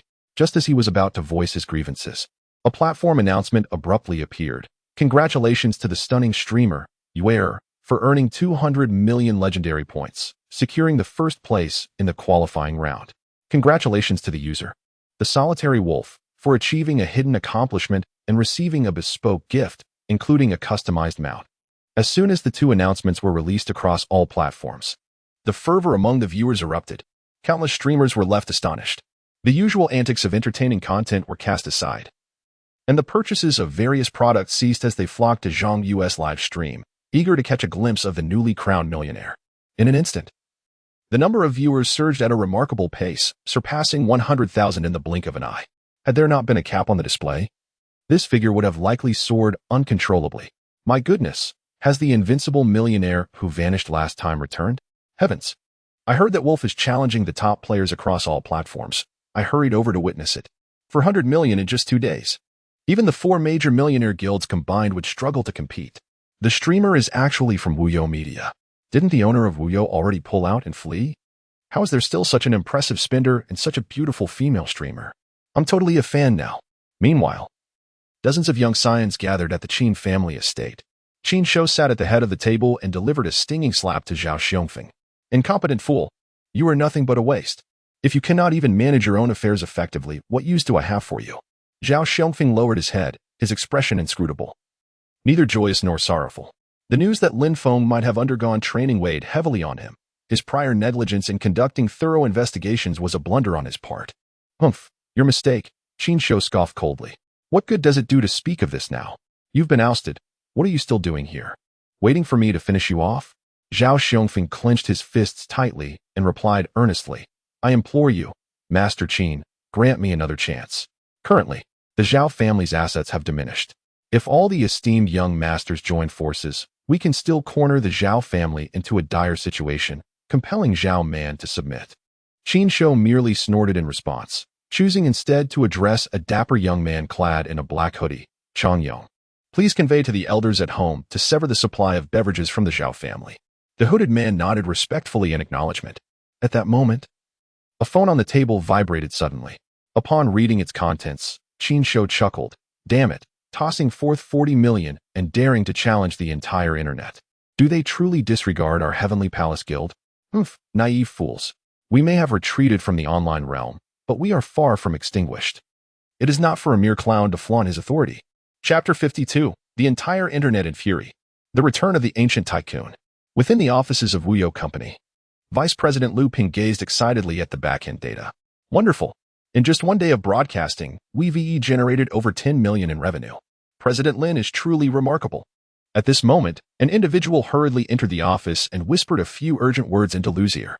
Lu, there's an emergency task assigned by Lin. We need to urgently recruit a group of new broadcasters within 2 days. The female hosts must be fresh-faced and immaculate, while the male hosts must possess charisma. Furthermore, we must prepare to strive for the championship of the Legendary Cup. What? Did Lin truly say that? Lu Ping's mouth fell agape. Indeed. And I suspect that the newly signed host, Ware, may be connected to Lin, as her elder brother is likely to be Lin's account. He even publicly challenged the entire network. Lu, what should we do? Should we persuade them? Is that so? Lu Peng inhaled deeply and replied, no need for that. We will proceed as Lin has instructed, and our recruitment announcement must be audacious, making our intentions crystal clear.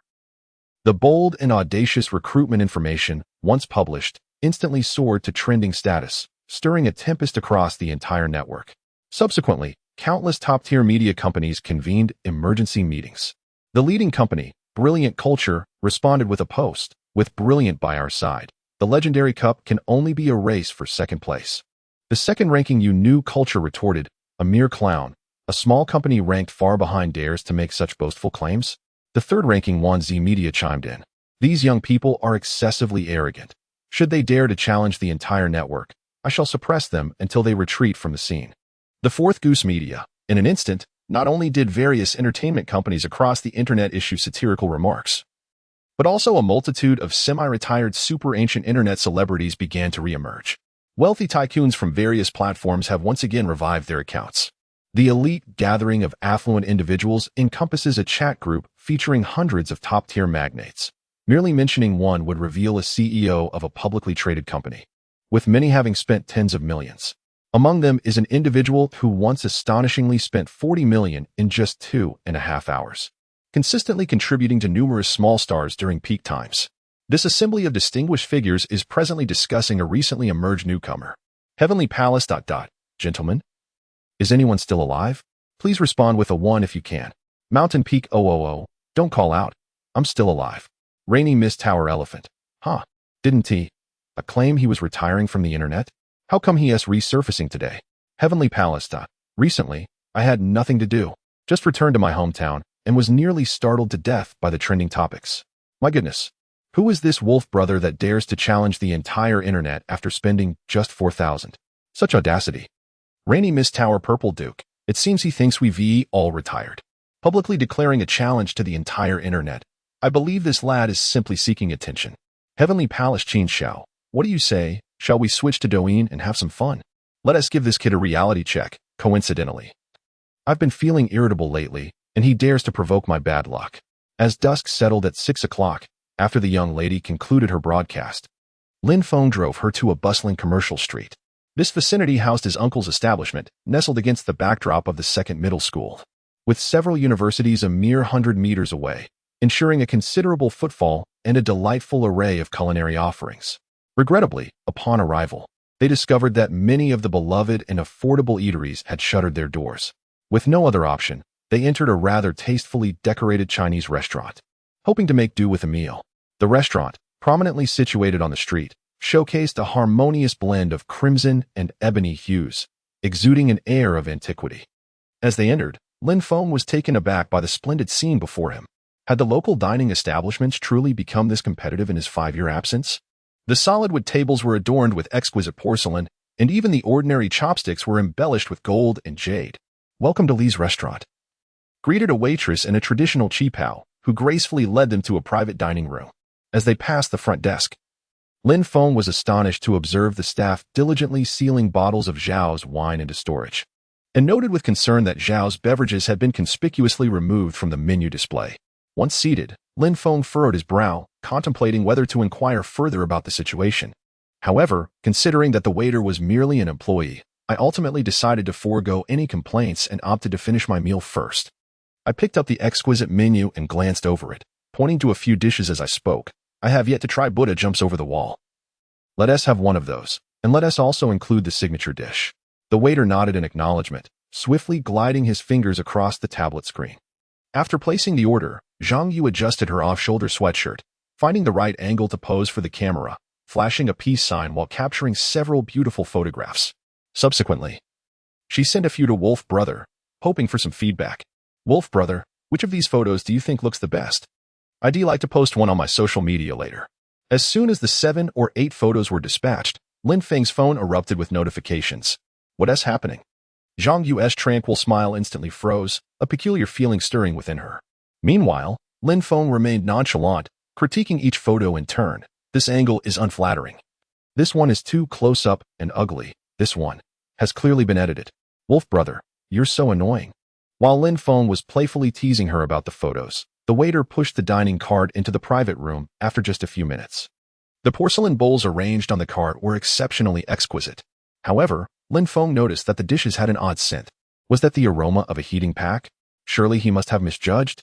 For a meal costing at least 2,000, it couldn't possibly be made from pre-packaged food. Lin Feng, with a hint of skepticism, lifted the lid and swiftly leaned down to taste the broth of the Buddha jumps over the wall. The deep golden, rich liquid burst with umami the moment it touched his palate, only to be followed by an overwhelming plastic taste that lingered stubbornly. In that instant, Lin Feng's heart sank. Damn it, I can tolerate pre-prepared meals when I order a decent meal, but today I have ordered the exquisite Buddha jumps over the wall. And you dare serve me a pre-prepared dish? Are you trying to serve me blood buns instead? Noticing his unusual demeanor, the young woman gently inquired, "What's wrong?" Lin Feng took a deep breath and shared his discovery with Zhang Yu. To his surprise, Zhang Yu curiously asked, "What do you mean by pre-prepared dish?" Damn it. Children from affluent families are completely oblivious, aren't they? Realizing he could not explain it to her, Lin Feng decided to summon a waitress. "Excuse me, could you tell me, is this dish made fresh?" The waitress's expression instantly turned flustered. "Sir, this dish is made fresh. Is there an issue with the dish?" Seeing her clumsy lie, Lin Feng felt an urge to curse. "Are you kidding me? Buddha jumps over the wall is served within minutes. And you expect me to believe it's freshly made? Do you think I've never encountered pre-prepared meals?" At that moment, the system notification chimed in. Detected that the host is making a choice. The following 2 options are presented. 1. Hold the waitress accountable. Reward, 10 million sound waves. 2. Hold the mastermind accountable. Reward, a random world-class supercar to be collected the next day. Chapter 53. Feeding Li Xiao pre-prepared dishes. The sound of the system faded away as Lin Feng's gaze fixed intently on the waitress. She stood there, seemingly frozen. Her complexion pale, akin to a student terrified of reprimand after a careless mistake. Sigh. Alas, she is merely a worker. The manner in which tasks are executed is dictated by those above her. What grave fault could she have committed? It is all for the sake of survival, after all. "Madam, might you please fetch your manager? I wish to ascertain the situation regarding this dish." Lin Feng's voice carried a frigid tone. The young waitress, newly entered into the workforce, was so anxious that her breaths quickened, and she hastily nodded in response. Yes, sir. I shall summon the manager right away. The waitress stammered before nearly fleeing down the stairs. Zhang Yu tugged at Lin Feng's sleeve and whispered, Lin Ge, why not let it be? We could simply dine elsewhere. I will treat you. You will treat me? Lin Feng scoffed. Do you believe that merely changing restaurants can resolve this matter? Zhang Yu, perplexed, rubbed her head. Isn't that the case? It's just a trivial amount of money. Upon hearing this, Lin Feng's expression grew even more frigid. Is this merely a matter of money? With so many schools in proximity, countless graduation banquets and gatherings are held here. For many of these students from ordinary families, a single meal is a significant indulgence, and you suggest we let it slide so lightly? Moreover, how much could 2 abalones and a few small sea cucumbers possibly cost? Charging $12.88 for pre-prepared dishes, do they take consumers for fools? The cost of ingredients is undeniably high, a reality we can comprehend. However, it is utterly outrageous that I, having spent a considerable sum on pre-packaged meals, am confronted with the audacity of claiming they are freshly prepared. Is there no shame left in the industry? To pay $12.88 for such an industrialized product is preposterous. I might as well spend $4.05 on a pack of old hen soup noodles. Zhang Yu could not fathom the source of his ire, feeling equally aggrieved as she pouted silently in her seat. At that moment, footsteps echoed down the corridor, growing nearer. Soon, a middle-aged man clad in a dark suit briskly entered the private room. Mr. Lin, I am Manager Wang Defa. May I inquire what the issue is? His voice was deliberately subdued. I hear you have some concerns regarding our dishes? Lin Feng locked eyes with him. This Buddha jumps over the wall is undoubtedly a pre-packaged meal. How dare you claim it's freshly stewed? Lin Feng's voice resonated powerfully, drawing the attention of passers-by, who paused to eavesdrop. Manager Wang's smile faltered momentarily but soon reverted to a professional facade. Mr. Lin, please remain calm. You must have been mistaken.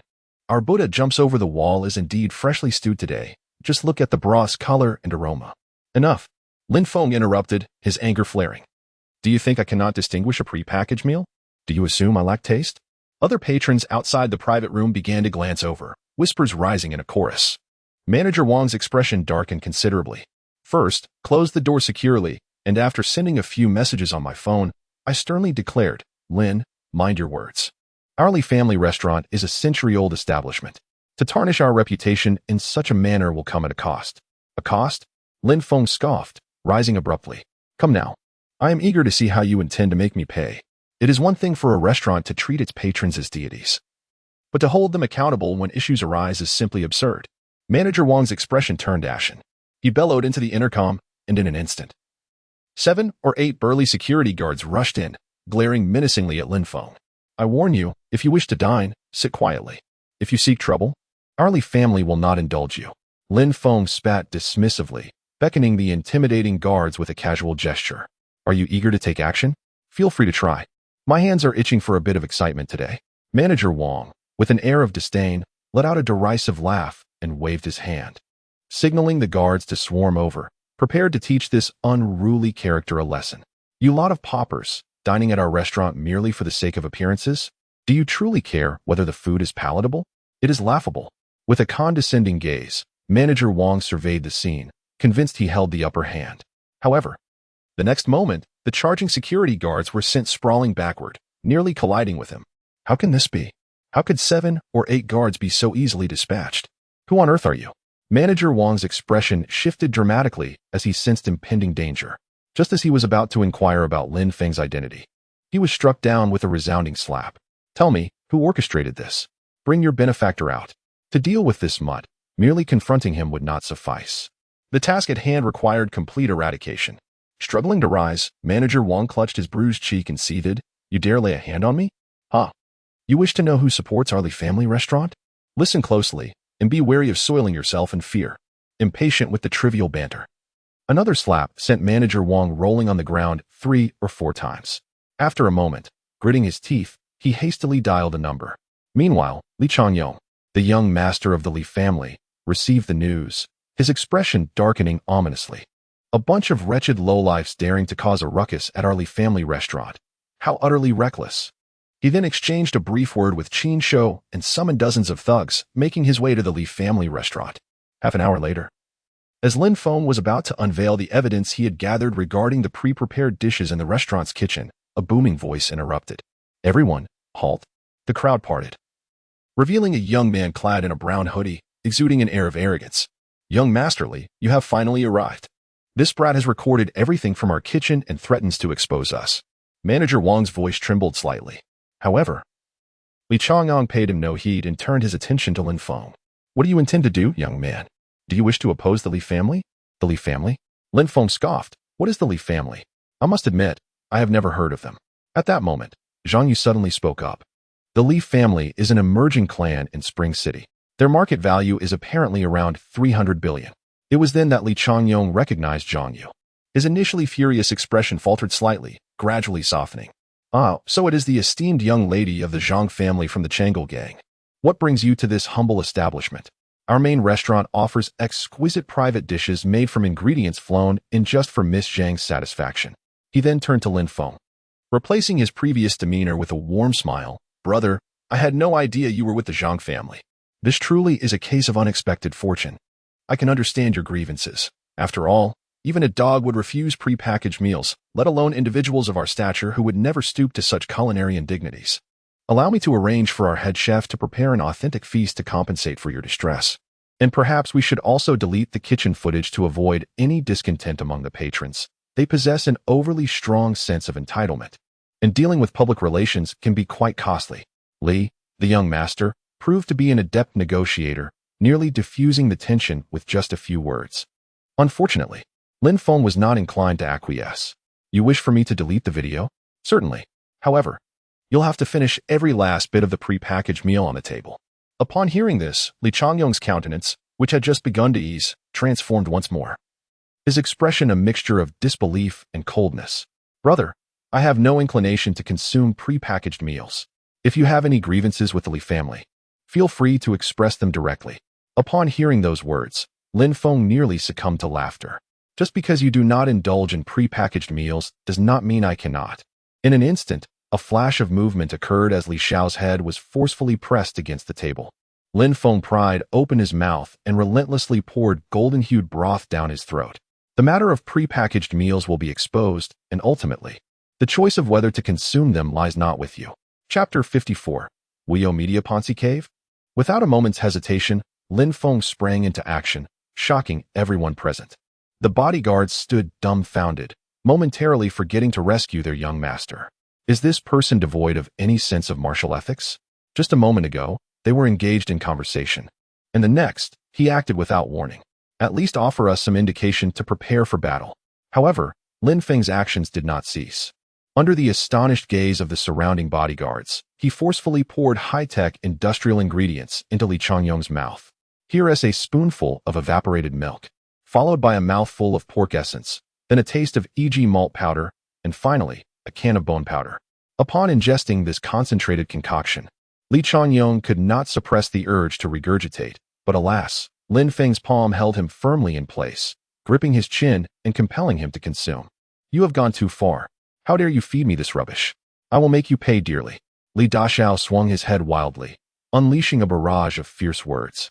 As his neck was unexpectedly freed, he barely had time to catch his breath when a menacing gaze pierced through the air. A haunting whistle echoed in his ears, and his sharply defined face swelled ominously. A searing pain surged through him as he bellowed with a chilling intensity. What are you standing there for? Hurry, save me. Still barking, are we? With a swift motion, Lin Feng dealt with the approaching bodyguards with one hand while delivering a thunderous slap to Li Chongyong's ear with the other. His frenzied assault was so rapid it conjured a tempest, eliciting sounds akin to a pig's squeal from Li, instilling fear in all who witnessed the spectacle. Buying pre-packaged meals is one thing, but to liken them to pig fodder? Do you not regard others as human? Congratulations, host. Task completed.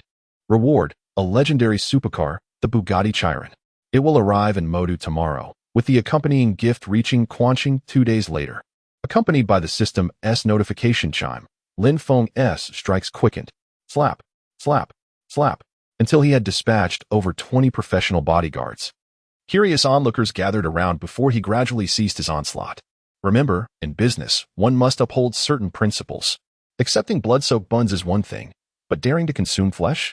With such a massive clientele, isn't that enough profit for you? Do you wish for more, or do you seek your own demise? With a disdainful spit, he seized Zhang Yu's arm, and turned away from the restaurant. Outside the private room, a multitude of onlookers gathered, their expressions a mixture of astonishment and disbelief. Although they had never encountered the true visage of Li Xiao, they were well acquainted with the tales surrounding him, the most notorious scion of Quan City University, who, with his vast fortune, had coerced and sullied the reputations of numerous campus beauties. The cruelty of his methods was utterly appalling. To provoke such a ruthless individual, who was both capricious and vindictive, was undoubtedly an unwise decision. What a relief it was to witness Li Chang'ong finally receiving his due reckoning. Sure, keep your voice down.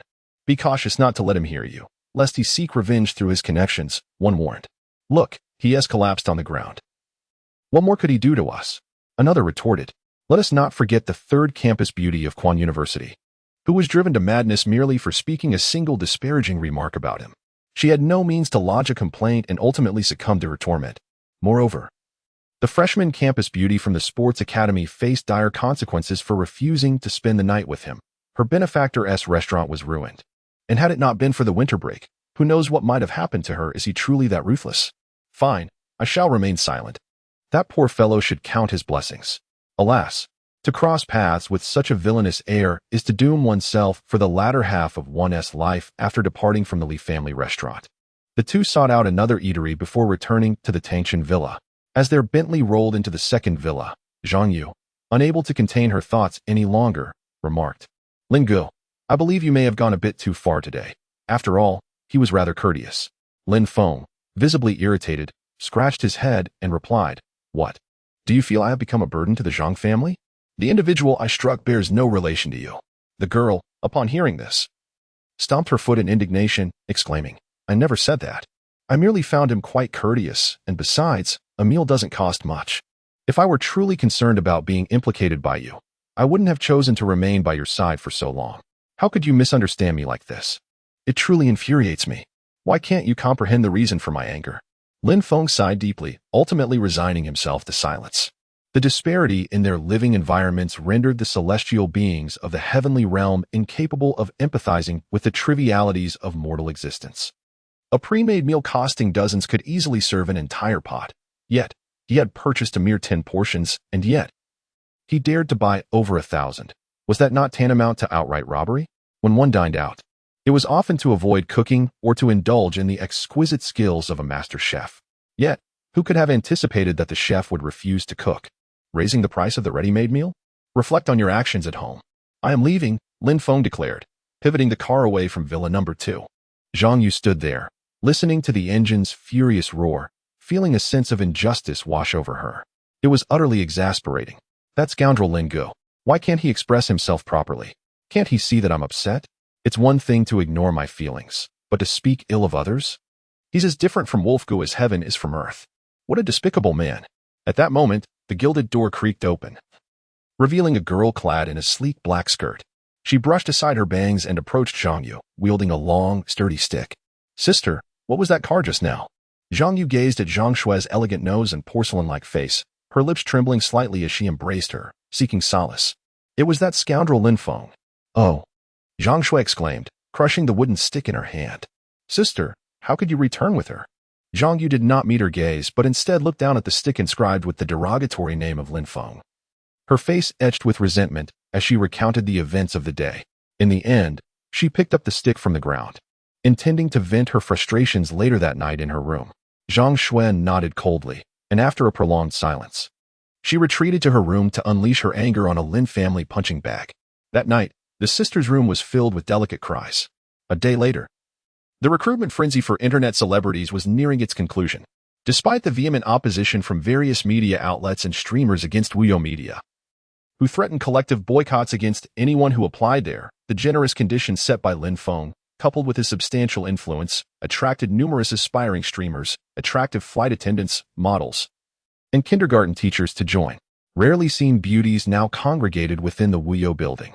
If one were to glance down the hallway from atop a chair, they would behold a striking array: sultry women in black stockings, alluring girls in fishnet, fitness enthusiasts in shark pants, sweet schoolgirls in JK uniforms, and even adorable cosplayers. The entire company had seemingly transformed into a veritable den of charm. Master Lin, you've arrived. Chapter 55. A gathering of beauties. Cousin, is that you? Lin Xiao? The newly appointed anchors are gathered here. Please assess whether you are satisfied. Deputy General Lu Peng slightly bowed, his face adorned with a smile, tinged with a hint of sycophancy and an underlying desire for recognition. Over the past couple of days, he had worked tirelessly alongside all employees, eliminating thousands of disruptions and interviewing several thousand models and art students. Ultimately, only 30 to 40 of the most aesthetically pleasing and distinctive candidates remained. Lin Feng nonchalantly nodded, his gaze sweeping over the employees standing respectfully along the corridor. Lu's efforts were commendable, and the employees had certainly toiled hard. Let us allocate 1 million later as a reward for everyone, he declared, causing an immediate wave of excitement among the staff, who were in awe of their new boss's generosity. After a round of cheers, Lu Peng grinned and suggested, Lin Xiao, our company has recently signed some internet celebrities who are currently undergoing training. Would you like to observe their progress? Yes, Lin Mo replied lightly. Take me to see. The two then strode around the corner of the corridor, where a massive glass door appeared before them. Through the glass, they could see a training hall as expansive as half a football field. Inside, more than 30 exceptionally talented young women were receiving professional training from their instructors, some singing, others dancing, or practicing their runway walks. They were not only gifted but also strikingly beautiful, creating a captivating scene that left one at a loss as to whom to admire first. As Lin Feng pushed open the glass door, a fragrant breeze greeted him, revealing a line of models practicing their catwalks. They donned matching black training outfits, their elongated legs shimmering under the lights. The rhythmic sound of high heels striking the ground was uniformly synchronized, each step resonating in the hearts of the men present. Lin Xiao. The newly signed models boast an average height of 175, with leg lengths exceeding 110, Lu Peng enthusiastically introduced.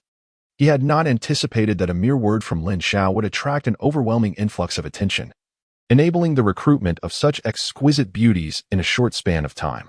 Lin Feng slightly nodded, his gaze sweeping through the crowd, suddenly fixating on a girl in the far corner. She was unlike the other internet celebrities, lacking the ostentatious and luxurious attire. Instead, she wore a simple sweatshirt paired with inexpensive shark pants. Her flawless, fair face often bore an expression of modesty. How could she be here? Lin Mo pointed towards the corner, his expression tinged with surprise. Lu Peng followed his gaze, mistakenly believing Lin Feng disapproved of the girl, and hurriedly remarked, Lin Xiao. Her name is Yang Fanwei. She is still a freshman. I found her visually appealing during the interview, so I decided to keep her. If you feel she is unsuitable. Lin Feng raised his hand to halt Lu Peng's explanation and directly approached the girl in the corner. As he stepped into the training hall, an unexpected silence enveloped the surroundings, all the internet celebrities pausing their actions to curiously observe the sudden appearance of this man. Weibo Media seldom recruits male hosts. His arrival alongside General Lu sparked a thought, could it be? The moment this idea surfaced, the girls around him suddenly adopted a flirtatious demeanor, casting countless glances his way, only to be overlooked by Lin Feng. At that moment, Yang Fanwei raised her head slightly, gazing into those profound eyes, her heart inexplicably racing. What brings you here? Lin Feng inquired with curiosity. Was the 50,000 insufficient for tuition? A year prior, Lin Feng had bestowed 1 million on his uncle. But despite his generosity, their stubbornness led them to accept only 50,000. Yang Fanwei's unexpected presence at the company genuinely surprised him. No. I encountered some issues and didn't want to burden my godfather. So, the girl's voice was soft, tinged with a hint of exhaustion. Lin Feng glanced at the onlookers, who were eagerly observing the situation, and chose not to press further. Instead, he asked, have you decided to become a female host? Will it not affect your studies? Yes. I am certain. I wish to become self-reliant. The system has detected the host is making a choice, presenting two options. 1. Confirm to retain Yang Fanwei, rewarding Douyin 13-14 sets of the Super Emperor set. 2. Opt not to retain Yang Fanwei, rewarding a transfer of 1 million. As the system's prompt echoed, Lin Feng regarded Yang Fanwei's resolute gaze and sighed. Well, since you wish to pursue this path, I shall support you. He then turned to Lu Peng and said, please create a dedicated account for her as our secondary host. Zhang Peng paused for a moment, then hesitated. Young Master Lin, you have an excellent eye. This young lady is undeniably vibrant and unique. Yet, he leaned closer to Lin Feng's ear, lowering his voice to say, however, we must strive for the Legendary Cup. We need to push for funding for another streamer. No need to worry, Lin Mo interjected. Isn't the scoring for the Legendary Cup cumulative throughout? A few hundred million is hardly worth fussing over. No sooner had Lin Feng's words fallen than the atmosphere in the training hall became palpably delicate. The young women, who had been quietly observing, now displayed expressions of astonishment. Goodness, a few 100 million. What is his true identity? Not only is he exceptionally handsome, but his words are equally charming. Host Su has obtained the Douyin 1314 Super Emperor set. You must be young Master Lin. A sultry voice shattered the silence. A stunning model sauntered over, clad in a form-fitting deep V training outfit that subtly accentuated her curves. Her makeup was exquisite, with slightly upturned eyeliner, exuding a hint of allure. I am Song Xiai, known online as Song Kuer, the champion of last year's supermodel competition. She leaned slightly forward, presenting a beguiling smile. I wonder if young Master Lin would be interested in seeing my catwalk? Gazing at her mesmerizing figure, Lin Feng silently nodded, appreciating her charm. Observing Song Kuer's actions, the other internet celebrity beauties began to take their own initiatives as well. Lin Xiao, my name is Zhang Xuelin, known online as Sui, and I am the belle of the Normal University. Lin Xiao, I am Cheng Lu, and I have recently been practicing yoga. My flexibility is particularly remarkable. Lin Xiao, I am Ming Yu, and I enjoy cosplaying various characters. In an instant, the air around Lin Feng was filled with a chorus of melodious voices. The emerging internet celebrities, each embodying charm or innocence, enthusiasm or shyness, all endeavored to capture the attention of this young millionaire. All right, Lin Feng gently remarked as he pushed aside the delicate presence before him, the lingering scent of milk lingering in the air. Please, everyone calm down. Today marks our first day on the job, and I cannot provide personal guidance to each of you individually. Thus, you will share a single account for now. Those who perform well will receive separate accounts later. His words left the beautiful ladies present somewhat perplexed. After all, are internet celebrities not known for casting wide nets to catch fish? Why should we, over 30 beautiful women, be restricted to a single account? However, the following words sent waves of excitement through the crowd, prompting enthusiastic squeals. For this upcoming Legendary Cup, I will be competing with 3 accounts, and the gifts received will not be redistributed. They will be divided among you based on audience votes. What? No redistribution. The ladies erupted in cheers, exclaiming, Lin Xiao, you are so handsome. Lin Xiao, I want to bear your children. Lin Xiao, please guide me tonight. I will perform splendidly. Observing her colleagues, who had previously donned an air of arrogance but were now exhilarated, Yang Fangwei felt a tinge of embarrassment. At that moment, a large hand rested upon her shoulder. Fangwei, the account is ready. You may go live and engage in a PK directly.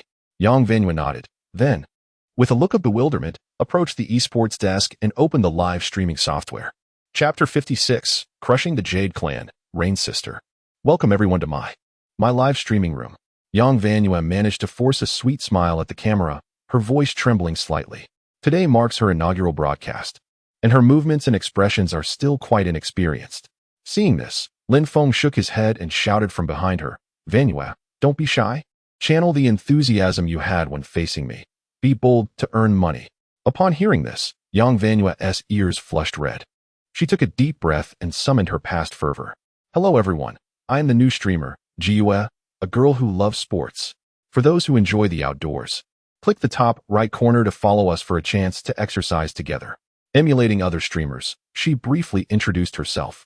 The scattered audience members were touched by her enthusiasm, and the comments began to flow. Wow, this girl is so pure, her face brimming with collagen. No wonder it's Weo Media, they might be a bit wild, but their choice in female streamers is outstanding. Sister, you are so beautiful. Absolutely smitten.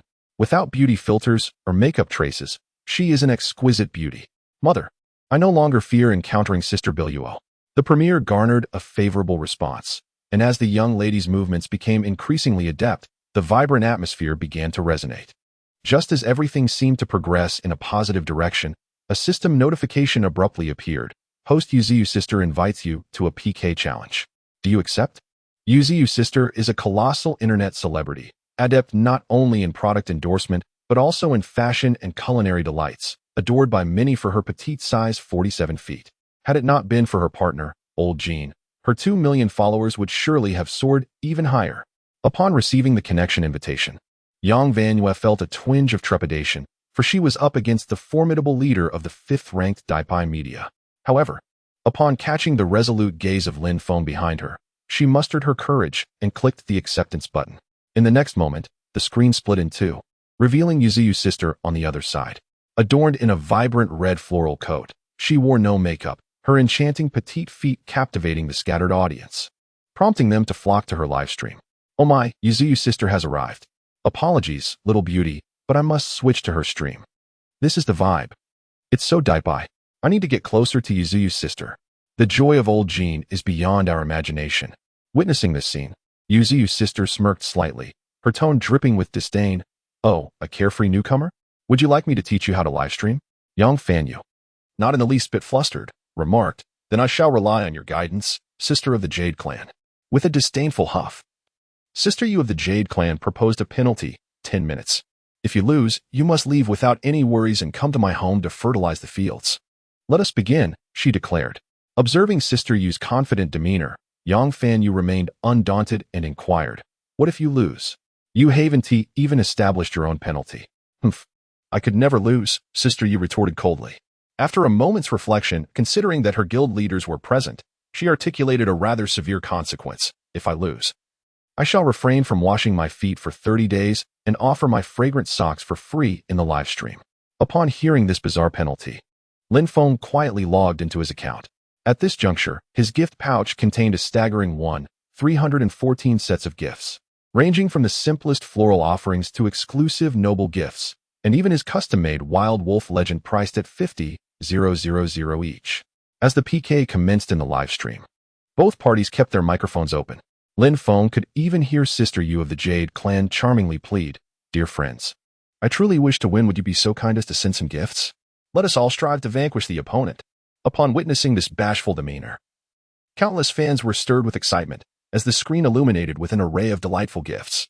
The PK health bar swiftly diminished to 0v80,000, yet remained composed, seated serenely while gazing at the solitary audience member, enveloped in a sense of security. 1314, 1314, 1314. Observing the meager contributions from, which were merely a few cents worth of inexpensive items, chuckled, I had thought the renowned Wolf General was more formidable, yet it seems he has faltered in just a couple of days. The atmosphere in the live stream was rife with banter. What Wolf General? From now on, refer to him as Wolf. Before our reign, what prowess do you possess? A mere few cents, utterly laughable. To be candid, I had prepared 1 billion to support you today, but the opposition is too pitiful. Perhaps I shall contribute next time. Could you arrange for an air shipment of a pair of socks for me, with the shipping costs on me? Not only were the taunts incessant from the opposing side, but even the newly inducted female hosts began to harbor doubts. Could it be that this esteemed general truly faltered? In her high heels, strained to peer over, eager to discern's mobile balance, only gasped, finally grasping's intent. A set of 1314. Could this possibly be the Super Emperor's? As soon as the words were spoken, all the beautiful women in the audience fixated their attention on the screen. The vibrant and dazzling effects erupted like a grand display of fireworks. The explosive gift effects flooded the screen, instantly dominating the PK leaderboard. My goodness. Is that the Emperor's set? I thought there was no way the Wolf Master could be so generous. The Wolf Master is truly remarkable. Showering a newcomer with the Emperor's set, and what more, the 1314 Emperor's set. How extravagant. The basic Emperor's set is fully lit, and one set costs 100,000. 1314 sets amount to an astonishing 3 billion. This is absolutely insane. Watching the popularity of Yang Fanyu soar, Yu Jie was left in a state of shock. Her mouth agape as if it could accommodate an entire egg. Her small size, 47 feet, were nervously tucked into her flesh, only regaining composure when Lao Jin appeared before her.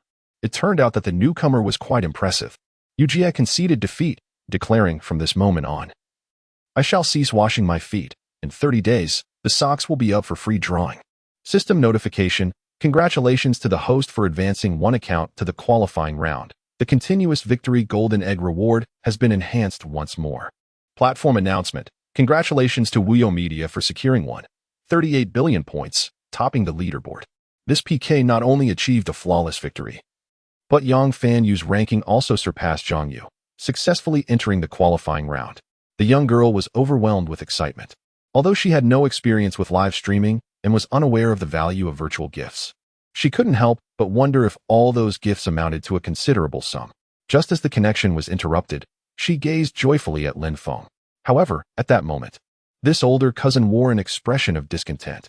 The event concluded in less than 10 minutes, which felt rather abrupt. Sigh, next time, the duration must be extended.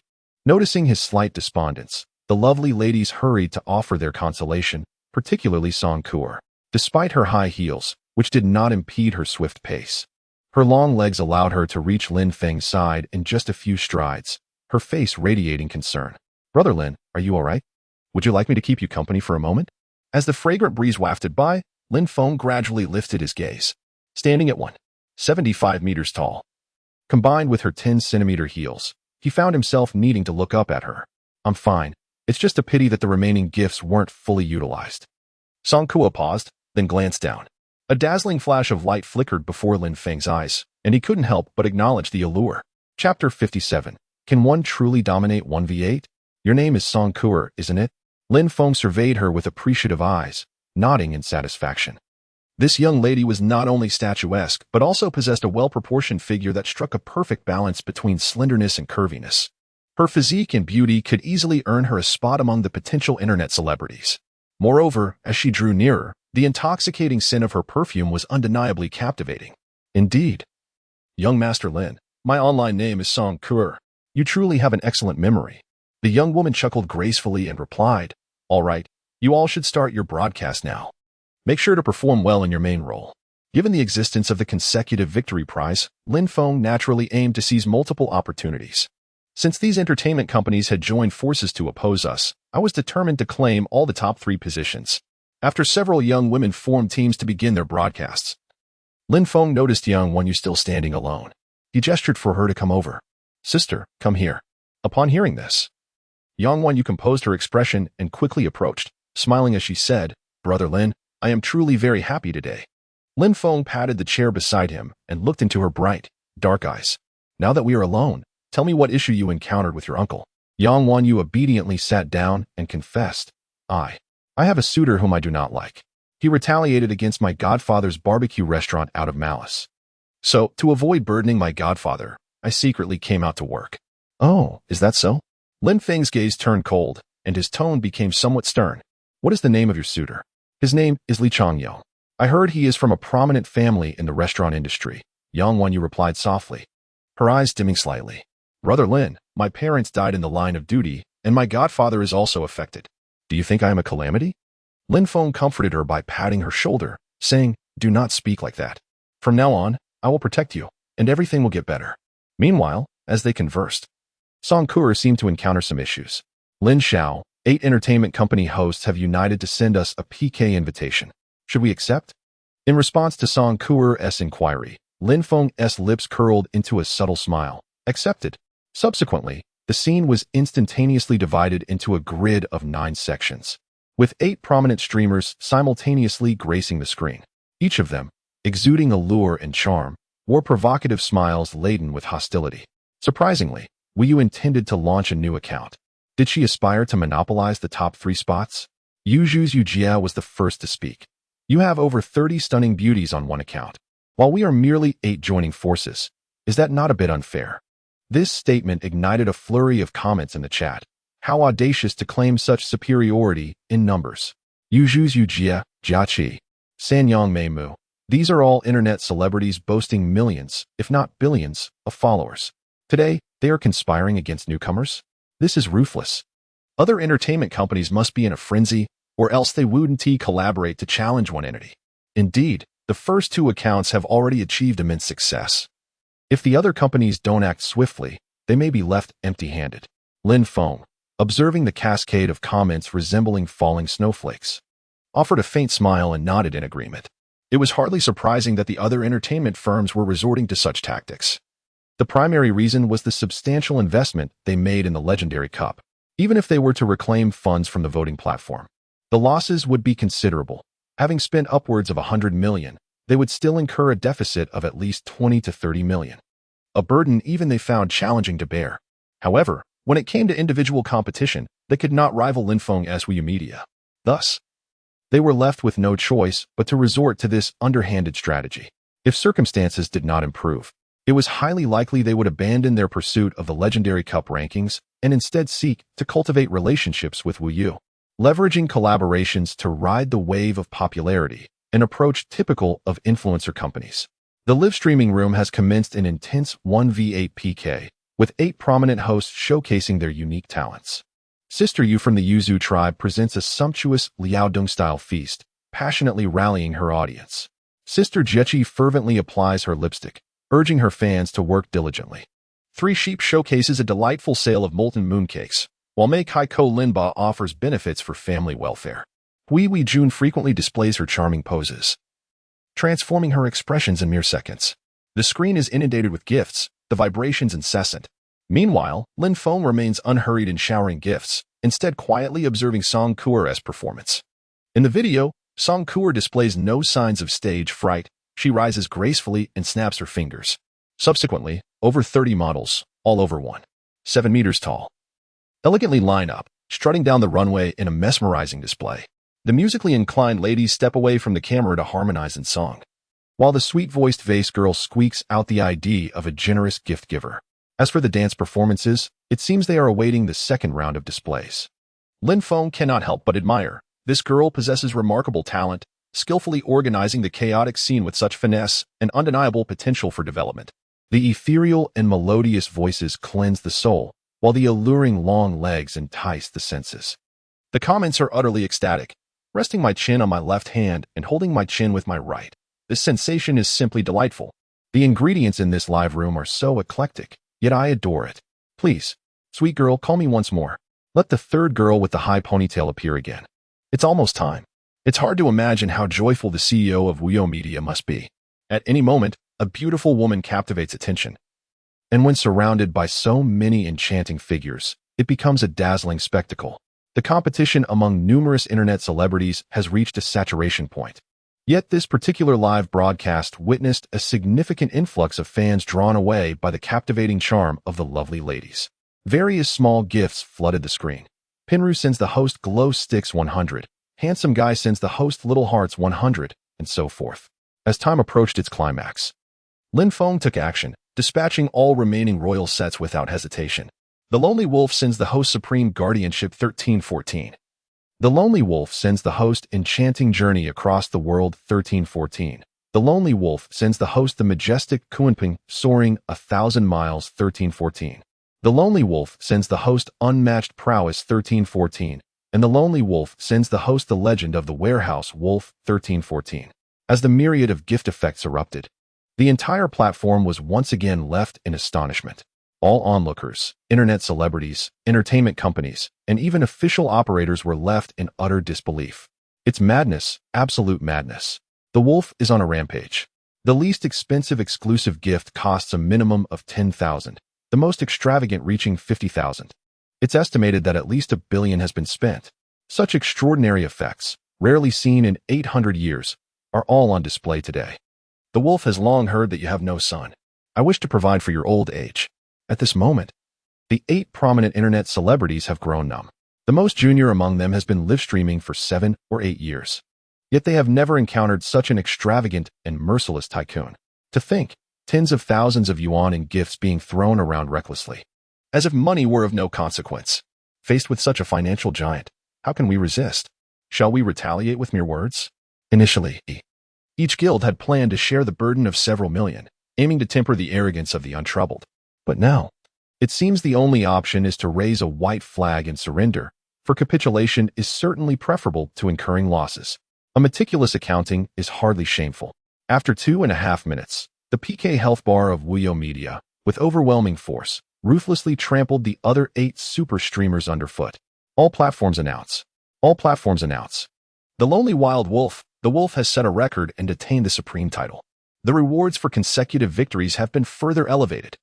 Chapter 58. The KTV is exceedingly vibrant. The 8 streamers hastily logged off after completing their penalties. The entire network live streaming platform was once again set ablaze by Wuyo Media.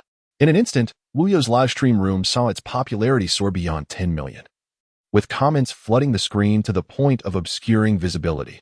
Approximately 10 minutes later, Vice President Liu Peng's phone began to vibrate incessantly. Upon picking it up, he discovered his WeChat had been inundated. Countless friend requests were pouring in, all from leaders of various MCN institutions, each seeking to connect with the enigmatic boss behind the scenes. Lu Peng, unwilling to be negligent, hurriedly presented his phone to Lin Feng, who focused his gaze. Hello, General Lu. I am the CEO of Brilliant Media, seeking a discussion regarding potential collaboration. General Lu, I am the Operations Director of Royal Live Broadcasting. Interested in conversing with General Wolf. I am Wanzi. Lin Feng rubbed his temples, feeling somewhat out of his depth in the realm of business partnerships.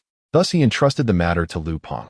However, mindful of the varying standards of live-streaming salespersons, he stressed the importance of collaborating solely with reputable influencers to promote Zhao's beverages, cautioning against potential troubles. He added that any company unwilling to assist in this endeavor should be disregarded. Following this, Lin Feng introduced Lu Peng to his trusted associate responsible for beverage sales at Zhao Man's company, urging them to focus on their respective specialties. With everything efficiently managed, it was already 11 at night. After treating everyone to a meal, Lin Feng reserved a spacious VIP room at a KTV to welcome them properly. Quanqing Xinhui International is a highly esteemed commercial KTV establishment where performers undergo rigorous in-person interviews, boasting an exceptionally high average attractiveness, with any one of them capable of outshining 80% of online celebrities. Had it not been for Wuyo Media's meticulous selection process, Lin Feng would have felt quite embarrassed to make a grand entrance into such a prestigious venue. Sir, you have arrived? The reception lady gazed at the stunning array of beautiful women, momentarily entranced. After a brief pause, she respectfully inquired, Is the private room prepared? Lin Feng nodded slightly, posing his question. Ready, the private room number 8. The two receptionists nodded in acknowledgement. Following this, one of them took the lead, guiding the group towards room 8. They made their way directly to the 5th floor, where the decor was even more opulent, pure wool carpets, resplendent walls, and extravagant embellishments that left the newly minted young ladies in awe. The receptionists withdrew, and at the entrance of the private room stood a captivating woman clad in a qipao, exuding an enchanting grace that surpassed that of the receptionists, rivaling even the most esteemed singing hosts. Yet, even this earthly beauty, upon the arrival of Lin Feng and his companions, could only greet them with utmost respect, graciously opening the door to the room. This scene brought a moment of clarity to a few of the slightly reserved and prideful female hosts before the affluent. What significance does beauty hold? Upon entering the room, the stunning women settled closely together, their gazes lifted to absorb the array of allure around them. In that instant, it felt as though they had stepped into paradise. Lin Xiao, may I sit beside you? After Lin Feng took his seat, Song Kuder approached and inquired with a smile. At that moment, she had changed into a low-cut dress that accentuated her curves, her movements graceful and enticing, showcasing her alluring legs, exuding an irresistible charm. Yes, you may come over. Lin Feng nodded in agreement, then gestured to the eagerly staring Yang Fanyu, inviting her to join as well. Everyone's gaze was fixed upon Yang Fanyu, who approached with a rosy blush on her cheeks. Her movement prompted several young women to eagerly reposition themselves, vying for proximity. Even if they couldn't sit directly beside her, being closer would increase their chances of garnering the boss's favor. Let us take a moment to introduce ourselves, as it is our first encounter and names remain unknown. No sooner had the words left her lips than a rather aloof young woman spoke up first, Lin Xiao. My online name is Suni, and my real name is Zhang Xuelin. Not only am I a close friend of Song Ci, but I am also the campus belle of Lingcheng Normal University. Lin Xiao, I am Mengyu. Lin Xiao, I am Ms. Cheng. Once the introductions were complete, Lin Feng nodded and exchanged a knowing glance with Yang Fanyu. She promptly responded with enthusiasm. Hello everyone, I am Yang Fanyu, the campus belle of Shanti. In contrast to her fellow attendees, who had meticulously adorned themselves, Yang Fanyu, upon shedding her coat, revealed a simple white sweatshirt beneath, paired with a pair of smooth, fair legs swathed in warm attire. While she might not possess an ethereal beauty that left one breathless, she certainly stood out in this gathering. Now that we are all acquainted, I shall summon the waitstaff to bring forth drinks and dishes. Please feel free to indulge. Our company's future development relies on each of you, Lin Feng declared, lightly tapping his tablet. Shortly thereafter, a server wheeled in an array of Zhao's brand beverages, alongside delectable snacks to accompany the drinks. Today marks your welcoming banquet. Although my tolerance for alcohol is rather limited, I shall bravely accompany the lovely ladies. Here's to wishing all the beautiful newcomers a joyful start in their new positions. Cheers. Once the beverages and snacks have arrived, Lin Feng raised his glass, his demeanor modest. Though his words were merely a formality, it seemed some of the ladies took them to heart. Lin Xiao, you said it yourself. You must accompany us with your life. When it's our turn to toast, you must drink up. Lin Xiao, if we manage to get you drunk later, can we sneak you away? The alluring voices of the enchanting women were undeniably enticing. Yet, where there are mischievous sisters, there are also virtuous ones. Oh dear. How can you be so cruel to Lin Xiao? Indeed. Lin Gu, the bed in the hotel seems rather spacious, and it makes me a bit frightened. Will you be able to keep me company and chat when we return? Observing this, Song Si clenched her teeth, her tongue swirling in her mouth as if silently cursing.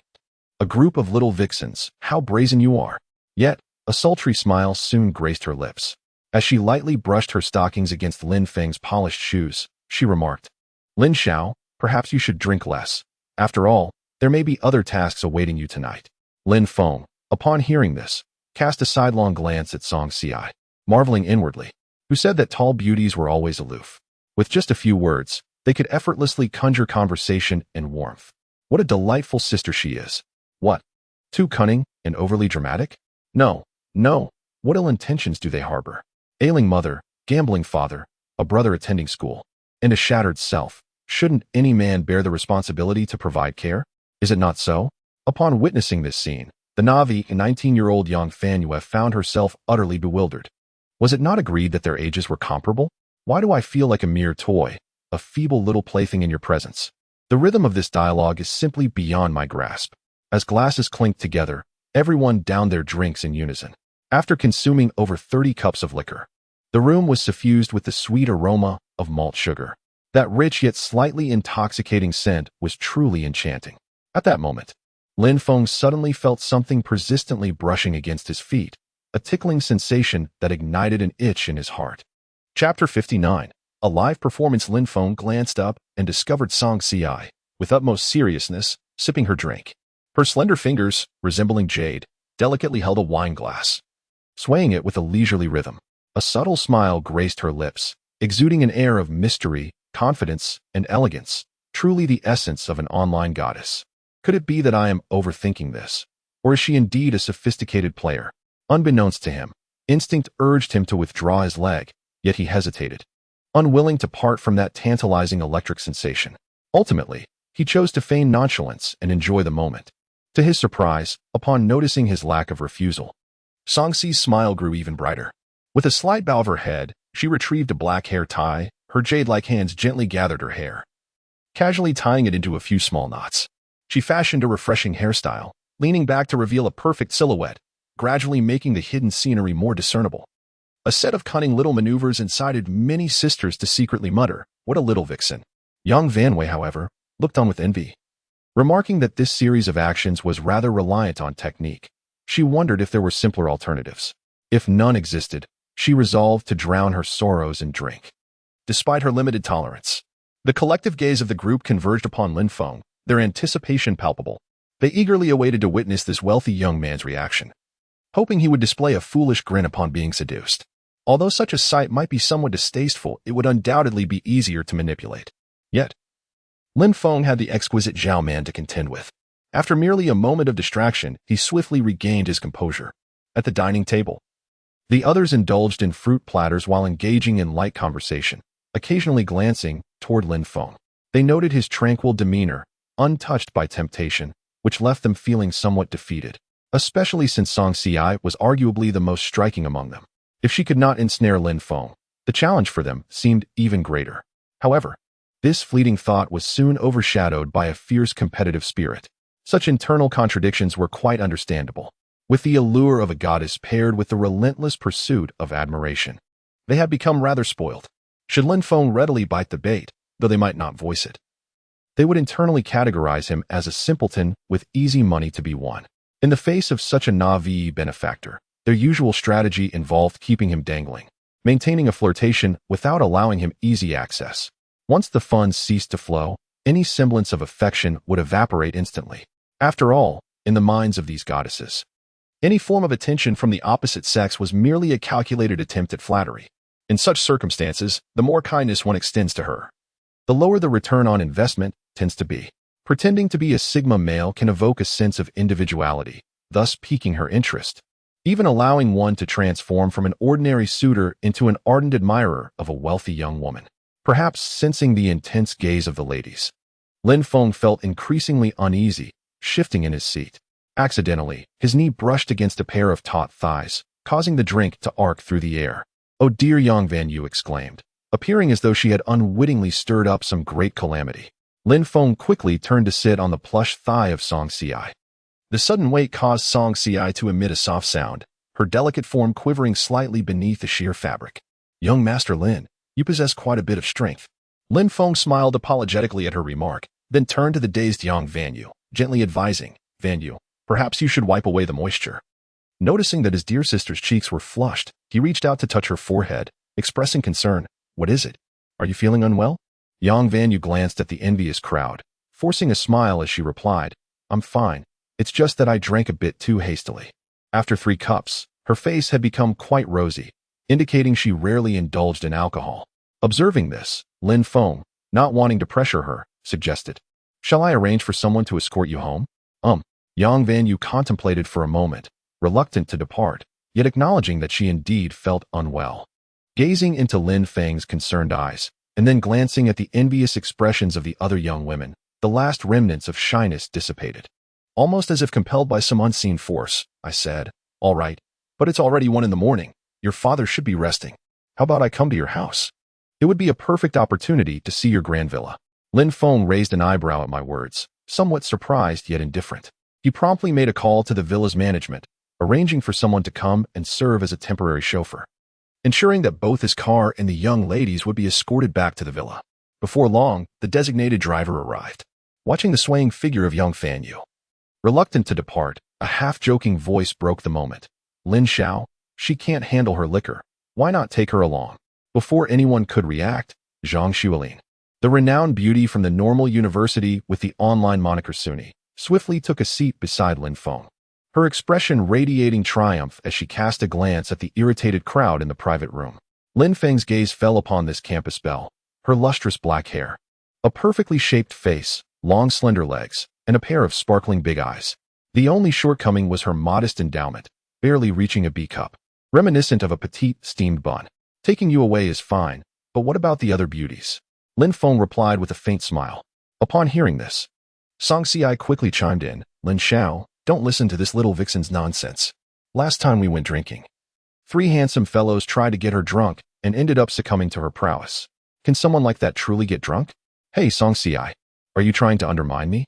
Zhang Xuelin's cheeks flushed, realizing that her elegant persona was nearly compromised. She swiftly interjected with a gentle tone, "Lin Xiao, don't believe her. She truly can't hold her liquor." The playful exchange between the 2 close friends elicited hearty laughter from the crowd. All right, you 2 should stop merely sipping. With such splendid equipment, we ought to sing a few tunes and engage in some games.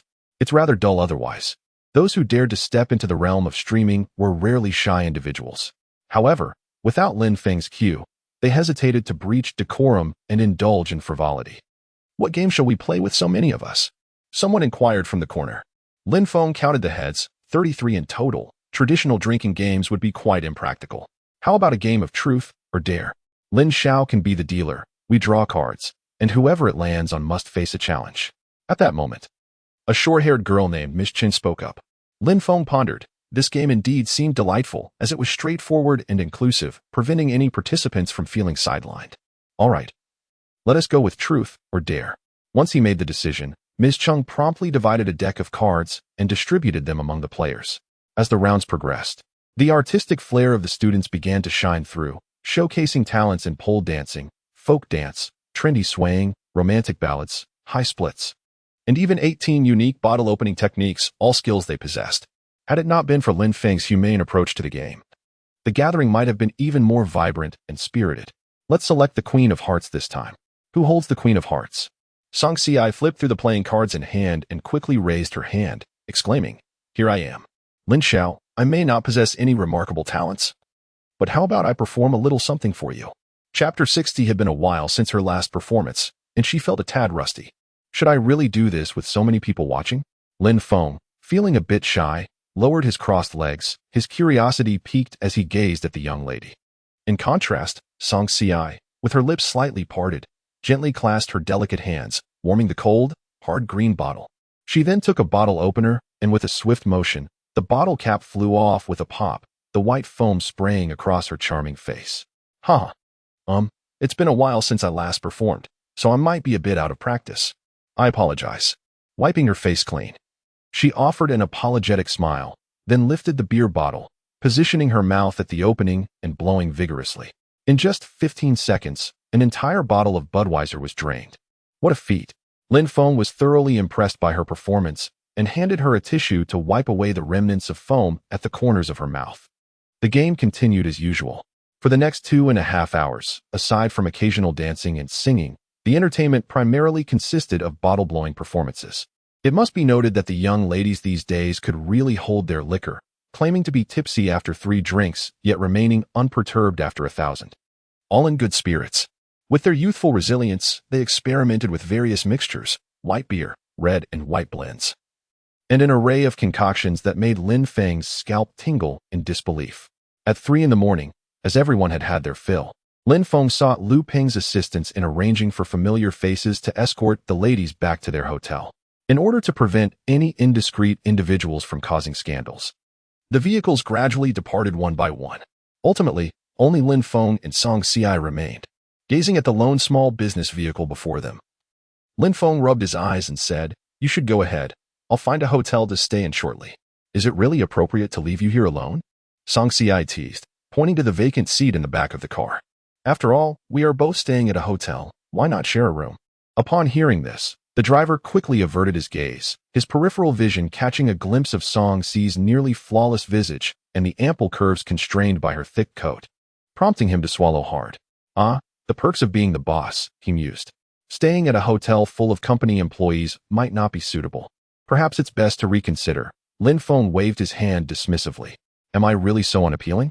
Or could it be that the boss hails from Sichuan? Song Xiai remarked with a hint of surprise, only to be followed by a sly smile as she contemplated, what if we choose a different hotel? That sounds feasible. Lin Feng replied earnestly. Seeing this, Song Xiai struggled to contain her laughter, playfully forming her delicate hand into a fist and lightly tapping his chest. Oh, it's rather firm. That is undoubtedly the case, Lin Feng responded, unabashedly wrapping his arm around her fragrant shoulder. Lin Feng was not particularly worried. With an exceedingly generous base salary and commission bonuses, there naturally existed corresponding thresholds. The first requirement was that new employees must undergo a comprehensive medical examination, which included all items of a marriage checkup. After arriving at a hotel and completing the check-in process, both of them felt a pang of hunger and ordered several small dishes, sitting on the floor while they chatted. Initially, their conversation revolved around family matters, exchanging pleasantries, but soon it delved into matters of the heart. As the discussion deepened, their playful banter intensified, culminating in Song Xiai leaning against Lin Feng's chest. They embraced one another, resembling a young couple in love. Observing the rosy blush on the face of the girl in his arms, Lin Feng decided to lift her up. Her warm and tender body felt incredibly soft, with a faint scent of alcohol wafting into his senses, igniting a restless yearning within him. Don't rush, don't rush. Song Xiai murmured softly, her gentle words laced with a beguiling allure, akin to a siren's song or the battle horn before an engagement. Their emotions rapidly escalated, everything falling into place seamlessly. Within a mere few hours, they engaged in profound exchanges of study materials, assisting each other while practically exploring the feasibility of hypothetical scenarios. Meanwhile, in the Tang Chun Yihao villa, the male host had yet to return home. Yang Wanyu dozed off on the living room sofa, clutching her phone. In the second villa, Zhang Yu was pricking a small doll with a needle, repeatedly cursing Wolf for his infidelity. On a mobile video, the scene repeats as Lin Feng awakens early at 3 in the afternoon.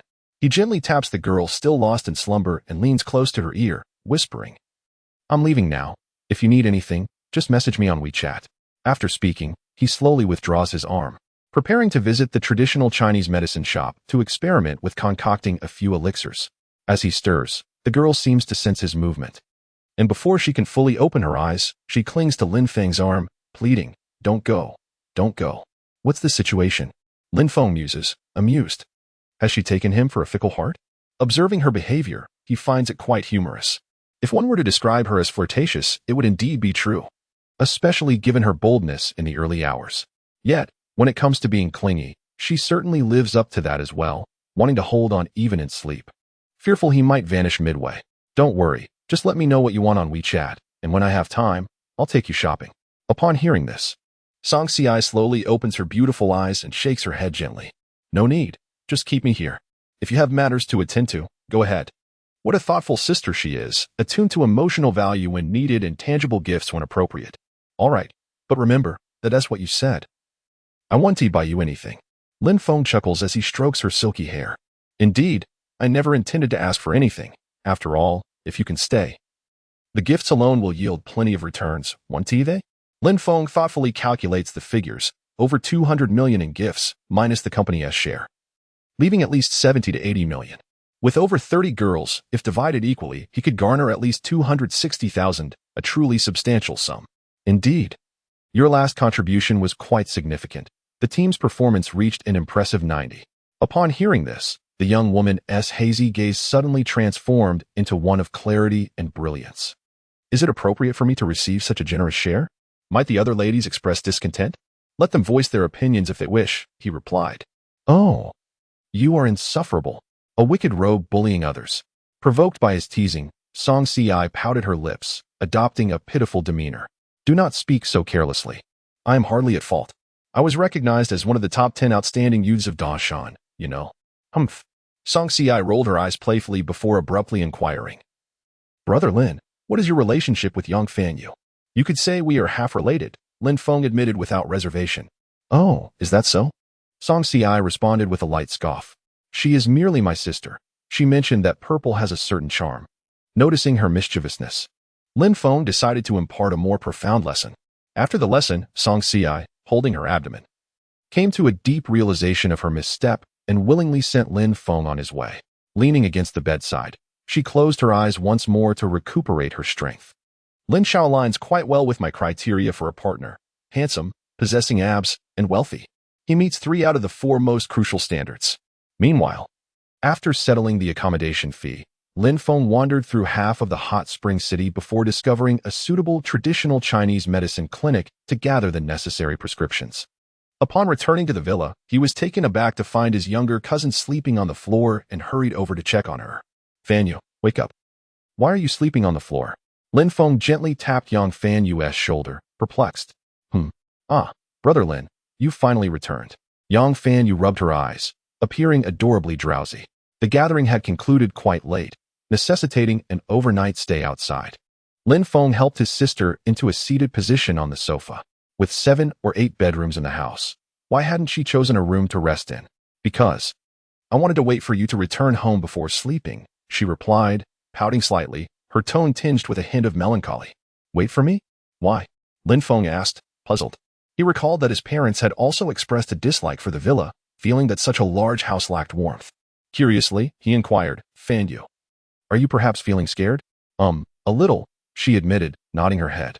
Noticing that he was carrying Chinese herbal medicine, she stepped closer and reached out to touch Lin Feng's forehead. Are you unwell?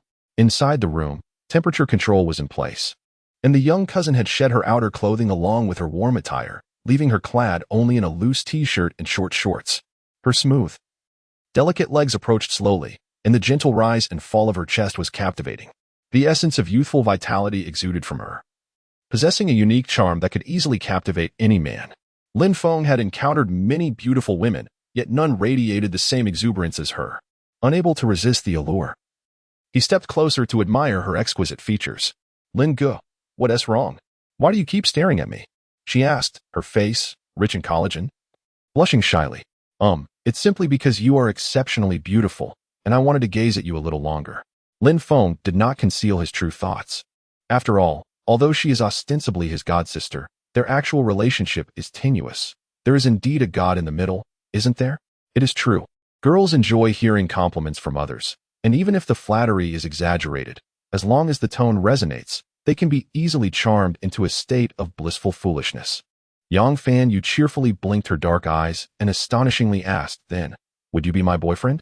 Lin Feng was taken aback, somewhat bewildered. Me, your boyfriend? Fanyu, are you joking?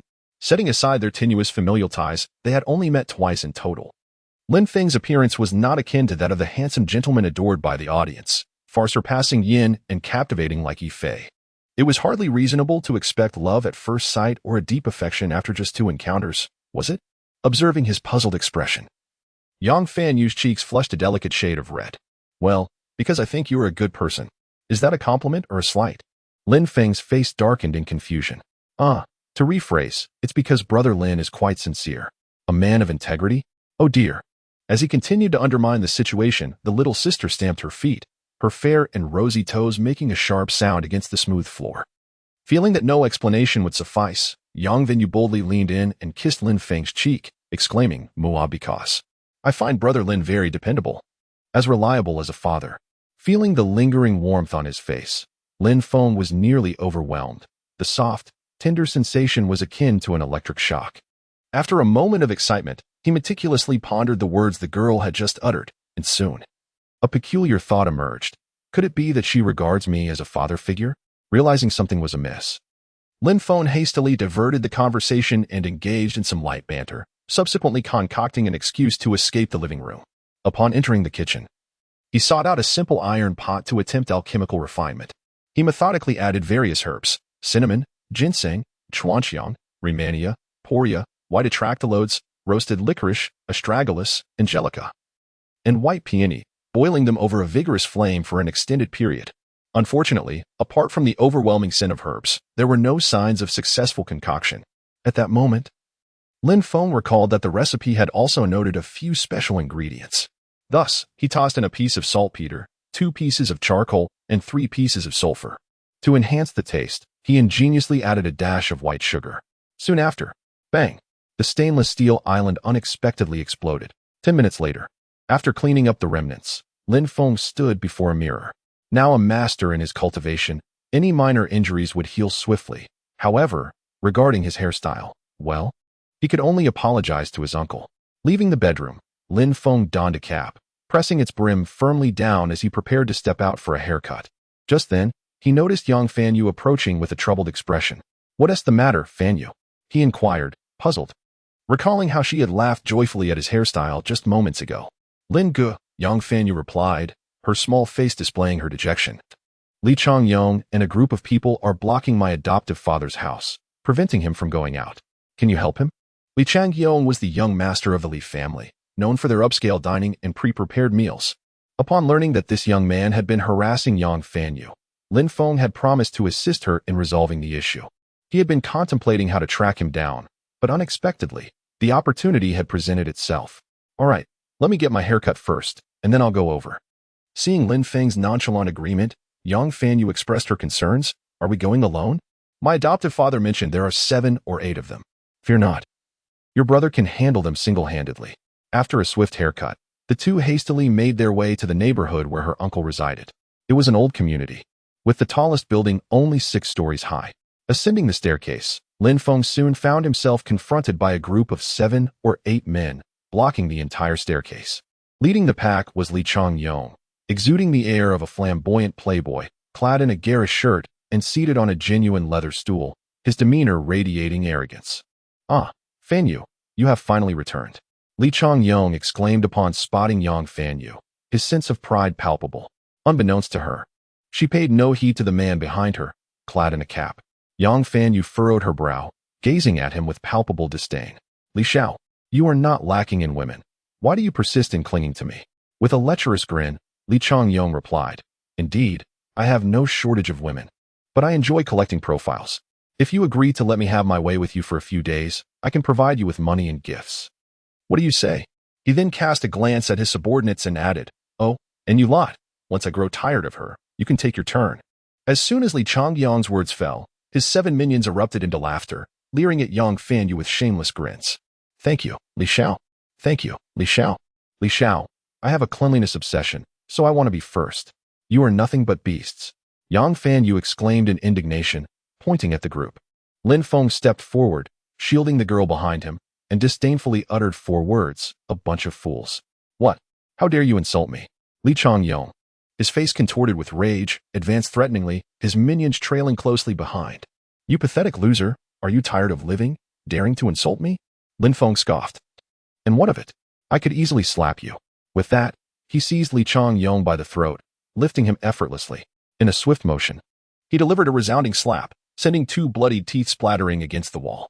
Li Changyong was momentarily stunned, as were all present. Who was this audacious individual daring to strike the young Master Li? Chapter 62. It seemed that Uncle had begun to sense something. Stop. Damn it. How dare they lay a hand on our young master? Upon witnessing their leader being assaulted, the throngs of subordinates rushed forward without hesitation. Meanwhile, the uncle, who had been observing through the peephole, seized a nearby stool and charged out, creating instant chaos. Everyone stay put, or I shall hurl him down, Lin Feng coldly commanded. Shifting his stance slightly as he extended his right hand outward, Li Changyong found himself suspended in the corridor, teetering precariously. The overwhelming force resembled a steel vice, seemingly capable of extinguishing all vitality. A profound sense of suffocation ignited a frenzy within him as the young master's face contorted in a grotesque manner, his neck reddening as he desperately tilted his head back, craving even a hint of fresh air.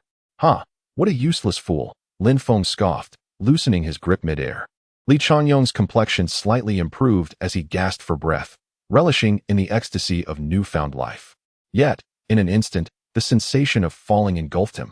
His feet lost their purchase, and his body plummeted downward, a feeling akin to a newborn being callously discarded by a nurse. His head perilously close to striking the unforgiving steps below. Help me. The instinct for survival compelled the young master to cry out, flailing his arms wildly in a desperate attempt to grasp the iron railing. Just as one foot was about to make contact with the steps, a powerful hand yanked him back with force, the sensation of hair being violently tugged at the scalp sending shockwaves through his brain, causing goosebumps to erupt across his body. In a mere second, he oscillated between life and death twice. This devil was utterly terrifying. You are Li Changyong. At this moment, he finally discerned the countenance beneath the duckbill cap, crimson eyes glaring with fury. Lin Feng, I shall end your life. The latter merely snorted in response. And with a sudden surge of strength, Li Deshao soared back into the stairwell. You are cursed. All of you, advance and take his head, Li Changyong bellowed, commanding his subordinates to charge forth. In the next instant, Lin Feng tore off a piece of wall plaster and flung it into his mouth. Whoosh! A flash of white light passed by as the crumbling putty lodged itself in his throat, forcing its way down. Witnessing Lin Feng's ferocity, the 7 lackeys hesitated, their bodies trembling in fear as they averted their gazes, unwilling to meet his eyes. Meanwhile, Yang Vanyue and the elder uncle were equally taken aback. Although they had previously heard of Lin Feng's act of self-defense, none could have anticipated his combat prowess to be so extraordinary. Vanyue, uncle, do not hold back against these worthless wretches. Upon hearing this, Yang Vanyue composed herself, recalling the grievances she had endured. In a moment of fury, she delivered a swift kick to Li Changyong. Though she exuded a pure and innocent demeanor, one must not forget that she was an accomplished long-distance runner. With that powerful kick, she was hardly inferior to an ordinary man. You vile wench, my. Li Changyong groaned, a hint of sorrow evident, as blood began to seep through his trousers. Enough. The elder uncle, witnessing the situation spiraling out of control, hastily intervened.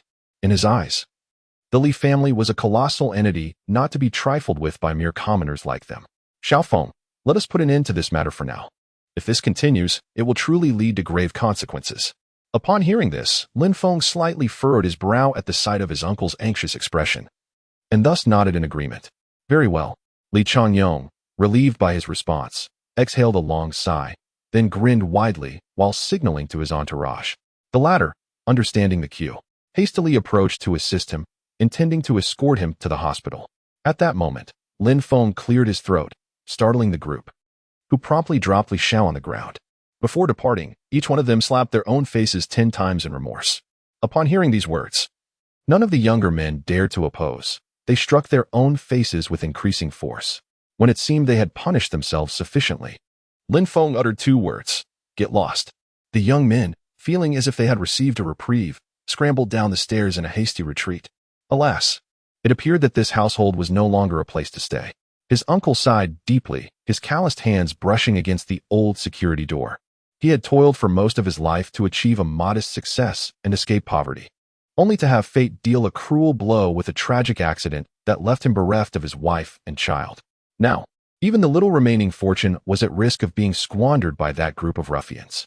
Perhaps, uncle, you and Vanua should move to my place for the time being. I can bring my parents over later, and you all can keep each other company. The 2,000-square-foot villa was spacious enough and had excellent sound insulation. Even a dozen secrets could be concealed without being discovered, let alone the four of them. Coincidentally, that girl Chu, he had been lamenting about feeling stifled at home. Having the family together would surely bring some warmth to their spirits. He was contemplating, while his uncle hesitated, but my barbecue restaurant is still nearby, and the rent is due for another 6 months. It's truly hard to part with it. At that moment, Yang Fanwei spoke up. Dad, I've earned quite a bit at Brother Lin S Company. When the salary is settled at the end of the month, we can open a larger barbecue restaurant and change the name. This way, we can also avoid the intentional harassment from Li Changyong and his gang. With your exclusive secret recipe, I am confident that our barbecue business will rise again. You've made money at Xiaofeng's company? The uncle looked at Yang Fanwei in surprise, while she clung tightly to her older cousin's sleeve. He then cast a peculiar glance at the composed Lin Feng, as if he had come to an understanding, and sighed. All right, I want to pry into the details. Fanwei, I'll get you some money later. Make sure to buy something nice for Xiaofeng as a token of gratitude. Meanwhile, in the ambulance, a young man cradled his swollen cheek and asked with a mournful expression, Young Master Li, who is that scoundrel? It seems you know him quite well. A dying man. Li Changyong gritted his teeth and coldly replied, Call Brother Qin and ask when his family's experts will have time. I can hardly wait any longer. The young man paused for a moment before leaning closer to Li Changyong. Young master, I don't have Brother Qin's number. Could you give me his mobile number? As soon as the words left Li Changyong's mouth, he immediately realized that he had succumbed to a fit of rage. In a bid to alleviate the awkwardness, he swiftly slapped his subordinate, only to find that the wound he had just managed to stop bleeding had reopened. After a prolonged bout of distress, he decided to call Qin Shou. Brother Qin, my subordinate has been beaten. It was that Lin Feng who did it, and my bodyguards have been knocked down. You must seek out the masters at home to teach him a lesson. And that Zhang family from the Chang'e gang, they were seen associating with Lin Feng last time. And this time they must not be spared. On the other end, there was a moment of silence before the sound of shattering glass echoed through the phone. Damn it. I've been playing with online responses for days, and that damned Lin Feng has reappeared. Why is he everywhere? Is he sent by heaven to oppose me? After venting his frustration for a while, Qin Shou took a deep breath. Masters must not be insulted. They are not mere servants. To invite them to intervene requires a significant price. This matter necessitates persuading the family to contribute funds to engage an elder to resolve it. Do we need to pay? Li Changyong interjected, taken aback. I thought we could just command the thugs at will. Of course, those transcendent warriors could easily crush an elephant with a single blow and possess the ability to strike from afar. Who could possibly control such beings? The reason Qin Shou hesitated to forcibly swallow the Zhao family was twofold. First, the 100 billion company is a focal point of attention in a city, entangling numerous interests. Second, it is due to the fact that masters cannot be summoned lightly. Achieving the greatest benefits with the least expense in a takeover still relies on commercial encirclement. Zhao's family is of little concern, for they have Uncle Gong overseeing matters. As for Lin Feng, a mere mediocre warrior, I shall not let the wretched Chang Lu gang escape my wrath. Once I have recovered, I will contact my family to gather funds to enlist a master to eliminate Lin Feng and the accursed Chang Lu gang. Chapter 63. One can only purchase a behind. It seems. Around 7 or 8 in the evening, Lin Feng and his companions enjoyed a familial banquet. After the meal, his uncle discreetly handed Yang Fan several thousand yuan, urging them to take a stroll before returning home. In the car, Lin Feng's gaze was fixed ahead, yet his mind was preoccupied with thoughts of the body refinement pill. The system indicated that the alchemy furnace must possess at least 8 orifices and 2 doors, corresponding to the 5 elements and the 8 trigrams, as well as the realms of life and death. The refining process would require 24 hours, with someone constantly monitoring and maintaining the temperature while adding materials. This endeavor necessitates not only a substantial amount of capital but also trustworthy companions to assist in vigilant oversight. While there are many acquaintances, finding those who can keep their lips sealed and possess the astuteness and meticulousness required for such a task is exceedingly rare. Brother Lin, what are you pondering? Came Yang Fanyu's voice, breaking his reverie. Nothing of consequence.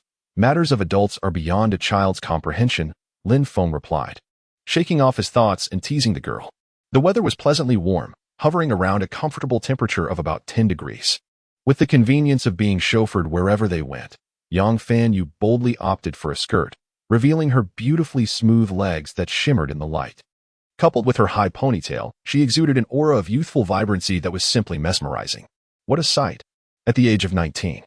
How can I possibly be considered a child? Yang Fanyu pouted slightly. At this age, many young girls are already married and have children, you know? If I say you are a child, then you are indeed a child. If you disagree, why not prove me wrong? Lin Feng turned and chuckled, realizing he was conversing with a rather talkative little sister beside him, which he found quite delightful. How could one prove such a thing? Yang Fanyu rubbed her head, her tone tinged with a hint of playful allure. Suddenly, an idea struck her, and she giggled. Hey Lin Gu, why don't you stop the car for a moment? I'd like to take a closer look. What? In the car? That's a bit risky. Lin Feng's hand trembled, causing the vehicle to sway slightly, and he nearly lost grip of the steering wheel. Simultaneously, a passerby riding a small yellow bike on the right side of the road was startled, inadvertently releasing the handlebars. The combined inertia of her forward momentum and the downhill slope left her unable to brake in time. Her bike collided with a concrete barrier by the roadside, sending her airborne into a bush of sea east blue. Lin Feng quickly slowed down and pulled over. Yang Fanyu followed closely behind. As they approached, the little cousin realized with astonishment that the unfortunate rider was someone she actually knew. Zhong Yuan, are you all right? She rushed over to help the girl, who was cursing under her breath. Yang Fanyu, with a face full of concern, said, Are you okay? Do you need me to take you to the hospital? Lin Feng approached the girl in the beret, his expression equally apologetic. It's all right. It's all right. The girl in the beret waved her hand dismissively, then pointed to her thick black stockings beneath her skirt and boldly declared, I've got stockings. After saying this, she turned and playfully patted Yang Fanyue's shoulder, grinning mischievously. Fanyue, why don't you introduce this young man? What is your relationship with him? Brother, I suppose, Lin Feng replied. Oh, Zhong Yuan sighed dramatically, yesterday's friend, today's sister, and tomorrow's sweetheart. Yang Fanyue's cheeks flushed at this remark, and she playfully punched Zhong Yuan with her fist. Stop it. That's annoying. Hee hee. Not denying it is tantamount to accepting it. Am I wrong? Zhong Yuan winked, realizing the conversation had shifted to him. Lin Feng quickly gestured towards the bustling traffic nearby. All right. This is not the place for a chat. Let us get in the car. Following his gesture, Zhong Yuan exclaimed, Oh my, a Bentley. Brother Lin, you're quite the wealthy one. Lin Feng replied modestly, once back in the car. The two sisters engaged in conversation in the back seat. Seated on the luxurious leather, Zhong Yuan, like a curious child, began to touch and observe her surroundings. Through the rearview mirror, Lin Feng noted that this girl possessed a countenance of average beauty, her face adorned with a touch of makeup, her hair slightly curled. Dressed in black stockings and small leather boots, topped off with a light brown coat. Though her attire did not quite resemble that of a university student, it was undeniably fashionable and avant-garde. What are your plans? Lin Feng inquired. Where shall I take you? Just drop me off at the Oka bar. Brother Lin, she replied. Are you going alone? Yang Fanyu inquired curiously. Indeed, what is the matter with you? How about accompanying me to play with for male models? She waved her hand dismissively and then turned her gaze towards the driver's seat, saying, We can have fun, but let's skip the male models. Lin Feng was somewhat taken aback. Zhong Yuan, as a young lady, don't you think it would be unwise to engage with male models? Why not indulge? Zhong Yuan replied nonchalantly. Is it permissible for men to play with women, but not for women to enjoy the company of men? It's all the same. A touch or a kiss one tea cost a thing, and no one stands to lose. Well then, Lin Feng found himself at a loss for words, taken aback by the girl's candidness. Before long, the three entered a bar where several salespeople recognized Lin Feng. In no time, they secured a luxurious booth at a discounted rate. Observing Lin Feng's influence, Zhong Yuan was inspired to make a bold suggestion. Dear marketing gentlemen, could you summon the remaining male models? I would like to select my suitors. The phrase select my suitors struck Lin Feng and Yang Fanyu as rather amusing. Meanwhile, the marketer maintained a composed demeanor, as one would expect in such a chaotic environment filled with numerous lonely souls seeking merriment. In such a setting, it mattered not whether one was male or female, as long as the external attributes were acceptable and one possessed a quick wit and boldness, success was almost guaranteed.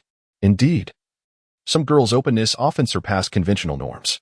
They sought not wealth but mere pleasure, traversing half a city in the dead of night in pursuit of unique experiences. Welcome, Queen Zhong Yuan. After a brief interval, over 20 exquisitely adorned and flamboyantly dressed male models appeared before the group. Zhong Yuan was utterly astonished by the scene before her, meticulously sifting through the crowd, seemingly intent on retaining the majority of the male models. That diminutive fellow was departing, along with the youthful pup. She had no interest in engaging with minors. Almost forgetting, there was you. Yes, you, the rotund little black fellow. You too shall leave. Little black fellow? Lin Feng instinctively glanced up, only to discover he recognized that individual. Zhu Xing? What on earth is he doing here? Observing further, he noticed the striking figure beside him, a fair-skinned young man in a white shirt, unmistakably Feng Yuan. Both of these individuals hailed from Lin Feng's hometown. Zhu Xing was the one who rented cars and dealt in counterfeit alcohol and cigarettes. Wait a moment, let us keep him as well. Upon speaking, the stout figure, whose face was dusted with powder, raised his head. Narrowing his eyes, he exclaimed, "Ah, Brother Feng, what brings you here? Feng Yuan, come on. Let us toast to Brother Feng." The little chubby one tugged Feng Yuan over to Lin Feng, the three of them huddling together in joyous camaraderie. Zhong Yuan, observing this exchange, cast a puzzled glance at Yang Fanyu, who shrugged in response, indicating her lack of clarity regarding the situation. With no other option, she dismissed the throng of eager young men gazing at her, leaving only Zhu Xing and Feng Yuan behind. After several rounds of drinks, Lin Feng, intrigued by the powder-covered Zhu Xing, inquired, "Hey, Black Chubby, how did you end up as a male model? Did you lose your previous job?" Zhu Xing took a couple of puffs from his cigarette and sighed with a bitter smile. "Alas, that business of distributing counterfeit alcohol got me reported by some lowlife. After settling the fines, I'm left with a mountain of debt. So here I am, tagging along with Feng Yuan." Chapter 64. Must one be unacquainted to avoid settling the bill? Get lost. What do you mean by selling your backside to me? Aren't you the one begging me to take you along? Feng Yuan scoffed, his voice resonating with a crisp clarity that made Zhong Yuan, the young lady, tremble with trepidation. It must be said that a melodious tone can indeed be quite alluring. Brother Feng, don't be deceived by Zhu Xing's unrefined appearance. Despite that, there are some older women with a curious disposition, and business is rather good, often securing private contracts. Upon hearing this, Lin Feng momentarily paused, realizing the chaotic environment of nightclubs was even more tumultuous than he had imagined. How much can you earn in a month? 20,000, 30,000. As a fellow townsman, Lin Feng was inclined to arrange a legitimate job for them, as he happened to be in need of a driver. He could offer a generous salary, allowing them to accompany him. Several hundred per hour. It could amount to 40 or 50,000 a month, Zhu Xing replied, taking a couple of puffs from his cigarette and exhaling dramatically. Brother Feng, you have no idea how twisted those women can be. Just look at my delicate face. It's nearly been ruined. If it weren't for the loan I need to repay, I wouldn't stoop to being a pathetic male model. He feigned a pitiful expression, yet his eyes betrayed no hint of remorse. Lin Feng understood. After all, wealth has the power to compel even the most stubborn souls. In such a lavish and hedonistic environment, one would hardly expect to find a paragon of virtue. Everyone was there to indulge.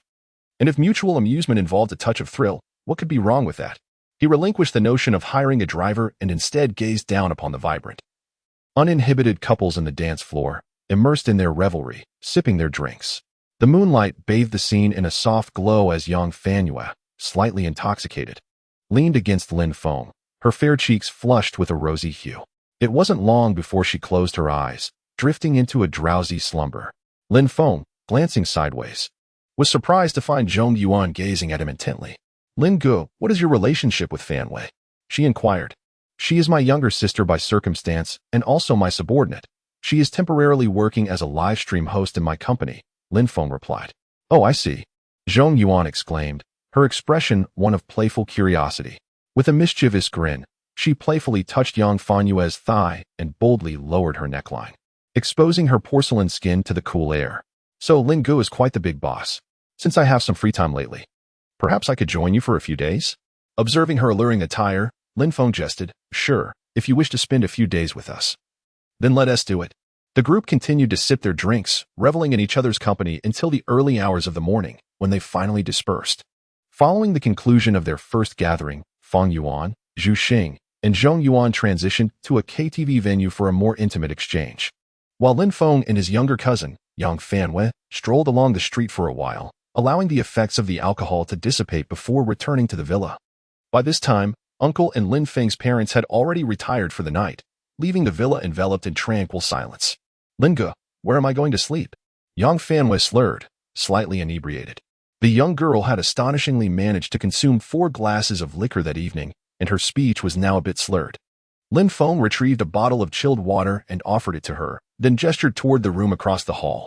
You can stay in there. In that moment, he entirely forgot that it had once been the room where Chu Yi had spent the night. Oh, all right, she murmured. The young woman hesitantly nodded, then sauntered towards a distant spot. Her unsteady gait, supported by the wall, coupled with her nearly flawless legs adorned in elegant stockings, evoked an irresistible urge in men to pounce upon her from behind at any moment. Upon returning to her room, Yang Fanyu collapsed onto the soft, comfortable bed, her delicate face nuzzling against the bedding. A wave of loneliness washed over her. Despite her lively, cheerful, and generous demeanor, life under another's roof left her feeling profoundly unsettled. If only Lin Ge could truly care for my feelings as if we were family. Lost in her thoughts, her gaze was suddenly drawn to a black lace negligee resting on a shelf, accompanied by a pair of shimmering black stockings. She murmured to herself, what a provocative outfit. But, did Lin Ge prepare this? Could it possibly be a gift for me? I recall him expressing a fondness for this style at the KTV. Perhaps I should try it on. Meanwhile, Lin Feng lay back down on his bed, idly scrolling through short videos. Suddenly, a local news headline caught his attention. Shocking. Zhao Group's XX brand wine contains sulfur dioxide. He pondered. Isn't a small amount of sulfur dioxide meant to prolong shelf life and prevent bacterial growth? What's all the fuss about? Lin Feng scoffed, recalling a similar sensational report from the previous year, where he had angrily commented in pursuit of justice, only to be thoroughly debunked by intellectuals, a memory that remained vivid in his mind. As he perused the comments section, he intended to play the role of the informed critic, only to discover something amiss. Refusing to consume cilantro, public service examination version sulfur dioxide is indeed a toxic gas. The Zhao family's female CEO is exceedingly malicious. How could a leading liquor enterprise in Dongshan engage in such nefarious deeds? It simply adjusts with the lives of others. My father developed gout just from drinking their liquor. Retweet to boycott Zhao's beverages. A torrent of comments from internet trolls inundated the platform, while a few earnest netizens attempted to clarify the situation, only to become targets of collective outrage. Confused middle-aged individuals and some younger children were led astray, resulting in an astonishing 80,000 retweets within a single day. Unbelievable. Are they no longer even pretending? Spreading rumors appears to come at no cost. Lin Feng was infuriated, just as he contemplated reaching out to Zhao Man for an update. He noticed a message, your wife. How infuriating. I had a glass yesterday, and I had no idea it was toxic. I must rally the ladies to storm Zhao's Weibo. The other trolls could be overlooked, but this particular message was undeniably genuine. It was excessively straightforward. Upon visiting her profile, he discovered that she was still following him. Lin Feng promptly sent a private message. Sister, are you all right? He then called Zhao Man and learned that there were indeed rumors circulating online. In the bustling nightlife of contemporary bars, incidents of deceit have become alarmingly common, with establishments under the notorious Long Lu gang being the epicenter of such mischief. As he pondered whether to reach out to the elderly Mr. Zhang for further clarification. On the other side, a girl affectionately known as Piggy nestled in her cozy bedding, fervently sharing videos. Upon hearing a notification sound, she wrinkled her nose and then smirked. Let us see which infatuated admirer has messaged me this time. With unwavering confidence, she opened her video application, where a solitary red dot awaited her attention. Oh, isn't this the extravagant gentleman? After merely a few days of following, he can't resist messaging me? However, instead of hastily replying, she took a moment to peruse her wish list, converting all her desired yet unpurchased dresses into requests for payment, and promptly shared them with. Meanwhile, Lin Feng was deep in thought, contemplating a strategy, nearly forgetting the matter entirely. The moment he heard a flurry of notifications, he was taken aback. What on earth? Is this girl out of her mind? Sending me so many payment requests. Does she think I'm some kind of wish-granting turtle? Wang. Your wife. Although I am not materialistic, numerous suitors wish to engage with me. To win my heart, they must first demonstrate their worth. Winning your heart. What does that even mean? Lin Feng was at a loss for words. 6,666. The game of push and pull. Truly juvenile. You have 3 minutes to clear my gift list. Are you out of your mind? Do I even know you? Just because we're not acquainted doesn't preclude you from covering my expenses. And you call yourself a man, devoid of any gentlemanly decorum. Chapter 65. Confronting the little fairy with gentlemanly demeanor, Lin Feng erupted in exasperation. This woman was astonishingly foolish, her audacity rivaling that of Yin Dongping and even surpassing that of Sakura. Encountering such a ridiculous person, the system naturally offered assistance. Detection indicates the host is faced with a decision. 2 options presented below. 1. Comfort the little fairy's wounded spirit. Reward, 10 million Jingdab coins. 2. Viciously confront the little fairy. Reward, premier hacking skills, pinpoint accuracy. Damn it. What a foolish dilemma. Of course, I shall confront her. How dare you demand money from me? The little fairy, known as your wife, lay in her stinky little blanket, fantasizing about marrying into wealth and indulging extravagantly. Upon seeing this chain of events, her world collapsed. She exerted every ounce of strength, frantically poking with her greasy fingers. You were the one who messaged me first, remember? I thought you were here to help me with the payment, which is why I sent you the request, and yet you scold me? Are you not aware that messaging a girl entails the obligation to spend on her? Is it too much for a stranger to part with a few thousand for a girl? It's not even a significant sum. And you still seek to attract my attention deliberately. Oh my heavens. No wonder you are single in real life. A miserly man is truly a turn-off. To my astonishment, instead of being chastened, she seemed to revel in the confrontation. It appears that an escalation of efforts is indeed necessary. Just when I was troubled, searching for a suitable opportunity to chastise her, the little fairy unexpectedly sent several selfies. Image. Isn't it merely a desire to glimpse what this fairy looks like? I shall indulge you sufficiently. For those who do not see the rabbit, do not release the hawk. After you viewed them, settle the payment promptly, for I shall retract the photos immediately. Upon seeing this, Lin Feng hastily saved the images.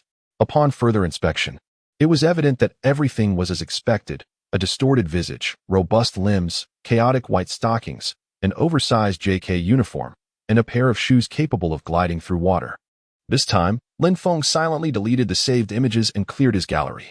Gritting his teeth, he flung his phone out the window and retrieved a backup device, calmly stating, "Is this some sort of special effect? Who in reality looks like this?" The little fairy, misinterpreting his words as praise, eagerly responded, "Humph. The original is even better." Lin Feng felt a sense of numbness facing this individual. He experienced a despair akin to having a hand of 3,456 in a game of Do Di Zhu without a 7. In your presence, sister, you from the Yu clan resembles a lowly. Are you familiar with One Piece? Your appearance could easily qualify as a boss character within that realm, utterly akin to a yabi beast. With these 3 comments, the little fairy curiously searched one by one, and soon came to the realization, oh, he was not employing a tactic of feigned capture, but was genuinely reprimanding her. How dare this loser? You actually dared to compare me to them. It's simply absurd. Lin Feng let out a cold, disdainful laugh. It matters not if you are unreasonable, but alas, your parents must bear the brunt of this folly. Perhaps they committed numerous wrongs in a past life, resulting in your peculiar existence in this one. The nation provides 9 years of compulsory education, and your parents toil tirelessly to support your schooling, only to raise a creature like you, one who cannot discern right from wrong and hurls baseless insults. Truly, it is a travesty. The private messages appeared in stark black font, yet this string of bold words transformed into a sharp blade, cutting deep and causing one to writhe in agony. I am losing my mind. How dare you insult me? You are merely envious of my beauty, you insufferable lowlife. Lin Feng retorted with a cold gaze, "Fatty, even a dog would not play with someone like you." In a moment of fury, he was about to unleash another volley when he suddenly heard a series of footsteps, soft yet heavy, each step seemingly requiring immense effort. The door creaked open to reveal a striking figure, utterly incongruous in her attire. "Venu, what on earth are you wearing?" He recognized the garment, for it was one he had purchased, having torn apart another set in the past. "Oh, I thought this nightgown was prepared for me by Brother Lin. Should I take it off now?" As the evening descended, Yang Fanwei lowered her head in a moment of embarrassment. She had not anticipated that her internal struggle would culminate in such a humorous misunderstanding. It was utterly mortifying. Just then, the chilly wind began to seep through the window, prompting her to shiver involuntarily. Lin Feng swiftly closed the window and lit a cigarette, taking a moment to appreciate the scene. In truth, Yang Fanwei possessed an appealing figure. particularly as a freshman. Her long, smooth legs were undeniably captivating. However, her youthful visage was best complemented by a minimalist style, which accentuated her stunning legs, rendering any black stockings or white lace utterly superfluous. What purpose do stockings serve if not to cover imperfections? Yet, her flawless legs required no such embellishment. Why complicate matters further? Perhaps I should leave? Noticing Lin Feng's serious expression, Yang Fanhua feared she had upset him. However, there was no need for concern. A duck offered on a platter could never be dismissed so easily. Just as Lin Feng pondered how to persuade her to stay in a more reasonable manner, a video call from a rather plump friend unexpectedly came through. This was indeed a stroke of divine intervention. Lin Feng instinctively took Yang Fanhua's delicate hand, pulling her close as he answered the call. "Damn it, if you dare to question my looks, I will show you what a true goddess is like." The exclamations were deafening, but soon, the little fairy on the other end of the call was taken aback upon seeing the charming Yang Fanhua beside Lin Feng. What was happening? Wasn't that the very image she had aspired to achieve? How could she possibly be nestled in the arms of this seemingly ordinary fellow? She usually enjoys reading some campus fantasy novels, such as The Overbearing Class President Forces Me to Fall in Love and The School Bully Ate 3 kilograms of farts for me. The majority of the female protagonists are described as stunningly beautiful, akin to the enchanting presence before her. In her mind, they are celestial beings, possessing a beauty so extraordinary that it is only fitting for her to indulge in such fantasies. Yet, now that a captivating figure has appeared before her, self-doubt begins to creep in. Suddenly, Lin Feng's voice pierces through her thoughts. "You plump lady, do you have a masochistic tendency? Why do you keep seeking insults? Is there truly no mirror at home? Take a good look at yourself before bothering others. Just glance at the chafing on your neck. Even your pink attire has turned purple. Perhaps you should find a scale meant for weighing grains and reflect on why others are measured in pounds while you are in kilograms." His words struck like lightning, causing the little fairy to stomp her feet in frustration and hurl her phone against the wall. Task completed. Reward: top-tier hacking skills. As the mechanical voice faded, Lin Feng felt a warmth enveloping him. He glanced down at the girl in his arms, her face flushed, eyes shimmering with a hint of anticipation. "Brother Lin, I'm feeling a bit warm." Chapter 66. Capture the Enchantress, 2 Women Protect. Yang Fanhua lowered her head and leaned closer to Lin Feng's ear, whispering softly, "Brother Lin, you are holding me too tightly." At that moment, Lin Feng realized that he had indeed been a bit too forceful, quickly adjusting his embrace to make her more comfortable. "Apologies, Fanhua. I just had a heated exchange with an old sow, and in my haste, I brought you into this," Lin Feng explained, his gaze wandering restlessly towards the rising and falling of Vanhua's bosom. As the country's economic status improves, the people gradually become more prosperous. "Ah, so that's how it is." Upon hearing Lin Feng's explanation, the young woman's delicate face flushed even more, as she had thought Lin Gu harbored feelings for her. Could it be that I was merely overthinking it? Reflecting on this, Yang Fanhua's expression grew even more despondent. In moments of tension and embarrassment, individuals often unconsciously feign busyness. She swung her legs and swayed her body, completely oblivious to the fact that she was still seated upon Lin Feng's lap. "Fanhua, stop squirming." Lin Feng's palms tingled with anticipation as he prepared to lower his head to say something further. Unexpectedly, at that moment, Yang Fanhua also lifted her gaze. Their lips inadvertently met. The sudden kiss left Yang Fanhua's mind blank. Instinctively, she wriggled her body, attempting to push away. Yet her strength was feeble due to her weakened state, rendering her struggle appear as a coy invitation in the eyes of others. "Fanhua." After a night had passed, Lin Feng rose early, seated at his computer desk, typing away at code with fervor. Utilizing the exceptional hacking skills he had acquired the previous day, he amassed a wealth of private chat messages within a mere morning. He unearthed a plethora of evidence, including the identities of paid commenters and illicit transactions related to the incident. Nearly 30 gigabytes of data were stored onto a USB drive. Just as he was about to exit, a series of knocks resounded from outside the door. "Knock, knock, knock. Xiaofeng, are you in there? Didn't Fanhua return with you last night?" The voice of Uncle was not loud, yet it carried a robust resonance that pierced through the air. Lin Feng felt a tightening in his chest, instinctively turning his gaze toward the bed. At that moment, Xiaofeng was rubbing her tear-filled eyes, murmuring softly, Lin Gitch, what time is it? My tummy is a little hungry." Lin Feng swallowed hard and approached the bedside, gently covering Fanhua's rosy mouth with his hand.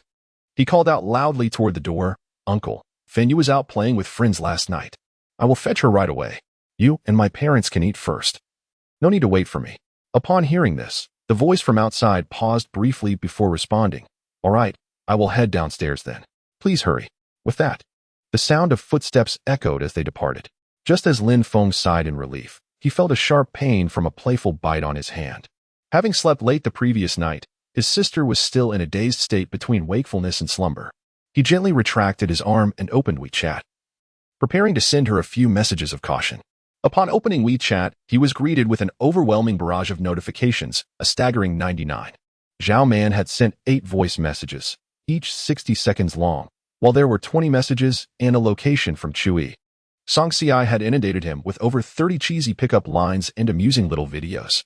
Yet, the most numerous were from Zhang Yu.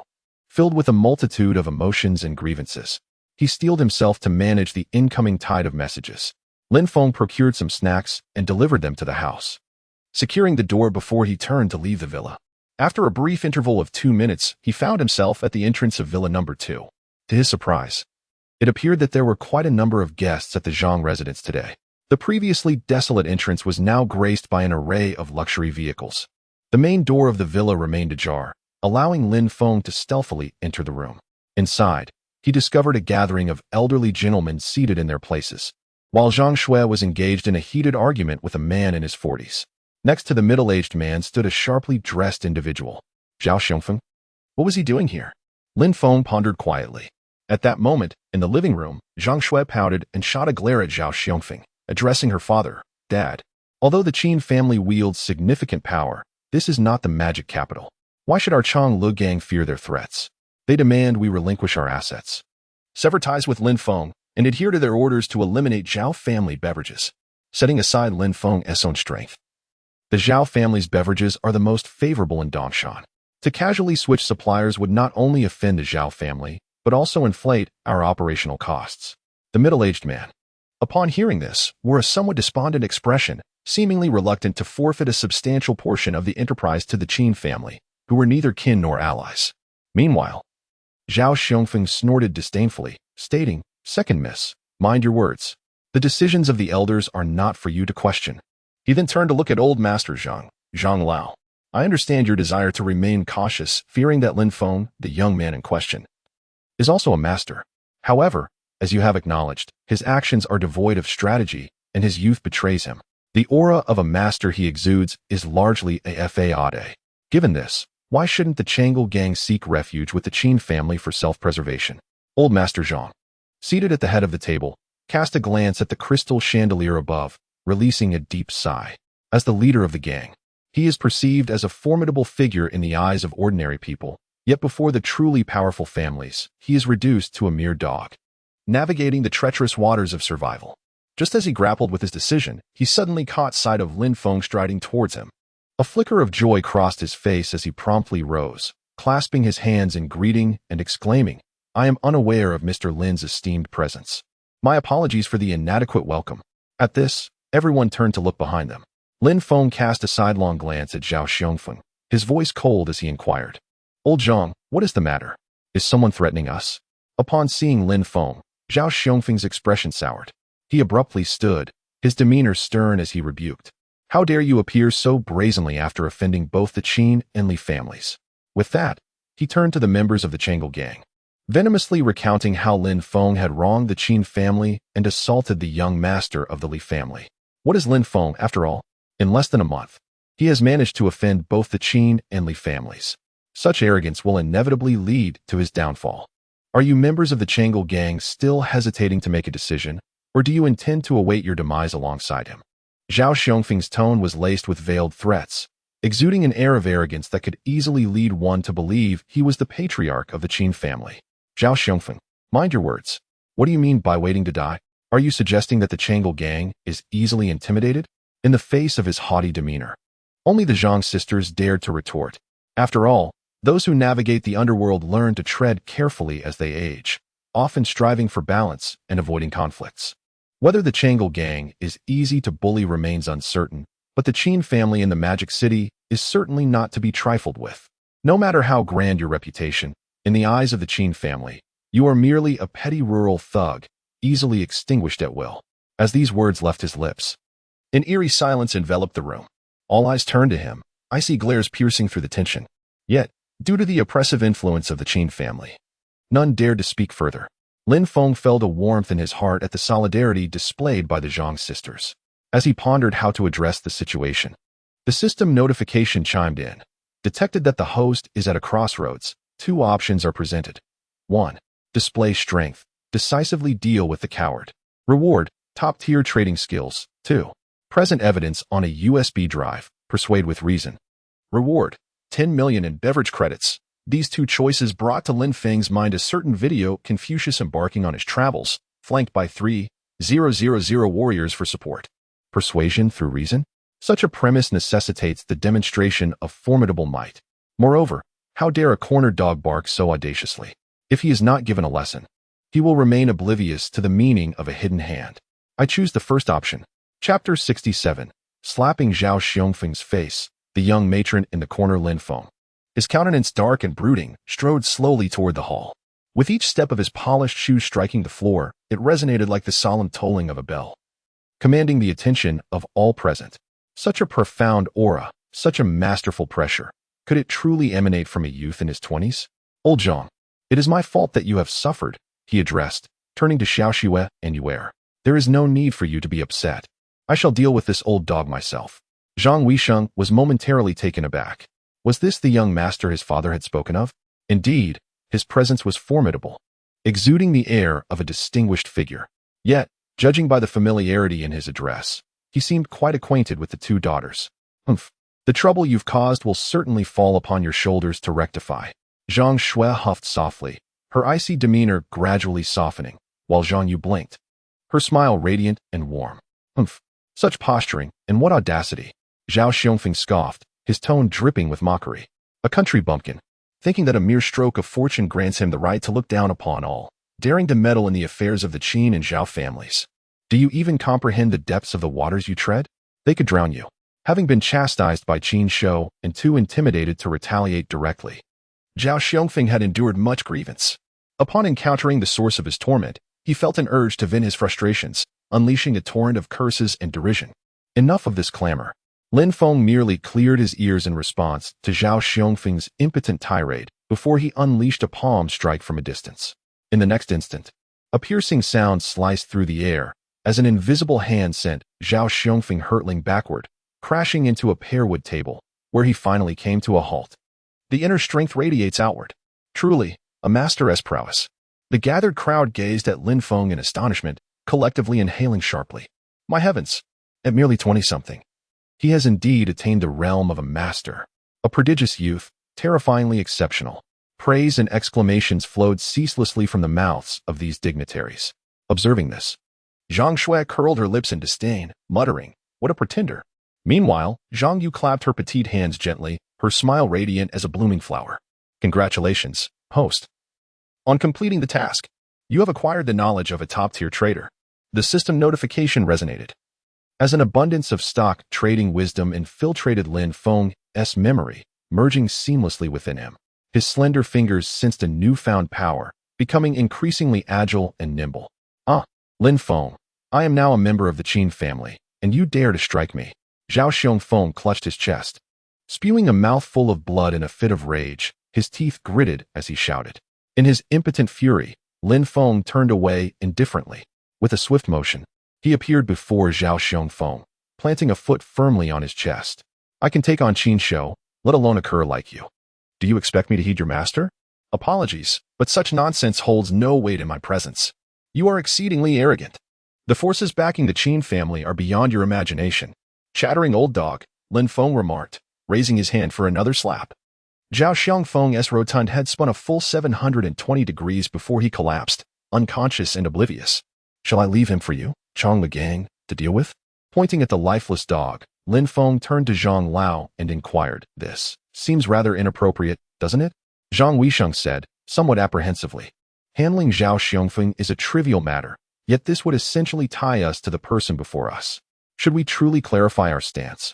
While he hesitated, Zhang Lao resolutely stood up, approached Lin Feng, and bowed, saying, very well, Mr. Lin. We shall take care of this deceased dog. Zhang Lao need not be overly courteous. Lin Feng gently supported Zhang Lao and then smiled, saying, I have matters to discuss with you regarding the Changlu gang. Mr. Lin, please go ahead. This old man is all ears, Zhang Lao replied attentively.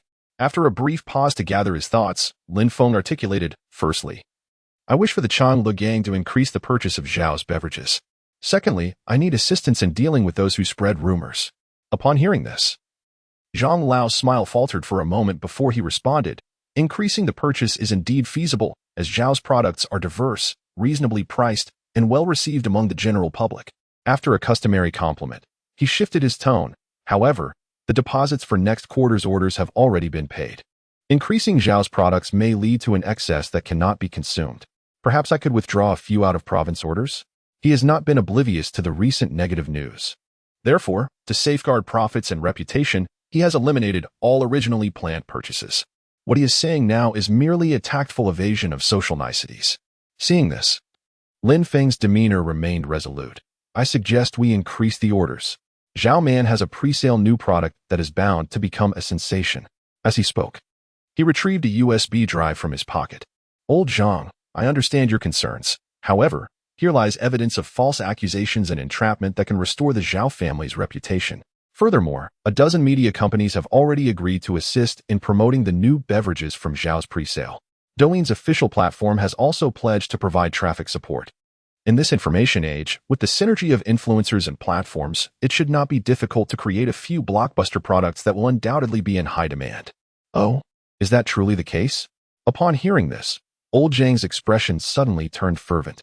He recalled the time when young Master Wang extravagantly spent millions on black cards, yielding nearly 10 million in profits within the same month.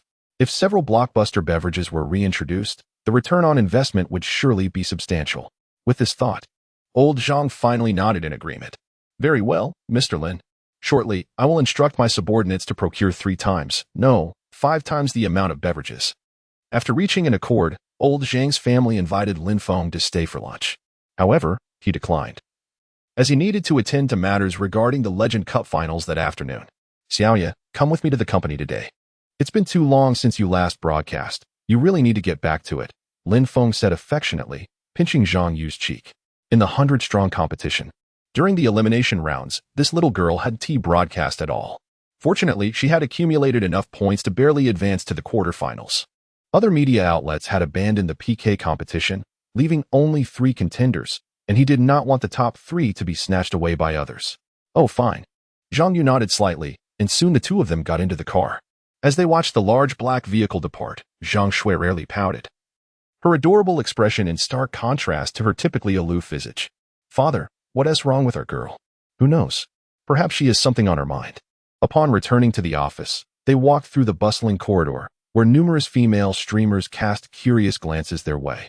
Isn't she the first girl that the boss took under his wing? They seemed quite close. While the other girls scrutinized Zhang Yu, she was equally astonished by the sight of long legs adorned in black stockings. Brother Lin, there are so many elegant ladies. They look so impressive and chic. I want to be an elegant lady too. Hearing this, Lin Feng paused and turned to look at the girl, whose gentle and serene face was complemented by a flowing white dress, knee-high white stockings, and Mary Jane shoes. This ensemble, her features, and her demeanor, she hardly resembled an elegant lady. No, you are a sweet girl, not suited to be an elegant lady. But I want to be an elegant lady. Zhang Yu stamped her little feet and pouted, prompting Lin Feng to chuckle involuntarily. Seeing him laugh only fueled her annoyance. No laughing. I'll be angry. Lin Feng shrugged. If you want to be angry, then be it. What does my laughter have to do with you? What can you do when you're angry? You'll just sulk in a corner and eventually cheer yourself up. Oh dear. Brother Lin, you're insufferable. As the two playfully entered the office, a weary young woman quietly observed them from the corner, her thoughts shrouded in a deep, ambiguous haze. Chapter 68. The inept husband and the malevolent mother-in-law. Have you heard the news? Once Lin Feng and his companion departed, a buzz of conversation erupted. That night of the gathering, Song Si didn't return to the hotel, and now she wants to take over more than 90% of the commission. Something must be amiss. Are you speaking nonsense? A short-haired girl rolled her eyes. It would be strange if everything were above board. Over 90% of the commission amounts to nearly tens of millions. Even if the money trickles down to us, we would only see 2,000 or 3,000. I regret not being more proactive, another girl sighed, adjusting her glasses as she joined the discussion. instead of maintaining this aloof demeanor, thinking that the wealthy would seek me out privately. And there's more, she continued. One of our 3 major account streamers showed up today. We can overlook Song Ci, as we understand her working late. But that one named Yang something, claiming to be unwell. My goodness, is Mr. Lin really that energetic? It's quite astonishing. The girls chattered animatedly, while the previously mentioned weary woman in tight jeans, named He Yinfeng, slowly perked up her ears, her thoughts drifting far away. At 28, she was a single mother, somewhat past her prime. Yet, due to her appealing figure and unique mature charm, she had found a place within the company. She and her husband first met and fell in love during their senior year of college. However, upon graduation, before they could relish the sweetness of their romance, she was urged by her husband's family to marry and relocate to a distant place.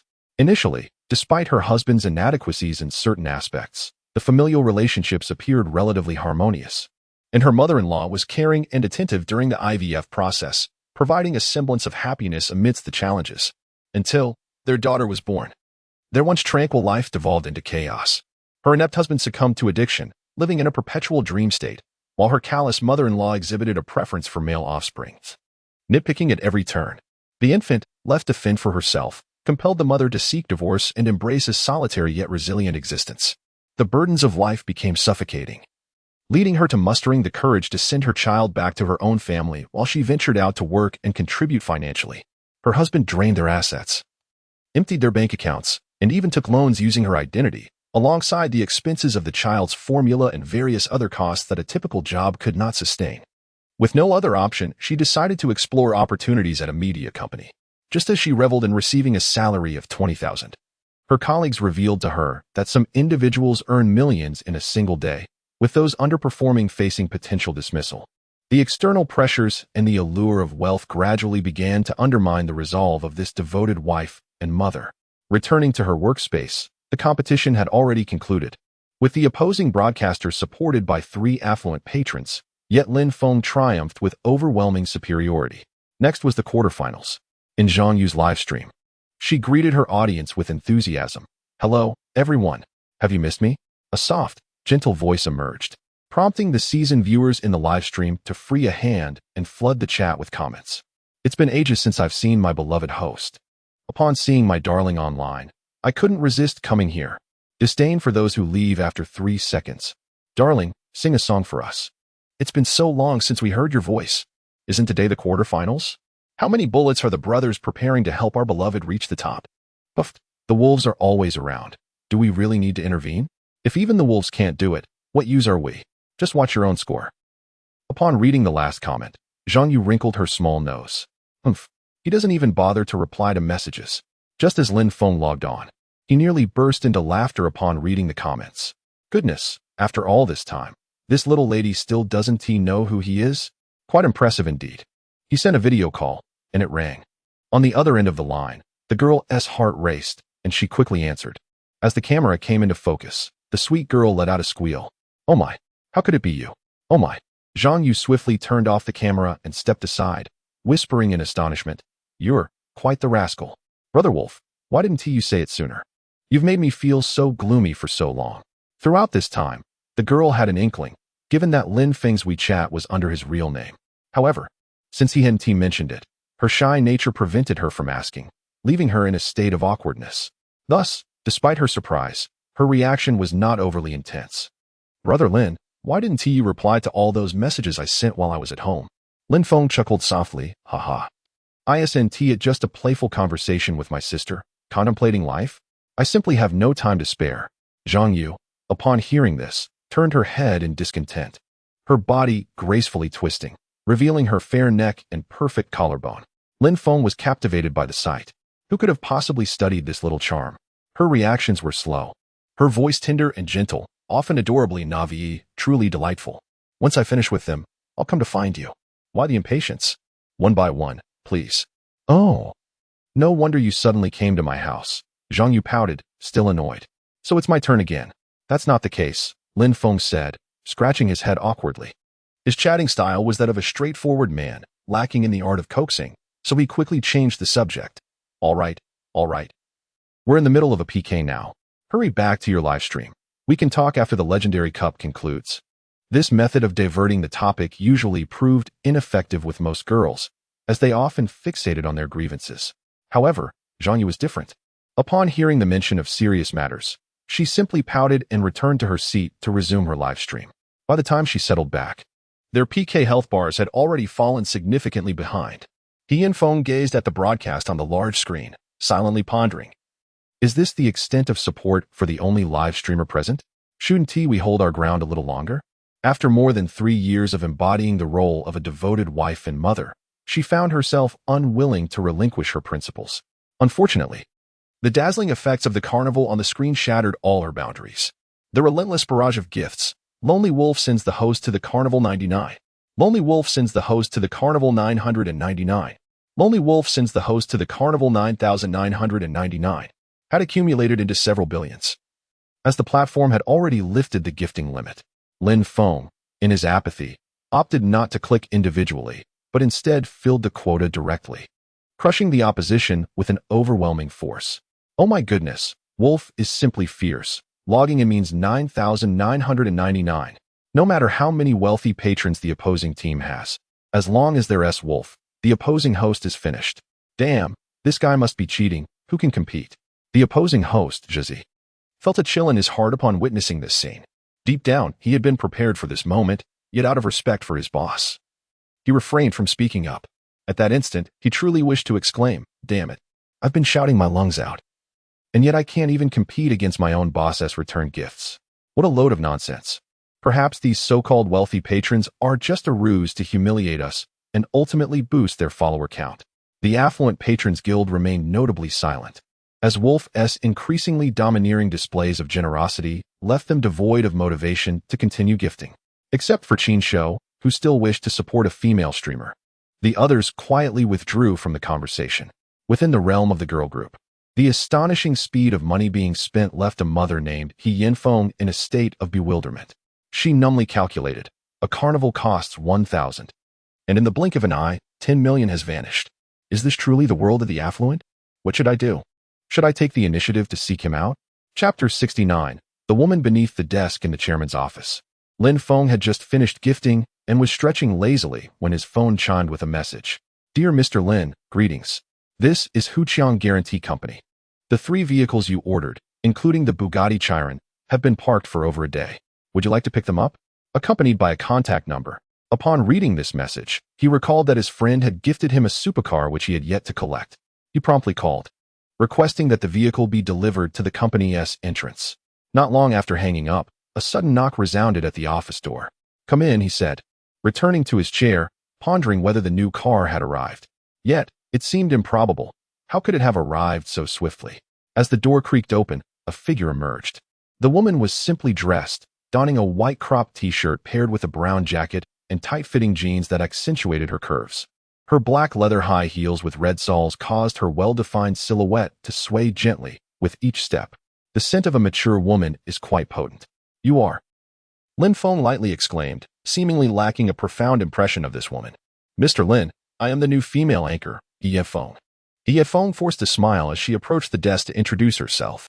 The traces of tears not fully wiped from her eyes revealed the immense determination she had summoned for this visit. Oh, so that's how it is, Lin Feng nodded. Feeling the weight of his scrutinizing gaze, He Yinfeng's body tensed, as if she were an item on display, being meticulously evaluated by a wealthy connoisseur. Moments later, Lin Feng's gaze shifted away, and she let out a sigh of relief, only to be struck by his next words like a thunderbolt. The next live broadcast will commence in half an hour. Why have you come here instead of preparing for it? Huh? Staring into Lin Feng's puzzled eyes, He Yinfeng felt her mind go blank. What did he mean? Here I am, a beautiful and charming woman, presenting myself to you. And you actually question my intentions? Naturally, she felt unable to voice these thoughts, standing there awkwardly. Observing her demeanor, Lin Feng quickly grasped the situation and straightforwardly asked, You came here wanting something, didn't you?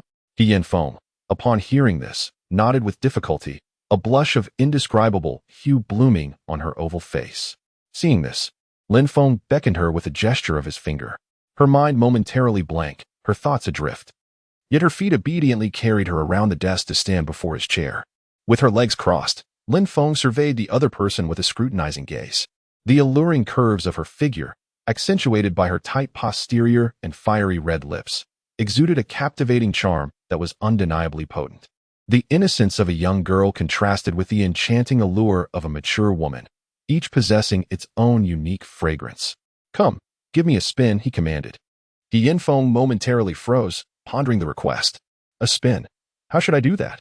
Surely, you will turn in place. What else could you possibly mean? Lin Feng's eyelids flickered, his tone growing slightly impatient. All right, fine. The mature woman took a moment to steady her breath before gracefully spinning around. Her naturally vivacious personality had been dampened by the experiences with her ineffectual husband. It was only natural for anyone to feel disheartened under such circumstances. Given the current situation, any woman would likely feel a sense of shame. Indeed, your figure is quite admirable, Lin Feng remarked, before pressing further. Now, speak your desires. Oh, has it truly progressed this swiftly? The woman felt a surge of excitement, her shapely calves trembling slightly as she forgot her earlier conflicted sense of propriety and reluctance. I wish for equal treatment, the same as the other three hosts. After a moment of joy, she finally articulated her innermost thoughts. In He Feng's view, as long as she was willing to humble herself and play a subordinate role, Lin Feng would likely grant her the same privileges.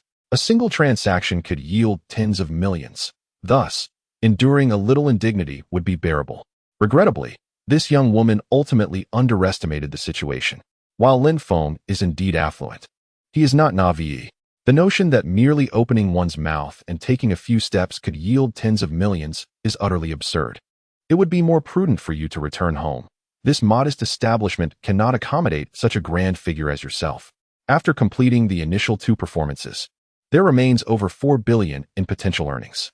Would it not be more enticing to invest in 100 or so new streamers? Mr. Lin, what do you mean by this? He Feng felt a shiver run through her as she teetered precariously on her slender high heels, nearly collapsing to the ground. Could it be that my expectations are too lofty? As their gazes met, she pondered, and once her thoughts settled, she began to reflect rapidly. With her beauty and figure, even as a divorcee, countless lonely men would seek her affection, pursuing her relentlessly despite her rejections. Thus, although she would not voice it, she instinctively categorized Lin Feng among that crowd. However, is this truly the case? In contrast to those who offer nothing but empty flattery and frivolous conversation, the individual before her is the company's CEO, a magnate capable of spending millions to maintain a woman, without generating some emotional value. How could one expect to gain anything substantial? Mr. Lin, I apologize for my presumptuousness.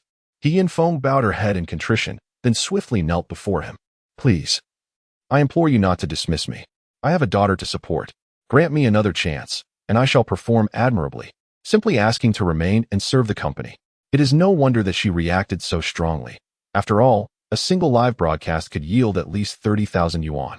With the end of the month approaching, losing the hotel provided by the company leaves her without a place to stay. Especially considering that her child is merely 2.5 years old and requires formula. If she displeases the person before her, she could be cast out of the company, leaving her with nowhere to lament. Wait, you mentioned you have a daughter to support? Lin Feng had never held much interest in He Feng, but the fact that she had a daughter to care for changed the matter entirely. After all, it is everyone's duty to perform acts of kindness. Indeed, her child is not yet 3 and cannot be weaned off formula, and I possess little capability, I implore you. Mr. Lin, upon mentioning the child, He Feng's lamentations grew louder, pouring out her grievances like a bamboo tube spilling beans. Her inept husband, her malevolent mother-in-law, the needy infant, and her own shattered self. Truly a pitiful sight. All right, enough of the tears. If outsiders see this, they might think I am bullying my employees, Lin Feng remarked, licking his lips as the memories of his past began to resurface. He rose again, feigning interest in the scenery outside, and after a moment of contemplation, he decisively announced, "Here's the deal. Perform well during your next live broadcast, and I will reconsider your position." Hey, what are you doing? Lin Feng intended to suggest that she remain for further evaluation, but was taken aback by her strong-willed demeanor as she half knelt and tugged at his pant leg. How could any man endure such an act? Lin Feng straightened his expression slightly, then leisurely returned to his chair, allowing the attractive young woman ample opportunity to showcase her talents. At this moment, He Feng was exceptionally composed, swiftly tying her hair, preparing to showcase her myriad talents. Just as the two were immersed in their mutual affection, a sudden knock echoed through the door. Lin Feng was about to utter a word to halt the interruption when, unexpectedly, the door was forcefully pushed open, leaving him no time to react. "Brother Lin, I have finished my broadcast."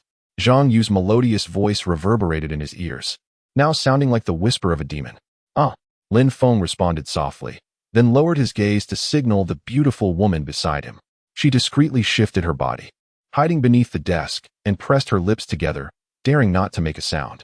Chapter 70. Why is your face so red? Brother Lin, why is your face so flushed? In the face of Zhang Yu's inquisitive gaze, Lin Feng felt a twinge of guilt akin to that of a thief. Yet he maintained an outward calm. "It's nothing. What do you plan to do after your broadcast, Yuer?" Zhang Yu, initially skeptical, chose not to dwell on it upon hearing him change the topic. After all, this fellow had a tendency to vanish mid-conversation with girls. Could one truly expect him to respond thoughtfully to her inquiries? "As for me, I have nothing to do, so how about I wait here until you finish, and then we can go out together?" "Wait here until I finish?" Lin Feng clicked his tongue, his gaze inadvertently drifting downward before he quickly shook his head. That might not be feasible. I have some important matters to attend to. Your presence here would hinder my work progress." "Oh, how could you say such a thing?" Zhang Yu pouted, her tone tinged with displeasure. "Initially, I had hoped to share with you a song I recently learned, but alas." Gazing into those bright, sparkling eyes, Lin Feng felt a flutter of emotion. Hidden beneath the table, Yin Feng opened her mouth slightly, her expression a mix of embarrassment and a guilty thrill. "Oh dear, Yuer. I have a live stream to attend to today, and my schedule is rather packed. How about this? When I find some time, I shall make a special visit to your home to hear you sing. Would that be agreeable?" Lin Feng's rationale was quite formal. After a brief moment of self-reassurance, Zhang Yu nodded in acquiescence. "All right then, I look forward to your visit." With that, she turned to leave. At that moment, Yin Feng, concealed below, prepared to peek out, only for Zhang Yu to suddenly pivot, nearly causing her to stumble back down. Lin Feng wiped his forehead, realizing that a sudden reversal could indeed be a lethal move. Most would falter under such surprise. "Is there anything else?" he asked, his tone somewhat harsh. Zhang Yu, feeling a bit wronged, replied, "Brother Lin, you're not even going to say goodbye as I leave?" Lin Feng, suddenly enlightened, hurriedly exclaimed, Goodbye, goodbye." "Humph. What a perfunctory farewell," she retorted. After this playful exchange, over 20 minutes had passed. Though reluctant to part ways, Lin Feng had to let this understanding young lady return and await the broadcast. Before departing, they exchanged WeChat details. Yin Feng dabbed at the corner of her mouth with a tissue, her legs feeling weak as she made her way back to the work area. Sitting in her chair, she gazed at her long, beautiful legs, lost in thought. To speak candidly, given her character, she had previously resisted ambiguous relationships. However, today's experience has undeniably transformed her resolute heart. Despite the fact that most of her responsibilities remain unfulfilled, the exhilarating thrill of fleeting joy is intoxicating.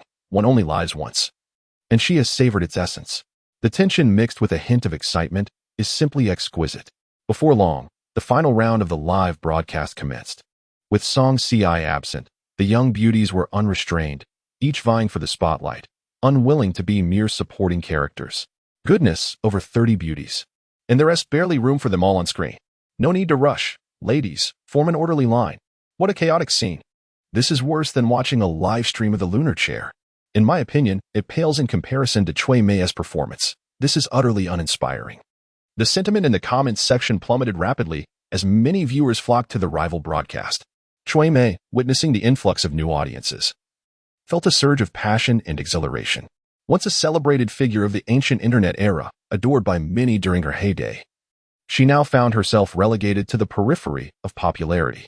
Despite having a modest savings, a tinge of disappointment lingered in her heart. To the new friends joining, Cui Mei offered a small talent showcase, presenting how I wish to embrace you in a mundane life as a gift to all. In her quest to reclaim her former glory, she poured every ounce of her energy into showcasing her skills. In that moment, her carefree persona seemed to have become a joke. "Come on, dear friends, let us have another song." As a heartfelt ballad draws to a close, it is swiftly followed by a rousing rap performance, igniting the fervor within the live streaming room. Tickets flutter upwards, warming the hearts of the onlookers. Witnessing the stark contrast between the two streaming rooms, Lin Feng experiences a twinge of frustration. Over 30 dancers fail to compete with a singular rap artist on the opposing side, leaving him feeling embarrassed. Resolutely, he calls upon Vice President Lu Ping, stating, "Please hand over the account to me. Let these foolishly charming ladies take a moment to reflect. We shall identify those underperforming and eliminate them." Lu Peng nods in agreement, acknowledging that the ladies' performance has been rather lackluster today. Even without Lin Feng's prompting, he feels compelled to address the issue. Shall we distribute this round of commissions evenly, or? A glance from Lin Feng reveals his unspoken thoughts. Their performance has indeed been dismal this time. There will be no distribution. Let the funds remain within the company as operational capital. As soon as the words leave his lips, Lu Peng eagerly nods. Understood. I will relay your instructions immediately. Observing Lu Peng's hasty retreat, Lin Feng strokes his chin and calls out, "Lu Peng, wait a moment. There's a female streamer named He Yin Feng. Have her send her account to me." Upon hearing this, Lu Peng reveals a subtle smile, silently contemplating. In just a few days, this boss's energy is quite remarkable. Nevertheless, he maintains a facade of utmost respect, responding, "Of course, boss. I will attend to it right away." Once the office door is securely closed, Lin Feng rubs his temples and casts another glance at the opposing live stream, where Cui Mei's popularity continues to soar, potentially surpassing the million mark. Among them, there was a fellow named Qin Xiao from Tiangong, who was the most fervent in casting votes. Under his leadership, numerous ancient fans and casual onlookers were continuously casting their votes. As for him, although his account boasted a substantial number of audio waves, the lack of passionate voting rendered it rather lackluster. Cui Mei, I heard you've driven out a new Ferrari for us to admire. Even if you've acquired a new car, you don't seem inclined to host a reveal event. Treating us as outsiders, are you? Shouldn't the brothers contribute a little something for the new car? Glancing at the flurry of comments, Cui Mei tossed her hair with an air of nonchalance, generously admitting, "What new car? It's merely a second-hand one, something I drive around casually for shopping. If you wish to see it, I can certainly show you." The scene shifted shortly thereafter to another setting, specifically the garage of her residence, replete with luxury vehicles that dazzled the onlookers. As Cui Mei took her seat in the crimson Ferrari and struck a charming pose, the comments in the live stream erupted. "What a magnificent car! What a splendid vehicle! Alas, the undercarriage shows significant signs of wear." The car enthusiasts are correct. We ought not to be overly critical. Despite the slightly tarnished exhaust, maintaining a vehicle of this vintage in such condition is commendable. Cui Mei, I recommend that you take good care of the undercarriage and avoid heavy acceleration to prevent any unfortunate accidents. As the vintage Ferrari made its grand entrance, numerous male viewers were thrilled to the point of elation. After all, this was a quintessential toy for men. Who could possibly resist? Just as their conversation flourished, He Yin Feng took over the filming device and proceeded toward the chairman's office. Tight-fitting jeans and a charming, graceful smile instantly captured the attention of many onlookers. "Oh my, there's a car across the street. What does it matter how many cars are over there? It's a chaotic mess. No, you see. It's also an old model car, so full of character. Ah, no. Such a powerful engine." Chapter 71. The Qin family's bankruptcy. Following daily opinions, a single stone stirs up 1,000 ripples, prompting countless netizens to once again flock to He Yinfeng's live streaming room to witness whether this vintage car leans more towards the business or sporty side. Upon entering the live stream, the viewers are captivated by her enchanting presence, causing some hearts to flutter. With such a stunning lady, why not showcase her earlier? Why wait until it's all chaotic? I can assure you that the airbags are absolutely original from the factory. It looks very reliable. Such character. My ex-husband was a fool. My friend has a penchant for this type of mature woman. The only mature woman on the internet without gynecological issues. The beauty is truly stunning. I've already taken a screenshot to save. Tomorrow, I'll print it out and place it in my safe to offer it to my grandfather during Qingming, so he can enjoy it down there as well. The allure of mature women is indeed a curious phenomenon. While foreigners may identify a woman by her scent, people in the Dragon Kingdom discern age through imagery. Regardless of whether one is a freshman or a 30-year-old matron, as long as one pays attention to their appearance without being ostentatious, exuding confidence and grace with a gentle and alluring facial expression, they can easily be categorized as a mature woman. In contrast, individuals like Yang Fanyu, who possess smooth, radiant skin and exude a youthful vigor with their sunny, refreshing smiles, can be classified as youthful maidens. This classification transcends mere age. It is a manifestation of external charisma. Some people naturally carry an aura of a devoted partner upon their entrance, a quality that can incite a man's protective instincts. Greetings to all, I am Xiao Feng. and I express my gratitude for your unwavering support. Observing the flurry of enthusiastic comments, He Yinfeng felt a surge of joy. After all, her beauty was undeniable. And during her university years, she had countless admirers. Had she not chosen the wrong partner and been unwilling to settle for a second marriage while facing societal judgment, she would have already married a somewhat affluent young entrepreneur.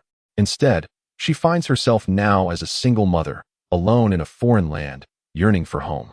As she pushed open the office door, a man who etched a deep impression in her memory reappeared before her. "Mr. Lin has sent you the account. Is there anything else you wish to instruct?" He Yinfeng lifted her head, her smile enchanting. Confident and graceful, she no longer appeared as oblivious as before. "The audience's perception of you has been quite favorable along this journey. I suggest you personally handle the broadcast for this account today." Lin Feng stroked his chin, chuckling. "Did not the viewers express a desire to see the car today? There happens to be a new vehicle downstairs. Feel free to showcase it as you wish. Any ticket sales you generate will be credited to you." The single PK session lasts for 1 hour, and even though only 20 minutes remain for ticket sales, the attention of hundreds of thousands means that even a few small gestures of support could yield substantial earnings. "Mr. Lin, are you truly serious about this? I am immensely grateful to you." Feeling the approving gaze of a man, He Yinfeng experienced an unprecedented sense of fulfillment. As long as one is willing to toil, to sweat, and to alleviate the burdens of the boss, rewards can indeed be reaped. In the brief moments while descending the stairs, the barrage of interactions continued unabated. "New car? What is a new car compared to an old one? The comfort of the latter is unparalleled, and it requires no breaking in. What do you know? Generally, only ordinary people hesitate to drive new cars. The affluent are known for their reckless acceleration, often damaging them, only to have other vehicles delivered to their doorstep." Ah, the boss's voice sounds quite youthful. He probably opts for supercars like Ferraris. Those trendy internet-famous cars are ubiquitous on the streets. One grows weary of seeing them everywhere. At this moment, the audience's focus remained on the streamer. After all, in this entire live stream, there was neither excitement nor talent to showcase, merely a facade of beauty that masked a lack of sophistication. 2 minutes later, He Yinfeng finally arrived at the parking lot, where she beheld the one and only Bugatti La Voiture Noire, a global limited edition. This is the most expensive supercar in the world, valued at an astonishing 130 million, an unequivocal pinnacle of luxury in the realm of collectible automobiles. Although there are countless similar models on Douyin, none can diminish its intrinsic artistic value.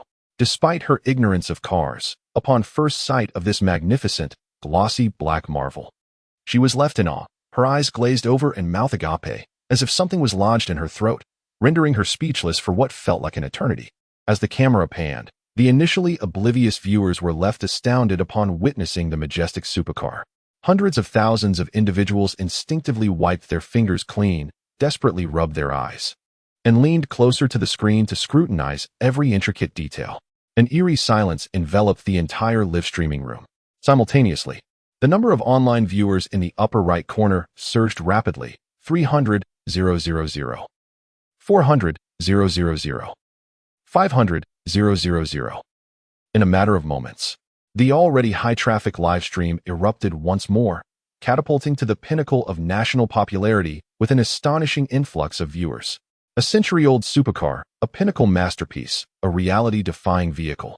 Boasting 1,000 horsepower, countless virtues and fantasies converged into the unparalleled allure of the Bugatti Black Knight. I initially believed that the unconcerned boss would merely showcase a modest Lamborghini, Ferrari, or Aston Martin to make a statement, yet he surprised us all with a Bugatti. Absolutely incredible. Though it may be an older model from 7 or 8 years ago, such cars age like fine wine, growing ever more exquisite and flavorful. Standing before it, the host felt dwarfed in comparison. It is difficult to fathom the extent of joy in the life of a car owner. As the vehicle roars down the street, it seems as though every woman in sight is captivated. With a limited perspective, anyone who dares to approach me shall face dire consequences. Who dares to dream of riding in a Bugatti? The barrage of comments erupted spontaneously, eliminating the need for the host to introduce themselves as gifts flooded the live stream. Witnessing this spectacle, He Yinfeng's heart raced, nearly leaping from her chest. Her slender yet form-fitting t-shirt rose and fell, the fragrant breath she exhaled betraying her exhilaration. "Thank you, He Heng, for the carnival. The boss is generous." "Thank you, Ling Weixiao, for the carnival. The boss is generous." "Thank you, Han Yunfan, for the carnival. The boss is generous." Cheers and shouts ignited the enthusiasm of the audience. With flashy cars and beautiful women in full force, the battle cry had been sounded. Meanwhile, in the office, Lin Feng prepared for a final counterattack. Lonely Wolf sends the host a Carnival 999. Lonely Wolf sends the host a Carnival 999. The thunderous fireworks effects resonated for miles, stirring the hearts of countless wayward girls. The astonishing speed of 100,000 per second in donations was overwhelming. The host, who had still clung to a glimmer of hope, found their resolve shattered. The speed at which money is being churned out is truly devilish. It is simply insurmountable. At this moment, Qin Shou, who has silently supported her from behind, finds himself numbed by the situation. He had prepared a sum of 100 million, intending to negotiate with the female streamer that if he were to win, the funds would be returned in full. However, now faced with the relentless assault from that so-called wolf, he fears he may need to gather additional capital. He picks up the phone to contact the family steward.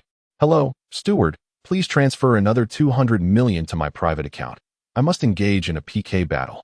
After a prolonged silence, the steward delivers devastating news. "Young master, an influx of 100 billion in unidentified foreign funds is aggressively targeting our assets. Our stocks have plummeted. The Qin family is on the brink of bankruptcy."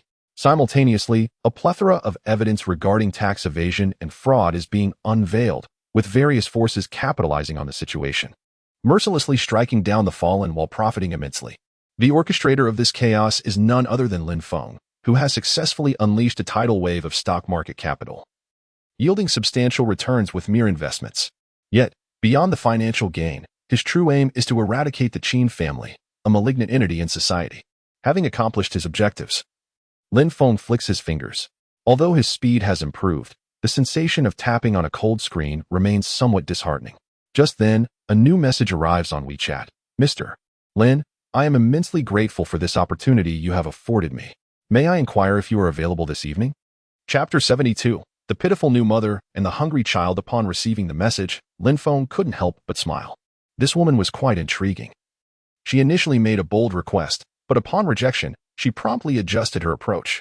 It piqued his interest, and he considered deepening their acquaintance. After casually responding to her message, Lin Feng entrusted the promotional responsibilities of Zhao's beverages to Lu Peng, while he took a moment to rest and rejuvenate, eagerly anticipating the lavish dinner that awaited him in the evening. Meanwhile, He Yanfeng, having just made the call, found refuge in a secluded corner of the office. She deftly evaded the prying eyes of her colleagues while patiently awaiting a reply. Ding! A crisp notification echoed, sending her heart racing. With caution, she tapped the screen, revealing Lin Feng's succinct response, "MM." Such a simple utterance ignited a wave of excitement within her. She hurried back to the hotel, meticulously grooming herself from head to toe.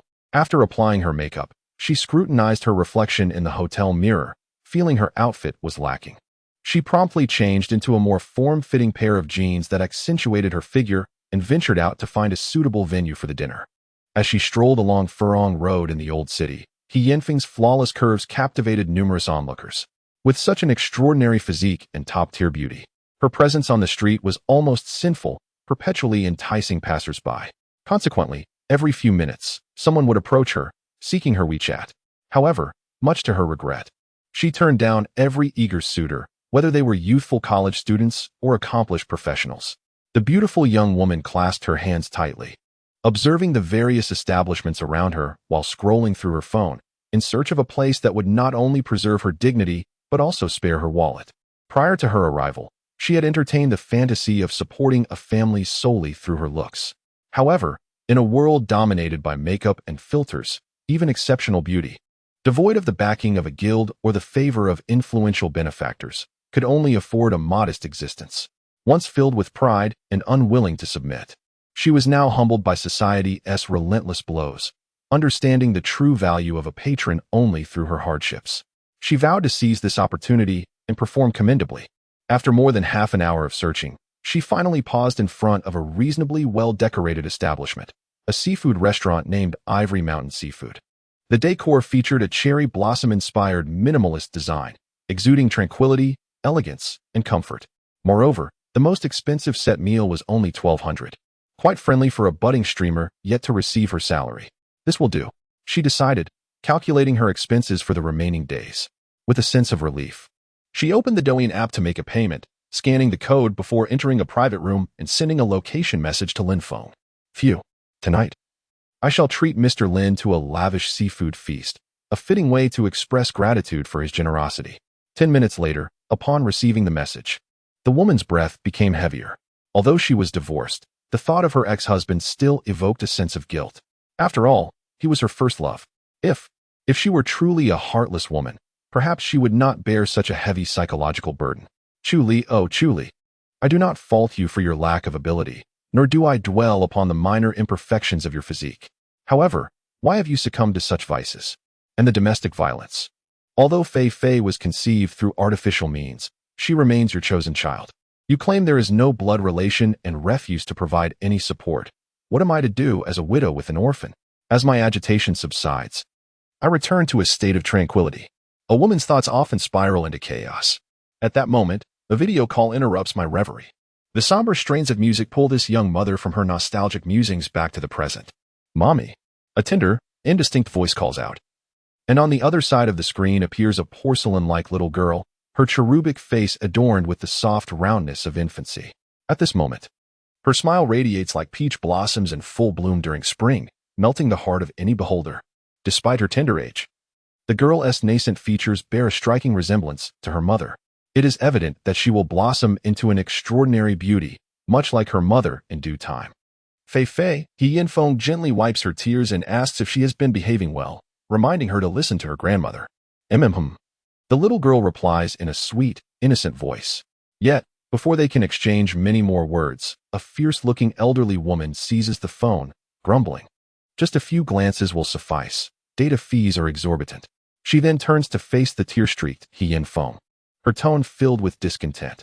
Stop your weeping and earn some money outside to support this child you brought into the world. Gazing at the dilapidated surroundings and the unfriendly demeanor of her mother, He Yinfeng felt utterly exhausted. Mother, I understand. I will earn money this month. And as soon as I receive my salary, I will send it back immediately. Earning money. Every time it's just a few hundred yuan. What good is that? The monthly expenses for baby formula alone amount to 1 or 2,000 yuan, and with diapers and various clothing necessities, it totals 3 to 4,000. Your father and I are struggling to support you both. The elderly woman voiced her grievances, then sighed and advised, Xiao Feng, your daughter will be starting kindergarten soon. Your father and I truly can hardly manage to support you two anymore. Why not return and seek a wealthy suitor? It would spare us the burden. The costs of raising a child from birth to adulthood can reach tens of thousands to over 1 million yuan. Hence, every time He Yinfeng heard such remarks, she would waver, contemplating whether to abandon her fearless persistence. However, when she thought of Lin Feng, she resolutely shook her head. Mother, next month I will be able to send back several tens of thousands. Let's put the matter of remarriage aside for now. Stubborn. Your father and I only earn 30 to 50,000 a year. The elderly woman let out a scoff of uncertainty, preparing to end the video call. Just as her aged, cracked fingers were about to touch the disconnect button, a voice echoed in He Yinfeng's ear. If you were to serve someone, do not degrade yourself too much. The simple rural folk do not aspire for much. They merely wish to live their remaining days in peace. After hanging up, He Yinfeng's resolve grew even stronger. Born into a rural family in Chongya province, she was the only university student in her family. Her parents and elders had high hopes for her, expecting her to achieve success and give back to them. But what had happened? In a moment of folly, she had married into a big city, becoming a housewife for several years, feeling guilty for not living up to her family's expectations. Fate had now presented her with an extraordinary opportunity to change her destiny, and if she were to squander it, she would be destined to live in eternal darkness. 10 minutes passed swiftly.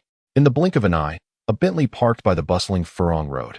As for why it wasn't a Bugatti, because Lin Feng was somewhat clumsy behind the wheel, holding a C2 driver's license. However, that was not the crux of the matter. The appearance of this limited edition Bentley still caused quite a stir. Many young women on the street and restaurant servers looked up, fantasizing about a dashing prince stepping out of the luxury car. Unfortunately, Lin Feng's looks did not quite meet their expectations, leaving many disappointed. Oh dear, if only he were handsome, I might have approached him for his WeChat, one mused. A pity he's 180 centimeters tall, but doesn't he know how to dress? Perhaps a stylish haircut would improve his appearance. Oh, he seems to be walking towards our shop. Could it be that he noticed me?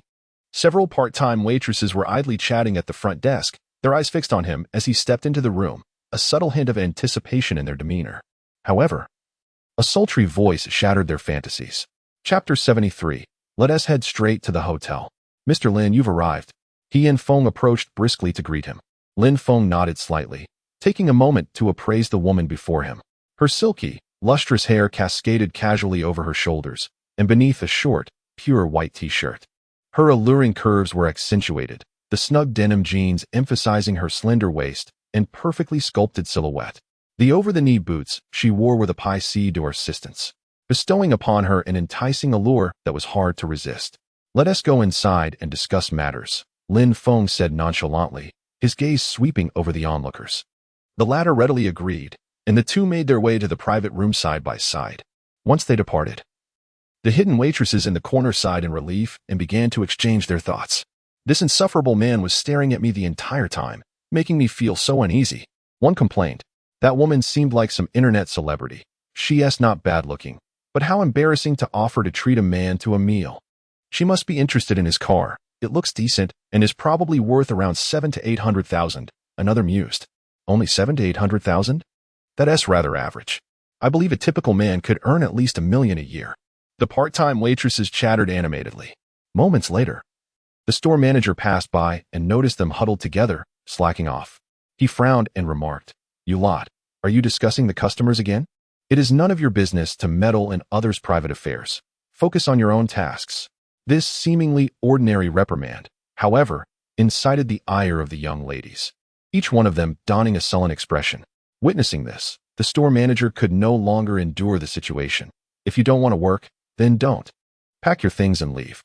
Day after day, all they do is scroll through social media and gossip. Outside, the atmosphere buzzed with excitement. Yet the two individuals in the private room remained blissfully unaware. Before the complete meal had even been served, He Yanfeng proactively ordered 2 bottles of white wine. With utmost respect, she poured a glass for Lin Feng, then filled her own and drank it down in one go. Lin Feng nodded slightly in acknowledgement, took a delicate sip, and set his glass aside. You've worked hard today, He Jia. Inviting me to dinner alone. Doesn't your child's father have any concerns?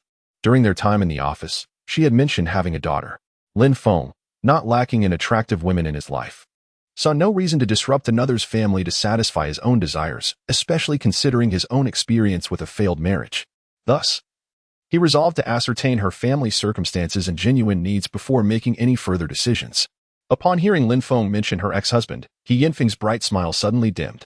She poured herself another glass of wine, downed it in one swift motion, and then sighed. His health deteriorated. Apart from drinking, there was domestic violence, and ultimately, he fell into drug addiction. We had been sleeping in separate beds long before our divorce, which has now been over a year. The husband plagued by alcoholism, the inept spouse, the abuser. This collection of burdens weighed heavily upon her.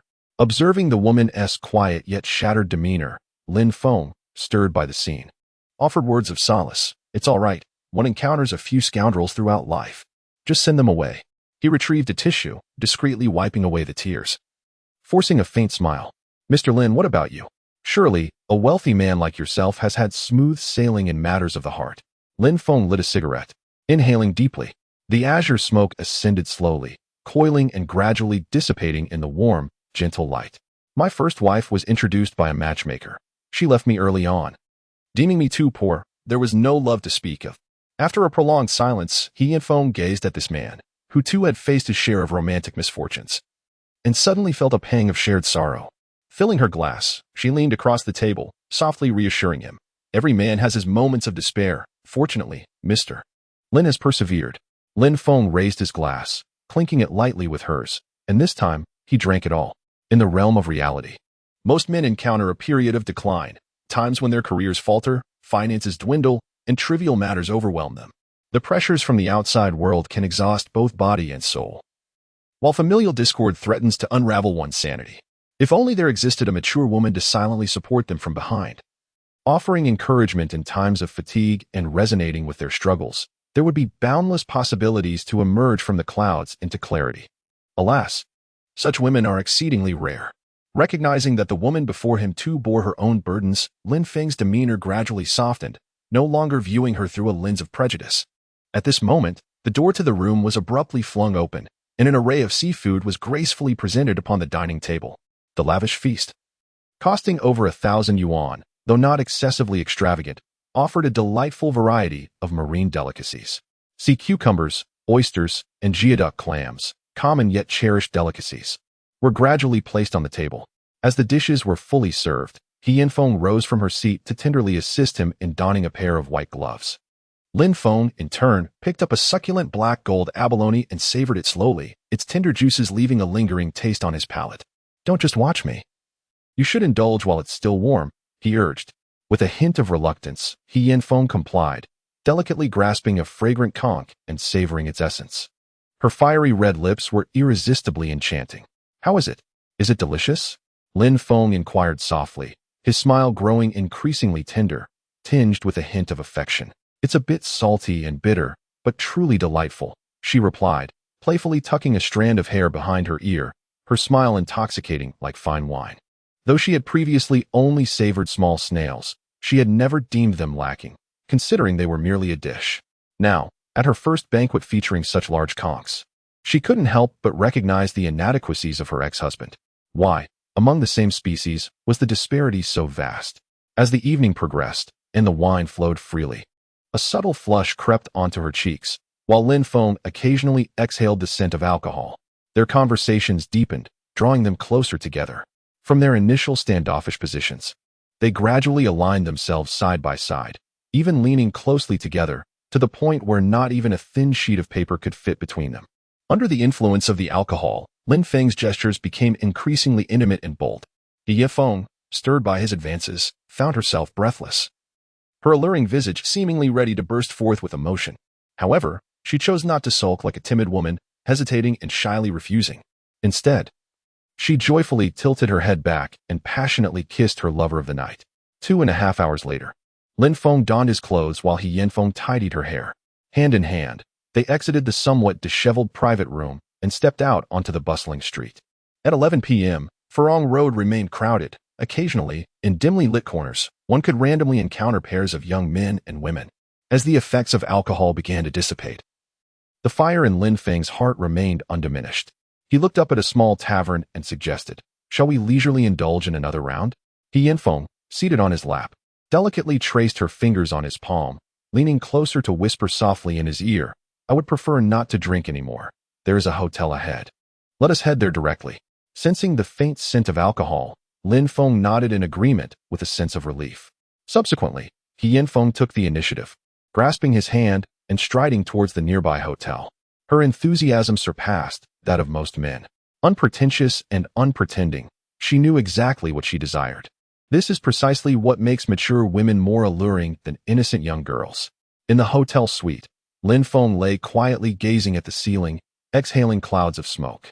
After a lengthy moment, he extinguished the cigarette and turned to regard the weakened yet unsatisfied He Yanfeng beside him. At this moment, the beautiful woman's cheeks were flushed, a rosy hue spreading from her ears down to her neck. Yet, even in her fatigue, her eyes sparkled with longing. Goodness, how long has she been starved for this?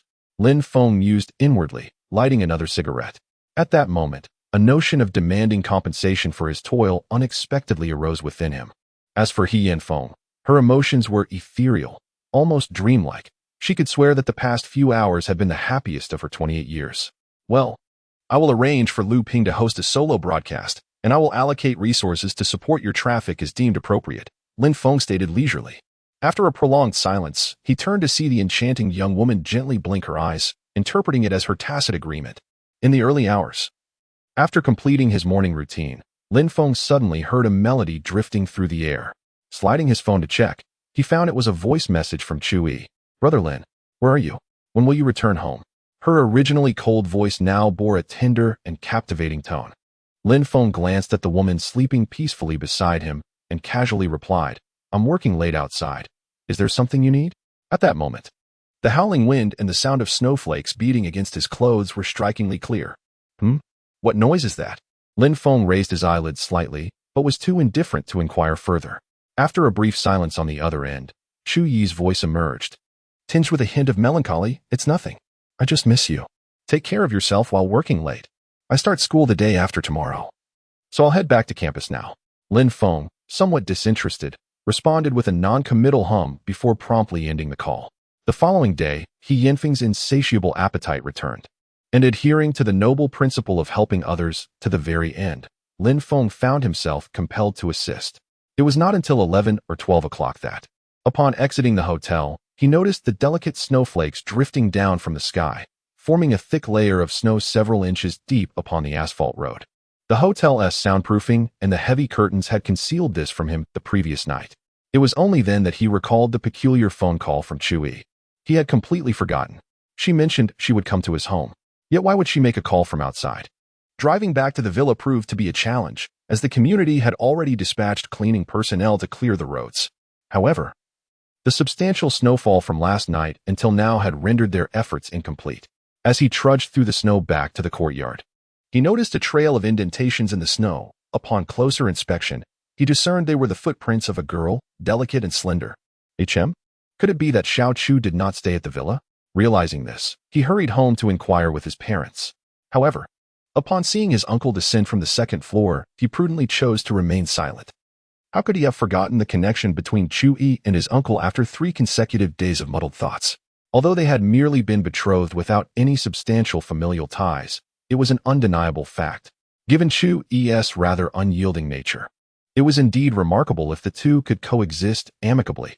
Upon reopening his phone, he prepared to send a message to the young lady, only to discover, upon clicking her avatar, that she had already boarded her flight back to school.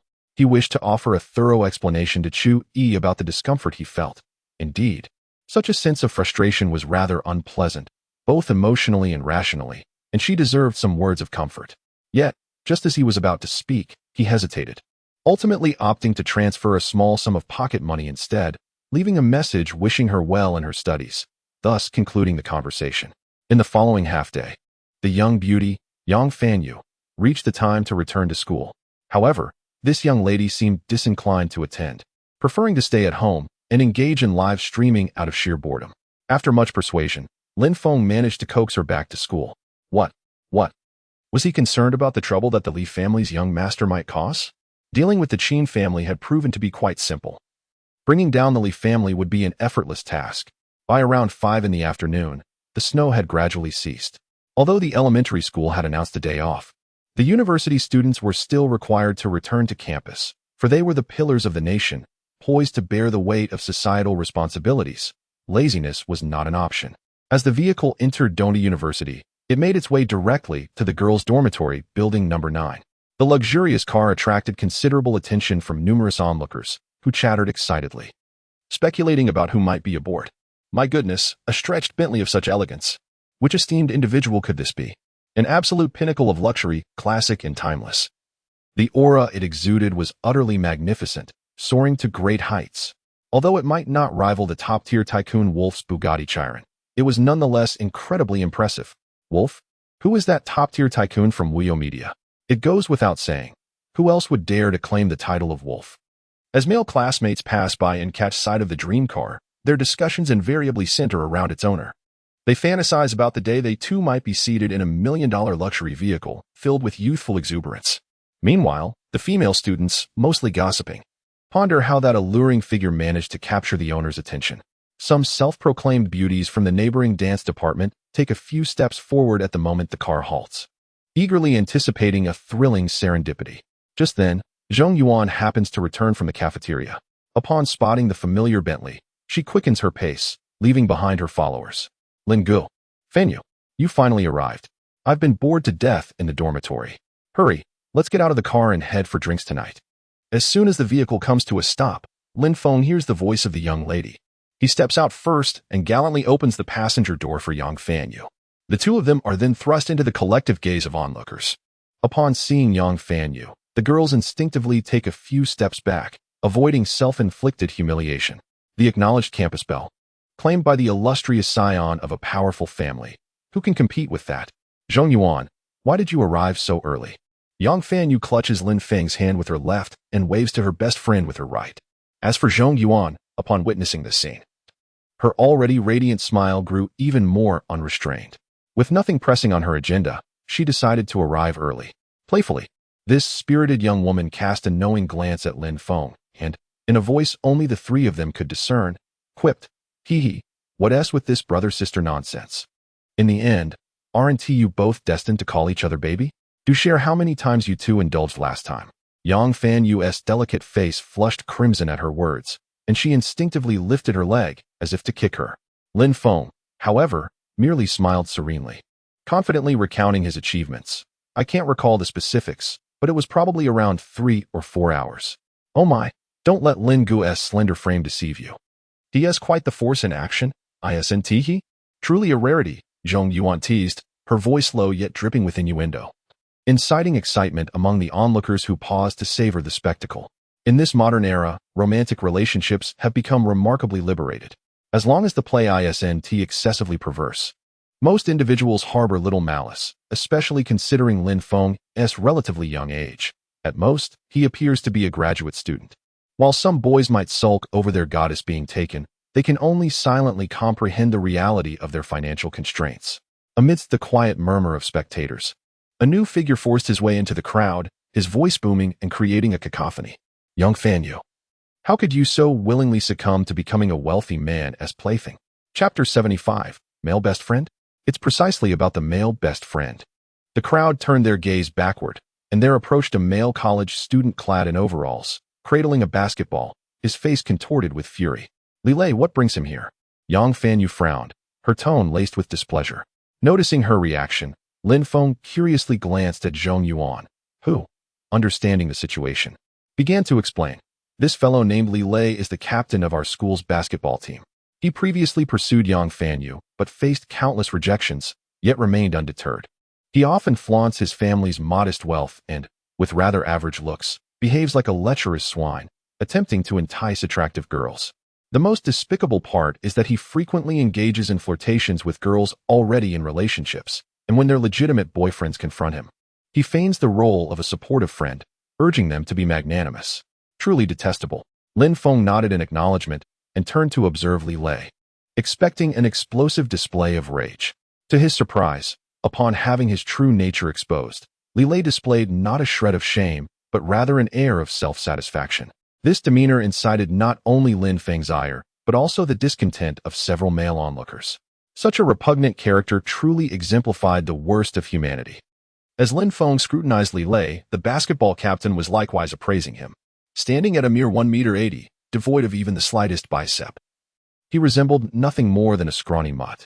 A closer inspection of Lin Feng's hands revealed evident scars and faint calluses, indicative of hard labor. Clearly, this individual could only aspire to be a driver, never a Bentley owner. All right, I retract my earlier statement. Wealth indeed commands respect. Behold how today, this true heir of immense wealth, amidst a throng of youthful admirers, particularly in the presence of Yang Fanyu, shatters the deceit of a mere commoner, flamboyantly flaunting his affluence and charming a multitude of lovely maidens. Zhong Yuan, the junior, need not speak so harshly. I merely enjoy befriending my female classmates. They regard me as a close confidant, and is it truly my fault? Moreover, do you assume that the individuals around you are of high caliber? Observe his hands. Marred with cracks and scars, what sort of wealthy individual could he possibly be? Upon hearing this, Lin Feng chuckled. Before we even discuss my financial status, let us ponder the essence of a male confidant. If someone has a partner, do they truly require your unsolicited concern? To openly acknowledge the role of a male confidant is rather audacious of you. At this, Lilei's haughty demeanor faltered momentarily, seemingly unprepared for such blatant affront from someone he deemed beneath him. How dare you? What is wrong with being a male confidant? Is it a crime to care for a girl? Who do you think you are to pass judgment? As these words escaped his lips, onlookers among the male students could not help but rise in defense. What nonsense! You claim to be a male confidant, yet you won't allow others to speak the truth.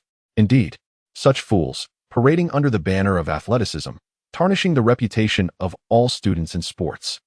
In contrast to the rationality of the boys, certain infatuated girls secretly admiring Lilei voiced their support. What is wrong with having a male confidant? If a boyfriend fails to provide sufficient care, we women merely seek emotional solace from a male friend. Is that truly worthy of scorn?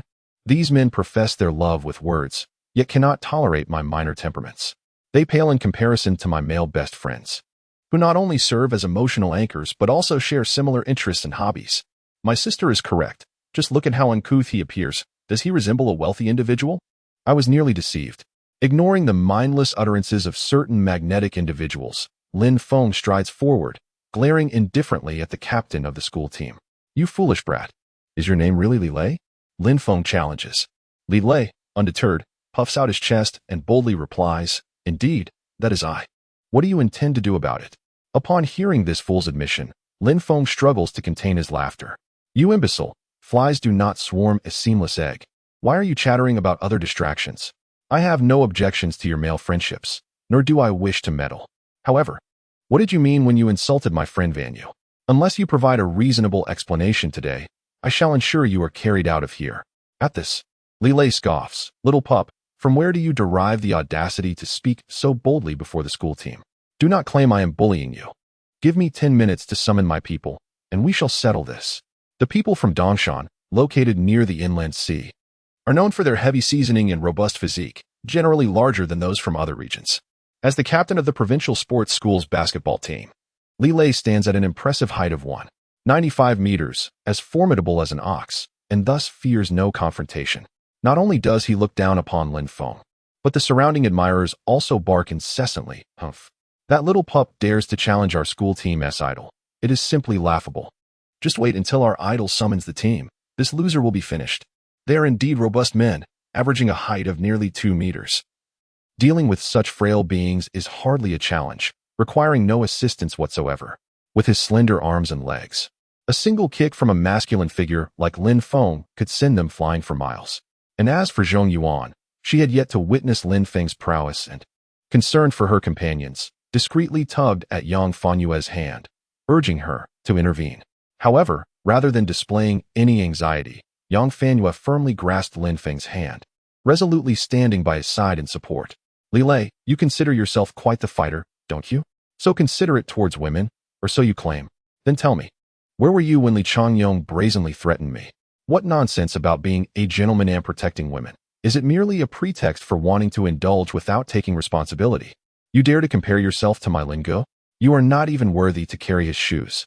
Lin Feng found himself quite pleased by his sister's defense. After all, a woman who stands by a man in times of trouble is worth cherishing. In contrast, Li Lei remained oblivious to the downfall of the Li family.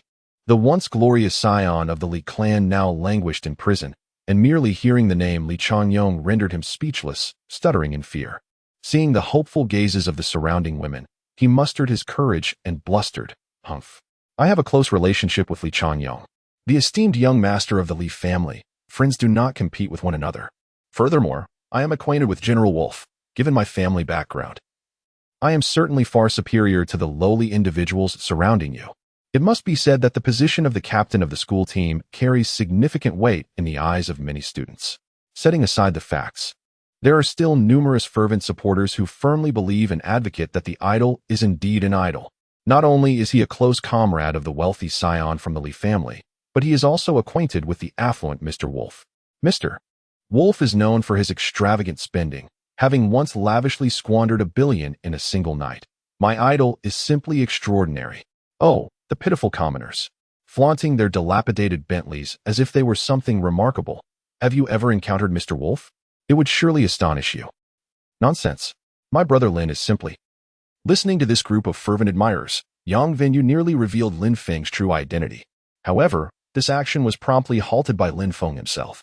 As for why Lin Feng intervened, it was naturally due to the emergence of a system task, detecting that the host is making a choice. The following two options are presented. 1. Reveal identity and slap the faces of the crowd. Reward: Dragon Tooth 100 million Dragon Grain. 2. Deliver a true slap to Li Lei. Reward: Top-tier basketball skills. The distinction between these two options is considerable. After all, what satisfaction is there in wielding one's identity over others compared to delivering a physical blow? Moreover, having become a close friend, what use is there in discussing identity and reason? Choosing the second option, Lin Feng swiftly dashed before Li Lei, delivering a resounding slap. The sound reverberated through the venue, leaving everyone in astonishment. Chapter 76. My idol is indeed a laborious giant. Has he lost his mind? He actually initiated the attack. How dare he strike a member of the school team? Lin Feng's strike was so abrupt that it caught everyone off guard. However, even without fully comprehending the nature of his action, the onlookers felt a surge of satisfaction. After all, the manner in which the basketball captain asserted himself, exuding an air of arrogance, would provoke disdain in any rational individual. The party involved, Li Lei, was evidently taken aback. He touched the swollen imprint on his face, his expression one of disbelief. You actually dared to hit me? Of course, it was you who was struck. Lin Feng, indifferent to Li Lei's bewilderment, controlled his strength and swung his hand once more. Slap. With that strike, both sides of Li Lei's face mirrored each other. He howled, gazing skyward. In that moment, his eyes, bloodshot, scanned the surrounding admirers, and he felt utterly humiliated. You snatched my intended partner, flaunt a better car than I do. And you dare to hit me? Do you really think I have no pride? He clenched his fist, as large as a sandbag, and swung it directly at Lin Feng's face. The force behind the punch was tremendous, causing Zhong Yuan to cover her eyes, unable to bear the thought of witnessing Lin Feng's potential bloodied and battered state. Yet, as the seconds ticked by, no cries of agony reached her ears. Curiosity piqued. She slowly opened her eyes, and in the next instant, she was left in utter astonishment. He had subdued him? There, in front of the girls' dormitory. Lin Feng casually extended 2 fingers and gently pinched, firmly securing Li Lei's hefty fist. Moreover, Lin Feng even had the audacity to spare a finger, bending it into a hook shape, and playfully flicked it against Li Lei's large forehead, mimicking a father's teasing gesture towards his son. The latter felt as though a steel needle had pierced him, the scream comparable to that of a pig being slaughtered. Ah, the agony. Murder. Someone, summon a doctor. A nurse. Li Lei's reaction was so intense that the young admirers were left utterly perplexed. Could it be that the person I admire is a fool? After all, he merely flicked my forehead, and yet it seemed as though I were on the brink of death. Is this how one resorts to deception? In such circumstances, the female companions prudently fell silent. Lin Feng observed the scene with a cold smirk. In a public setting, one could not inflict lasting harm. But there were certainly ways to humiliate and vent one's frustration. There were indeed 9 more methods of insult. Congratulations, host, for completing the task. Reward, top-tier basketball skills. The system notification concluded, and an array of peculiar postures became available, enhancing his precision in shooting. Once released, Li Lei clutched his forehead, glaring at Lin Feng with a face full of resentment. Though he dared not speak, his mind was rife with turmoil. I am the most handsome in the sports academy, the esteemed captain of the basketball team, the perfect idol in the hearts of countless young ladies. How could I, today, be struck on the forehead by a mere nobody? This fool truly believes he can toy with me. How infuriating. I long to retaliate. Yet, inexplicably, there lingers a sense of futility in my attempts. Is it possible that this lowly individual possesses an innate resilience akin to some fool from a book, endowed with extraordinary powers? Ah, and you, young Vanyu. Seeing me struck, you are not the slightest bit surprised? Did you truly anticipate that I would be bested by this insignificant wretch? How outrageous. I stand at a towering height of 195 centimeters and weigh 250 pounds. What gives you the audacity to presume that I cannot best a mere slender dog? No amount of inner turmoil can alter the reality at hand. Li Lei can effortlessly engage in flirtation with multiple women, serving as a confidant while fostering harmonious relations with them. He is certainly no fool, although he is reluctant to admit it at this moment. He is disinclined to escalate the situation further to avoid humiliation. He then cast a glance at his suspenders and the basketball at his feet, and a resolution formed in his mind. You are Yang Fanyu's significant other, are you not? I too am one of her suitors. Given that physical altercations are frowned upon on campus, let us instead engage in a friendly game of basketball. The loser shall concede. Do you dare? Upon hearing this, Lin Feng was momentarily taken aback. What a fool. What nonsense is this? You, who have faced rejection a staggering 86 times, dare to speak of fair competition? No wonder you can play the role of a confidant. Your knack for causing trouble rivals that of certain individuals. In contrast to his bafflement, the other girl saw nothing amiss. Our male idol embodies civility, and in this day and age, who still resorts to fighting? We are not savages. To pursue a girl requires fair competition. Male idol, defeat him with your basketball skills and bring glory to our sports school. Go, male idol. Amidst the cheers of his fervent admirers, one friend scratched his head in confusion. Wasn't it your male idol who initiated the confrontation? Furthermore, It seems he is the boyfriend of the campus flower. How does this equate to fair competition? This seems rather distorted. Silence. Setting aside the facts. Does having a partner preclude one from fair competition? A flamboyantly dressed woman hummed, and upon hearing the relentless flattery from the enamored fans, Lilay instantly regained his confidence. Damn, had I known, I wouldn't have bothered to engage. My prowess in basketball is my true forte. Not only does it attract the ladies, but it also allows for an impressive display, truly a double benefit. Hey, that dude, why have you gone mute? She continued. If you're feeling timid, just bow out to save yourself from humiliation. Isn't it shameless of you to compare your strongest suit against someone else's weaker sport? Why not simply compare lineage reports instead? Yang Fanyu retorted with exasperation. Are you afraid that a simple paternity test might reveal that Brother Lin is, in fact, your biological father? Although the girls exhibited warmth towards others, it did not imply they were easy to intimidate. On the contrary, should anyone mention deceased parents or harm to loved ones, she would be the first to rise in defense. In her recollections, this Brother Lin, aside from being a bit formidable in physical confrontations, seemed to lack proficiency in other sports. Meanwhile, despite Lilay's unappealing demeanor, his position as captain of the basketball team spoke volumes about his skills on the court. Rather than allowing Lin Feng to endure humiliation, it would be more prudent for him to step up and retaliate. Yang Fanyu, must you speak so harshly? If he is afraid to compete, he should just admit it. Noticing Yang Fanyu's growing agitation, Lilay felt a sense of reassurance. Look at this. I was a bit careless in the earlier scuffle, but now that it's a basketball match, your urgency only highlights that the surname Lin is a basketball novice. This way, I can flaunt my prowess even more freely. All right, I agree to the contest. Lin Feng scoffed with disdain. His earlier silence was merely an attempt to see if he could trigger a quest. Since that did not materialize, he decided to experiment with new techniques and perhaps toy with his opponent. To his surprise, Lilay actually agreed. The crowd erupted into a frenzy, with Lilay's ardent admirers cheering wildly as if victory was assured, chanting fervently for their idol. Meanwhile, some neutral onlookers sighed in disappointment, thinking, brother, you are making a grave mistake. Regardless of the opinions swirling around, the outcome was already sealed. On the court, Lilay swaggered back to his dormitory to change into summer sports attire, donning professional sneakers. Glancing at Lin Feng, who remained clad in casual wear, he scoffed derisively. Do you even know who my idol is?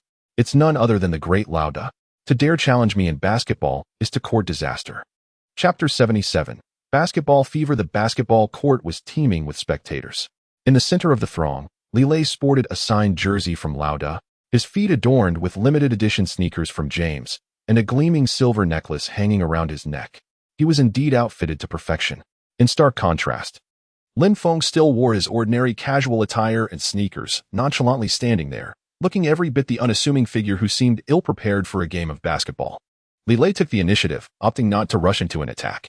Instead, he stood still, skillfully dribbling the ball between his legs, showcasing his remarkable abilities. A confident smile occasionally gracing his lips. His charming demeanor elicited cheers from the surrounding girls. Today, Lin, let us engage in a 10-round no-holds-barred match. If you can score even a single point against me, I shall concede defeat. Surely, this isn't unfair, right? He jested with a laugh. While dribbling, he was clearly distracted by conversation. It was evident that this captain of the school team and provincial reserve player did not regard his opponents ahead. He forcefully slammed the basketball onto the ground, causing the heavy sphere to spin rapidly, taking flight from a height of 1 to 2 meters. Shortly after, Lilay exerted power through his heels, taking 2 swift strides to control the ball. Within 3 seconds, he gracefully approached his adversary. This sequence of actions may appear ostentatious, yet it revealed his absolute confidence and disdain for his own speed and explosiveness. After all, daring to casually release the ball in a one-on-one scenario could easily lead to a turnover for someone lacking skill. Wow, that speed is incredible. He dashed past before I could even register it, commented one onlooker, admiring his muscular physique. He truly embodies the ideal of athleticism. No wonder he stands out among us. Look at that person still standing there, seemingly stunned. Is he in shock? Amidst the chatter, Lin Feng merely assumed a look of disbelief, blinking as if on the verge of dozing off. He waited for Lilay, full of arrogance, to brush past him, preparing to take a step for a dunk. At that precise moment, he deftly maneuvered backward, reaching out with precision to snatch the ball midair. Before the crowd could fully react, He turned his back to the hoop and casually tossed the ball. Thud! The ball went in. Upon witnessing this spectacle, Yang Fanyu let out an immediate shriek. Lin Gu is so handsome. The nearby admirers wore expressions of disbelief, murmuring to themselves, "Are you kidding me?" The fully armed deity of the court was effortlessly intercepted by a casual-clad youth. At the tender age of 17, he was specially recruited. By 19, he had ascended to the captaincy of the basketball team. At 20, he dominated the collegiate league with unparalleled prowess, and by 21, he became a member of the provincial reserve team. In the eyes of numerous classmates, Li Lei's basketball skills were an invincible legend, unrivaled even in the entire Spring City. Yet today, he was humiliated by an obscure individual who easily snatched the ball from him. Has the world gone mad? Li Lei stood there, mouth agape, clearly still reeling from that fleeting moment. The instantaneous interception and subsequent shot were executed with such fluidity. Was this fellow truly unacquainted with basketball? Surely, I must have let my guard down, allowing this boy to deceive me. Otherwise, my skills would have enabled me to respond appropriately. Forcing himself to remain composed, Li Lei spread his arms, adopting a defensive stance. Come on, I allowed you one shot as the host. Now I shall demonstrate my true prowess. Lin Feng chuckled derisively, casually dribbling the ball with one hand. Then, with a gentle toss, the ball slipped through Li Lei's legs, and Lin Feng, with astonishing speed and grace, executed the blue butterfly step, maneuvering behind Li Lei. This ethereal agility left everyone in awe. Yet, this was merely the prelude. As Lin Feng received the basketball beyond the three-point line, he leapt into the air, the overwhelming momentum merging him with the ball. Akin to a meteor plummeting from the heavens, crashing forcefully into the hoop. The thunderous dunk was nothing short of terrifying. Crash! The ball struck with precision, leaving the onlookers utterly bewildered. They gaped in astonishment, as if ensnared in a dream, while smiles soared high above. Lin Feng descended to the ground, brushing off the dust from his hands. Was this shot even a concession? Li Lei's face turned a deep shade of anger. He yearned to voice his thoughts. But as words lingered on his lips, a sudden cacophony erupted from behind him. The shattering of tempered glass jolted the entranced crowd back to reality. Almost immediately, the basketball hoop emitted a creaking sound before the dark green pillar collapsed with a thunderous crash, leaving everyone in a state of shock. Li Lei stood there, transfixed, swallowing hard. This was the new national standard basketball hoop, freshly installed this year. Normally, 3 or 4 adults could not even bend a basketball rim. Yet this individual had rendered it completely unusable with a single dunk. In disbelief, he thought, this is outrageous. They aren't even pretending. As the support structure crashed onto the court, Zhong Yuan erupted into wild applause, her shouts ringing out, Lin Gu, you are amazing. Absolutely stunning. Soon, other students joined in, clapping and cheering, their voices echoing throughout Dongda University. What an incredible display of skill. It brings us such joy to witness. The power and speed on display could easily make one a starting player in the NBA. Oh my, if we could master this move, our Dongshan men's basketball team would surely prosper. Xiaodan watched in despair, while Xiaozhan secretly shed tears, seeing the fans abruptly shift their allegiance. Li Lei felt a surge of irritation. Just as he was about to unleash his frustration, he glanced at the ruined basketball hoop and opted instead to remain silent. At that moment, a robust voice resonated from the back of the crowd. What is the commotion about? The students turned to look, and they beheld an elderly gentleman with a white beard, his expression stern as he strode onto the football field. Following closely behind him was a stunning woman adorned with gold-framed glasses. What happened to this basketball hoop? Who is responsible for its damage? Lin Feng glanced at the elderly man and then at the woman behind him, contemplating silently. Despite his advanced age, the old man exhibited a sturdy demeanor, walking with a commanding presence reminiscent of a seasoned expert. The woman accompanying him not only possessed striking beauty, but also exuded elegance. Her white bodycon dress paired with the gold-rimmed glasses was both dignified and alluring, a rare gem indeed. It was I who did it. Lin Feng was not one to shy away from accountability. Upon being questioned by Wu Dasong, who scrutinized him with skepticism, Lin Feng responded, How did you break it? Seeing the principal's arrival, Yang Vanhua hurriedly stepped forward to explain the sequence of events. Upon hearing her words, the principal looked around in astonishment, and within moments, an eager student handed him the previously recorded footage. The video was brief, lasting less than 3 minutes, yet it left Wu Dasong utterly astounded. The footage showcased Lin Feng's extraordinary skills, shadowless steps, airborne acrobatics, and explosive dunks. This sequence of moves seemed to transcend human limitations. witnessing Lin Feng's terrifying prowess. Wu Dasong's once icy gaze gradually ignited with fervor. Such talent from Dongshan province must surely be recruited into the school. Subsequently, he set aside any concerns regarding the venue maintenance fees and promptly addressed Lin Feng, saying, "Hello, student. I am Wu Dasong, the principal of Dongdi School. I noticed from the video that your speed and explosiveness are commendable. However, your technical skills still exhibit some deficiencies that necessitate systematic training. Why not consider joining our school? I can personally recommend you for the national team, and if all goes well, securing a gold medal at next year's Olympics would not be an insurmountable challenge." Upon hearing these words, the onlookers were awestruck. The principal's personal invitation and recommendation to the national team was nothing short of extraordinary, a gathering of the nation's elite athletes. A coveted battleground that every sports student yearns to conquer, the pinnacle of their lifelong pursuits. They all turned to Lin Feng, their expressions brimming with envy. Surely, no one would decline such an enticing offer. This guy was truly soaring to great heights. At that moment, Li Lei lurked in a corner, his face twisted with resentment. Damn it, I broke into the school at the age of 17, and I'm still merely a provincial reserve team member. How is it that this Lin, wearing casual attire during competitions, shows such blatant disrespect for basketball, yet is fast-tracked to the national team? Chapter 78. English teacher Kitty. Amidst the gazes filled with admiration and anticipation, Lin Feng merely shook his head nonchalantly, not interested. My student status was revoked long ago after graduating high school. Besides, wouldn't it be more enjoyable to spend time pursuing romance? What is the point of such trivial competitions? After his refusal, he whispered a few words to Yang Fanwei and then swiftly departed, disappearing in an instant. The students erupted in a frenzy upon witnessing Lin Feng's unexpected retreat. He had just turned down an opportunity with the national team. The majority of those present were merely there to witness the spectacle, unaware of the circumstances surrounding Lin Feng's luxurious vehicle. They only recognized that joining the national team was an unparalleled honor, lamenting with heavy hearts and expressions of deep sorrow. The principal, Wu Dasong, was equally astonished. True to his character, he would never consider a second recruitment after being rejected, especially since Dongshan was a province renowned for its towering talents and fierce competition. Missing out on one genius meant that another would inevitably emerge on their own. However, Lin Feng was different. He was a remarkable individual capable of soaring to great heights. After much contemplation, the principal reluctantly decided to lower his pride and sought information about Lin Feng from Yang Fanwei. Unfortunately, this young lady was tight-lipped. Regardless of how the principal pressed her, she remained unyielding.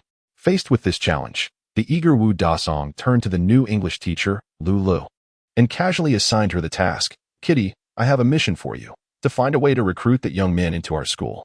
The girl, known by her English name, furrowed her brow, wishing to refuse the principal's unreasonable request, as she was not part of the admissions office and had no expertise in student recruitment. However, after a moment of reflection, she realized that as a newly appointed intern, refusing the principal could jeopardize her job. With no choice but to acquiesce, she nodded and set off in pursuit of Lin Feng, following the direction he had taken. Meanwhile, after leaving the scene, Lin Feng did not hasten home but instead wandered around the campus, observing the young couples in love. As a way to solace his own dreams of university life, gazing at the young ladies strolling hand in hand by the roadside, each clad in either JK uniforms or fashionable outfits reminiscent of popular anime characters, the essence of youthful beauty is simply overwhelming. Regrettably, it is not summer, and they are still bundled up too warmly. After observing for a brief moment, my phone buzzed with a notification. A quick glance revealed a message from the charming girl of the performing arts. "Sure, Lin, I apologize. I just returned to my dorm and have only now seen your message." "It's fine," Lin Feng casually replied. After a moment's contemplation, he couldn't resist inquiring about the previous night. "Did you meet my uncle last night?" "I wouldn't call it a meeting. I saw him at the villa's entrance, but I didn't have the courage to go in." Upon hearing this, Lin Feng felt a slight sense of relief. This was preferable, as their relationship was delicate. Even an unexpected encounter would have been quite awkward. He then glanced at the pending transfer that had yet to be acknowledged. He typed, "Why hasn't my transfer been accepted? Do you find the amount insufficient?" "Sure, of course not." The other party was still typing. After a long wait, he finally received the response.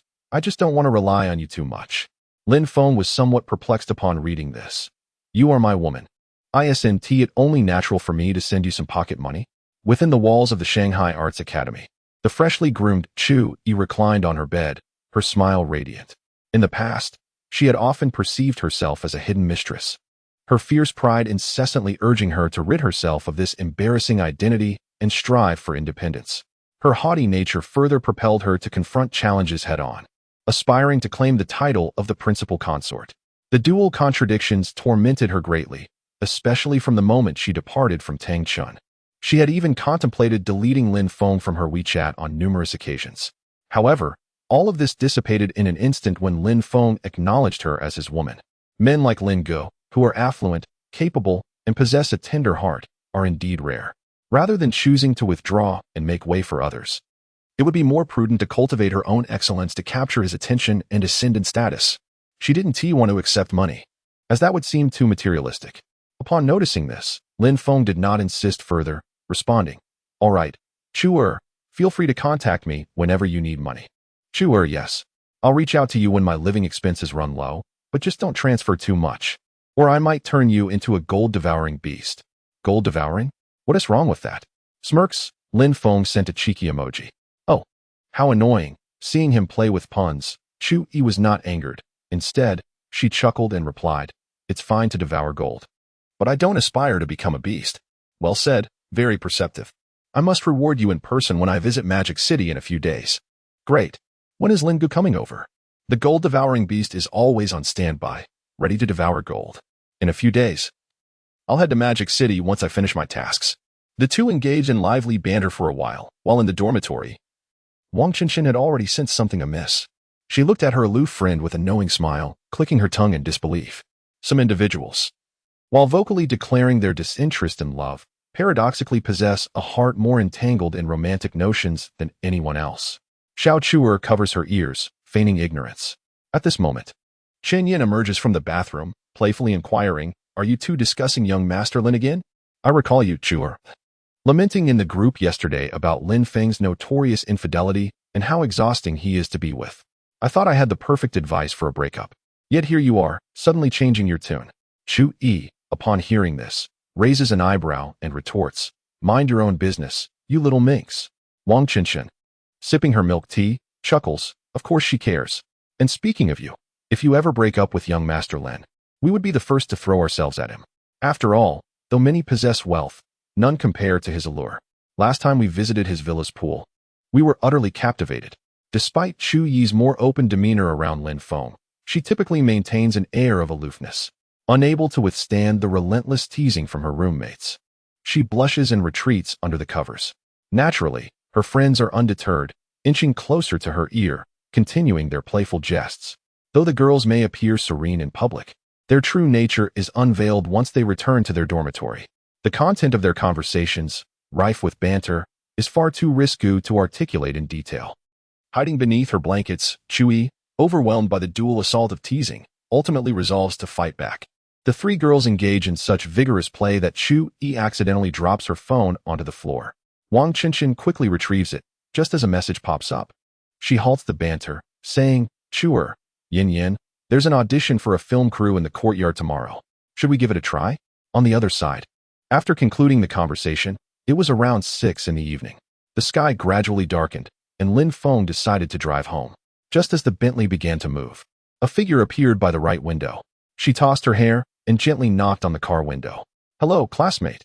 "Greetings, I am Kitty, the English teacher at our school." Chapter 79. Lin Feng's quirky taste. As the window slowly descended, Lin Feng curiously examined the beautiful teacher.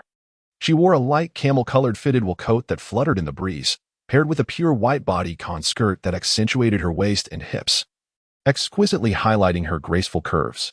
Nearly transparent nude-colored stockings enveloped her legs, and her delicate feet were adorned with cream-colored high heels, embodying a perfect blend of intellect, elegance, and seductive charm. "May I inquire if there is something you need?" Kitty adjusted her gold-rimmed glasses, her tone somewhat flustered. "This classmate, Principal Wu, has invited you to consider enrolling. Perhaps you might give it another thought."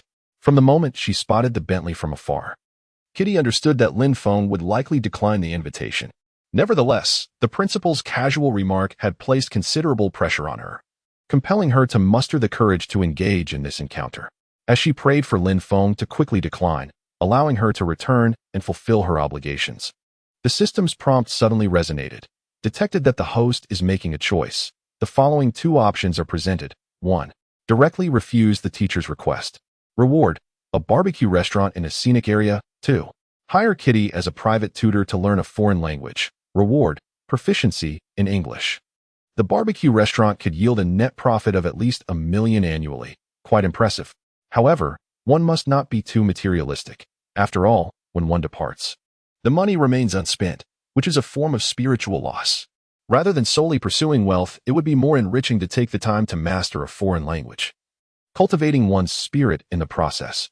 Having made her decision, Lin Feng unconsciously glanced at Kitty's chest and casually retrieved a bottle of ice-cold water from the car's refrigerator, handing it to the young lady. You are Kitty, right? About this foreign language, never mind. Let's put our enrollment discussion on hold for now. With mealtime approaching, how about joining me for a meal? We can discuss further in private. Kitty instinctively bent down to accept the cool, crystalline water bottle, the pristine mineral water gently sloshing within. A sip seemed capable of sweeping away her prior fatigue. Accompany you for a meal? That might not be appropriate. What is inappropriate about it? Come on, get in the car. As the voice command unlocked the door, the sumptuous, textured leather seats beckoned the beautiful teacher to take a seat. My dear classmate, there truly is no necessity for such formality. We can converse freely here. As the young woman exhibited a hint of hesitation in her refusal, Lin Feng's lips curled into a subtle smile. This English teacher, it seems, is not as conservative as one might have presumed. If you are unwilling, dear teacher Kitty, I shall not press you. However, you surely wouldn't want to miss the opportunity to nurture a promising athlete over trivial matters, would you? The words struck a chord, sounding oddly familiar. In an instant, Kitty recalled certain iconic scenes from films. She glanced at the opulent interior of the Bentley and then looked around to ensure no one was watching before she timidly entered the vehicle. As the sun dipped low in the sky, the Bentley glided into the traffic with the grace of an elegant gentleman. Kitty nervously stole a glance at the profile of the man in the front seat, ordinary yet exuding confidence, and in a fleeting moment, he possessed an air of mature masculinity. How curious, how peculiar. I am a fervent admirer of handsome features, yet here I am, somewhat bewildered as to why I climbed aboard without a second thought. Not a shred of regret has crossed my mind. Could it be that the gentleman in the driver's seat has cast a spell over me? Puzzled by her own uncharacteristic behavior, she turned her gaze toward the window. The car ventured into a narrow alley, where bustling diners paused, their heads instinctively following the sleek vehicle, their eyes filled with envy and longing. Finally, the car came to a halt, and the two of them stepped out, proceeding at a leisurely pace toward a hot pot restaurant. The atmosphere within was notably lively, with the signboard of Old Shuangqing Hot Pot glowing vibrantly, evoking an irresistible urge to savor the moment. The private rooms were filled to capacity, and under the guidance of the attentive staff, they settled at a table near the entrance of the hall. Sir, madam, we proudly serve authentic Old Shuangqing Hot Pot. I recommend the dual-person set meal for your table, the middle-aged woman announced, her accent unmistakably local. As for the broth, if your friend cannot handle spicy, perhaps a mild option would be preferable. However, the medium spice level is also worth a try. As for the extra spicy and the infernal heat, those are reserved for the brave-hearted. Generally, we do not encourage such daring endeavors. As Lin Feng's fingers glided over the vivid broth options, a mischievous thought sparked within him. Teacher Kitty, can you handle spicy food? He inquired. Kitty paused for a moment, sensing the playful intent behind his question, yet she nodded slightly. I can manage a little. Medium spice will suffice. Anything spicier might be too much. Hearing her response, Lin Feng's mischievous spirit surged, and he interjected decisively, excellent. Let us go for the extra spicy option for our table, along with the dual-person set meal. The lady responded with a bemused all right. But after a brief moment of contemplation, she remarked with mild annoyance, You young man, do refrain from causing a ruckus in front of your girlfriend. The exceptionally spicy dish seemed unyielding, with a generous layer of chili and Sichuan peppercorns blanketing the surface. One bite was enough to numb the senses. Surely, it couldn't be that intense. Glancing at the earnest expression of the aunt from Yuxing, Lin Feng discreetly touched his nose to mask his inner embarrassment. As for Kitty, she paid no heed to the aunt's kind intentions, yet she still felt a twinge of resistance towards the label of girlfriend. Andy, I am not his girlfriend, she insisted. Before turning back to Lin Feng, who showed no sign of displeasure. With a quiet sigh of relief, she continued, "Auntie, I would like to try the extra spicy version. I am curious about the flavor of the Double City spiciness." Seeing that the girl had no objections, the enthusiastic aunt could only nod in resignation. Before long, the aunt brought over a pot brimming with the fiery concoction, laden with Yijingtiao peppers and peppercorns, placing it on the table. The overwhelming spiciness caused many locals to salivate, particularly the male patrons, who could hardly contain their irritation at Lin Feng's mischievous grin. This fellow was truly something. With such a beautiful companion, he still managed to stir up trouble, displaying a lack of appreciation. I admire his audacity. If my girlfriend looked like that, I would cherish her dearly. I wager they will break up shortly. I once behaved similarly with my girlfriend, and she turned on me instantly. It took a lengthy 1,000-word essay for us to reconcile. Upon overhearing the onlooker's remarks, Lin Feng felt a twinge of embarrassment. He turned back to the counter and ordered a few bottles of milk before returning to the table. The bubbling crimson broth emitted a steamy vapor as he pushed the milk towards Kitty's side, then deftly picked up a piece of tripe to dip. "Ah, teacher Kitty. To be honest, I have little interest in basketball," he remarked, counting down the seconds. With only 15 seconds remaining, he finally placed the morsel into his mouth, mumbling, "In comparison to basketball, I find foreign languages far more intriguing. How about I hire you as a private tutor to guide me for a few days?" Upon finishing his statement, he crunched down on the tripe, now drenched in spicy oil. As the signature spicy chili from the Twin Cities slid down his throat into his stomach, beads of perspiration erupted on his forehead, and his neck flushed a deep crimson, veins bulging, a sensation that was utterly exhilarating. "I am a university lecturer. How could I possibly be a private tutor?" Kitty gently shook her head, revealing her well-proportioned figure after removing her wool coat. It was evident that she was indeed a fine teacher. "Mr. Lin, let us discuss the enrollment matter. The terms provided by our principal are already quite generous." As Lin Feng attempted to alleviate the spiciness by chewing on a piece of tripe, he paid no heed to the teacher's persuasion, his thoughts entirely consumed by the fiery chili.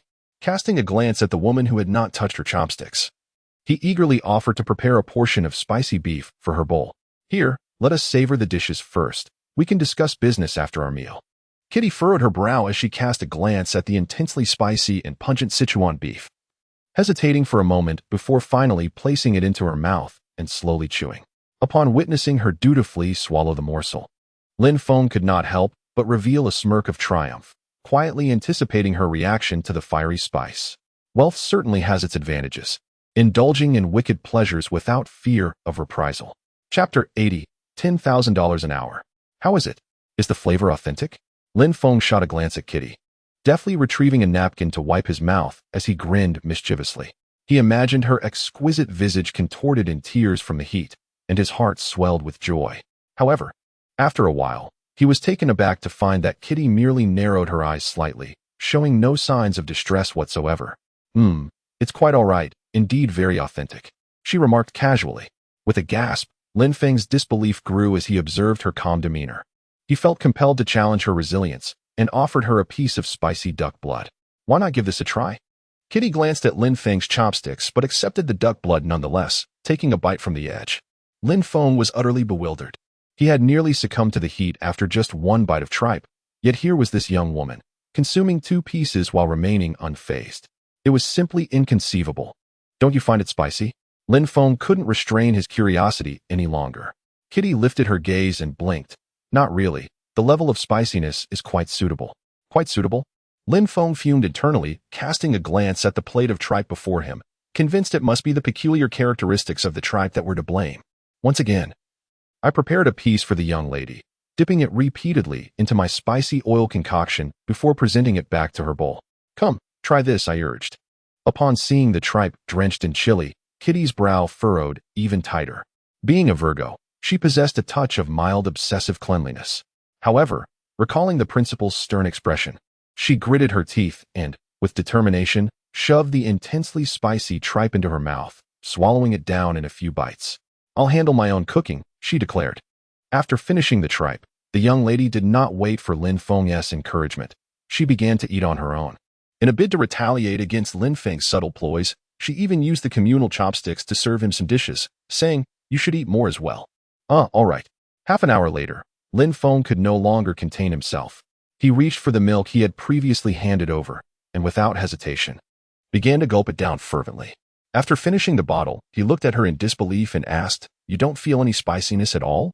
Upon hearing this, Kitty felt a surge of satisfaction. "I am from Behu.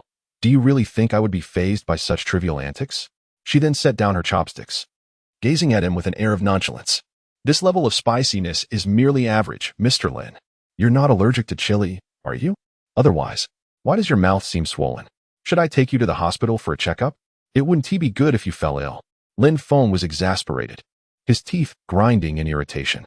"Damn it, this girl is clearly teasing me." He vowed that tonight he would make her submit to his charm. "I'm simply experiencing a bit of heat lately," he retorted through gritted teeth. "Oh, I see," Kitty replied with a serious expression, feeling a surge of heat within. One ought to indulge in spicy foods, employing poison to counteract poison. Should we not encourage the ant to escalate the spice level? Lin Feng, with reddened eyes, harbored a strong desire to curse, yet the lady had already provoked him. How could he admit defeat? What harm could an increase in spice do? At worst, a visit to the proctologist would ensue. Spice it up. It must be intensified. He called for the ant, and the heat soared to infernal levels. Kitty gazed at the man across from her, her smile deepening. This man was rather intriguing. Although he possessed a somewhat morbid sense of humor, he was refreshingly genuine. Unlike certain individuals who feign sophistication merely due to their wealth. If friendship were to blossom, just as this enchanting teacher indulged in whimsical thoughts, a sudden, violent coughing fit erupted. Cough, cough, cough. Lin Feng felt a tickle in his throat, nearly choking on his last bite. Observing this, Kitty's smile widened. With her slender, graceful hands, she gently patted him and offered him the milk soup beside her. "Are you all right? If not, don't force yourself." Lin Feng rolled his eyes, eager to retort, yet his throat was rather uncomfortable. He obediently accepted the milk to quell the spice. After a few sips, he rushed to the front desk for 2 bottles of water. After a moment of recuperation, he fixed a skeptical gaze upon Kitty and declared, honestly, "I can't shake the feeling that you're toying with me. Pray tell, where do you hail from?" The infamous Double City Hell Spicy, touted as the proctologist's eternal partner, was typically beyond the bounds of what a northerner could endure. This woman before him undoubtedly possessed some hidden agenda. "Ah, I am indeed from Dongshan." Kitty mused for a moment, her face radiant with a smile. "Mr. Lin, you can't possibly be unable to handle spicy food, can you? Oh dear. I just reminded you not to force yourself if you can't eat it." Upon hearing this, Lin Feng felt a wave of frustration wash over him. Well, is this a game of tea and banter? I initially intended to tease you and fulfill my task, then let you go. Now, however, I have changed my mind. You must sing conquer tonight. I'm fine. I merely choked a little earlier, Kitty replied. Now that we've eaten enough, shall we venture out for a stroll? With a light hum, Kitty retrieved a wet wipe from her bag to clean her mouth. All right, little Lin, let's go. Returning to the car, Lin Feng poured himself a few sips from a bottle of ice water he had taken from the car's refrigerator. He then lit a cigarette, contemplating how to win over this foreign language teacher. Following the incident at the hot pot restaurant, Lulu, or Kitty, had also realized that this young Bentley owner seemed quite easygoing. As their relationship grew closer, their conversations and actions became increasingly casual. Can I take off my shoes? High heels become uncomfortable after a while, Kitty requested, her words merely a formality as she had already removed her shoes and adjusted her seat to lie back comfortably. Observing this, Lin Feng remarked casually, Ugh, don't tell me your feet smell. I don't want to be suffocated by it later. With a playful huff, Kitty retorted. The heels are only 6 or 7 centimeters high. How could my feet possibly smell? Indeed, wearing high heels is somewhat of a physical endeavor for women, as half of their feet remain suspended in the air. At present, although she has removed her shoes, a layer of sheer flesh-colored stockings still conceals her feet. And even if there is an odor, it is unlikely to be pronounced. 6 or 7 centimeters is still considered short. Have you ever tried on the longest pair of high heels? Lin Feng inquired as he started the car. Lacking experience in pursuing women, he could only take a stroll through the mall. The longest he had ever worn was 16 centimeters. Anything longer would be unbearable, Kitty remarked while massaging her ankle. Walking in high heels may exude elegance, but it is indeed quite painful. At that moment, her fair ankle showed signs of redness and swelling. Through the rearview mirror, Lin Feng seemed to catch a whiff of a pungent sour scent. Enough with fiddling with your feet, he said, pinching his nose, and recalled the system task. By the way, may I ask what the current compensation is for teaching? How much would one earn for a day's work as a private tutor? A smirk spread across Kitty's lips as she propped her chin on her hand. So persistent, are we? However, I am a prodigy with an IELTS score of 9. At the very least, it's $1,000 an hour. After saying this, she assumed an extremely alluring posture, adopting a flirtatious tone. $1,000 an hour, Lin. How much can you afford to hire me for? Her audacious figure was intended to provoke Lin Feng, merely indulging her own whimsical amusement. After all, even the best foreign language professors earn only a few thousand per hour. She did not believe that someone she had only recently met would transfer $70,000 just for a jest. Yet, in the next moment, her phone suddenly vibrated. She glanced at it in confusion, and then her composure instantly shattered. WeChat transfer of 220,000. This amount represents the income of 2 to 3 years after securing a permanent position. Did this man just transfer it casually? Goodness, what on earth are you doing? Is this for real? Kitty gazed incredulously at the transfer, her slender fingers hovering over the substantial sum, her heart urging her to press down. Yet reason cautioned that such money might not be easily earned. Through the rearview mirror, Lin Feng captured her expression entirely. Since she harbored a desire for wealth, this should be a certainty. Accept it. 1 hour is far too brief. 3 hours barely suffices. Chapter 81. The shift in the English teacher's mindset around 8 or 9 o'clock. The neon lights flickered in the darkness, and the square leading to Elephant City bustled with pedestrians, teeming with life. Upon entering the mall, Kitty surveyed her surroundings, captivated by the exquisite luxury items displayed within the crystal counters. Had she known better, she would not have feigned indifference earlier. That was over 200,000. How could she have dismissed it with just a word? Reflecting on her earlier demeanor in the car, where she had resolutely defended the dignity of an educated individual, it seemed she had truly lost touch with the moment. Silently turning her head, she caught a glimpse of Lin Feng's calm demeanor, which ignited an inexplicable anger within this seemingly composed and elegant, yet internally restless female teacher. It felt as though her own wealth had silently slipped away due to another's negligence. How infuriating. Just a few polite words in the car earlier, and he couldn't even make an effort to accommodate her. Hey, did you bring me here to buy something for me? Upon hearing this, Lin Feng was somewhat taken aback.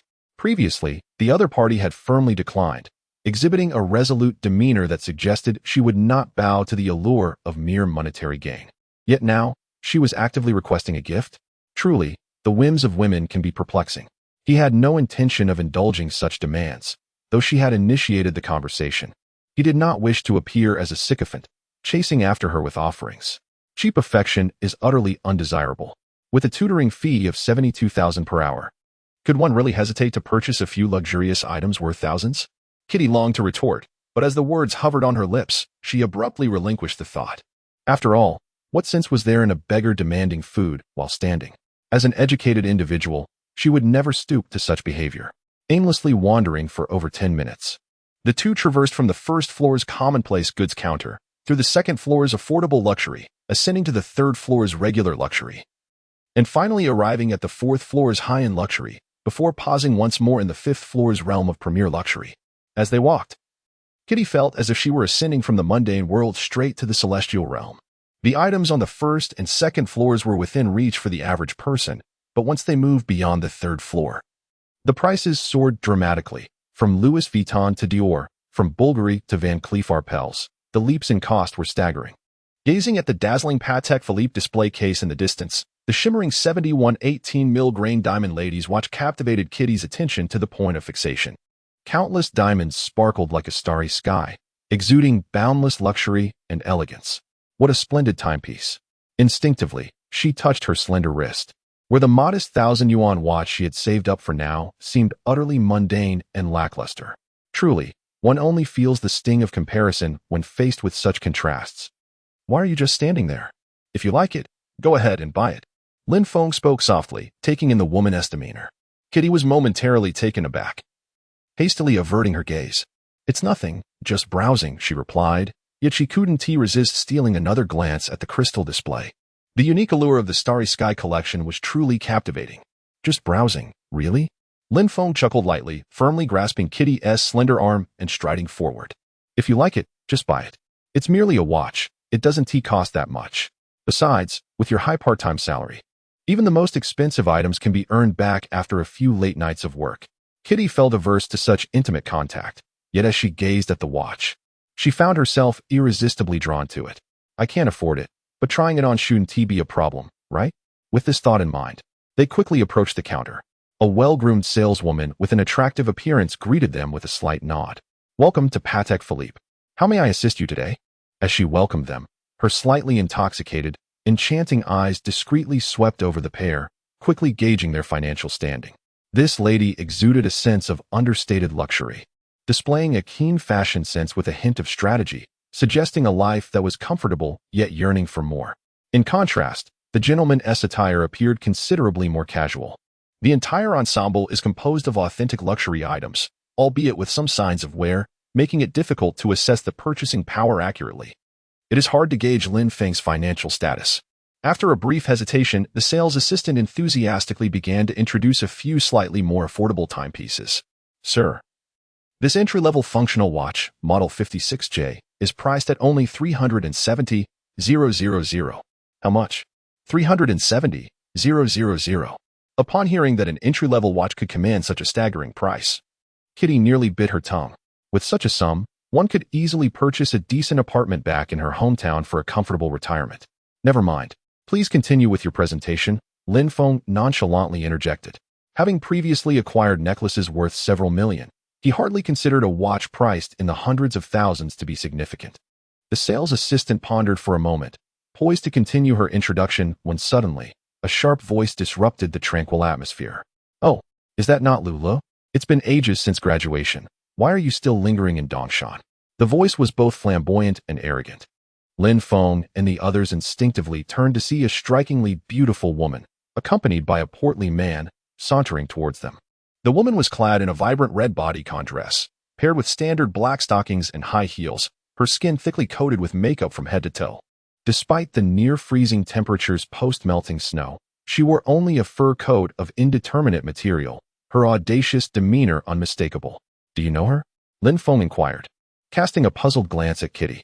The latter's captivating eyes flickered as she slowly divulged the identity of the flamboyant woman. Her name is Zhang Na. She was my college roommate. Once, there were multiple clandestine comparisons made, ultimately leading to one person successfully passing the graduate entrance examination while the other fell short and entered society, resulting in a severed connection. Humph. The contemptible Zhang Na observed the two whispering together, her heart brimming with discontent. Her gaze swept over them once more, landing on Kitty, who still wore the expensive watch from their school days, a smirk forming on her lips. TSK. Even our most beautiful teacher from Building 303 is struggling. After all her efforts for the exam, she cannot even afford a decent watch, and her choice in a partner seems to be a mere impoverished loser. Although Zhang Na graduated from a normal university, her ambition knew no bounds. Following her failure in the examination, she swiftly redirected her efforts, eventually securing a place among the newly established wealthy. As her words hung in the air, a middle-aged man, rotund in stature, followed suit with mockery, saying, "Huh? My darling is absolutely right. In this day and age, what good is studying? If one's fate is lacking, no amount of effort will change that." Upon hearing this, Kitty bit her lip, feeling a surge of indignation yet unable to retort. Just then, the usually silent Lin Feng suddenly scoffed, uttering the words, "Wild-boar night." His voice, though not loud, was piercing, and those four simple words struck at the fragile nerves of the two women. Zhang Na's face turned ashen as she shrieked. "Who are you referring to? Say that again."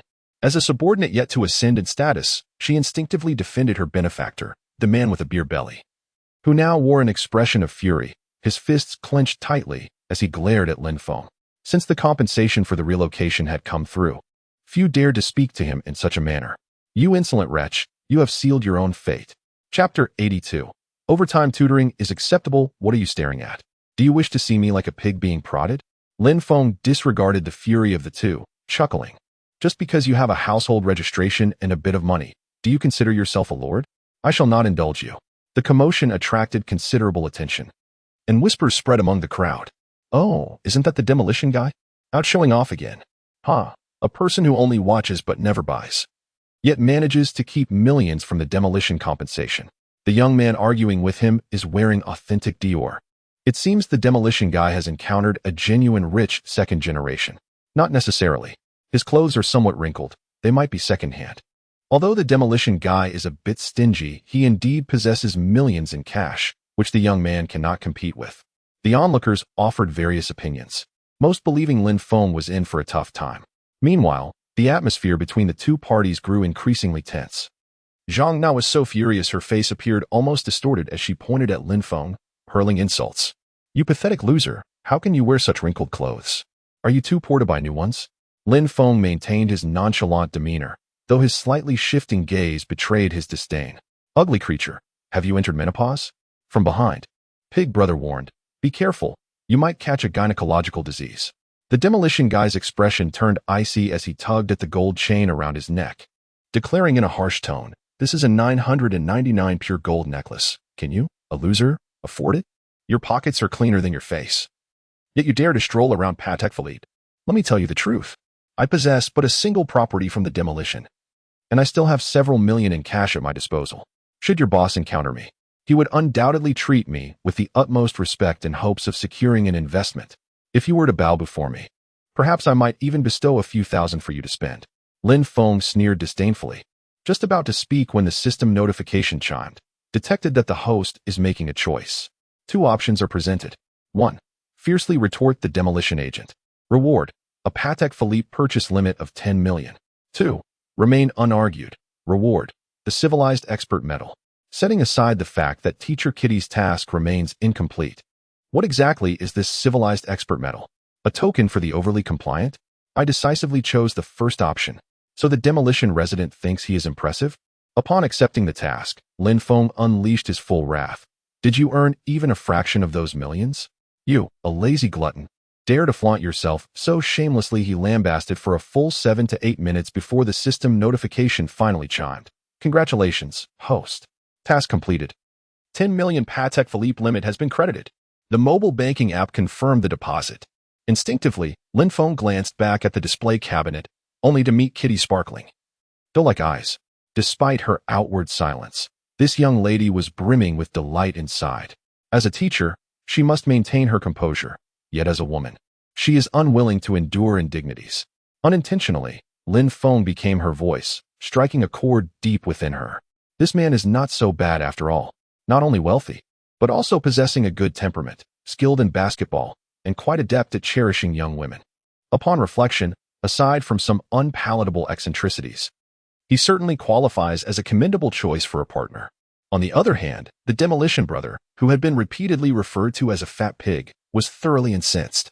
Initially intending to retaliate with insults, he soon realized that Lin Feng was merely a tough nut to crack. A few barbs would hardly make an impact.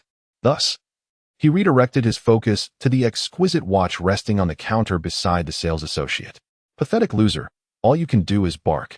If you have any capability, let us see your financial prowess in this mall." With that, he embraced Zhang Na and approached the counter, slapping it with a thud. "This watch is 370,000. ISNT it?" The demolition brother's voice boomed, especially enunciating the price with utmost clarity. The number 370,000 echoed throughout the entire fifth-floor atrium, as if he were proclaiming the grandeur of a legendary luxury timepiece, despite it being merely an entry-level watch. "Indeed, sir, if you wish to proceed with the purchase, please swipe your card here." The Patek Philippe sales associate, initially merely a spectator, promptly extended the POS machine upon seeing the opportunity for a sale. The demolition brother, fumbling through his pockets and hesitating for a moment, finally swiped his card. Ding! The transaction was successful. As he gazed at the dwindling balance, a fleeting look of regret crossed his plump face. After all, he was not employed, and every bit of the demolition compensation mattered. If it were not for the desire to repress Lin Feng and vent his frustrations, he would hardly have been willing to make such a purchase. "Humph, pathetic loser. Remember this. No matter how my money came to be, I am still wealthier than you." Zhang Na chimed in with a scoff. "Lulu, did you see that? My husband can buy luxury items worth hundreds of thousands without a second thought. And what about your boyfriend? I fear I may never be able to afford such a luxury." This illustrates the disparity between individuals. "You too." Kitty pointed at them, her frustration intensifying. At that moment, Lin Feng remained remarkably composed, raising an eyebrow as he regarded the pair with an expression akin to that of an amused observer. He teased, "So, you believe yourselves to be quite formidable, do you?" As he spoke, he took Kitty's hand and stepped forward, casually producing a card and saying, "This starry gift is for this lady."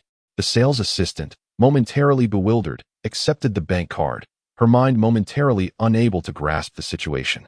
Sir, are you implying that you intend to purchase a Patek Philippe 7118, the epitome of women's watches, to present to this lady? It was no wonder she reacted so strongly. The price tag of $4.25 million was staggering. Purchasing such a timepiece solely as a gift seemed utterly incredulous. After all, it is just a watch. There is no need for such astonishment, Lin Feng replied nonchalantly, as though he were merely purchasing a scallion at the market, his demeanor casual and unpretentious. Upon hearing this, the atmosphere fell into a profound silence. The demolition worker scoffed derisively, his face a mask of mockery. Kitty, equally astonished, urgently whispered, "Mr. Lin, Brother Lin, I cannot accept such an extravagant gift." Although she was aware of Lin Feng's financial standing, the lengthy price tag still left her feeling overwhelmed. If he truly gifted her the watch, how much time would she need to repay this debt of gratitude? Not to worry, it's merely a small sum. Just swipe the card swiftly. Lin Feng shrugged and urged the sales assistant to swipe the card. Without hesitation, she proceeded to operate the PES machine. The demolition worker cast a scornful glance at the device, as if anticipating a notification of insufficient funds. However, in the next moment, the screen displayed consumption of $4.25 million successful. The receipt emerged, and everyone gasped in astonishment. Prior to this, aside from Kitty, no one believed that Lin Feng could truly afford a Patek Philippe watch. The sales assistant excitedly invited Lin Feng to the VIP lounge for a respite. Meanwhile, the demolition worker and Zhang Na's expressions darkened instantaneously at the sight of the successful receipt, as though they had just ingested an unpalatable dish. Lin Feng disregarded their venomous glares, gently took Kitty's delicate hand, and gracefully fastened the Starry Sky watch around her wrist. "Teacher Kitty, upon accepting this watch, you shall become my personal instructor." Kitty gazed at his profile, and despite the provocative nature of his words, she felt no anger whatsoever, especially at the moment of payment. The beautiful instructor truly comprehended a profound truth. Charm is an inherent quality. Compared to the exquisite watch adorning her wrist, the inconveniences of additional tutoring seemed trivial. Shouldn't it be, right? P.S. Another chapter is forthcoming. First and foremost, my heartfelt gratitude for everyone's generous gifts. Additionally, this weekend will feature 3 chapters, along with some extra manuscript storage. Previous installments contained several issues, particularly regarding the cultivation aspects, which will be gradually rectified and removed, while the overall plot shall remain largely unchanged. Chapter 83. A discerning woman knows how to coordinate. After a successful transaction, Lin Feng departed from Elephant City with Kitty. On their journey home, the serene and graceful English teacher gazed up at the dashboard, her palm resting on the starry display, lost in thought. Women are intricately emotional beings. Previously, at Patek Philippe, she had been ensnared by a hedonistic lifestyle, only to find herself adrift. Upon returning to reality, she began to ponder deeply whether to accept the watch, valued in the millions. It was not a matter of profession, they were both adults. And it was evident what a man's ultimate intention was when gifting a woman. Although Kitty did not harbor aversions to matters of romance, her initial aspiration to become a teacher was rooted in the noble pursuit of education. To casually engage in intimacy with a man she had known for less than 6 hours simply because of a gift felt unseemly. Now, she yearned to accept the gift, but also struggled with the notion of setting aside her intellectual dignity.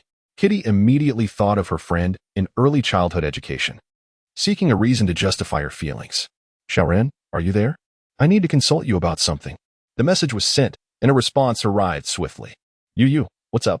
Future educator. Kitty, no jokes, let us discuss something serious, she replied, a hint of urgency in her tone.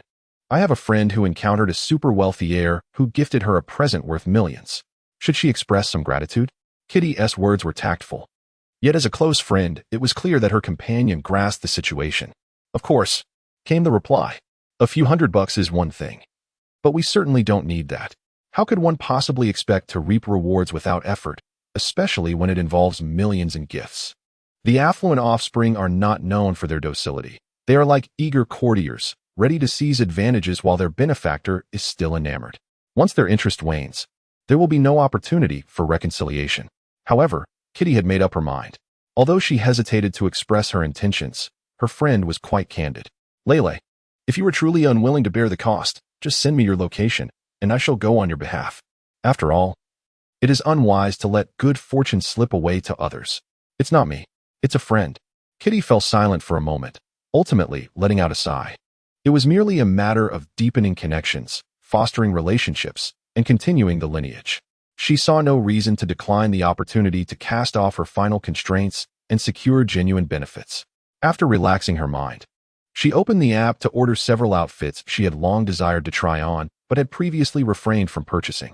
Since she had resolved to approach the situation with honesty, she needed to be thoroughly prepared to ensure his satisfaction. Once she had completed her tasks, she looked up at the familiar street and addressed the driver. "Mr. Lin, I reside in the Talon apartment just ahead. Let us head upstairs for a bit before we depart. There is parking available downstairs." "Oh," Lin Feng replied, somewhat taken aback. Wasn't he had said that girls typically took time to warm up, requiring several meals and movie dates before they would even consider holding hands? Yet, it seemed that the beautiful women he encountered were remarkably understanding. "Certainly. I, too, find myself parched and in need of a refreshing drink." In silence, we smoothly entered the Talon apartment. Lin Feng glanced around and remarked with a smile, "Teacher Kitty, your home is quite exquisitely decorated." The room, not insignificant in size, spans approximately 30 square meters, complete with essential amenities such as a balcony, kitchen, bathroom, and sofa, sufficiently catering to most daily needs. What captivated him most was the double rattan hanging chair situated at a distance by the bedside. Its base appeared soft and inviting, promising comfort during leisurely moments. However, he pondered its weight capacity, vowing to personally test it shortly. Fortunately, with the aid of subsidies, he had secured a decent room. Most of the furniture was pre-existing, with a few pieces added later. As Kitty spoke, she retrieved several bottles of chilled fruit wine from the small refrigerator and placed them on the table. Her fair complexion tinged with a subtle blush, reminiscent of an unripe apple gradually maturing. "Oh," Lin Feng said, picking up a bottle of wine, using his teeth to pry off the cap and casually discarding it. He then reclined on the tatami mat, crossing his legs and grinning. "It's still early. How about you assist me with some foreign language tutoring later?" Kitty scrunched her nose, suspecting it might be yet another whim, but nodded in agreement. "All right. I will prepare the lesson plan, and you must pay close attention." Lin Feng let out a light hum and nodded. At that moment, the system's prompt had yet to sound, indicating that a further learning process was required. In light of this, let the lesson commence. Although still an intern and yet to embark on formal teaching, Kitty exhibits a commendable level of professionalism. Upon discovering that Lin Feng's English scores often linger in the single digits, she casually retrieved a vocabulary book and commenced her lessons with the simplest of words and phrases. The first phrase, "Oh yeah," is typically employed to convey excitement or agreement and can be translated as "oh, yes," or "oh, that's wonderful." Lin Feng has never shown much interest in foreign languages and often drifts into a daze during class. However, for reasons unknown, he found himself completely engaged as Kitty elucidated the words today, free from any hint of drowsiness. After hearing Kitty articulate the phrase several times, he effortlessly memorized the next word, strong, which signifies powerful or intense, and can be used in various sentences. Observing Lin Feng's attentive demeanor, Kitty gradually found her rhythm as well, each word imparted bringing a subtle sense of accomplishment. Congratulations to the host for completing the task. Reward, mastery of English. Following the system's notification, a torrent of vocabulary flooded Lin Feng's mind, significantly broadening his knowledge base in an instant. Ding dong. The doorbell rang. Kitty set her book aside and opened the door, puzzled. Standing before her was a young man clad in a yellow robe, holding a bag of modest clothing, who grinned and said, "The beautiful lady's delivery has arrived. Please leave a 5-star review." After speaking, he intentionally cast a glance into the room. Upon seeing Lin Feng, a flicker of envy crossed his face. Surely, the Bentley Park below must belong to him? The affluent certainly enjoy the finest things in life. Quietly closing the door behind her, Kitty, whose complexion had just returned to normal, was once again engulfed by a wave of embarrassment. Curse those unscrupulous merchants. Despite clearly requesting discreet delivery, what could a flimsy plastic bag possibly conceal? At that moment, Lin Feng noticed her reaction and approached, his face lighting up with a grin as he teasingly inquired, "Ahem, what did you purchase?" Just some clothes." "Oh, I see. New clothes, how delightful. Aren't you eager to try them on?" Kitty's cheeks flushed a rosy hue, yet she hesitated not. Drawing the curtains tightly, she proceeded to try on her new attire by the bedside. One must admit The quality of disposable garments leaves much to be desired. Perhaps their only virtue lies in their breathability. Once clad in her new outfit, she approached the bedside table, slowly crouching down to remove her golden-rimmed glasses, replacing them with a pair of thick black frames, ensuring a harmonious color scheme while also providing a more secure fit. Witnessing this scene, Lin Feng felt a surge of excitement. He stealthily maneuvered behind her, wrapping his arms around her slender waist, and whispered softly in her ear, "Teacher Kitty, you are truly thoughtful." Chapter 84, The Harem Drama. In the stillness of the night, Lin Feng leaned against the edge of the bed, quietly engrossed in his phone. At that moment, the glass door of the bathroom gradually swung open, revealing Kitty clad in a sheer silk nightgown. Supporting herself against the wall, she gracefully emerged, picking up a hairdryer and stepping in front of the mirror. Bowing her head, she gently dried her hair, droplets cascading down her smooth skin and pooling on the floor. She couldn't help but steal glances, for she felt she hadn't quite seen enough earlier. Hearing Kitty's playful demeanor, the dimly lit round lamp accentuated Lin Feng's roguish smile as he beckoned with a finger. "Indeed, I haven't had my fill. Come closer, so I may gaze upon you a while longer." Witnessing such a predatory expression, the girl furrowed her delicate brows and huffed, "Humph. If you can't get enough, then look all you want. No one is stopping you." As they embraced, Kitty's hand brushed against his solid chest, causing her to involuntarily shiver. In that moment, the wildness of a few hours prior seemed to replay like a vivid slideshow, undeniably etched in her memory. It was no wonder the principal wished to recruit him. His stamina rivaled that of a bull. Why could he not simply blow-dry his hair in the bathroom, instead of causing a ruckus before me? What were his true intentions? Lin Feng, teasingly stroking her silky hair, remarked before retrieving a bottle of water from the bedside table and offering it to her. "They say girls are made of water. How true that is." "Mr. Lin, you truly are," she began, but he interrupted her. "What's wrong?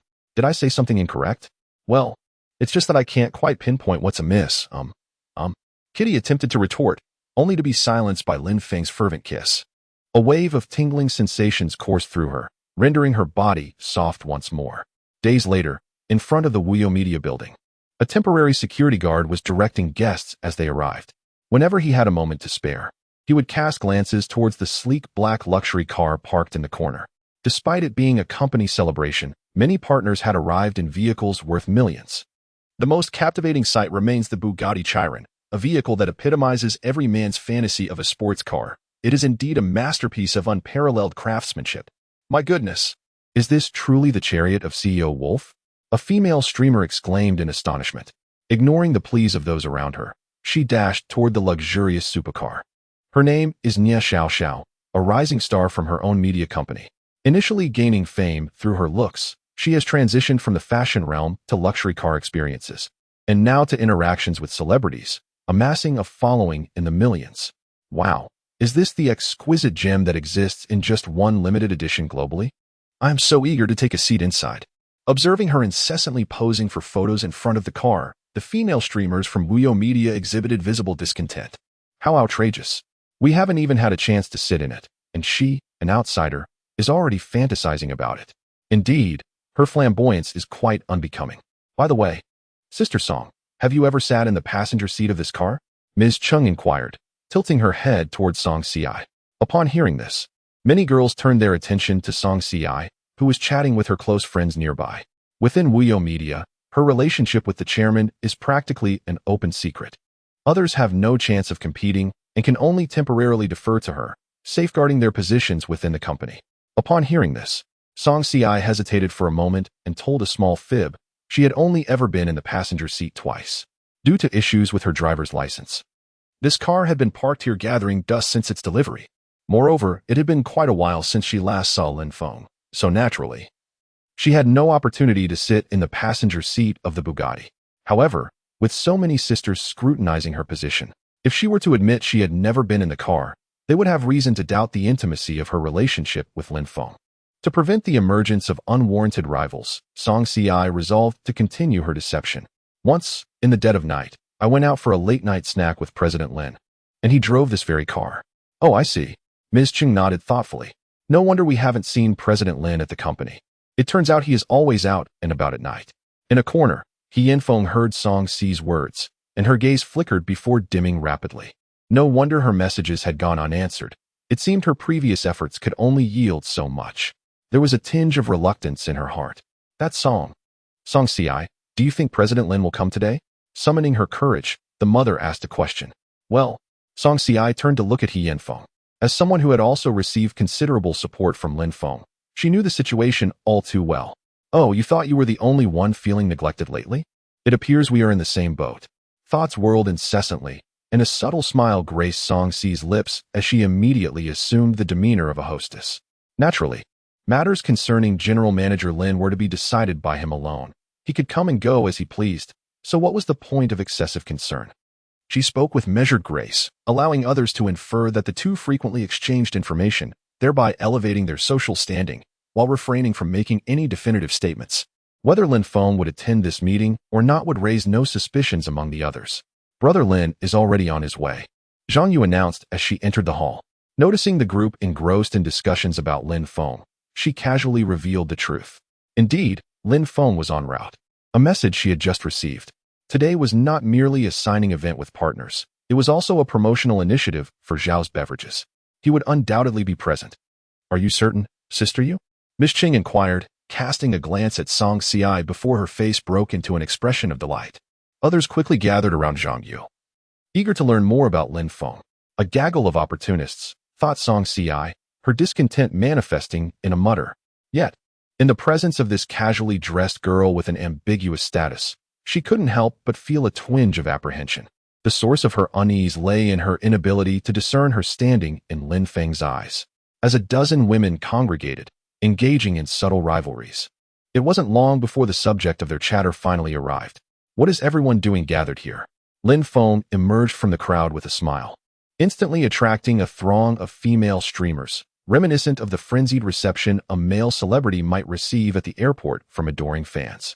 However, compared to certain lesser-known stars, the quality of Lin Feng's fan club was notably superior. Mr. Lin, you've finally arrived. Have you missed us? The acknowledged leader of the fans, Song Ci, eagerly sidled up to Lin Feng, playfully pouting. Mr. Lin, how did you come here on an electric bike? Isn't that rather unsafe? He Yanfeng chimed in, following closely behind with concern. As they spoke, the two women exchanged glances, each unwilling to concede an inch. It's perfectly fine, the distance is short, and the electric bike is the most convenient option, Lin Feng replied with a smile, then turned his gaze toward Zhang Yu, who stood off to the side. Where? Come here. Quickly tell Brother Lin if you've missed me. Zhang Yu's lips curled into a radiant smile, her voice melodious. Yes, I have. Among these women, Lin Feng held a particular fondness for Zhang Yu. Her enchanting eyes sparkled like blooming peach blossoms, captivating him irresistibly. Yet, her innocence left him momentarily hesitant. Mr. Lin, it's been a while. How have you been lately? In the midst of a lively gathering, a captivating female voice unexpectedly graced the air, exuding both allure and a hint of authority, enveloping the crowd in an overwhelming sense of presence. Chapter 85. A visit for donations. Zhao Man approached with elegance, her slender high heels clicking gracefully against the floor, a subtle smile playing on her lips. Her commanding aura compelled the female hosts to part ways, their minds racing with speculations regarding her connection with Lin Feng. Mr. Lin, it has been quite some time. Have you missed me? Zhao Man playfully entwined her arm with Lin Feng's, her every gesture radiating charm. Upon seeing her, Song Ci's smile faltered, her desire to vie for attention instantly diminished, prompting her to retreat silently and relinquish her place. Other female hosts, recognizing the shift in dynamics, stood quietly to the side, hesitant to speak. Inhaling the fragrance of roses, Lin Feng responded warmly, Of course I have, but with your recent busy schedule, I dare not intrude upon the life of such a magnificent tycoon. Is that really true? You only say such things to flatter this plain woman, Zhao Man jested, yet her smile grew increasingly enchanting. Her breathtaking beauty rendered the other hosts envious. It is often said that true beauty lies beneath the surface. However, Zhao Man's visage, reminiscent of Fan Bibing, possessed both the exquisite bone structure of a classic beauty and the vivacious charm of a striking face. With clear contours, a stunning profile, and lively features, she embodied every admirable quality of femininity, flawless in every regard. Zhao Jie is certainly not aging. She is as radiant as ever, Lin Feng whispered teasingly into Zhao Man's ear. Her cheeks flushed with a rosy hue. She playfully retorted, How dreadful. Tonight, you shall have a delightful surprise. Upon witnessing the intimacy between the two, Song Si felt compelled to utter something, but was swiftly silenced by Zhao Man's piercing gaze, causing her to wilt in an instant. The same fate befell He Yanfeng, who, despite being a mature beauty, could only be likened to a charming neighbor's wife. In stark contrast to Zhao Man, who exuded the aura of a sophisticated woman, the difference was as pronounced as that between heaven and earth. The meeting is about to commence. Everyone should gather. Zhao Man's voice, though not loud, resonated with an undeniable authority. Coupled with Lin Feng's supportive presence beside her, no one dared to utter another word. Inside the company's conference room, representatives from over a dozen media firms were engaged in discussions concerning promotional collaborations. Given Lin Feng's straightforward requirements and the fact that the products were sourced directly from a trillion-yuan enterprise, the partnership was inherently reciprocal. After merely an hour of dialogue, a concrete cooperation plan was established. Following the customary signing of contracts, speeches, and mutual flattery, the clock had already struck 4 in the afternoon. As the meeting drew to a close and nearly 100 attendees prepared to seek entertainment in nearby venues, a gentle knock echoed from Lin Feng's office door. Knock. Knock, knock. Who is it? Was he had said to refrain from disturbing me? Lin Feng remarked, playfully patting Zhao Man's rear, prompting her to reluctantly rise. Mr. Lin, greetings. I am the representative from Lin County. May I have a moment of your time? The mention of the Lin County representative sparked Lin Feng's curiosity. As he thought there had been little prior interaction, he approached the door and slowly opened it, revealing 3 individuals, 2 men and 1 woman. The men appeared to be in their 40s or 50s. Despite their thinning hair, they exuded vitality and an unmistakable aura of authority. The woman behind them appeared to be in her early 20s, though her complexion was somewhat sallow and she seemed exceedingly haggard. Her deep-set eyes shone like a crescent moon. Captivating and luminous. Lin Feng scrutinized her for a moment, ascertaining he did not recognize any of them, and, with a hint of curiosity, inquired, Hello, Mr. Lin. My name is Tian Fugua, and I serve as the Deputy Director of the Civil Affairs Bureau in our county. The middle-aged man, who clearly held a prominent position, smiled as he introduced himself. Subsequently, the other 2 individuals also presented themselves. Mr. Lin, I am Wu Chang, the newly appointed mayor of our town. Greetings, Mr. Lin. My name is Li Sisi. The last woman spoke in a faint voice, yet her enunciation was clear. Upon realizing that these were officials from his hometown, Lin Feng promptly invited them inside. Once everyone was seated, Zhao Man, embodying the role of hostess, busily prepared tea, taking a seat on the sofa to the right near the entrance. Upon catching a glimpse of her features, Li Sisi's eyes flickered, her silent admiration betrayed by the glint within them. The office fell into a hushed silence, and only after Lin Feng had settled did they engage in a few casual pleasantries. Following this brief exchange, Tian Fugua and Wu Chang discreetly exchanged glances before articulating their purpose. Mr. Lin, today, both Old Chang and I wish to extend our personal congratulations to you on the grand opening of your new company, wishing you abundant prosperity. Furthermore, we would like to discuss the matter of charitable donations. Charitable donations? Lin Feng repeated that this was the first time he had encountered a solicitation for donations at the company. Moreover, the only operational entity under his management was Wio Media. Surely, one wouldn't seek donations from a newly restructured company, right? Indeed, it was regarding charitable contributions. Tian Fugua spoke in a solemn tone. Mr. Lin, I understand that your company has only recently commenced operations and requires ample funding to establish itself. However, please take a look at this young girl. She was diagnosed with chronic leukemia at the tender age of 19. Her father, who once served as a police officer in our county, tragically lost his life due to overexertion in the line of duty. Her mother, overwhelmed with sorrow, ultimately succumbed as well.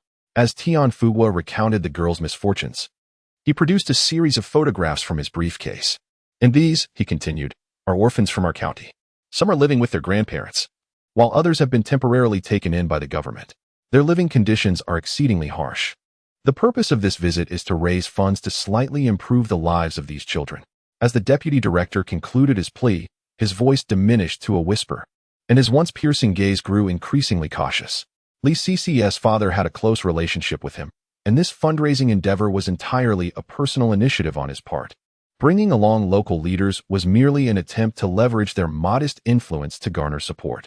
His hope was to assist a friend's daughter while also enhancing the living conditions of the underprivileged orphans. As for the question of why not pursue online fundraising, He had indeed attempted that route, but the company had continually delayed the process. The progression from early to late-stage chronic conditions was inevitable. Thus, he found himself humbly seeking assistance from businesses, hoping that those who were more fortunate would extend a helping hand. Zhao Man discerned the underlying nuance and, while refilling the water, subtly gestured to Lin Feng, implying that this matter was purely a personal choice, and whether to donate or not was entirely at his discretion. The girl, however, exhibited no response, her head bowed as she remained lost in her own sorrowful memories. Tian Fugua and Wu Chang exchanged awkward smiles. Fully aware of Zhao Man's intent, yet hesitant to elaborate further, all eyes were fixated on Lin Feng, creating an atmosphere that was both serene and oppressive. Yet, Lin Feng remained oblivious to this subtle shift. His attention was entirely absorbed by the photographs laid out on the table, each depicting emaciated children. Alongside the girl's lengthy medical records, a sudden heaviness settled in his chest. His own childhood had not been devoid of hardships, yet he had at least enjoyed the stability of a complete family. Despite their struggles, his parents ensured he never faced deprivation. What of the children in the photographs? Each one appeared frail and fragile, their sunken faces pale with a pitiful gaze that tugged at the heartstrings. Detected that the host is faced with a choice. Two options are presented below. 1. Assist the girl and engage in charitable endeavors. Reward: a magical little cat. 2. Remain indifferent and detached. Reward: a business card akin to Chao Wang's, which can enhance employee productivity, reduce payroll expenses, and optimize costs. Chapter 86. Zhao Man in the bathroom. Upon encountering these two options, Lin Feng quietly lit a cigarette. Logically, the essence of entrepreneurship lies in profit-making. Merely avoiding illicit activities such as tax evasion is already a testament to one's integrity. Furthermore, the expenses incurred in managing relationships within the hierarchy represent a significant financial burden. Charity, in essence, is often approached with prudence by enterprises that do not belong to the realm of colossal corporations, such as those worth hundreds of billions or even trillions. Such entities typically engage in philanthropy according to their capabilities, often opting out when feasible. However, upon acquiring the system, it was made evident that all funds stemmed from illicit earnings that had been laundered, derived from the populace. They are to be utilized for the populace. This is hardly a matter of grave concern. Consequently, he resolved to pursue the first option. Very well, I comprehend your intentions. How much funding do you require? As his words resonated, the countenances of the three present transformed with joy, particularly Li Sisi, whose eyes sparkled and lips quivered, resembling someone on the verge of tears. Oh my, Mr. Lin, you truly possess a benevolent heart. Tian Fugua had not anticipated Lin Feng's swift acquiescence. He promptly rose and offered a slight bow. We do not require a substantial amount. Would 1 million suffice? He thought to himself. Finally, a company willing to extend a helping hand. The requests of an old friend were not in vain. After being turned down by over 70 enterprises, he had finally secured donations from a newly established company. What further astonished him was yet to come. Observing Tian Fugua bowing, Lin Feng promptly rose from the sofa, ready to propose a new figure. 1 million is too little. I shall donate 40 million instead. The system typically rewards with tangible assets or earmarked funds, and Lin Feng had at his disposal merely the 50 million returned by Zhao Man, setting aside daily expenses and the money reserved for his family. This 40 million is already the extent of his benevolence towards impoverished children. The moment the figure of 40 million was uttered, an oppressive silence enveloped the room. Tian Fugua stared at him in astonishment, while Mayor Wu Chang was equally dumbfounded. Little Li Sisi's tears streamed down her cheeks, her body trembling as she nearly collapsed to her knees. Only Zhao Man furrowed her brow, ultimately refraining from any words of discouragement. Mr. Lin, you are truly a great philanthropist. On behalf of Sisi and countless suffering children, I extend my heartfelt gratitude. Tian Fugua exclaimed, tightly grasping Lin Feng's hand, repeatedly expressing his thanks. Mayor Wu chimed in, praising, Mr. Lin is indeed a paragon among the entrepreneurs of Lin County. Helping others is a noble endeavor. After exchanging more pleasantries, Tian Fugua turned to Li Sisi, saying, Come, Sisi, quickly bow to Mr. Lin. At his words, Li Sisi rose from the sofa and, without warning, knelt down by the coffee table with a loud thud. She bowed her head 3 times, each thump resonating through the air. In an instant, blood and tears streamed down the delicate contours of the girl's face, staining her faded denim shirt a deep crimson. Thank you, Mr. Lin, she uttered. Lin Feng had never encountered such a poignant scene. Flustered, he approached the girl, helped her to her feet, and offered a few words of comfort. After a brief exchange, Lin Feng transferred 1 million yuan to Tian Fugua for the treatment of Li Cici's leukemia. Congratulations to the host for completing the task. Rewards are being distributed. The system's notification faded away, and suddenly, a 1-year-old kitten emerged from beneath the desk. This kitten, with its luxuriant fur, boasted a delightful tricolor coat of yellow, white, and black. Its adorably pink nose and plump little paw pads were utterly charming, while its lithe legs were adorned with several distinct stripes, resembling a quintessential calico cat. The feline appeared akin to a celestial being cast down to earth, with its lively, twinkling eyes exuding an irresistible allure, reaching heights of unparalleled beauty. Upon sighting the calico, Zhao Man felt her heart melt, turning to Lin Feng with a look of astonishment. "Oh, you have a little cat in the office. How endearing." Lin Feng chuckled, taken aback by the unexpected beauty of the system's reward, truly a paragon among felines. The others, too, marveled at the kitten, praising not only its stunning appearance, but also the agile grace reminiscent of a raccoon. Amidst the collective admiration, however, the calico seemed somewhat restless. After a brief moment, it leaped away from the office, leaving a group of admirers yearning for its return. After this delightful interlude, they resumed their discussion regarding the remaining 39 million in donations. Considering the numerous adverse cases encountered online, Lin Feng resolved to utilize a charitable fund to purchase tangible items for distribution in batches, rather than disbursing cash directly. This approach would ensure that no one could exploit the situation. Everyone present agreed, without hesitation, on this prudent course of action. Wu Chang and Tian Fugua made a promise to report and commend Lin Feng's spirit, expressing their emotional support for his candidacy among the top 10. However, these matters are mere afterthoughts. Once the three departed, the expansive office was left with only Lin Feng and Zhao Man.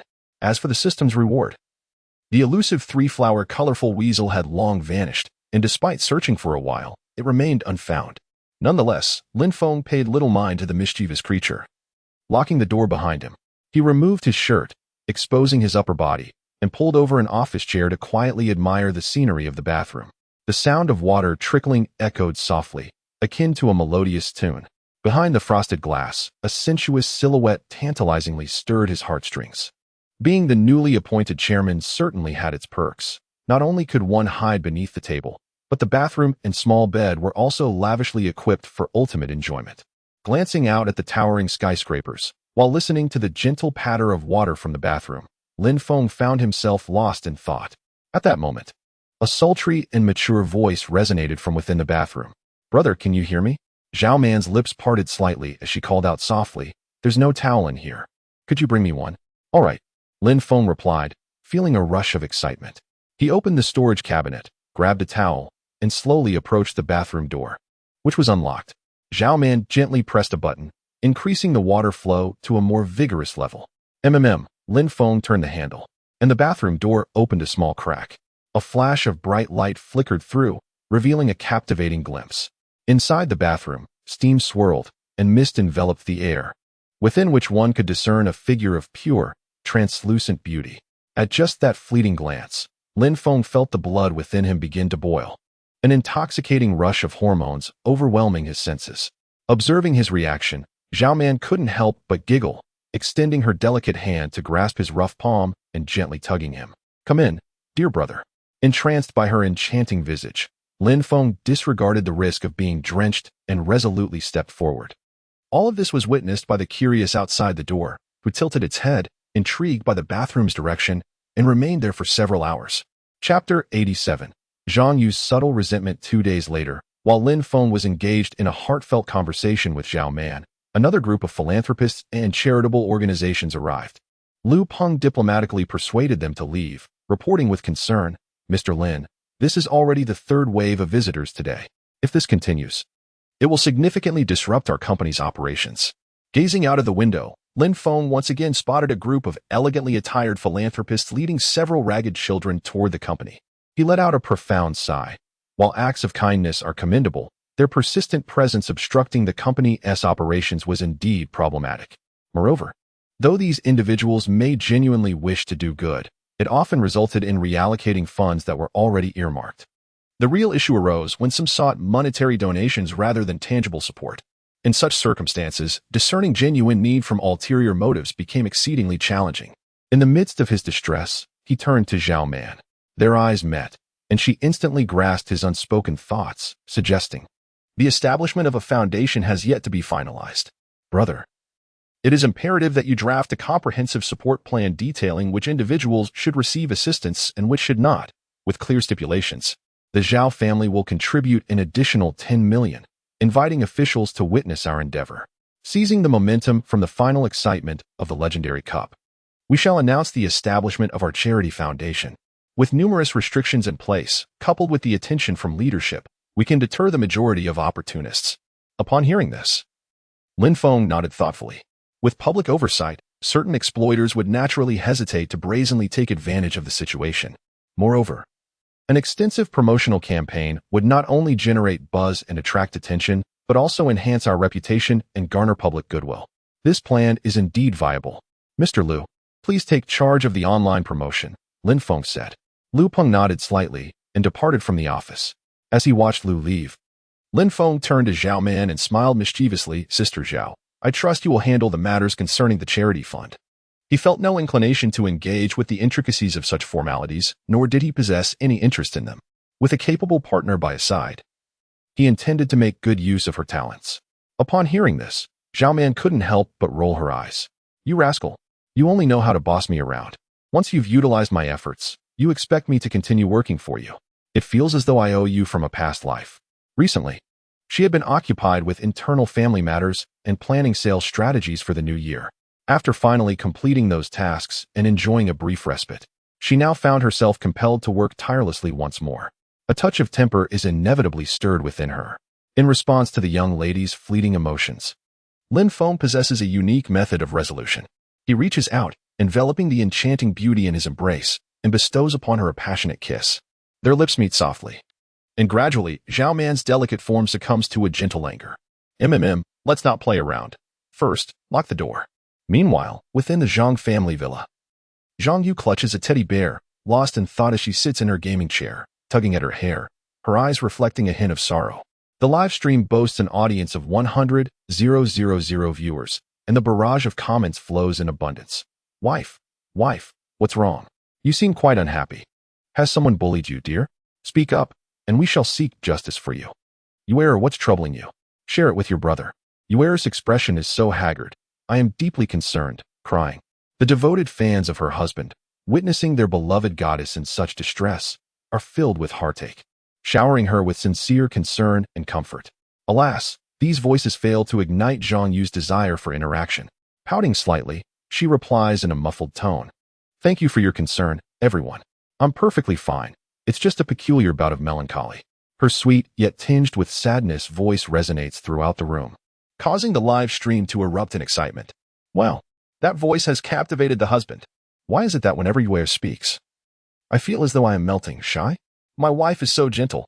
Amidst the revelry of her husband's fans, a discordant voice emerges. I sense that your wife seems to be in love. As soon as these words were uttered, they were met with a torrent of criticism from the crowd. Get out of here, you scoundrel. You wretched creature. How dare you speak so recklessly? Someone, throw him out. Yet, he is not entirely mistaken. I quarreled with you, which is why I sought solace online. Please help me coax her. To those above, did you not hear him insult you? Do you think I lack connections in Dongshan province? Observing the flurry of comments filled with jealousy and rivalry, Zhang Yu felt a surge of joy, covering her mouth with a hand as she chuckled softly. It's really not true. I'm only 19. How could I possibly be in a relationship? As she spoke, her gaze instinctively drifted to the screen, which lingered on Lin Feng's chat window. What a rascal. Ignoring my messages. Truly an unworthy friend. You, my dear, you're only 19? This is the first I've heard. Host, I too am 19. Shall we get a marriage certificate? Where did this little brat come from? Shoo. By the way, you, let's date. I'll send you a rocket every day. How does that sound? A single rocket? That's hardly enough to impress. Let's not forget that the Wolf Master has sent nearly 100,000 rockets. The previous barrage of comments was somewhat contentious. They are company tickets, undoubtedly recycled. My achievements are genuinely earned, Zhang Yu thought, disregarding the squabble in the comments. Leaning against the corner of the table, She silently opened Lin Feng's Moments. In the upper right corner, it read, "Visible for 3 days only." The content consisted of a single post, photos from the worry-free media celebration. Upon clicking the grid, she found several photos of Lin Feng alongside various executives and popular female streamers. "Oh, there are so many girls around him, and I hardly recognize any of the boys," she mused, gazing up at the ceiling. The cold light illuminated her face, and she suddenly felt a surge of irritation. Why does he have so many girls around him? I want to know some handsome guys too. Isn't that only fair? Does everyone know where the most handsome guys are? I'm off to find some. Where? Come to our province. We have all the handsome men. The handsome ones are definitely in our West Guang. We speak well, and each one is a talent. Nonsense. Come to our magic city. Not only are the people handsome, but they are also wealthy. 2 days later, Lin Feng was engrossed in a game. Having just secured an MVP title, suddenly, a sharp ringing pierced the air. He swiped the screen and was taken aback to see it was a call from his manager in Magic City, where he had worked. Shaolin. It's been over a month since the new year. Are you planning to come back to work? Lazing around at home isn't a viable option, is it? Back to work? In the previous class, Lin Feng was on the brink of declining an invitation when a hearty voice echoed from the other end of the line. Brother Lin, hurry back. Our neighborhood has welcomed a plethora of beautiful ladies, all striking in appearance and melodious in voice. Let us stand guard together and admire the charm. Lin Feng chuckled heartily. Responding, Zhou Xiaojun, look at your aspirations.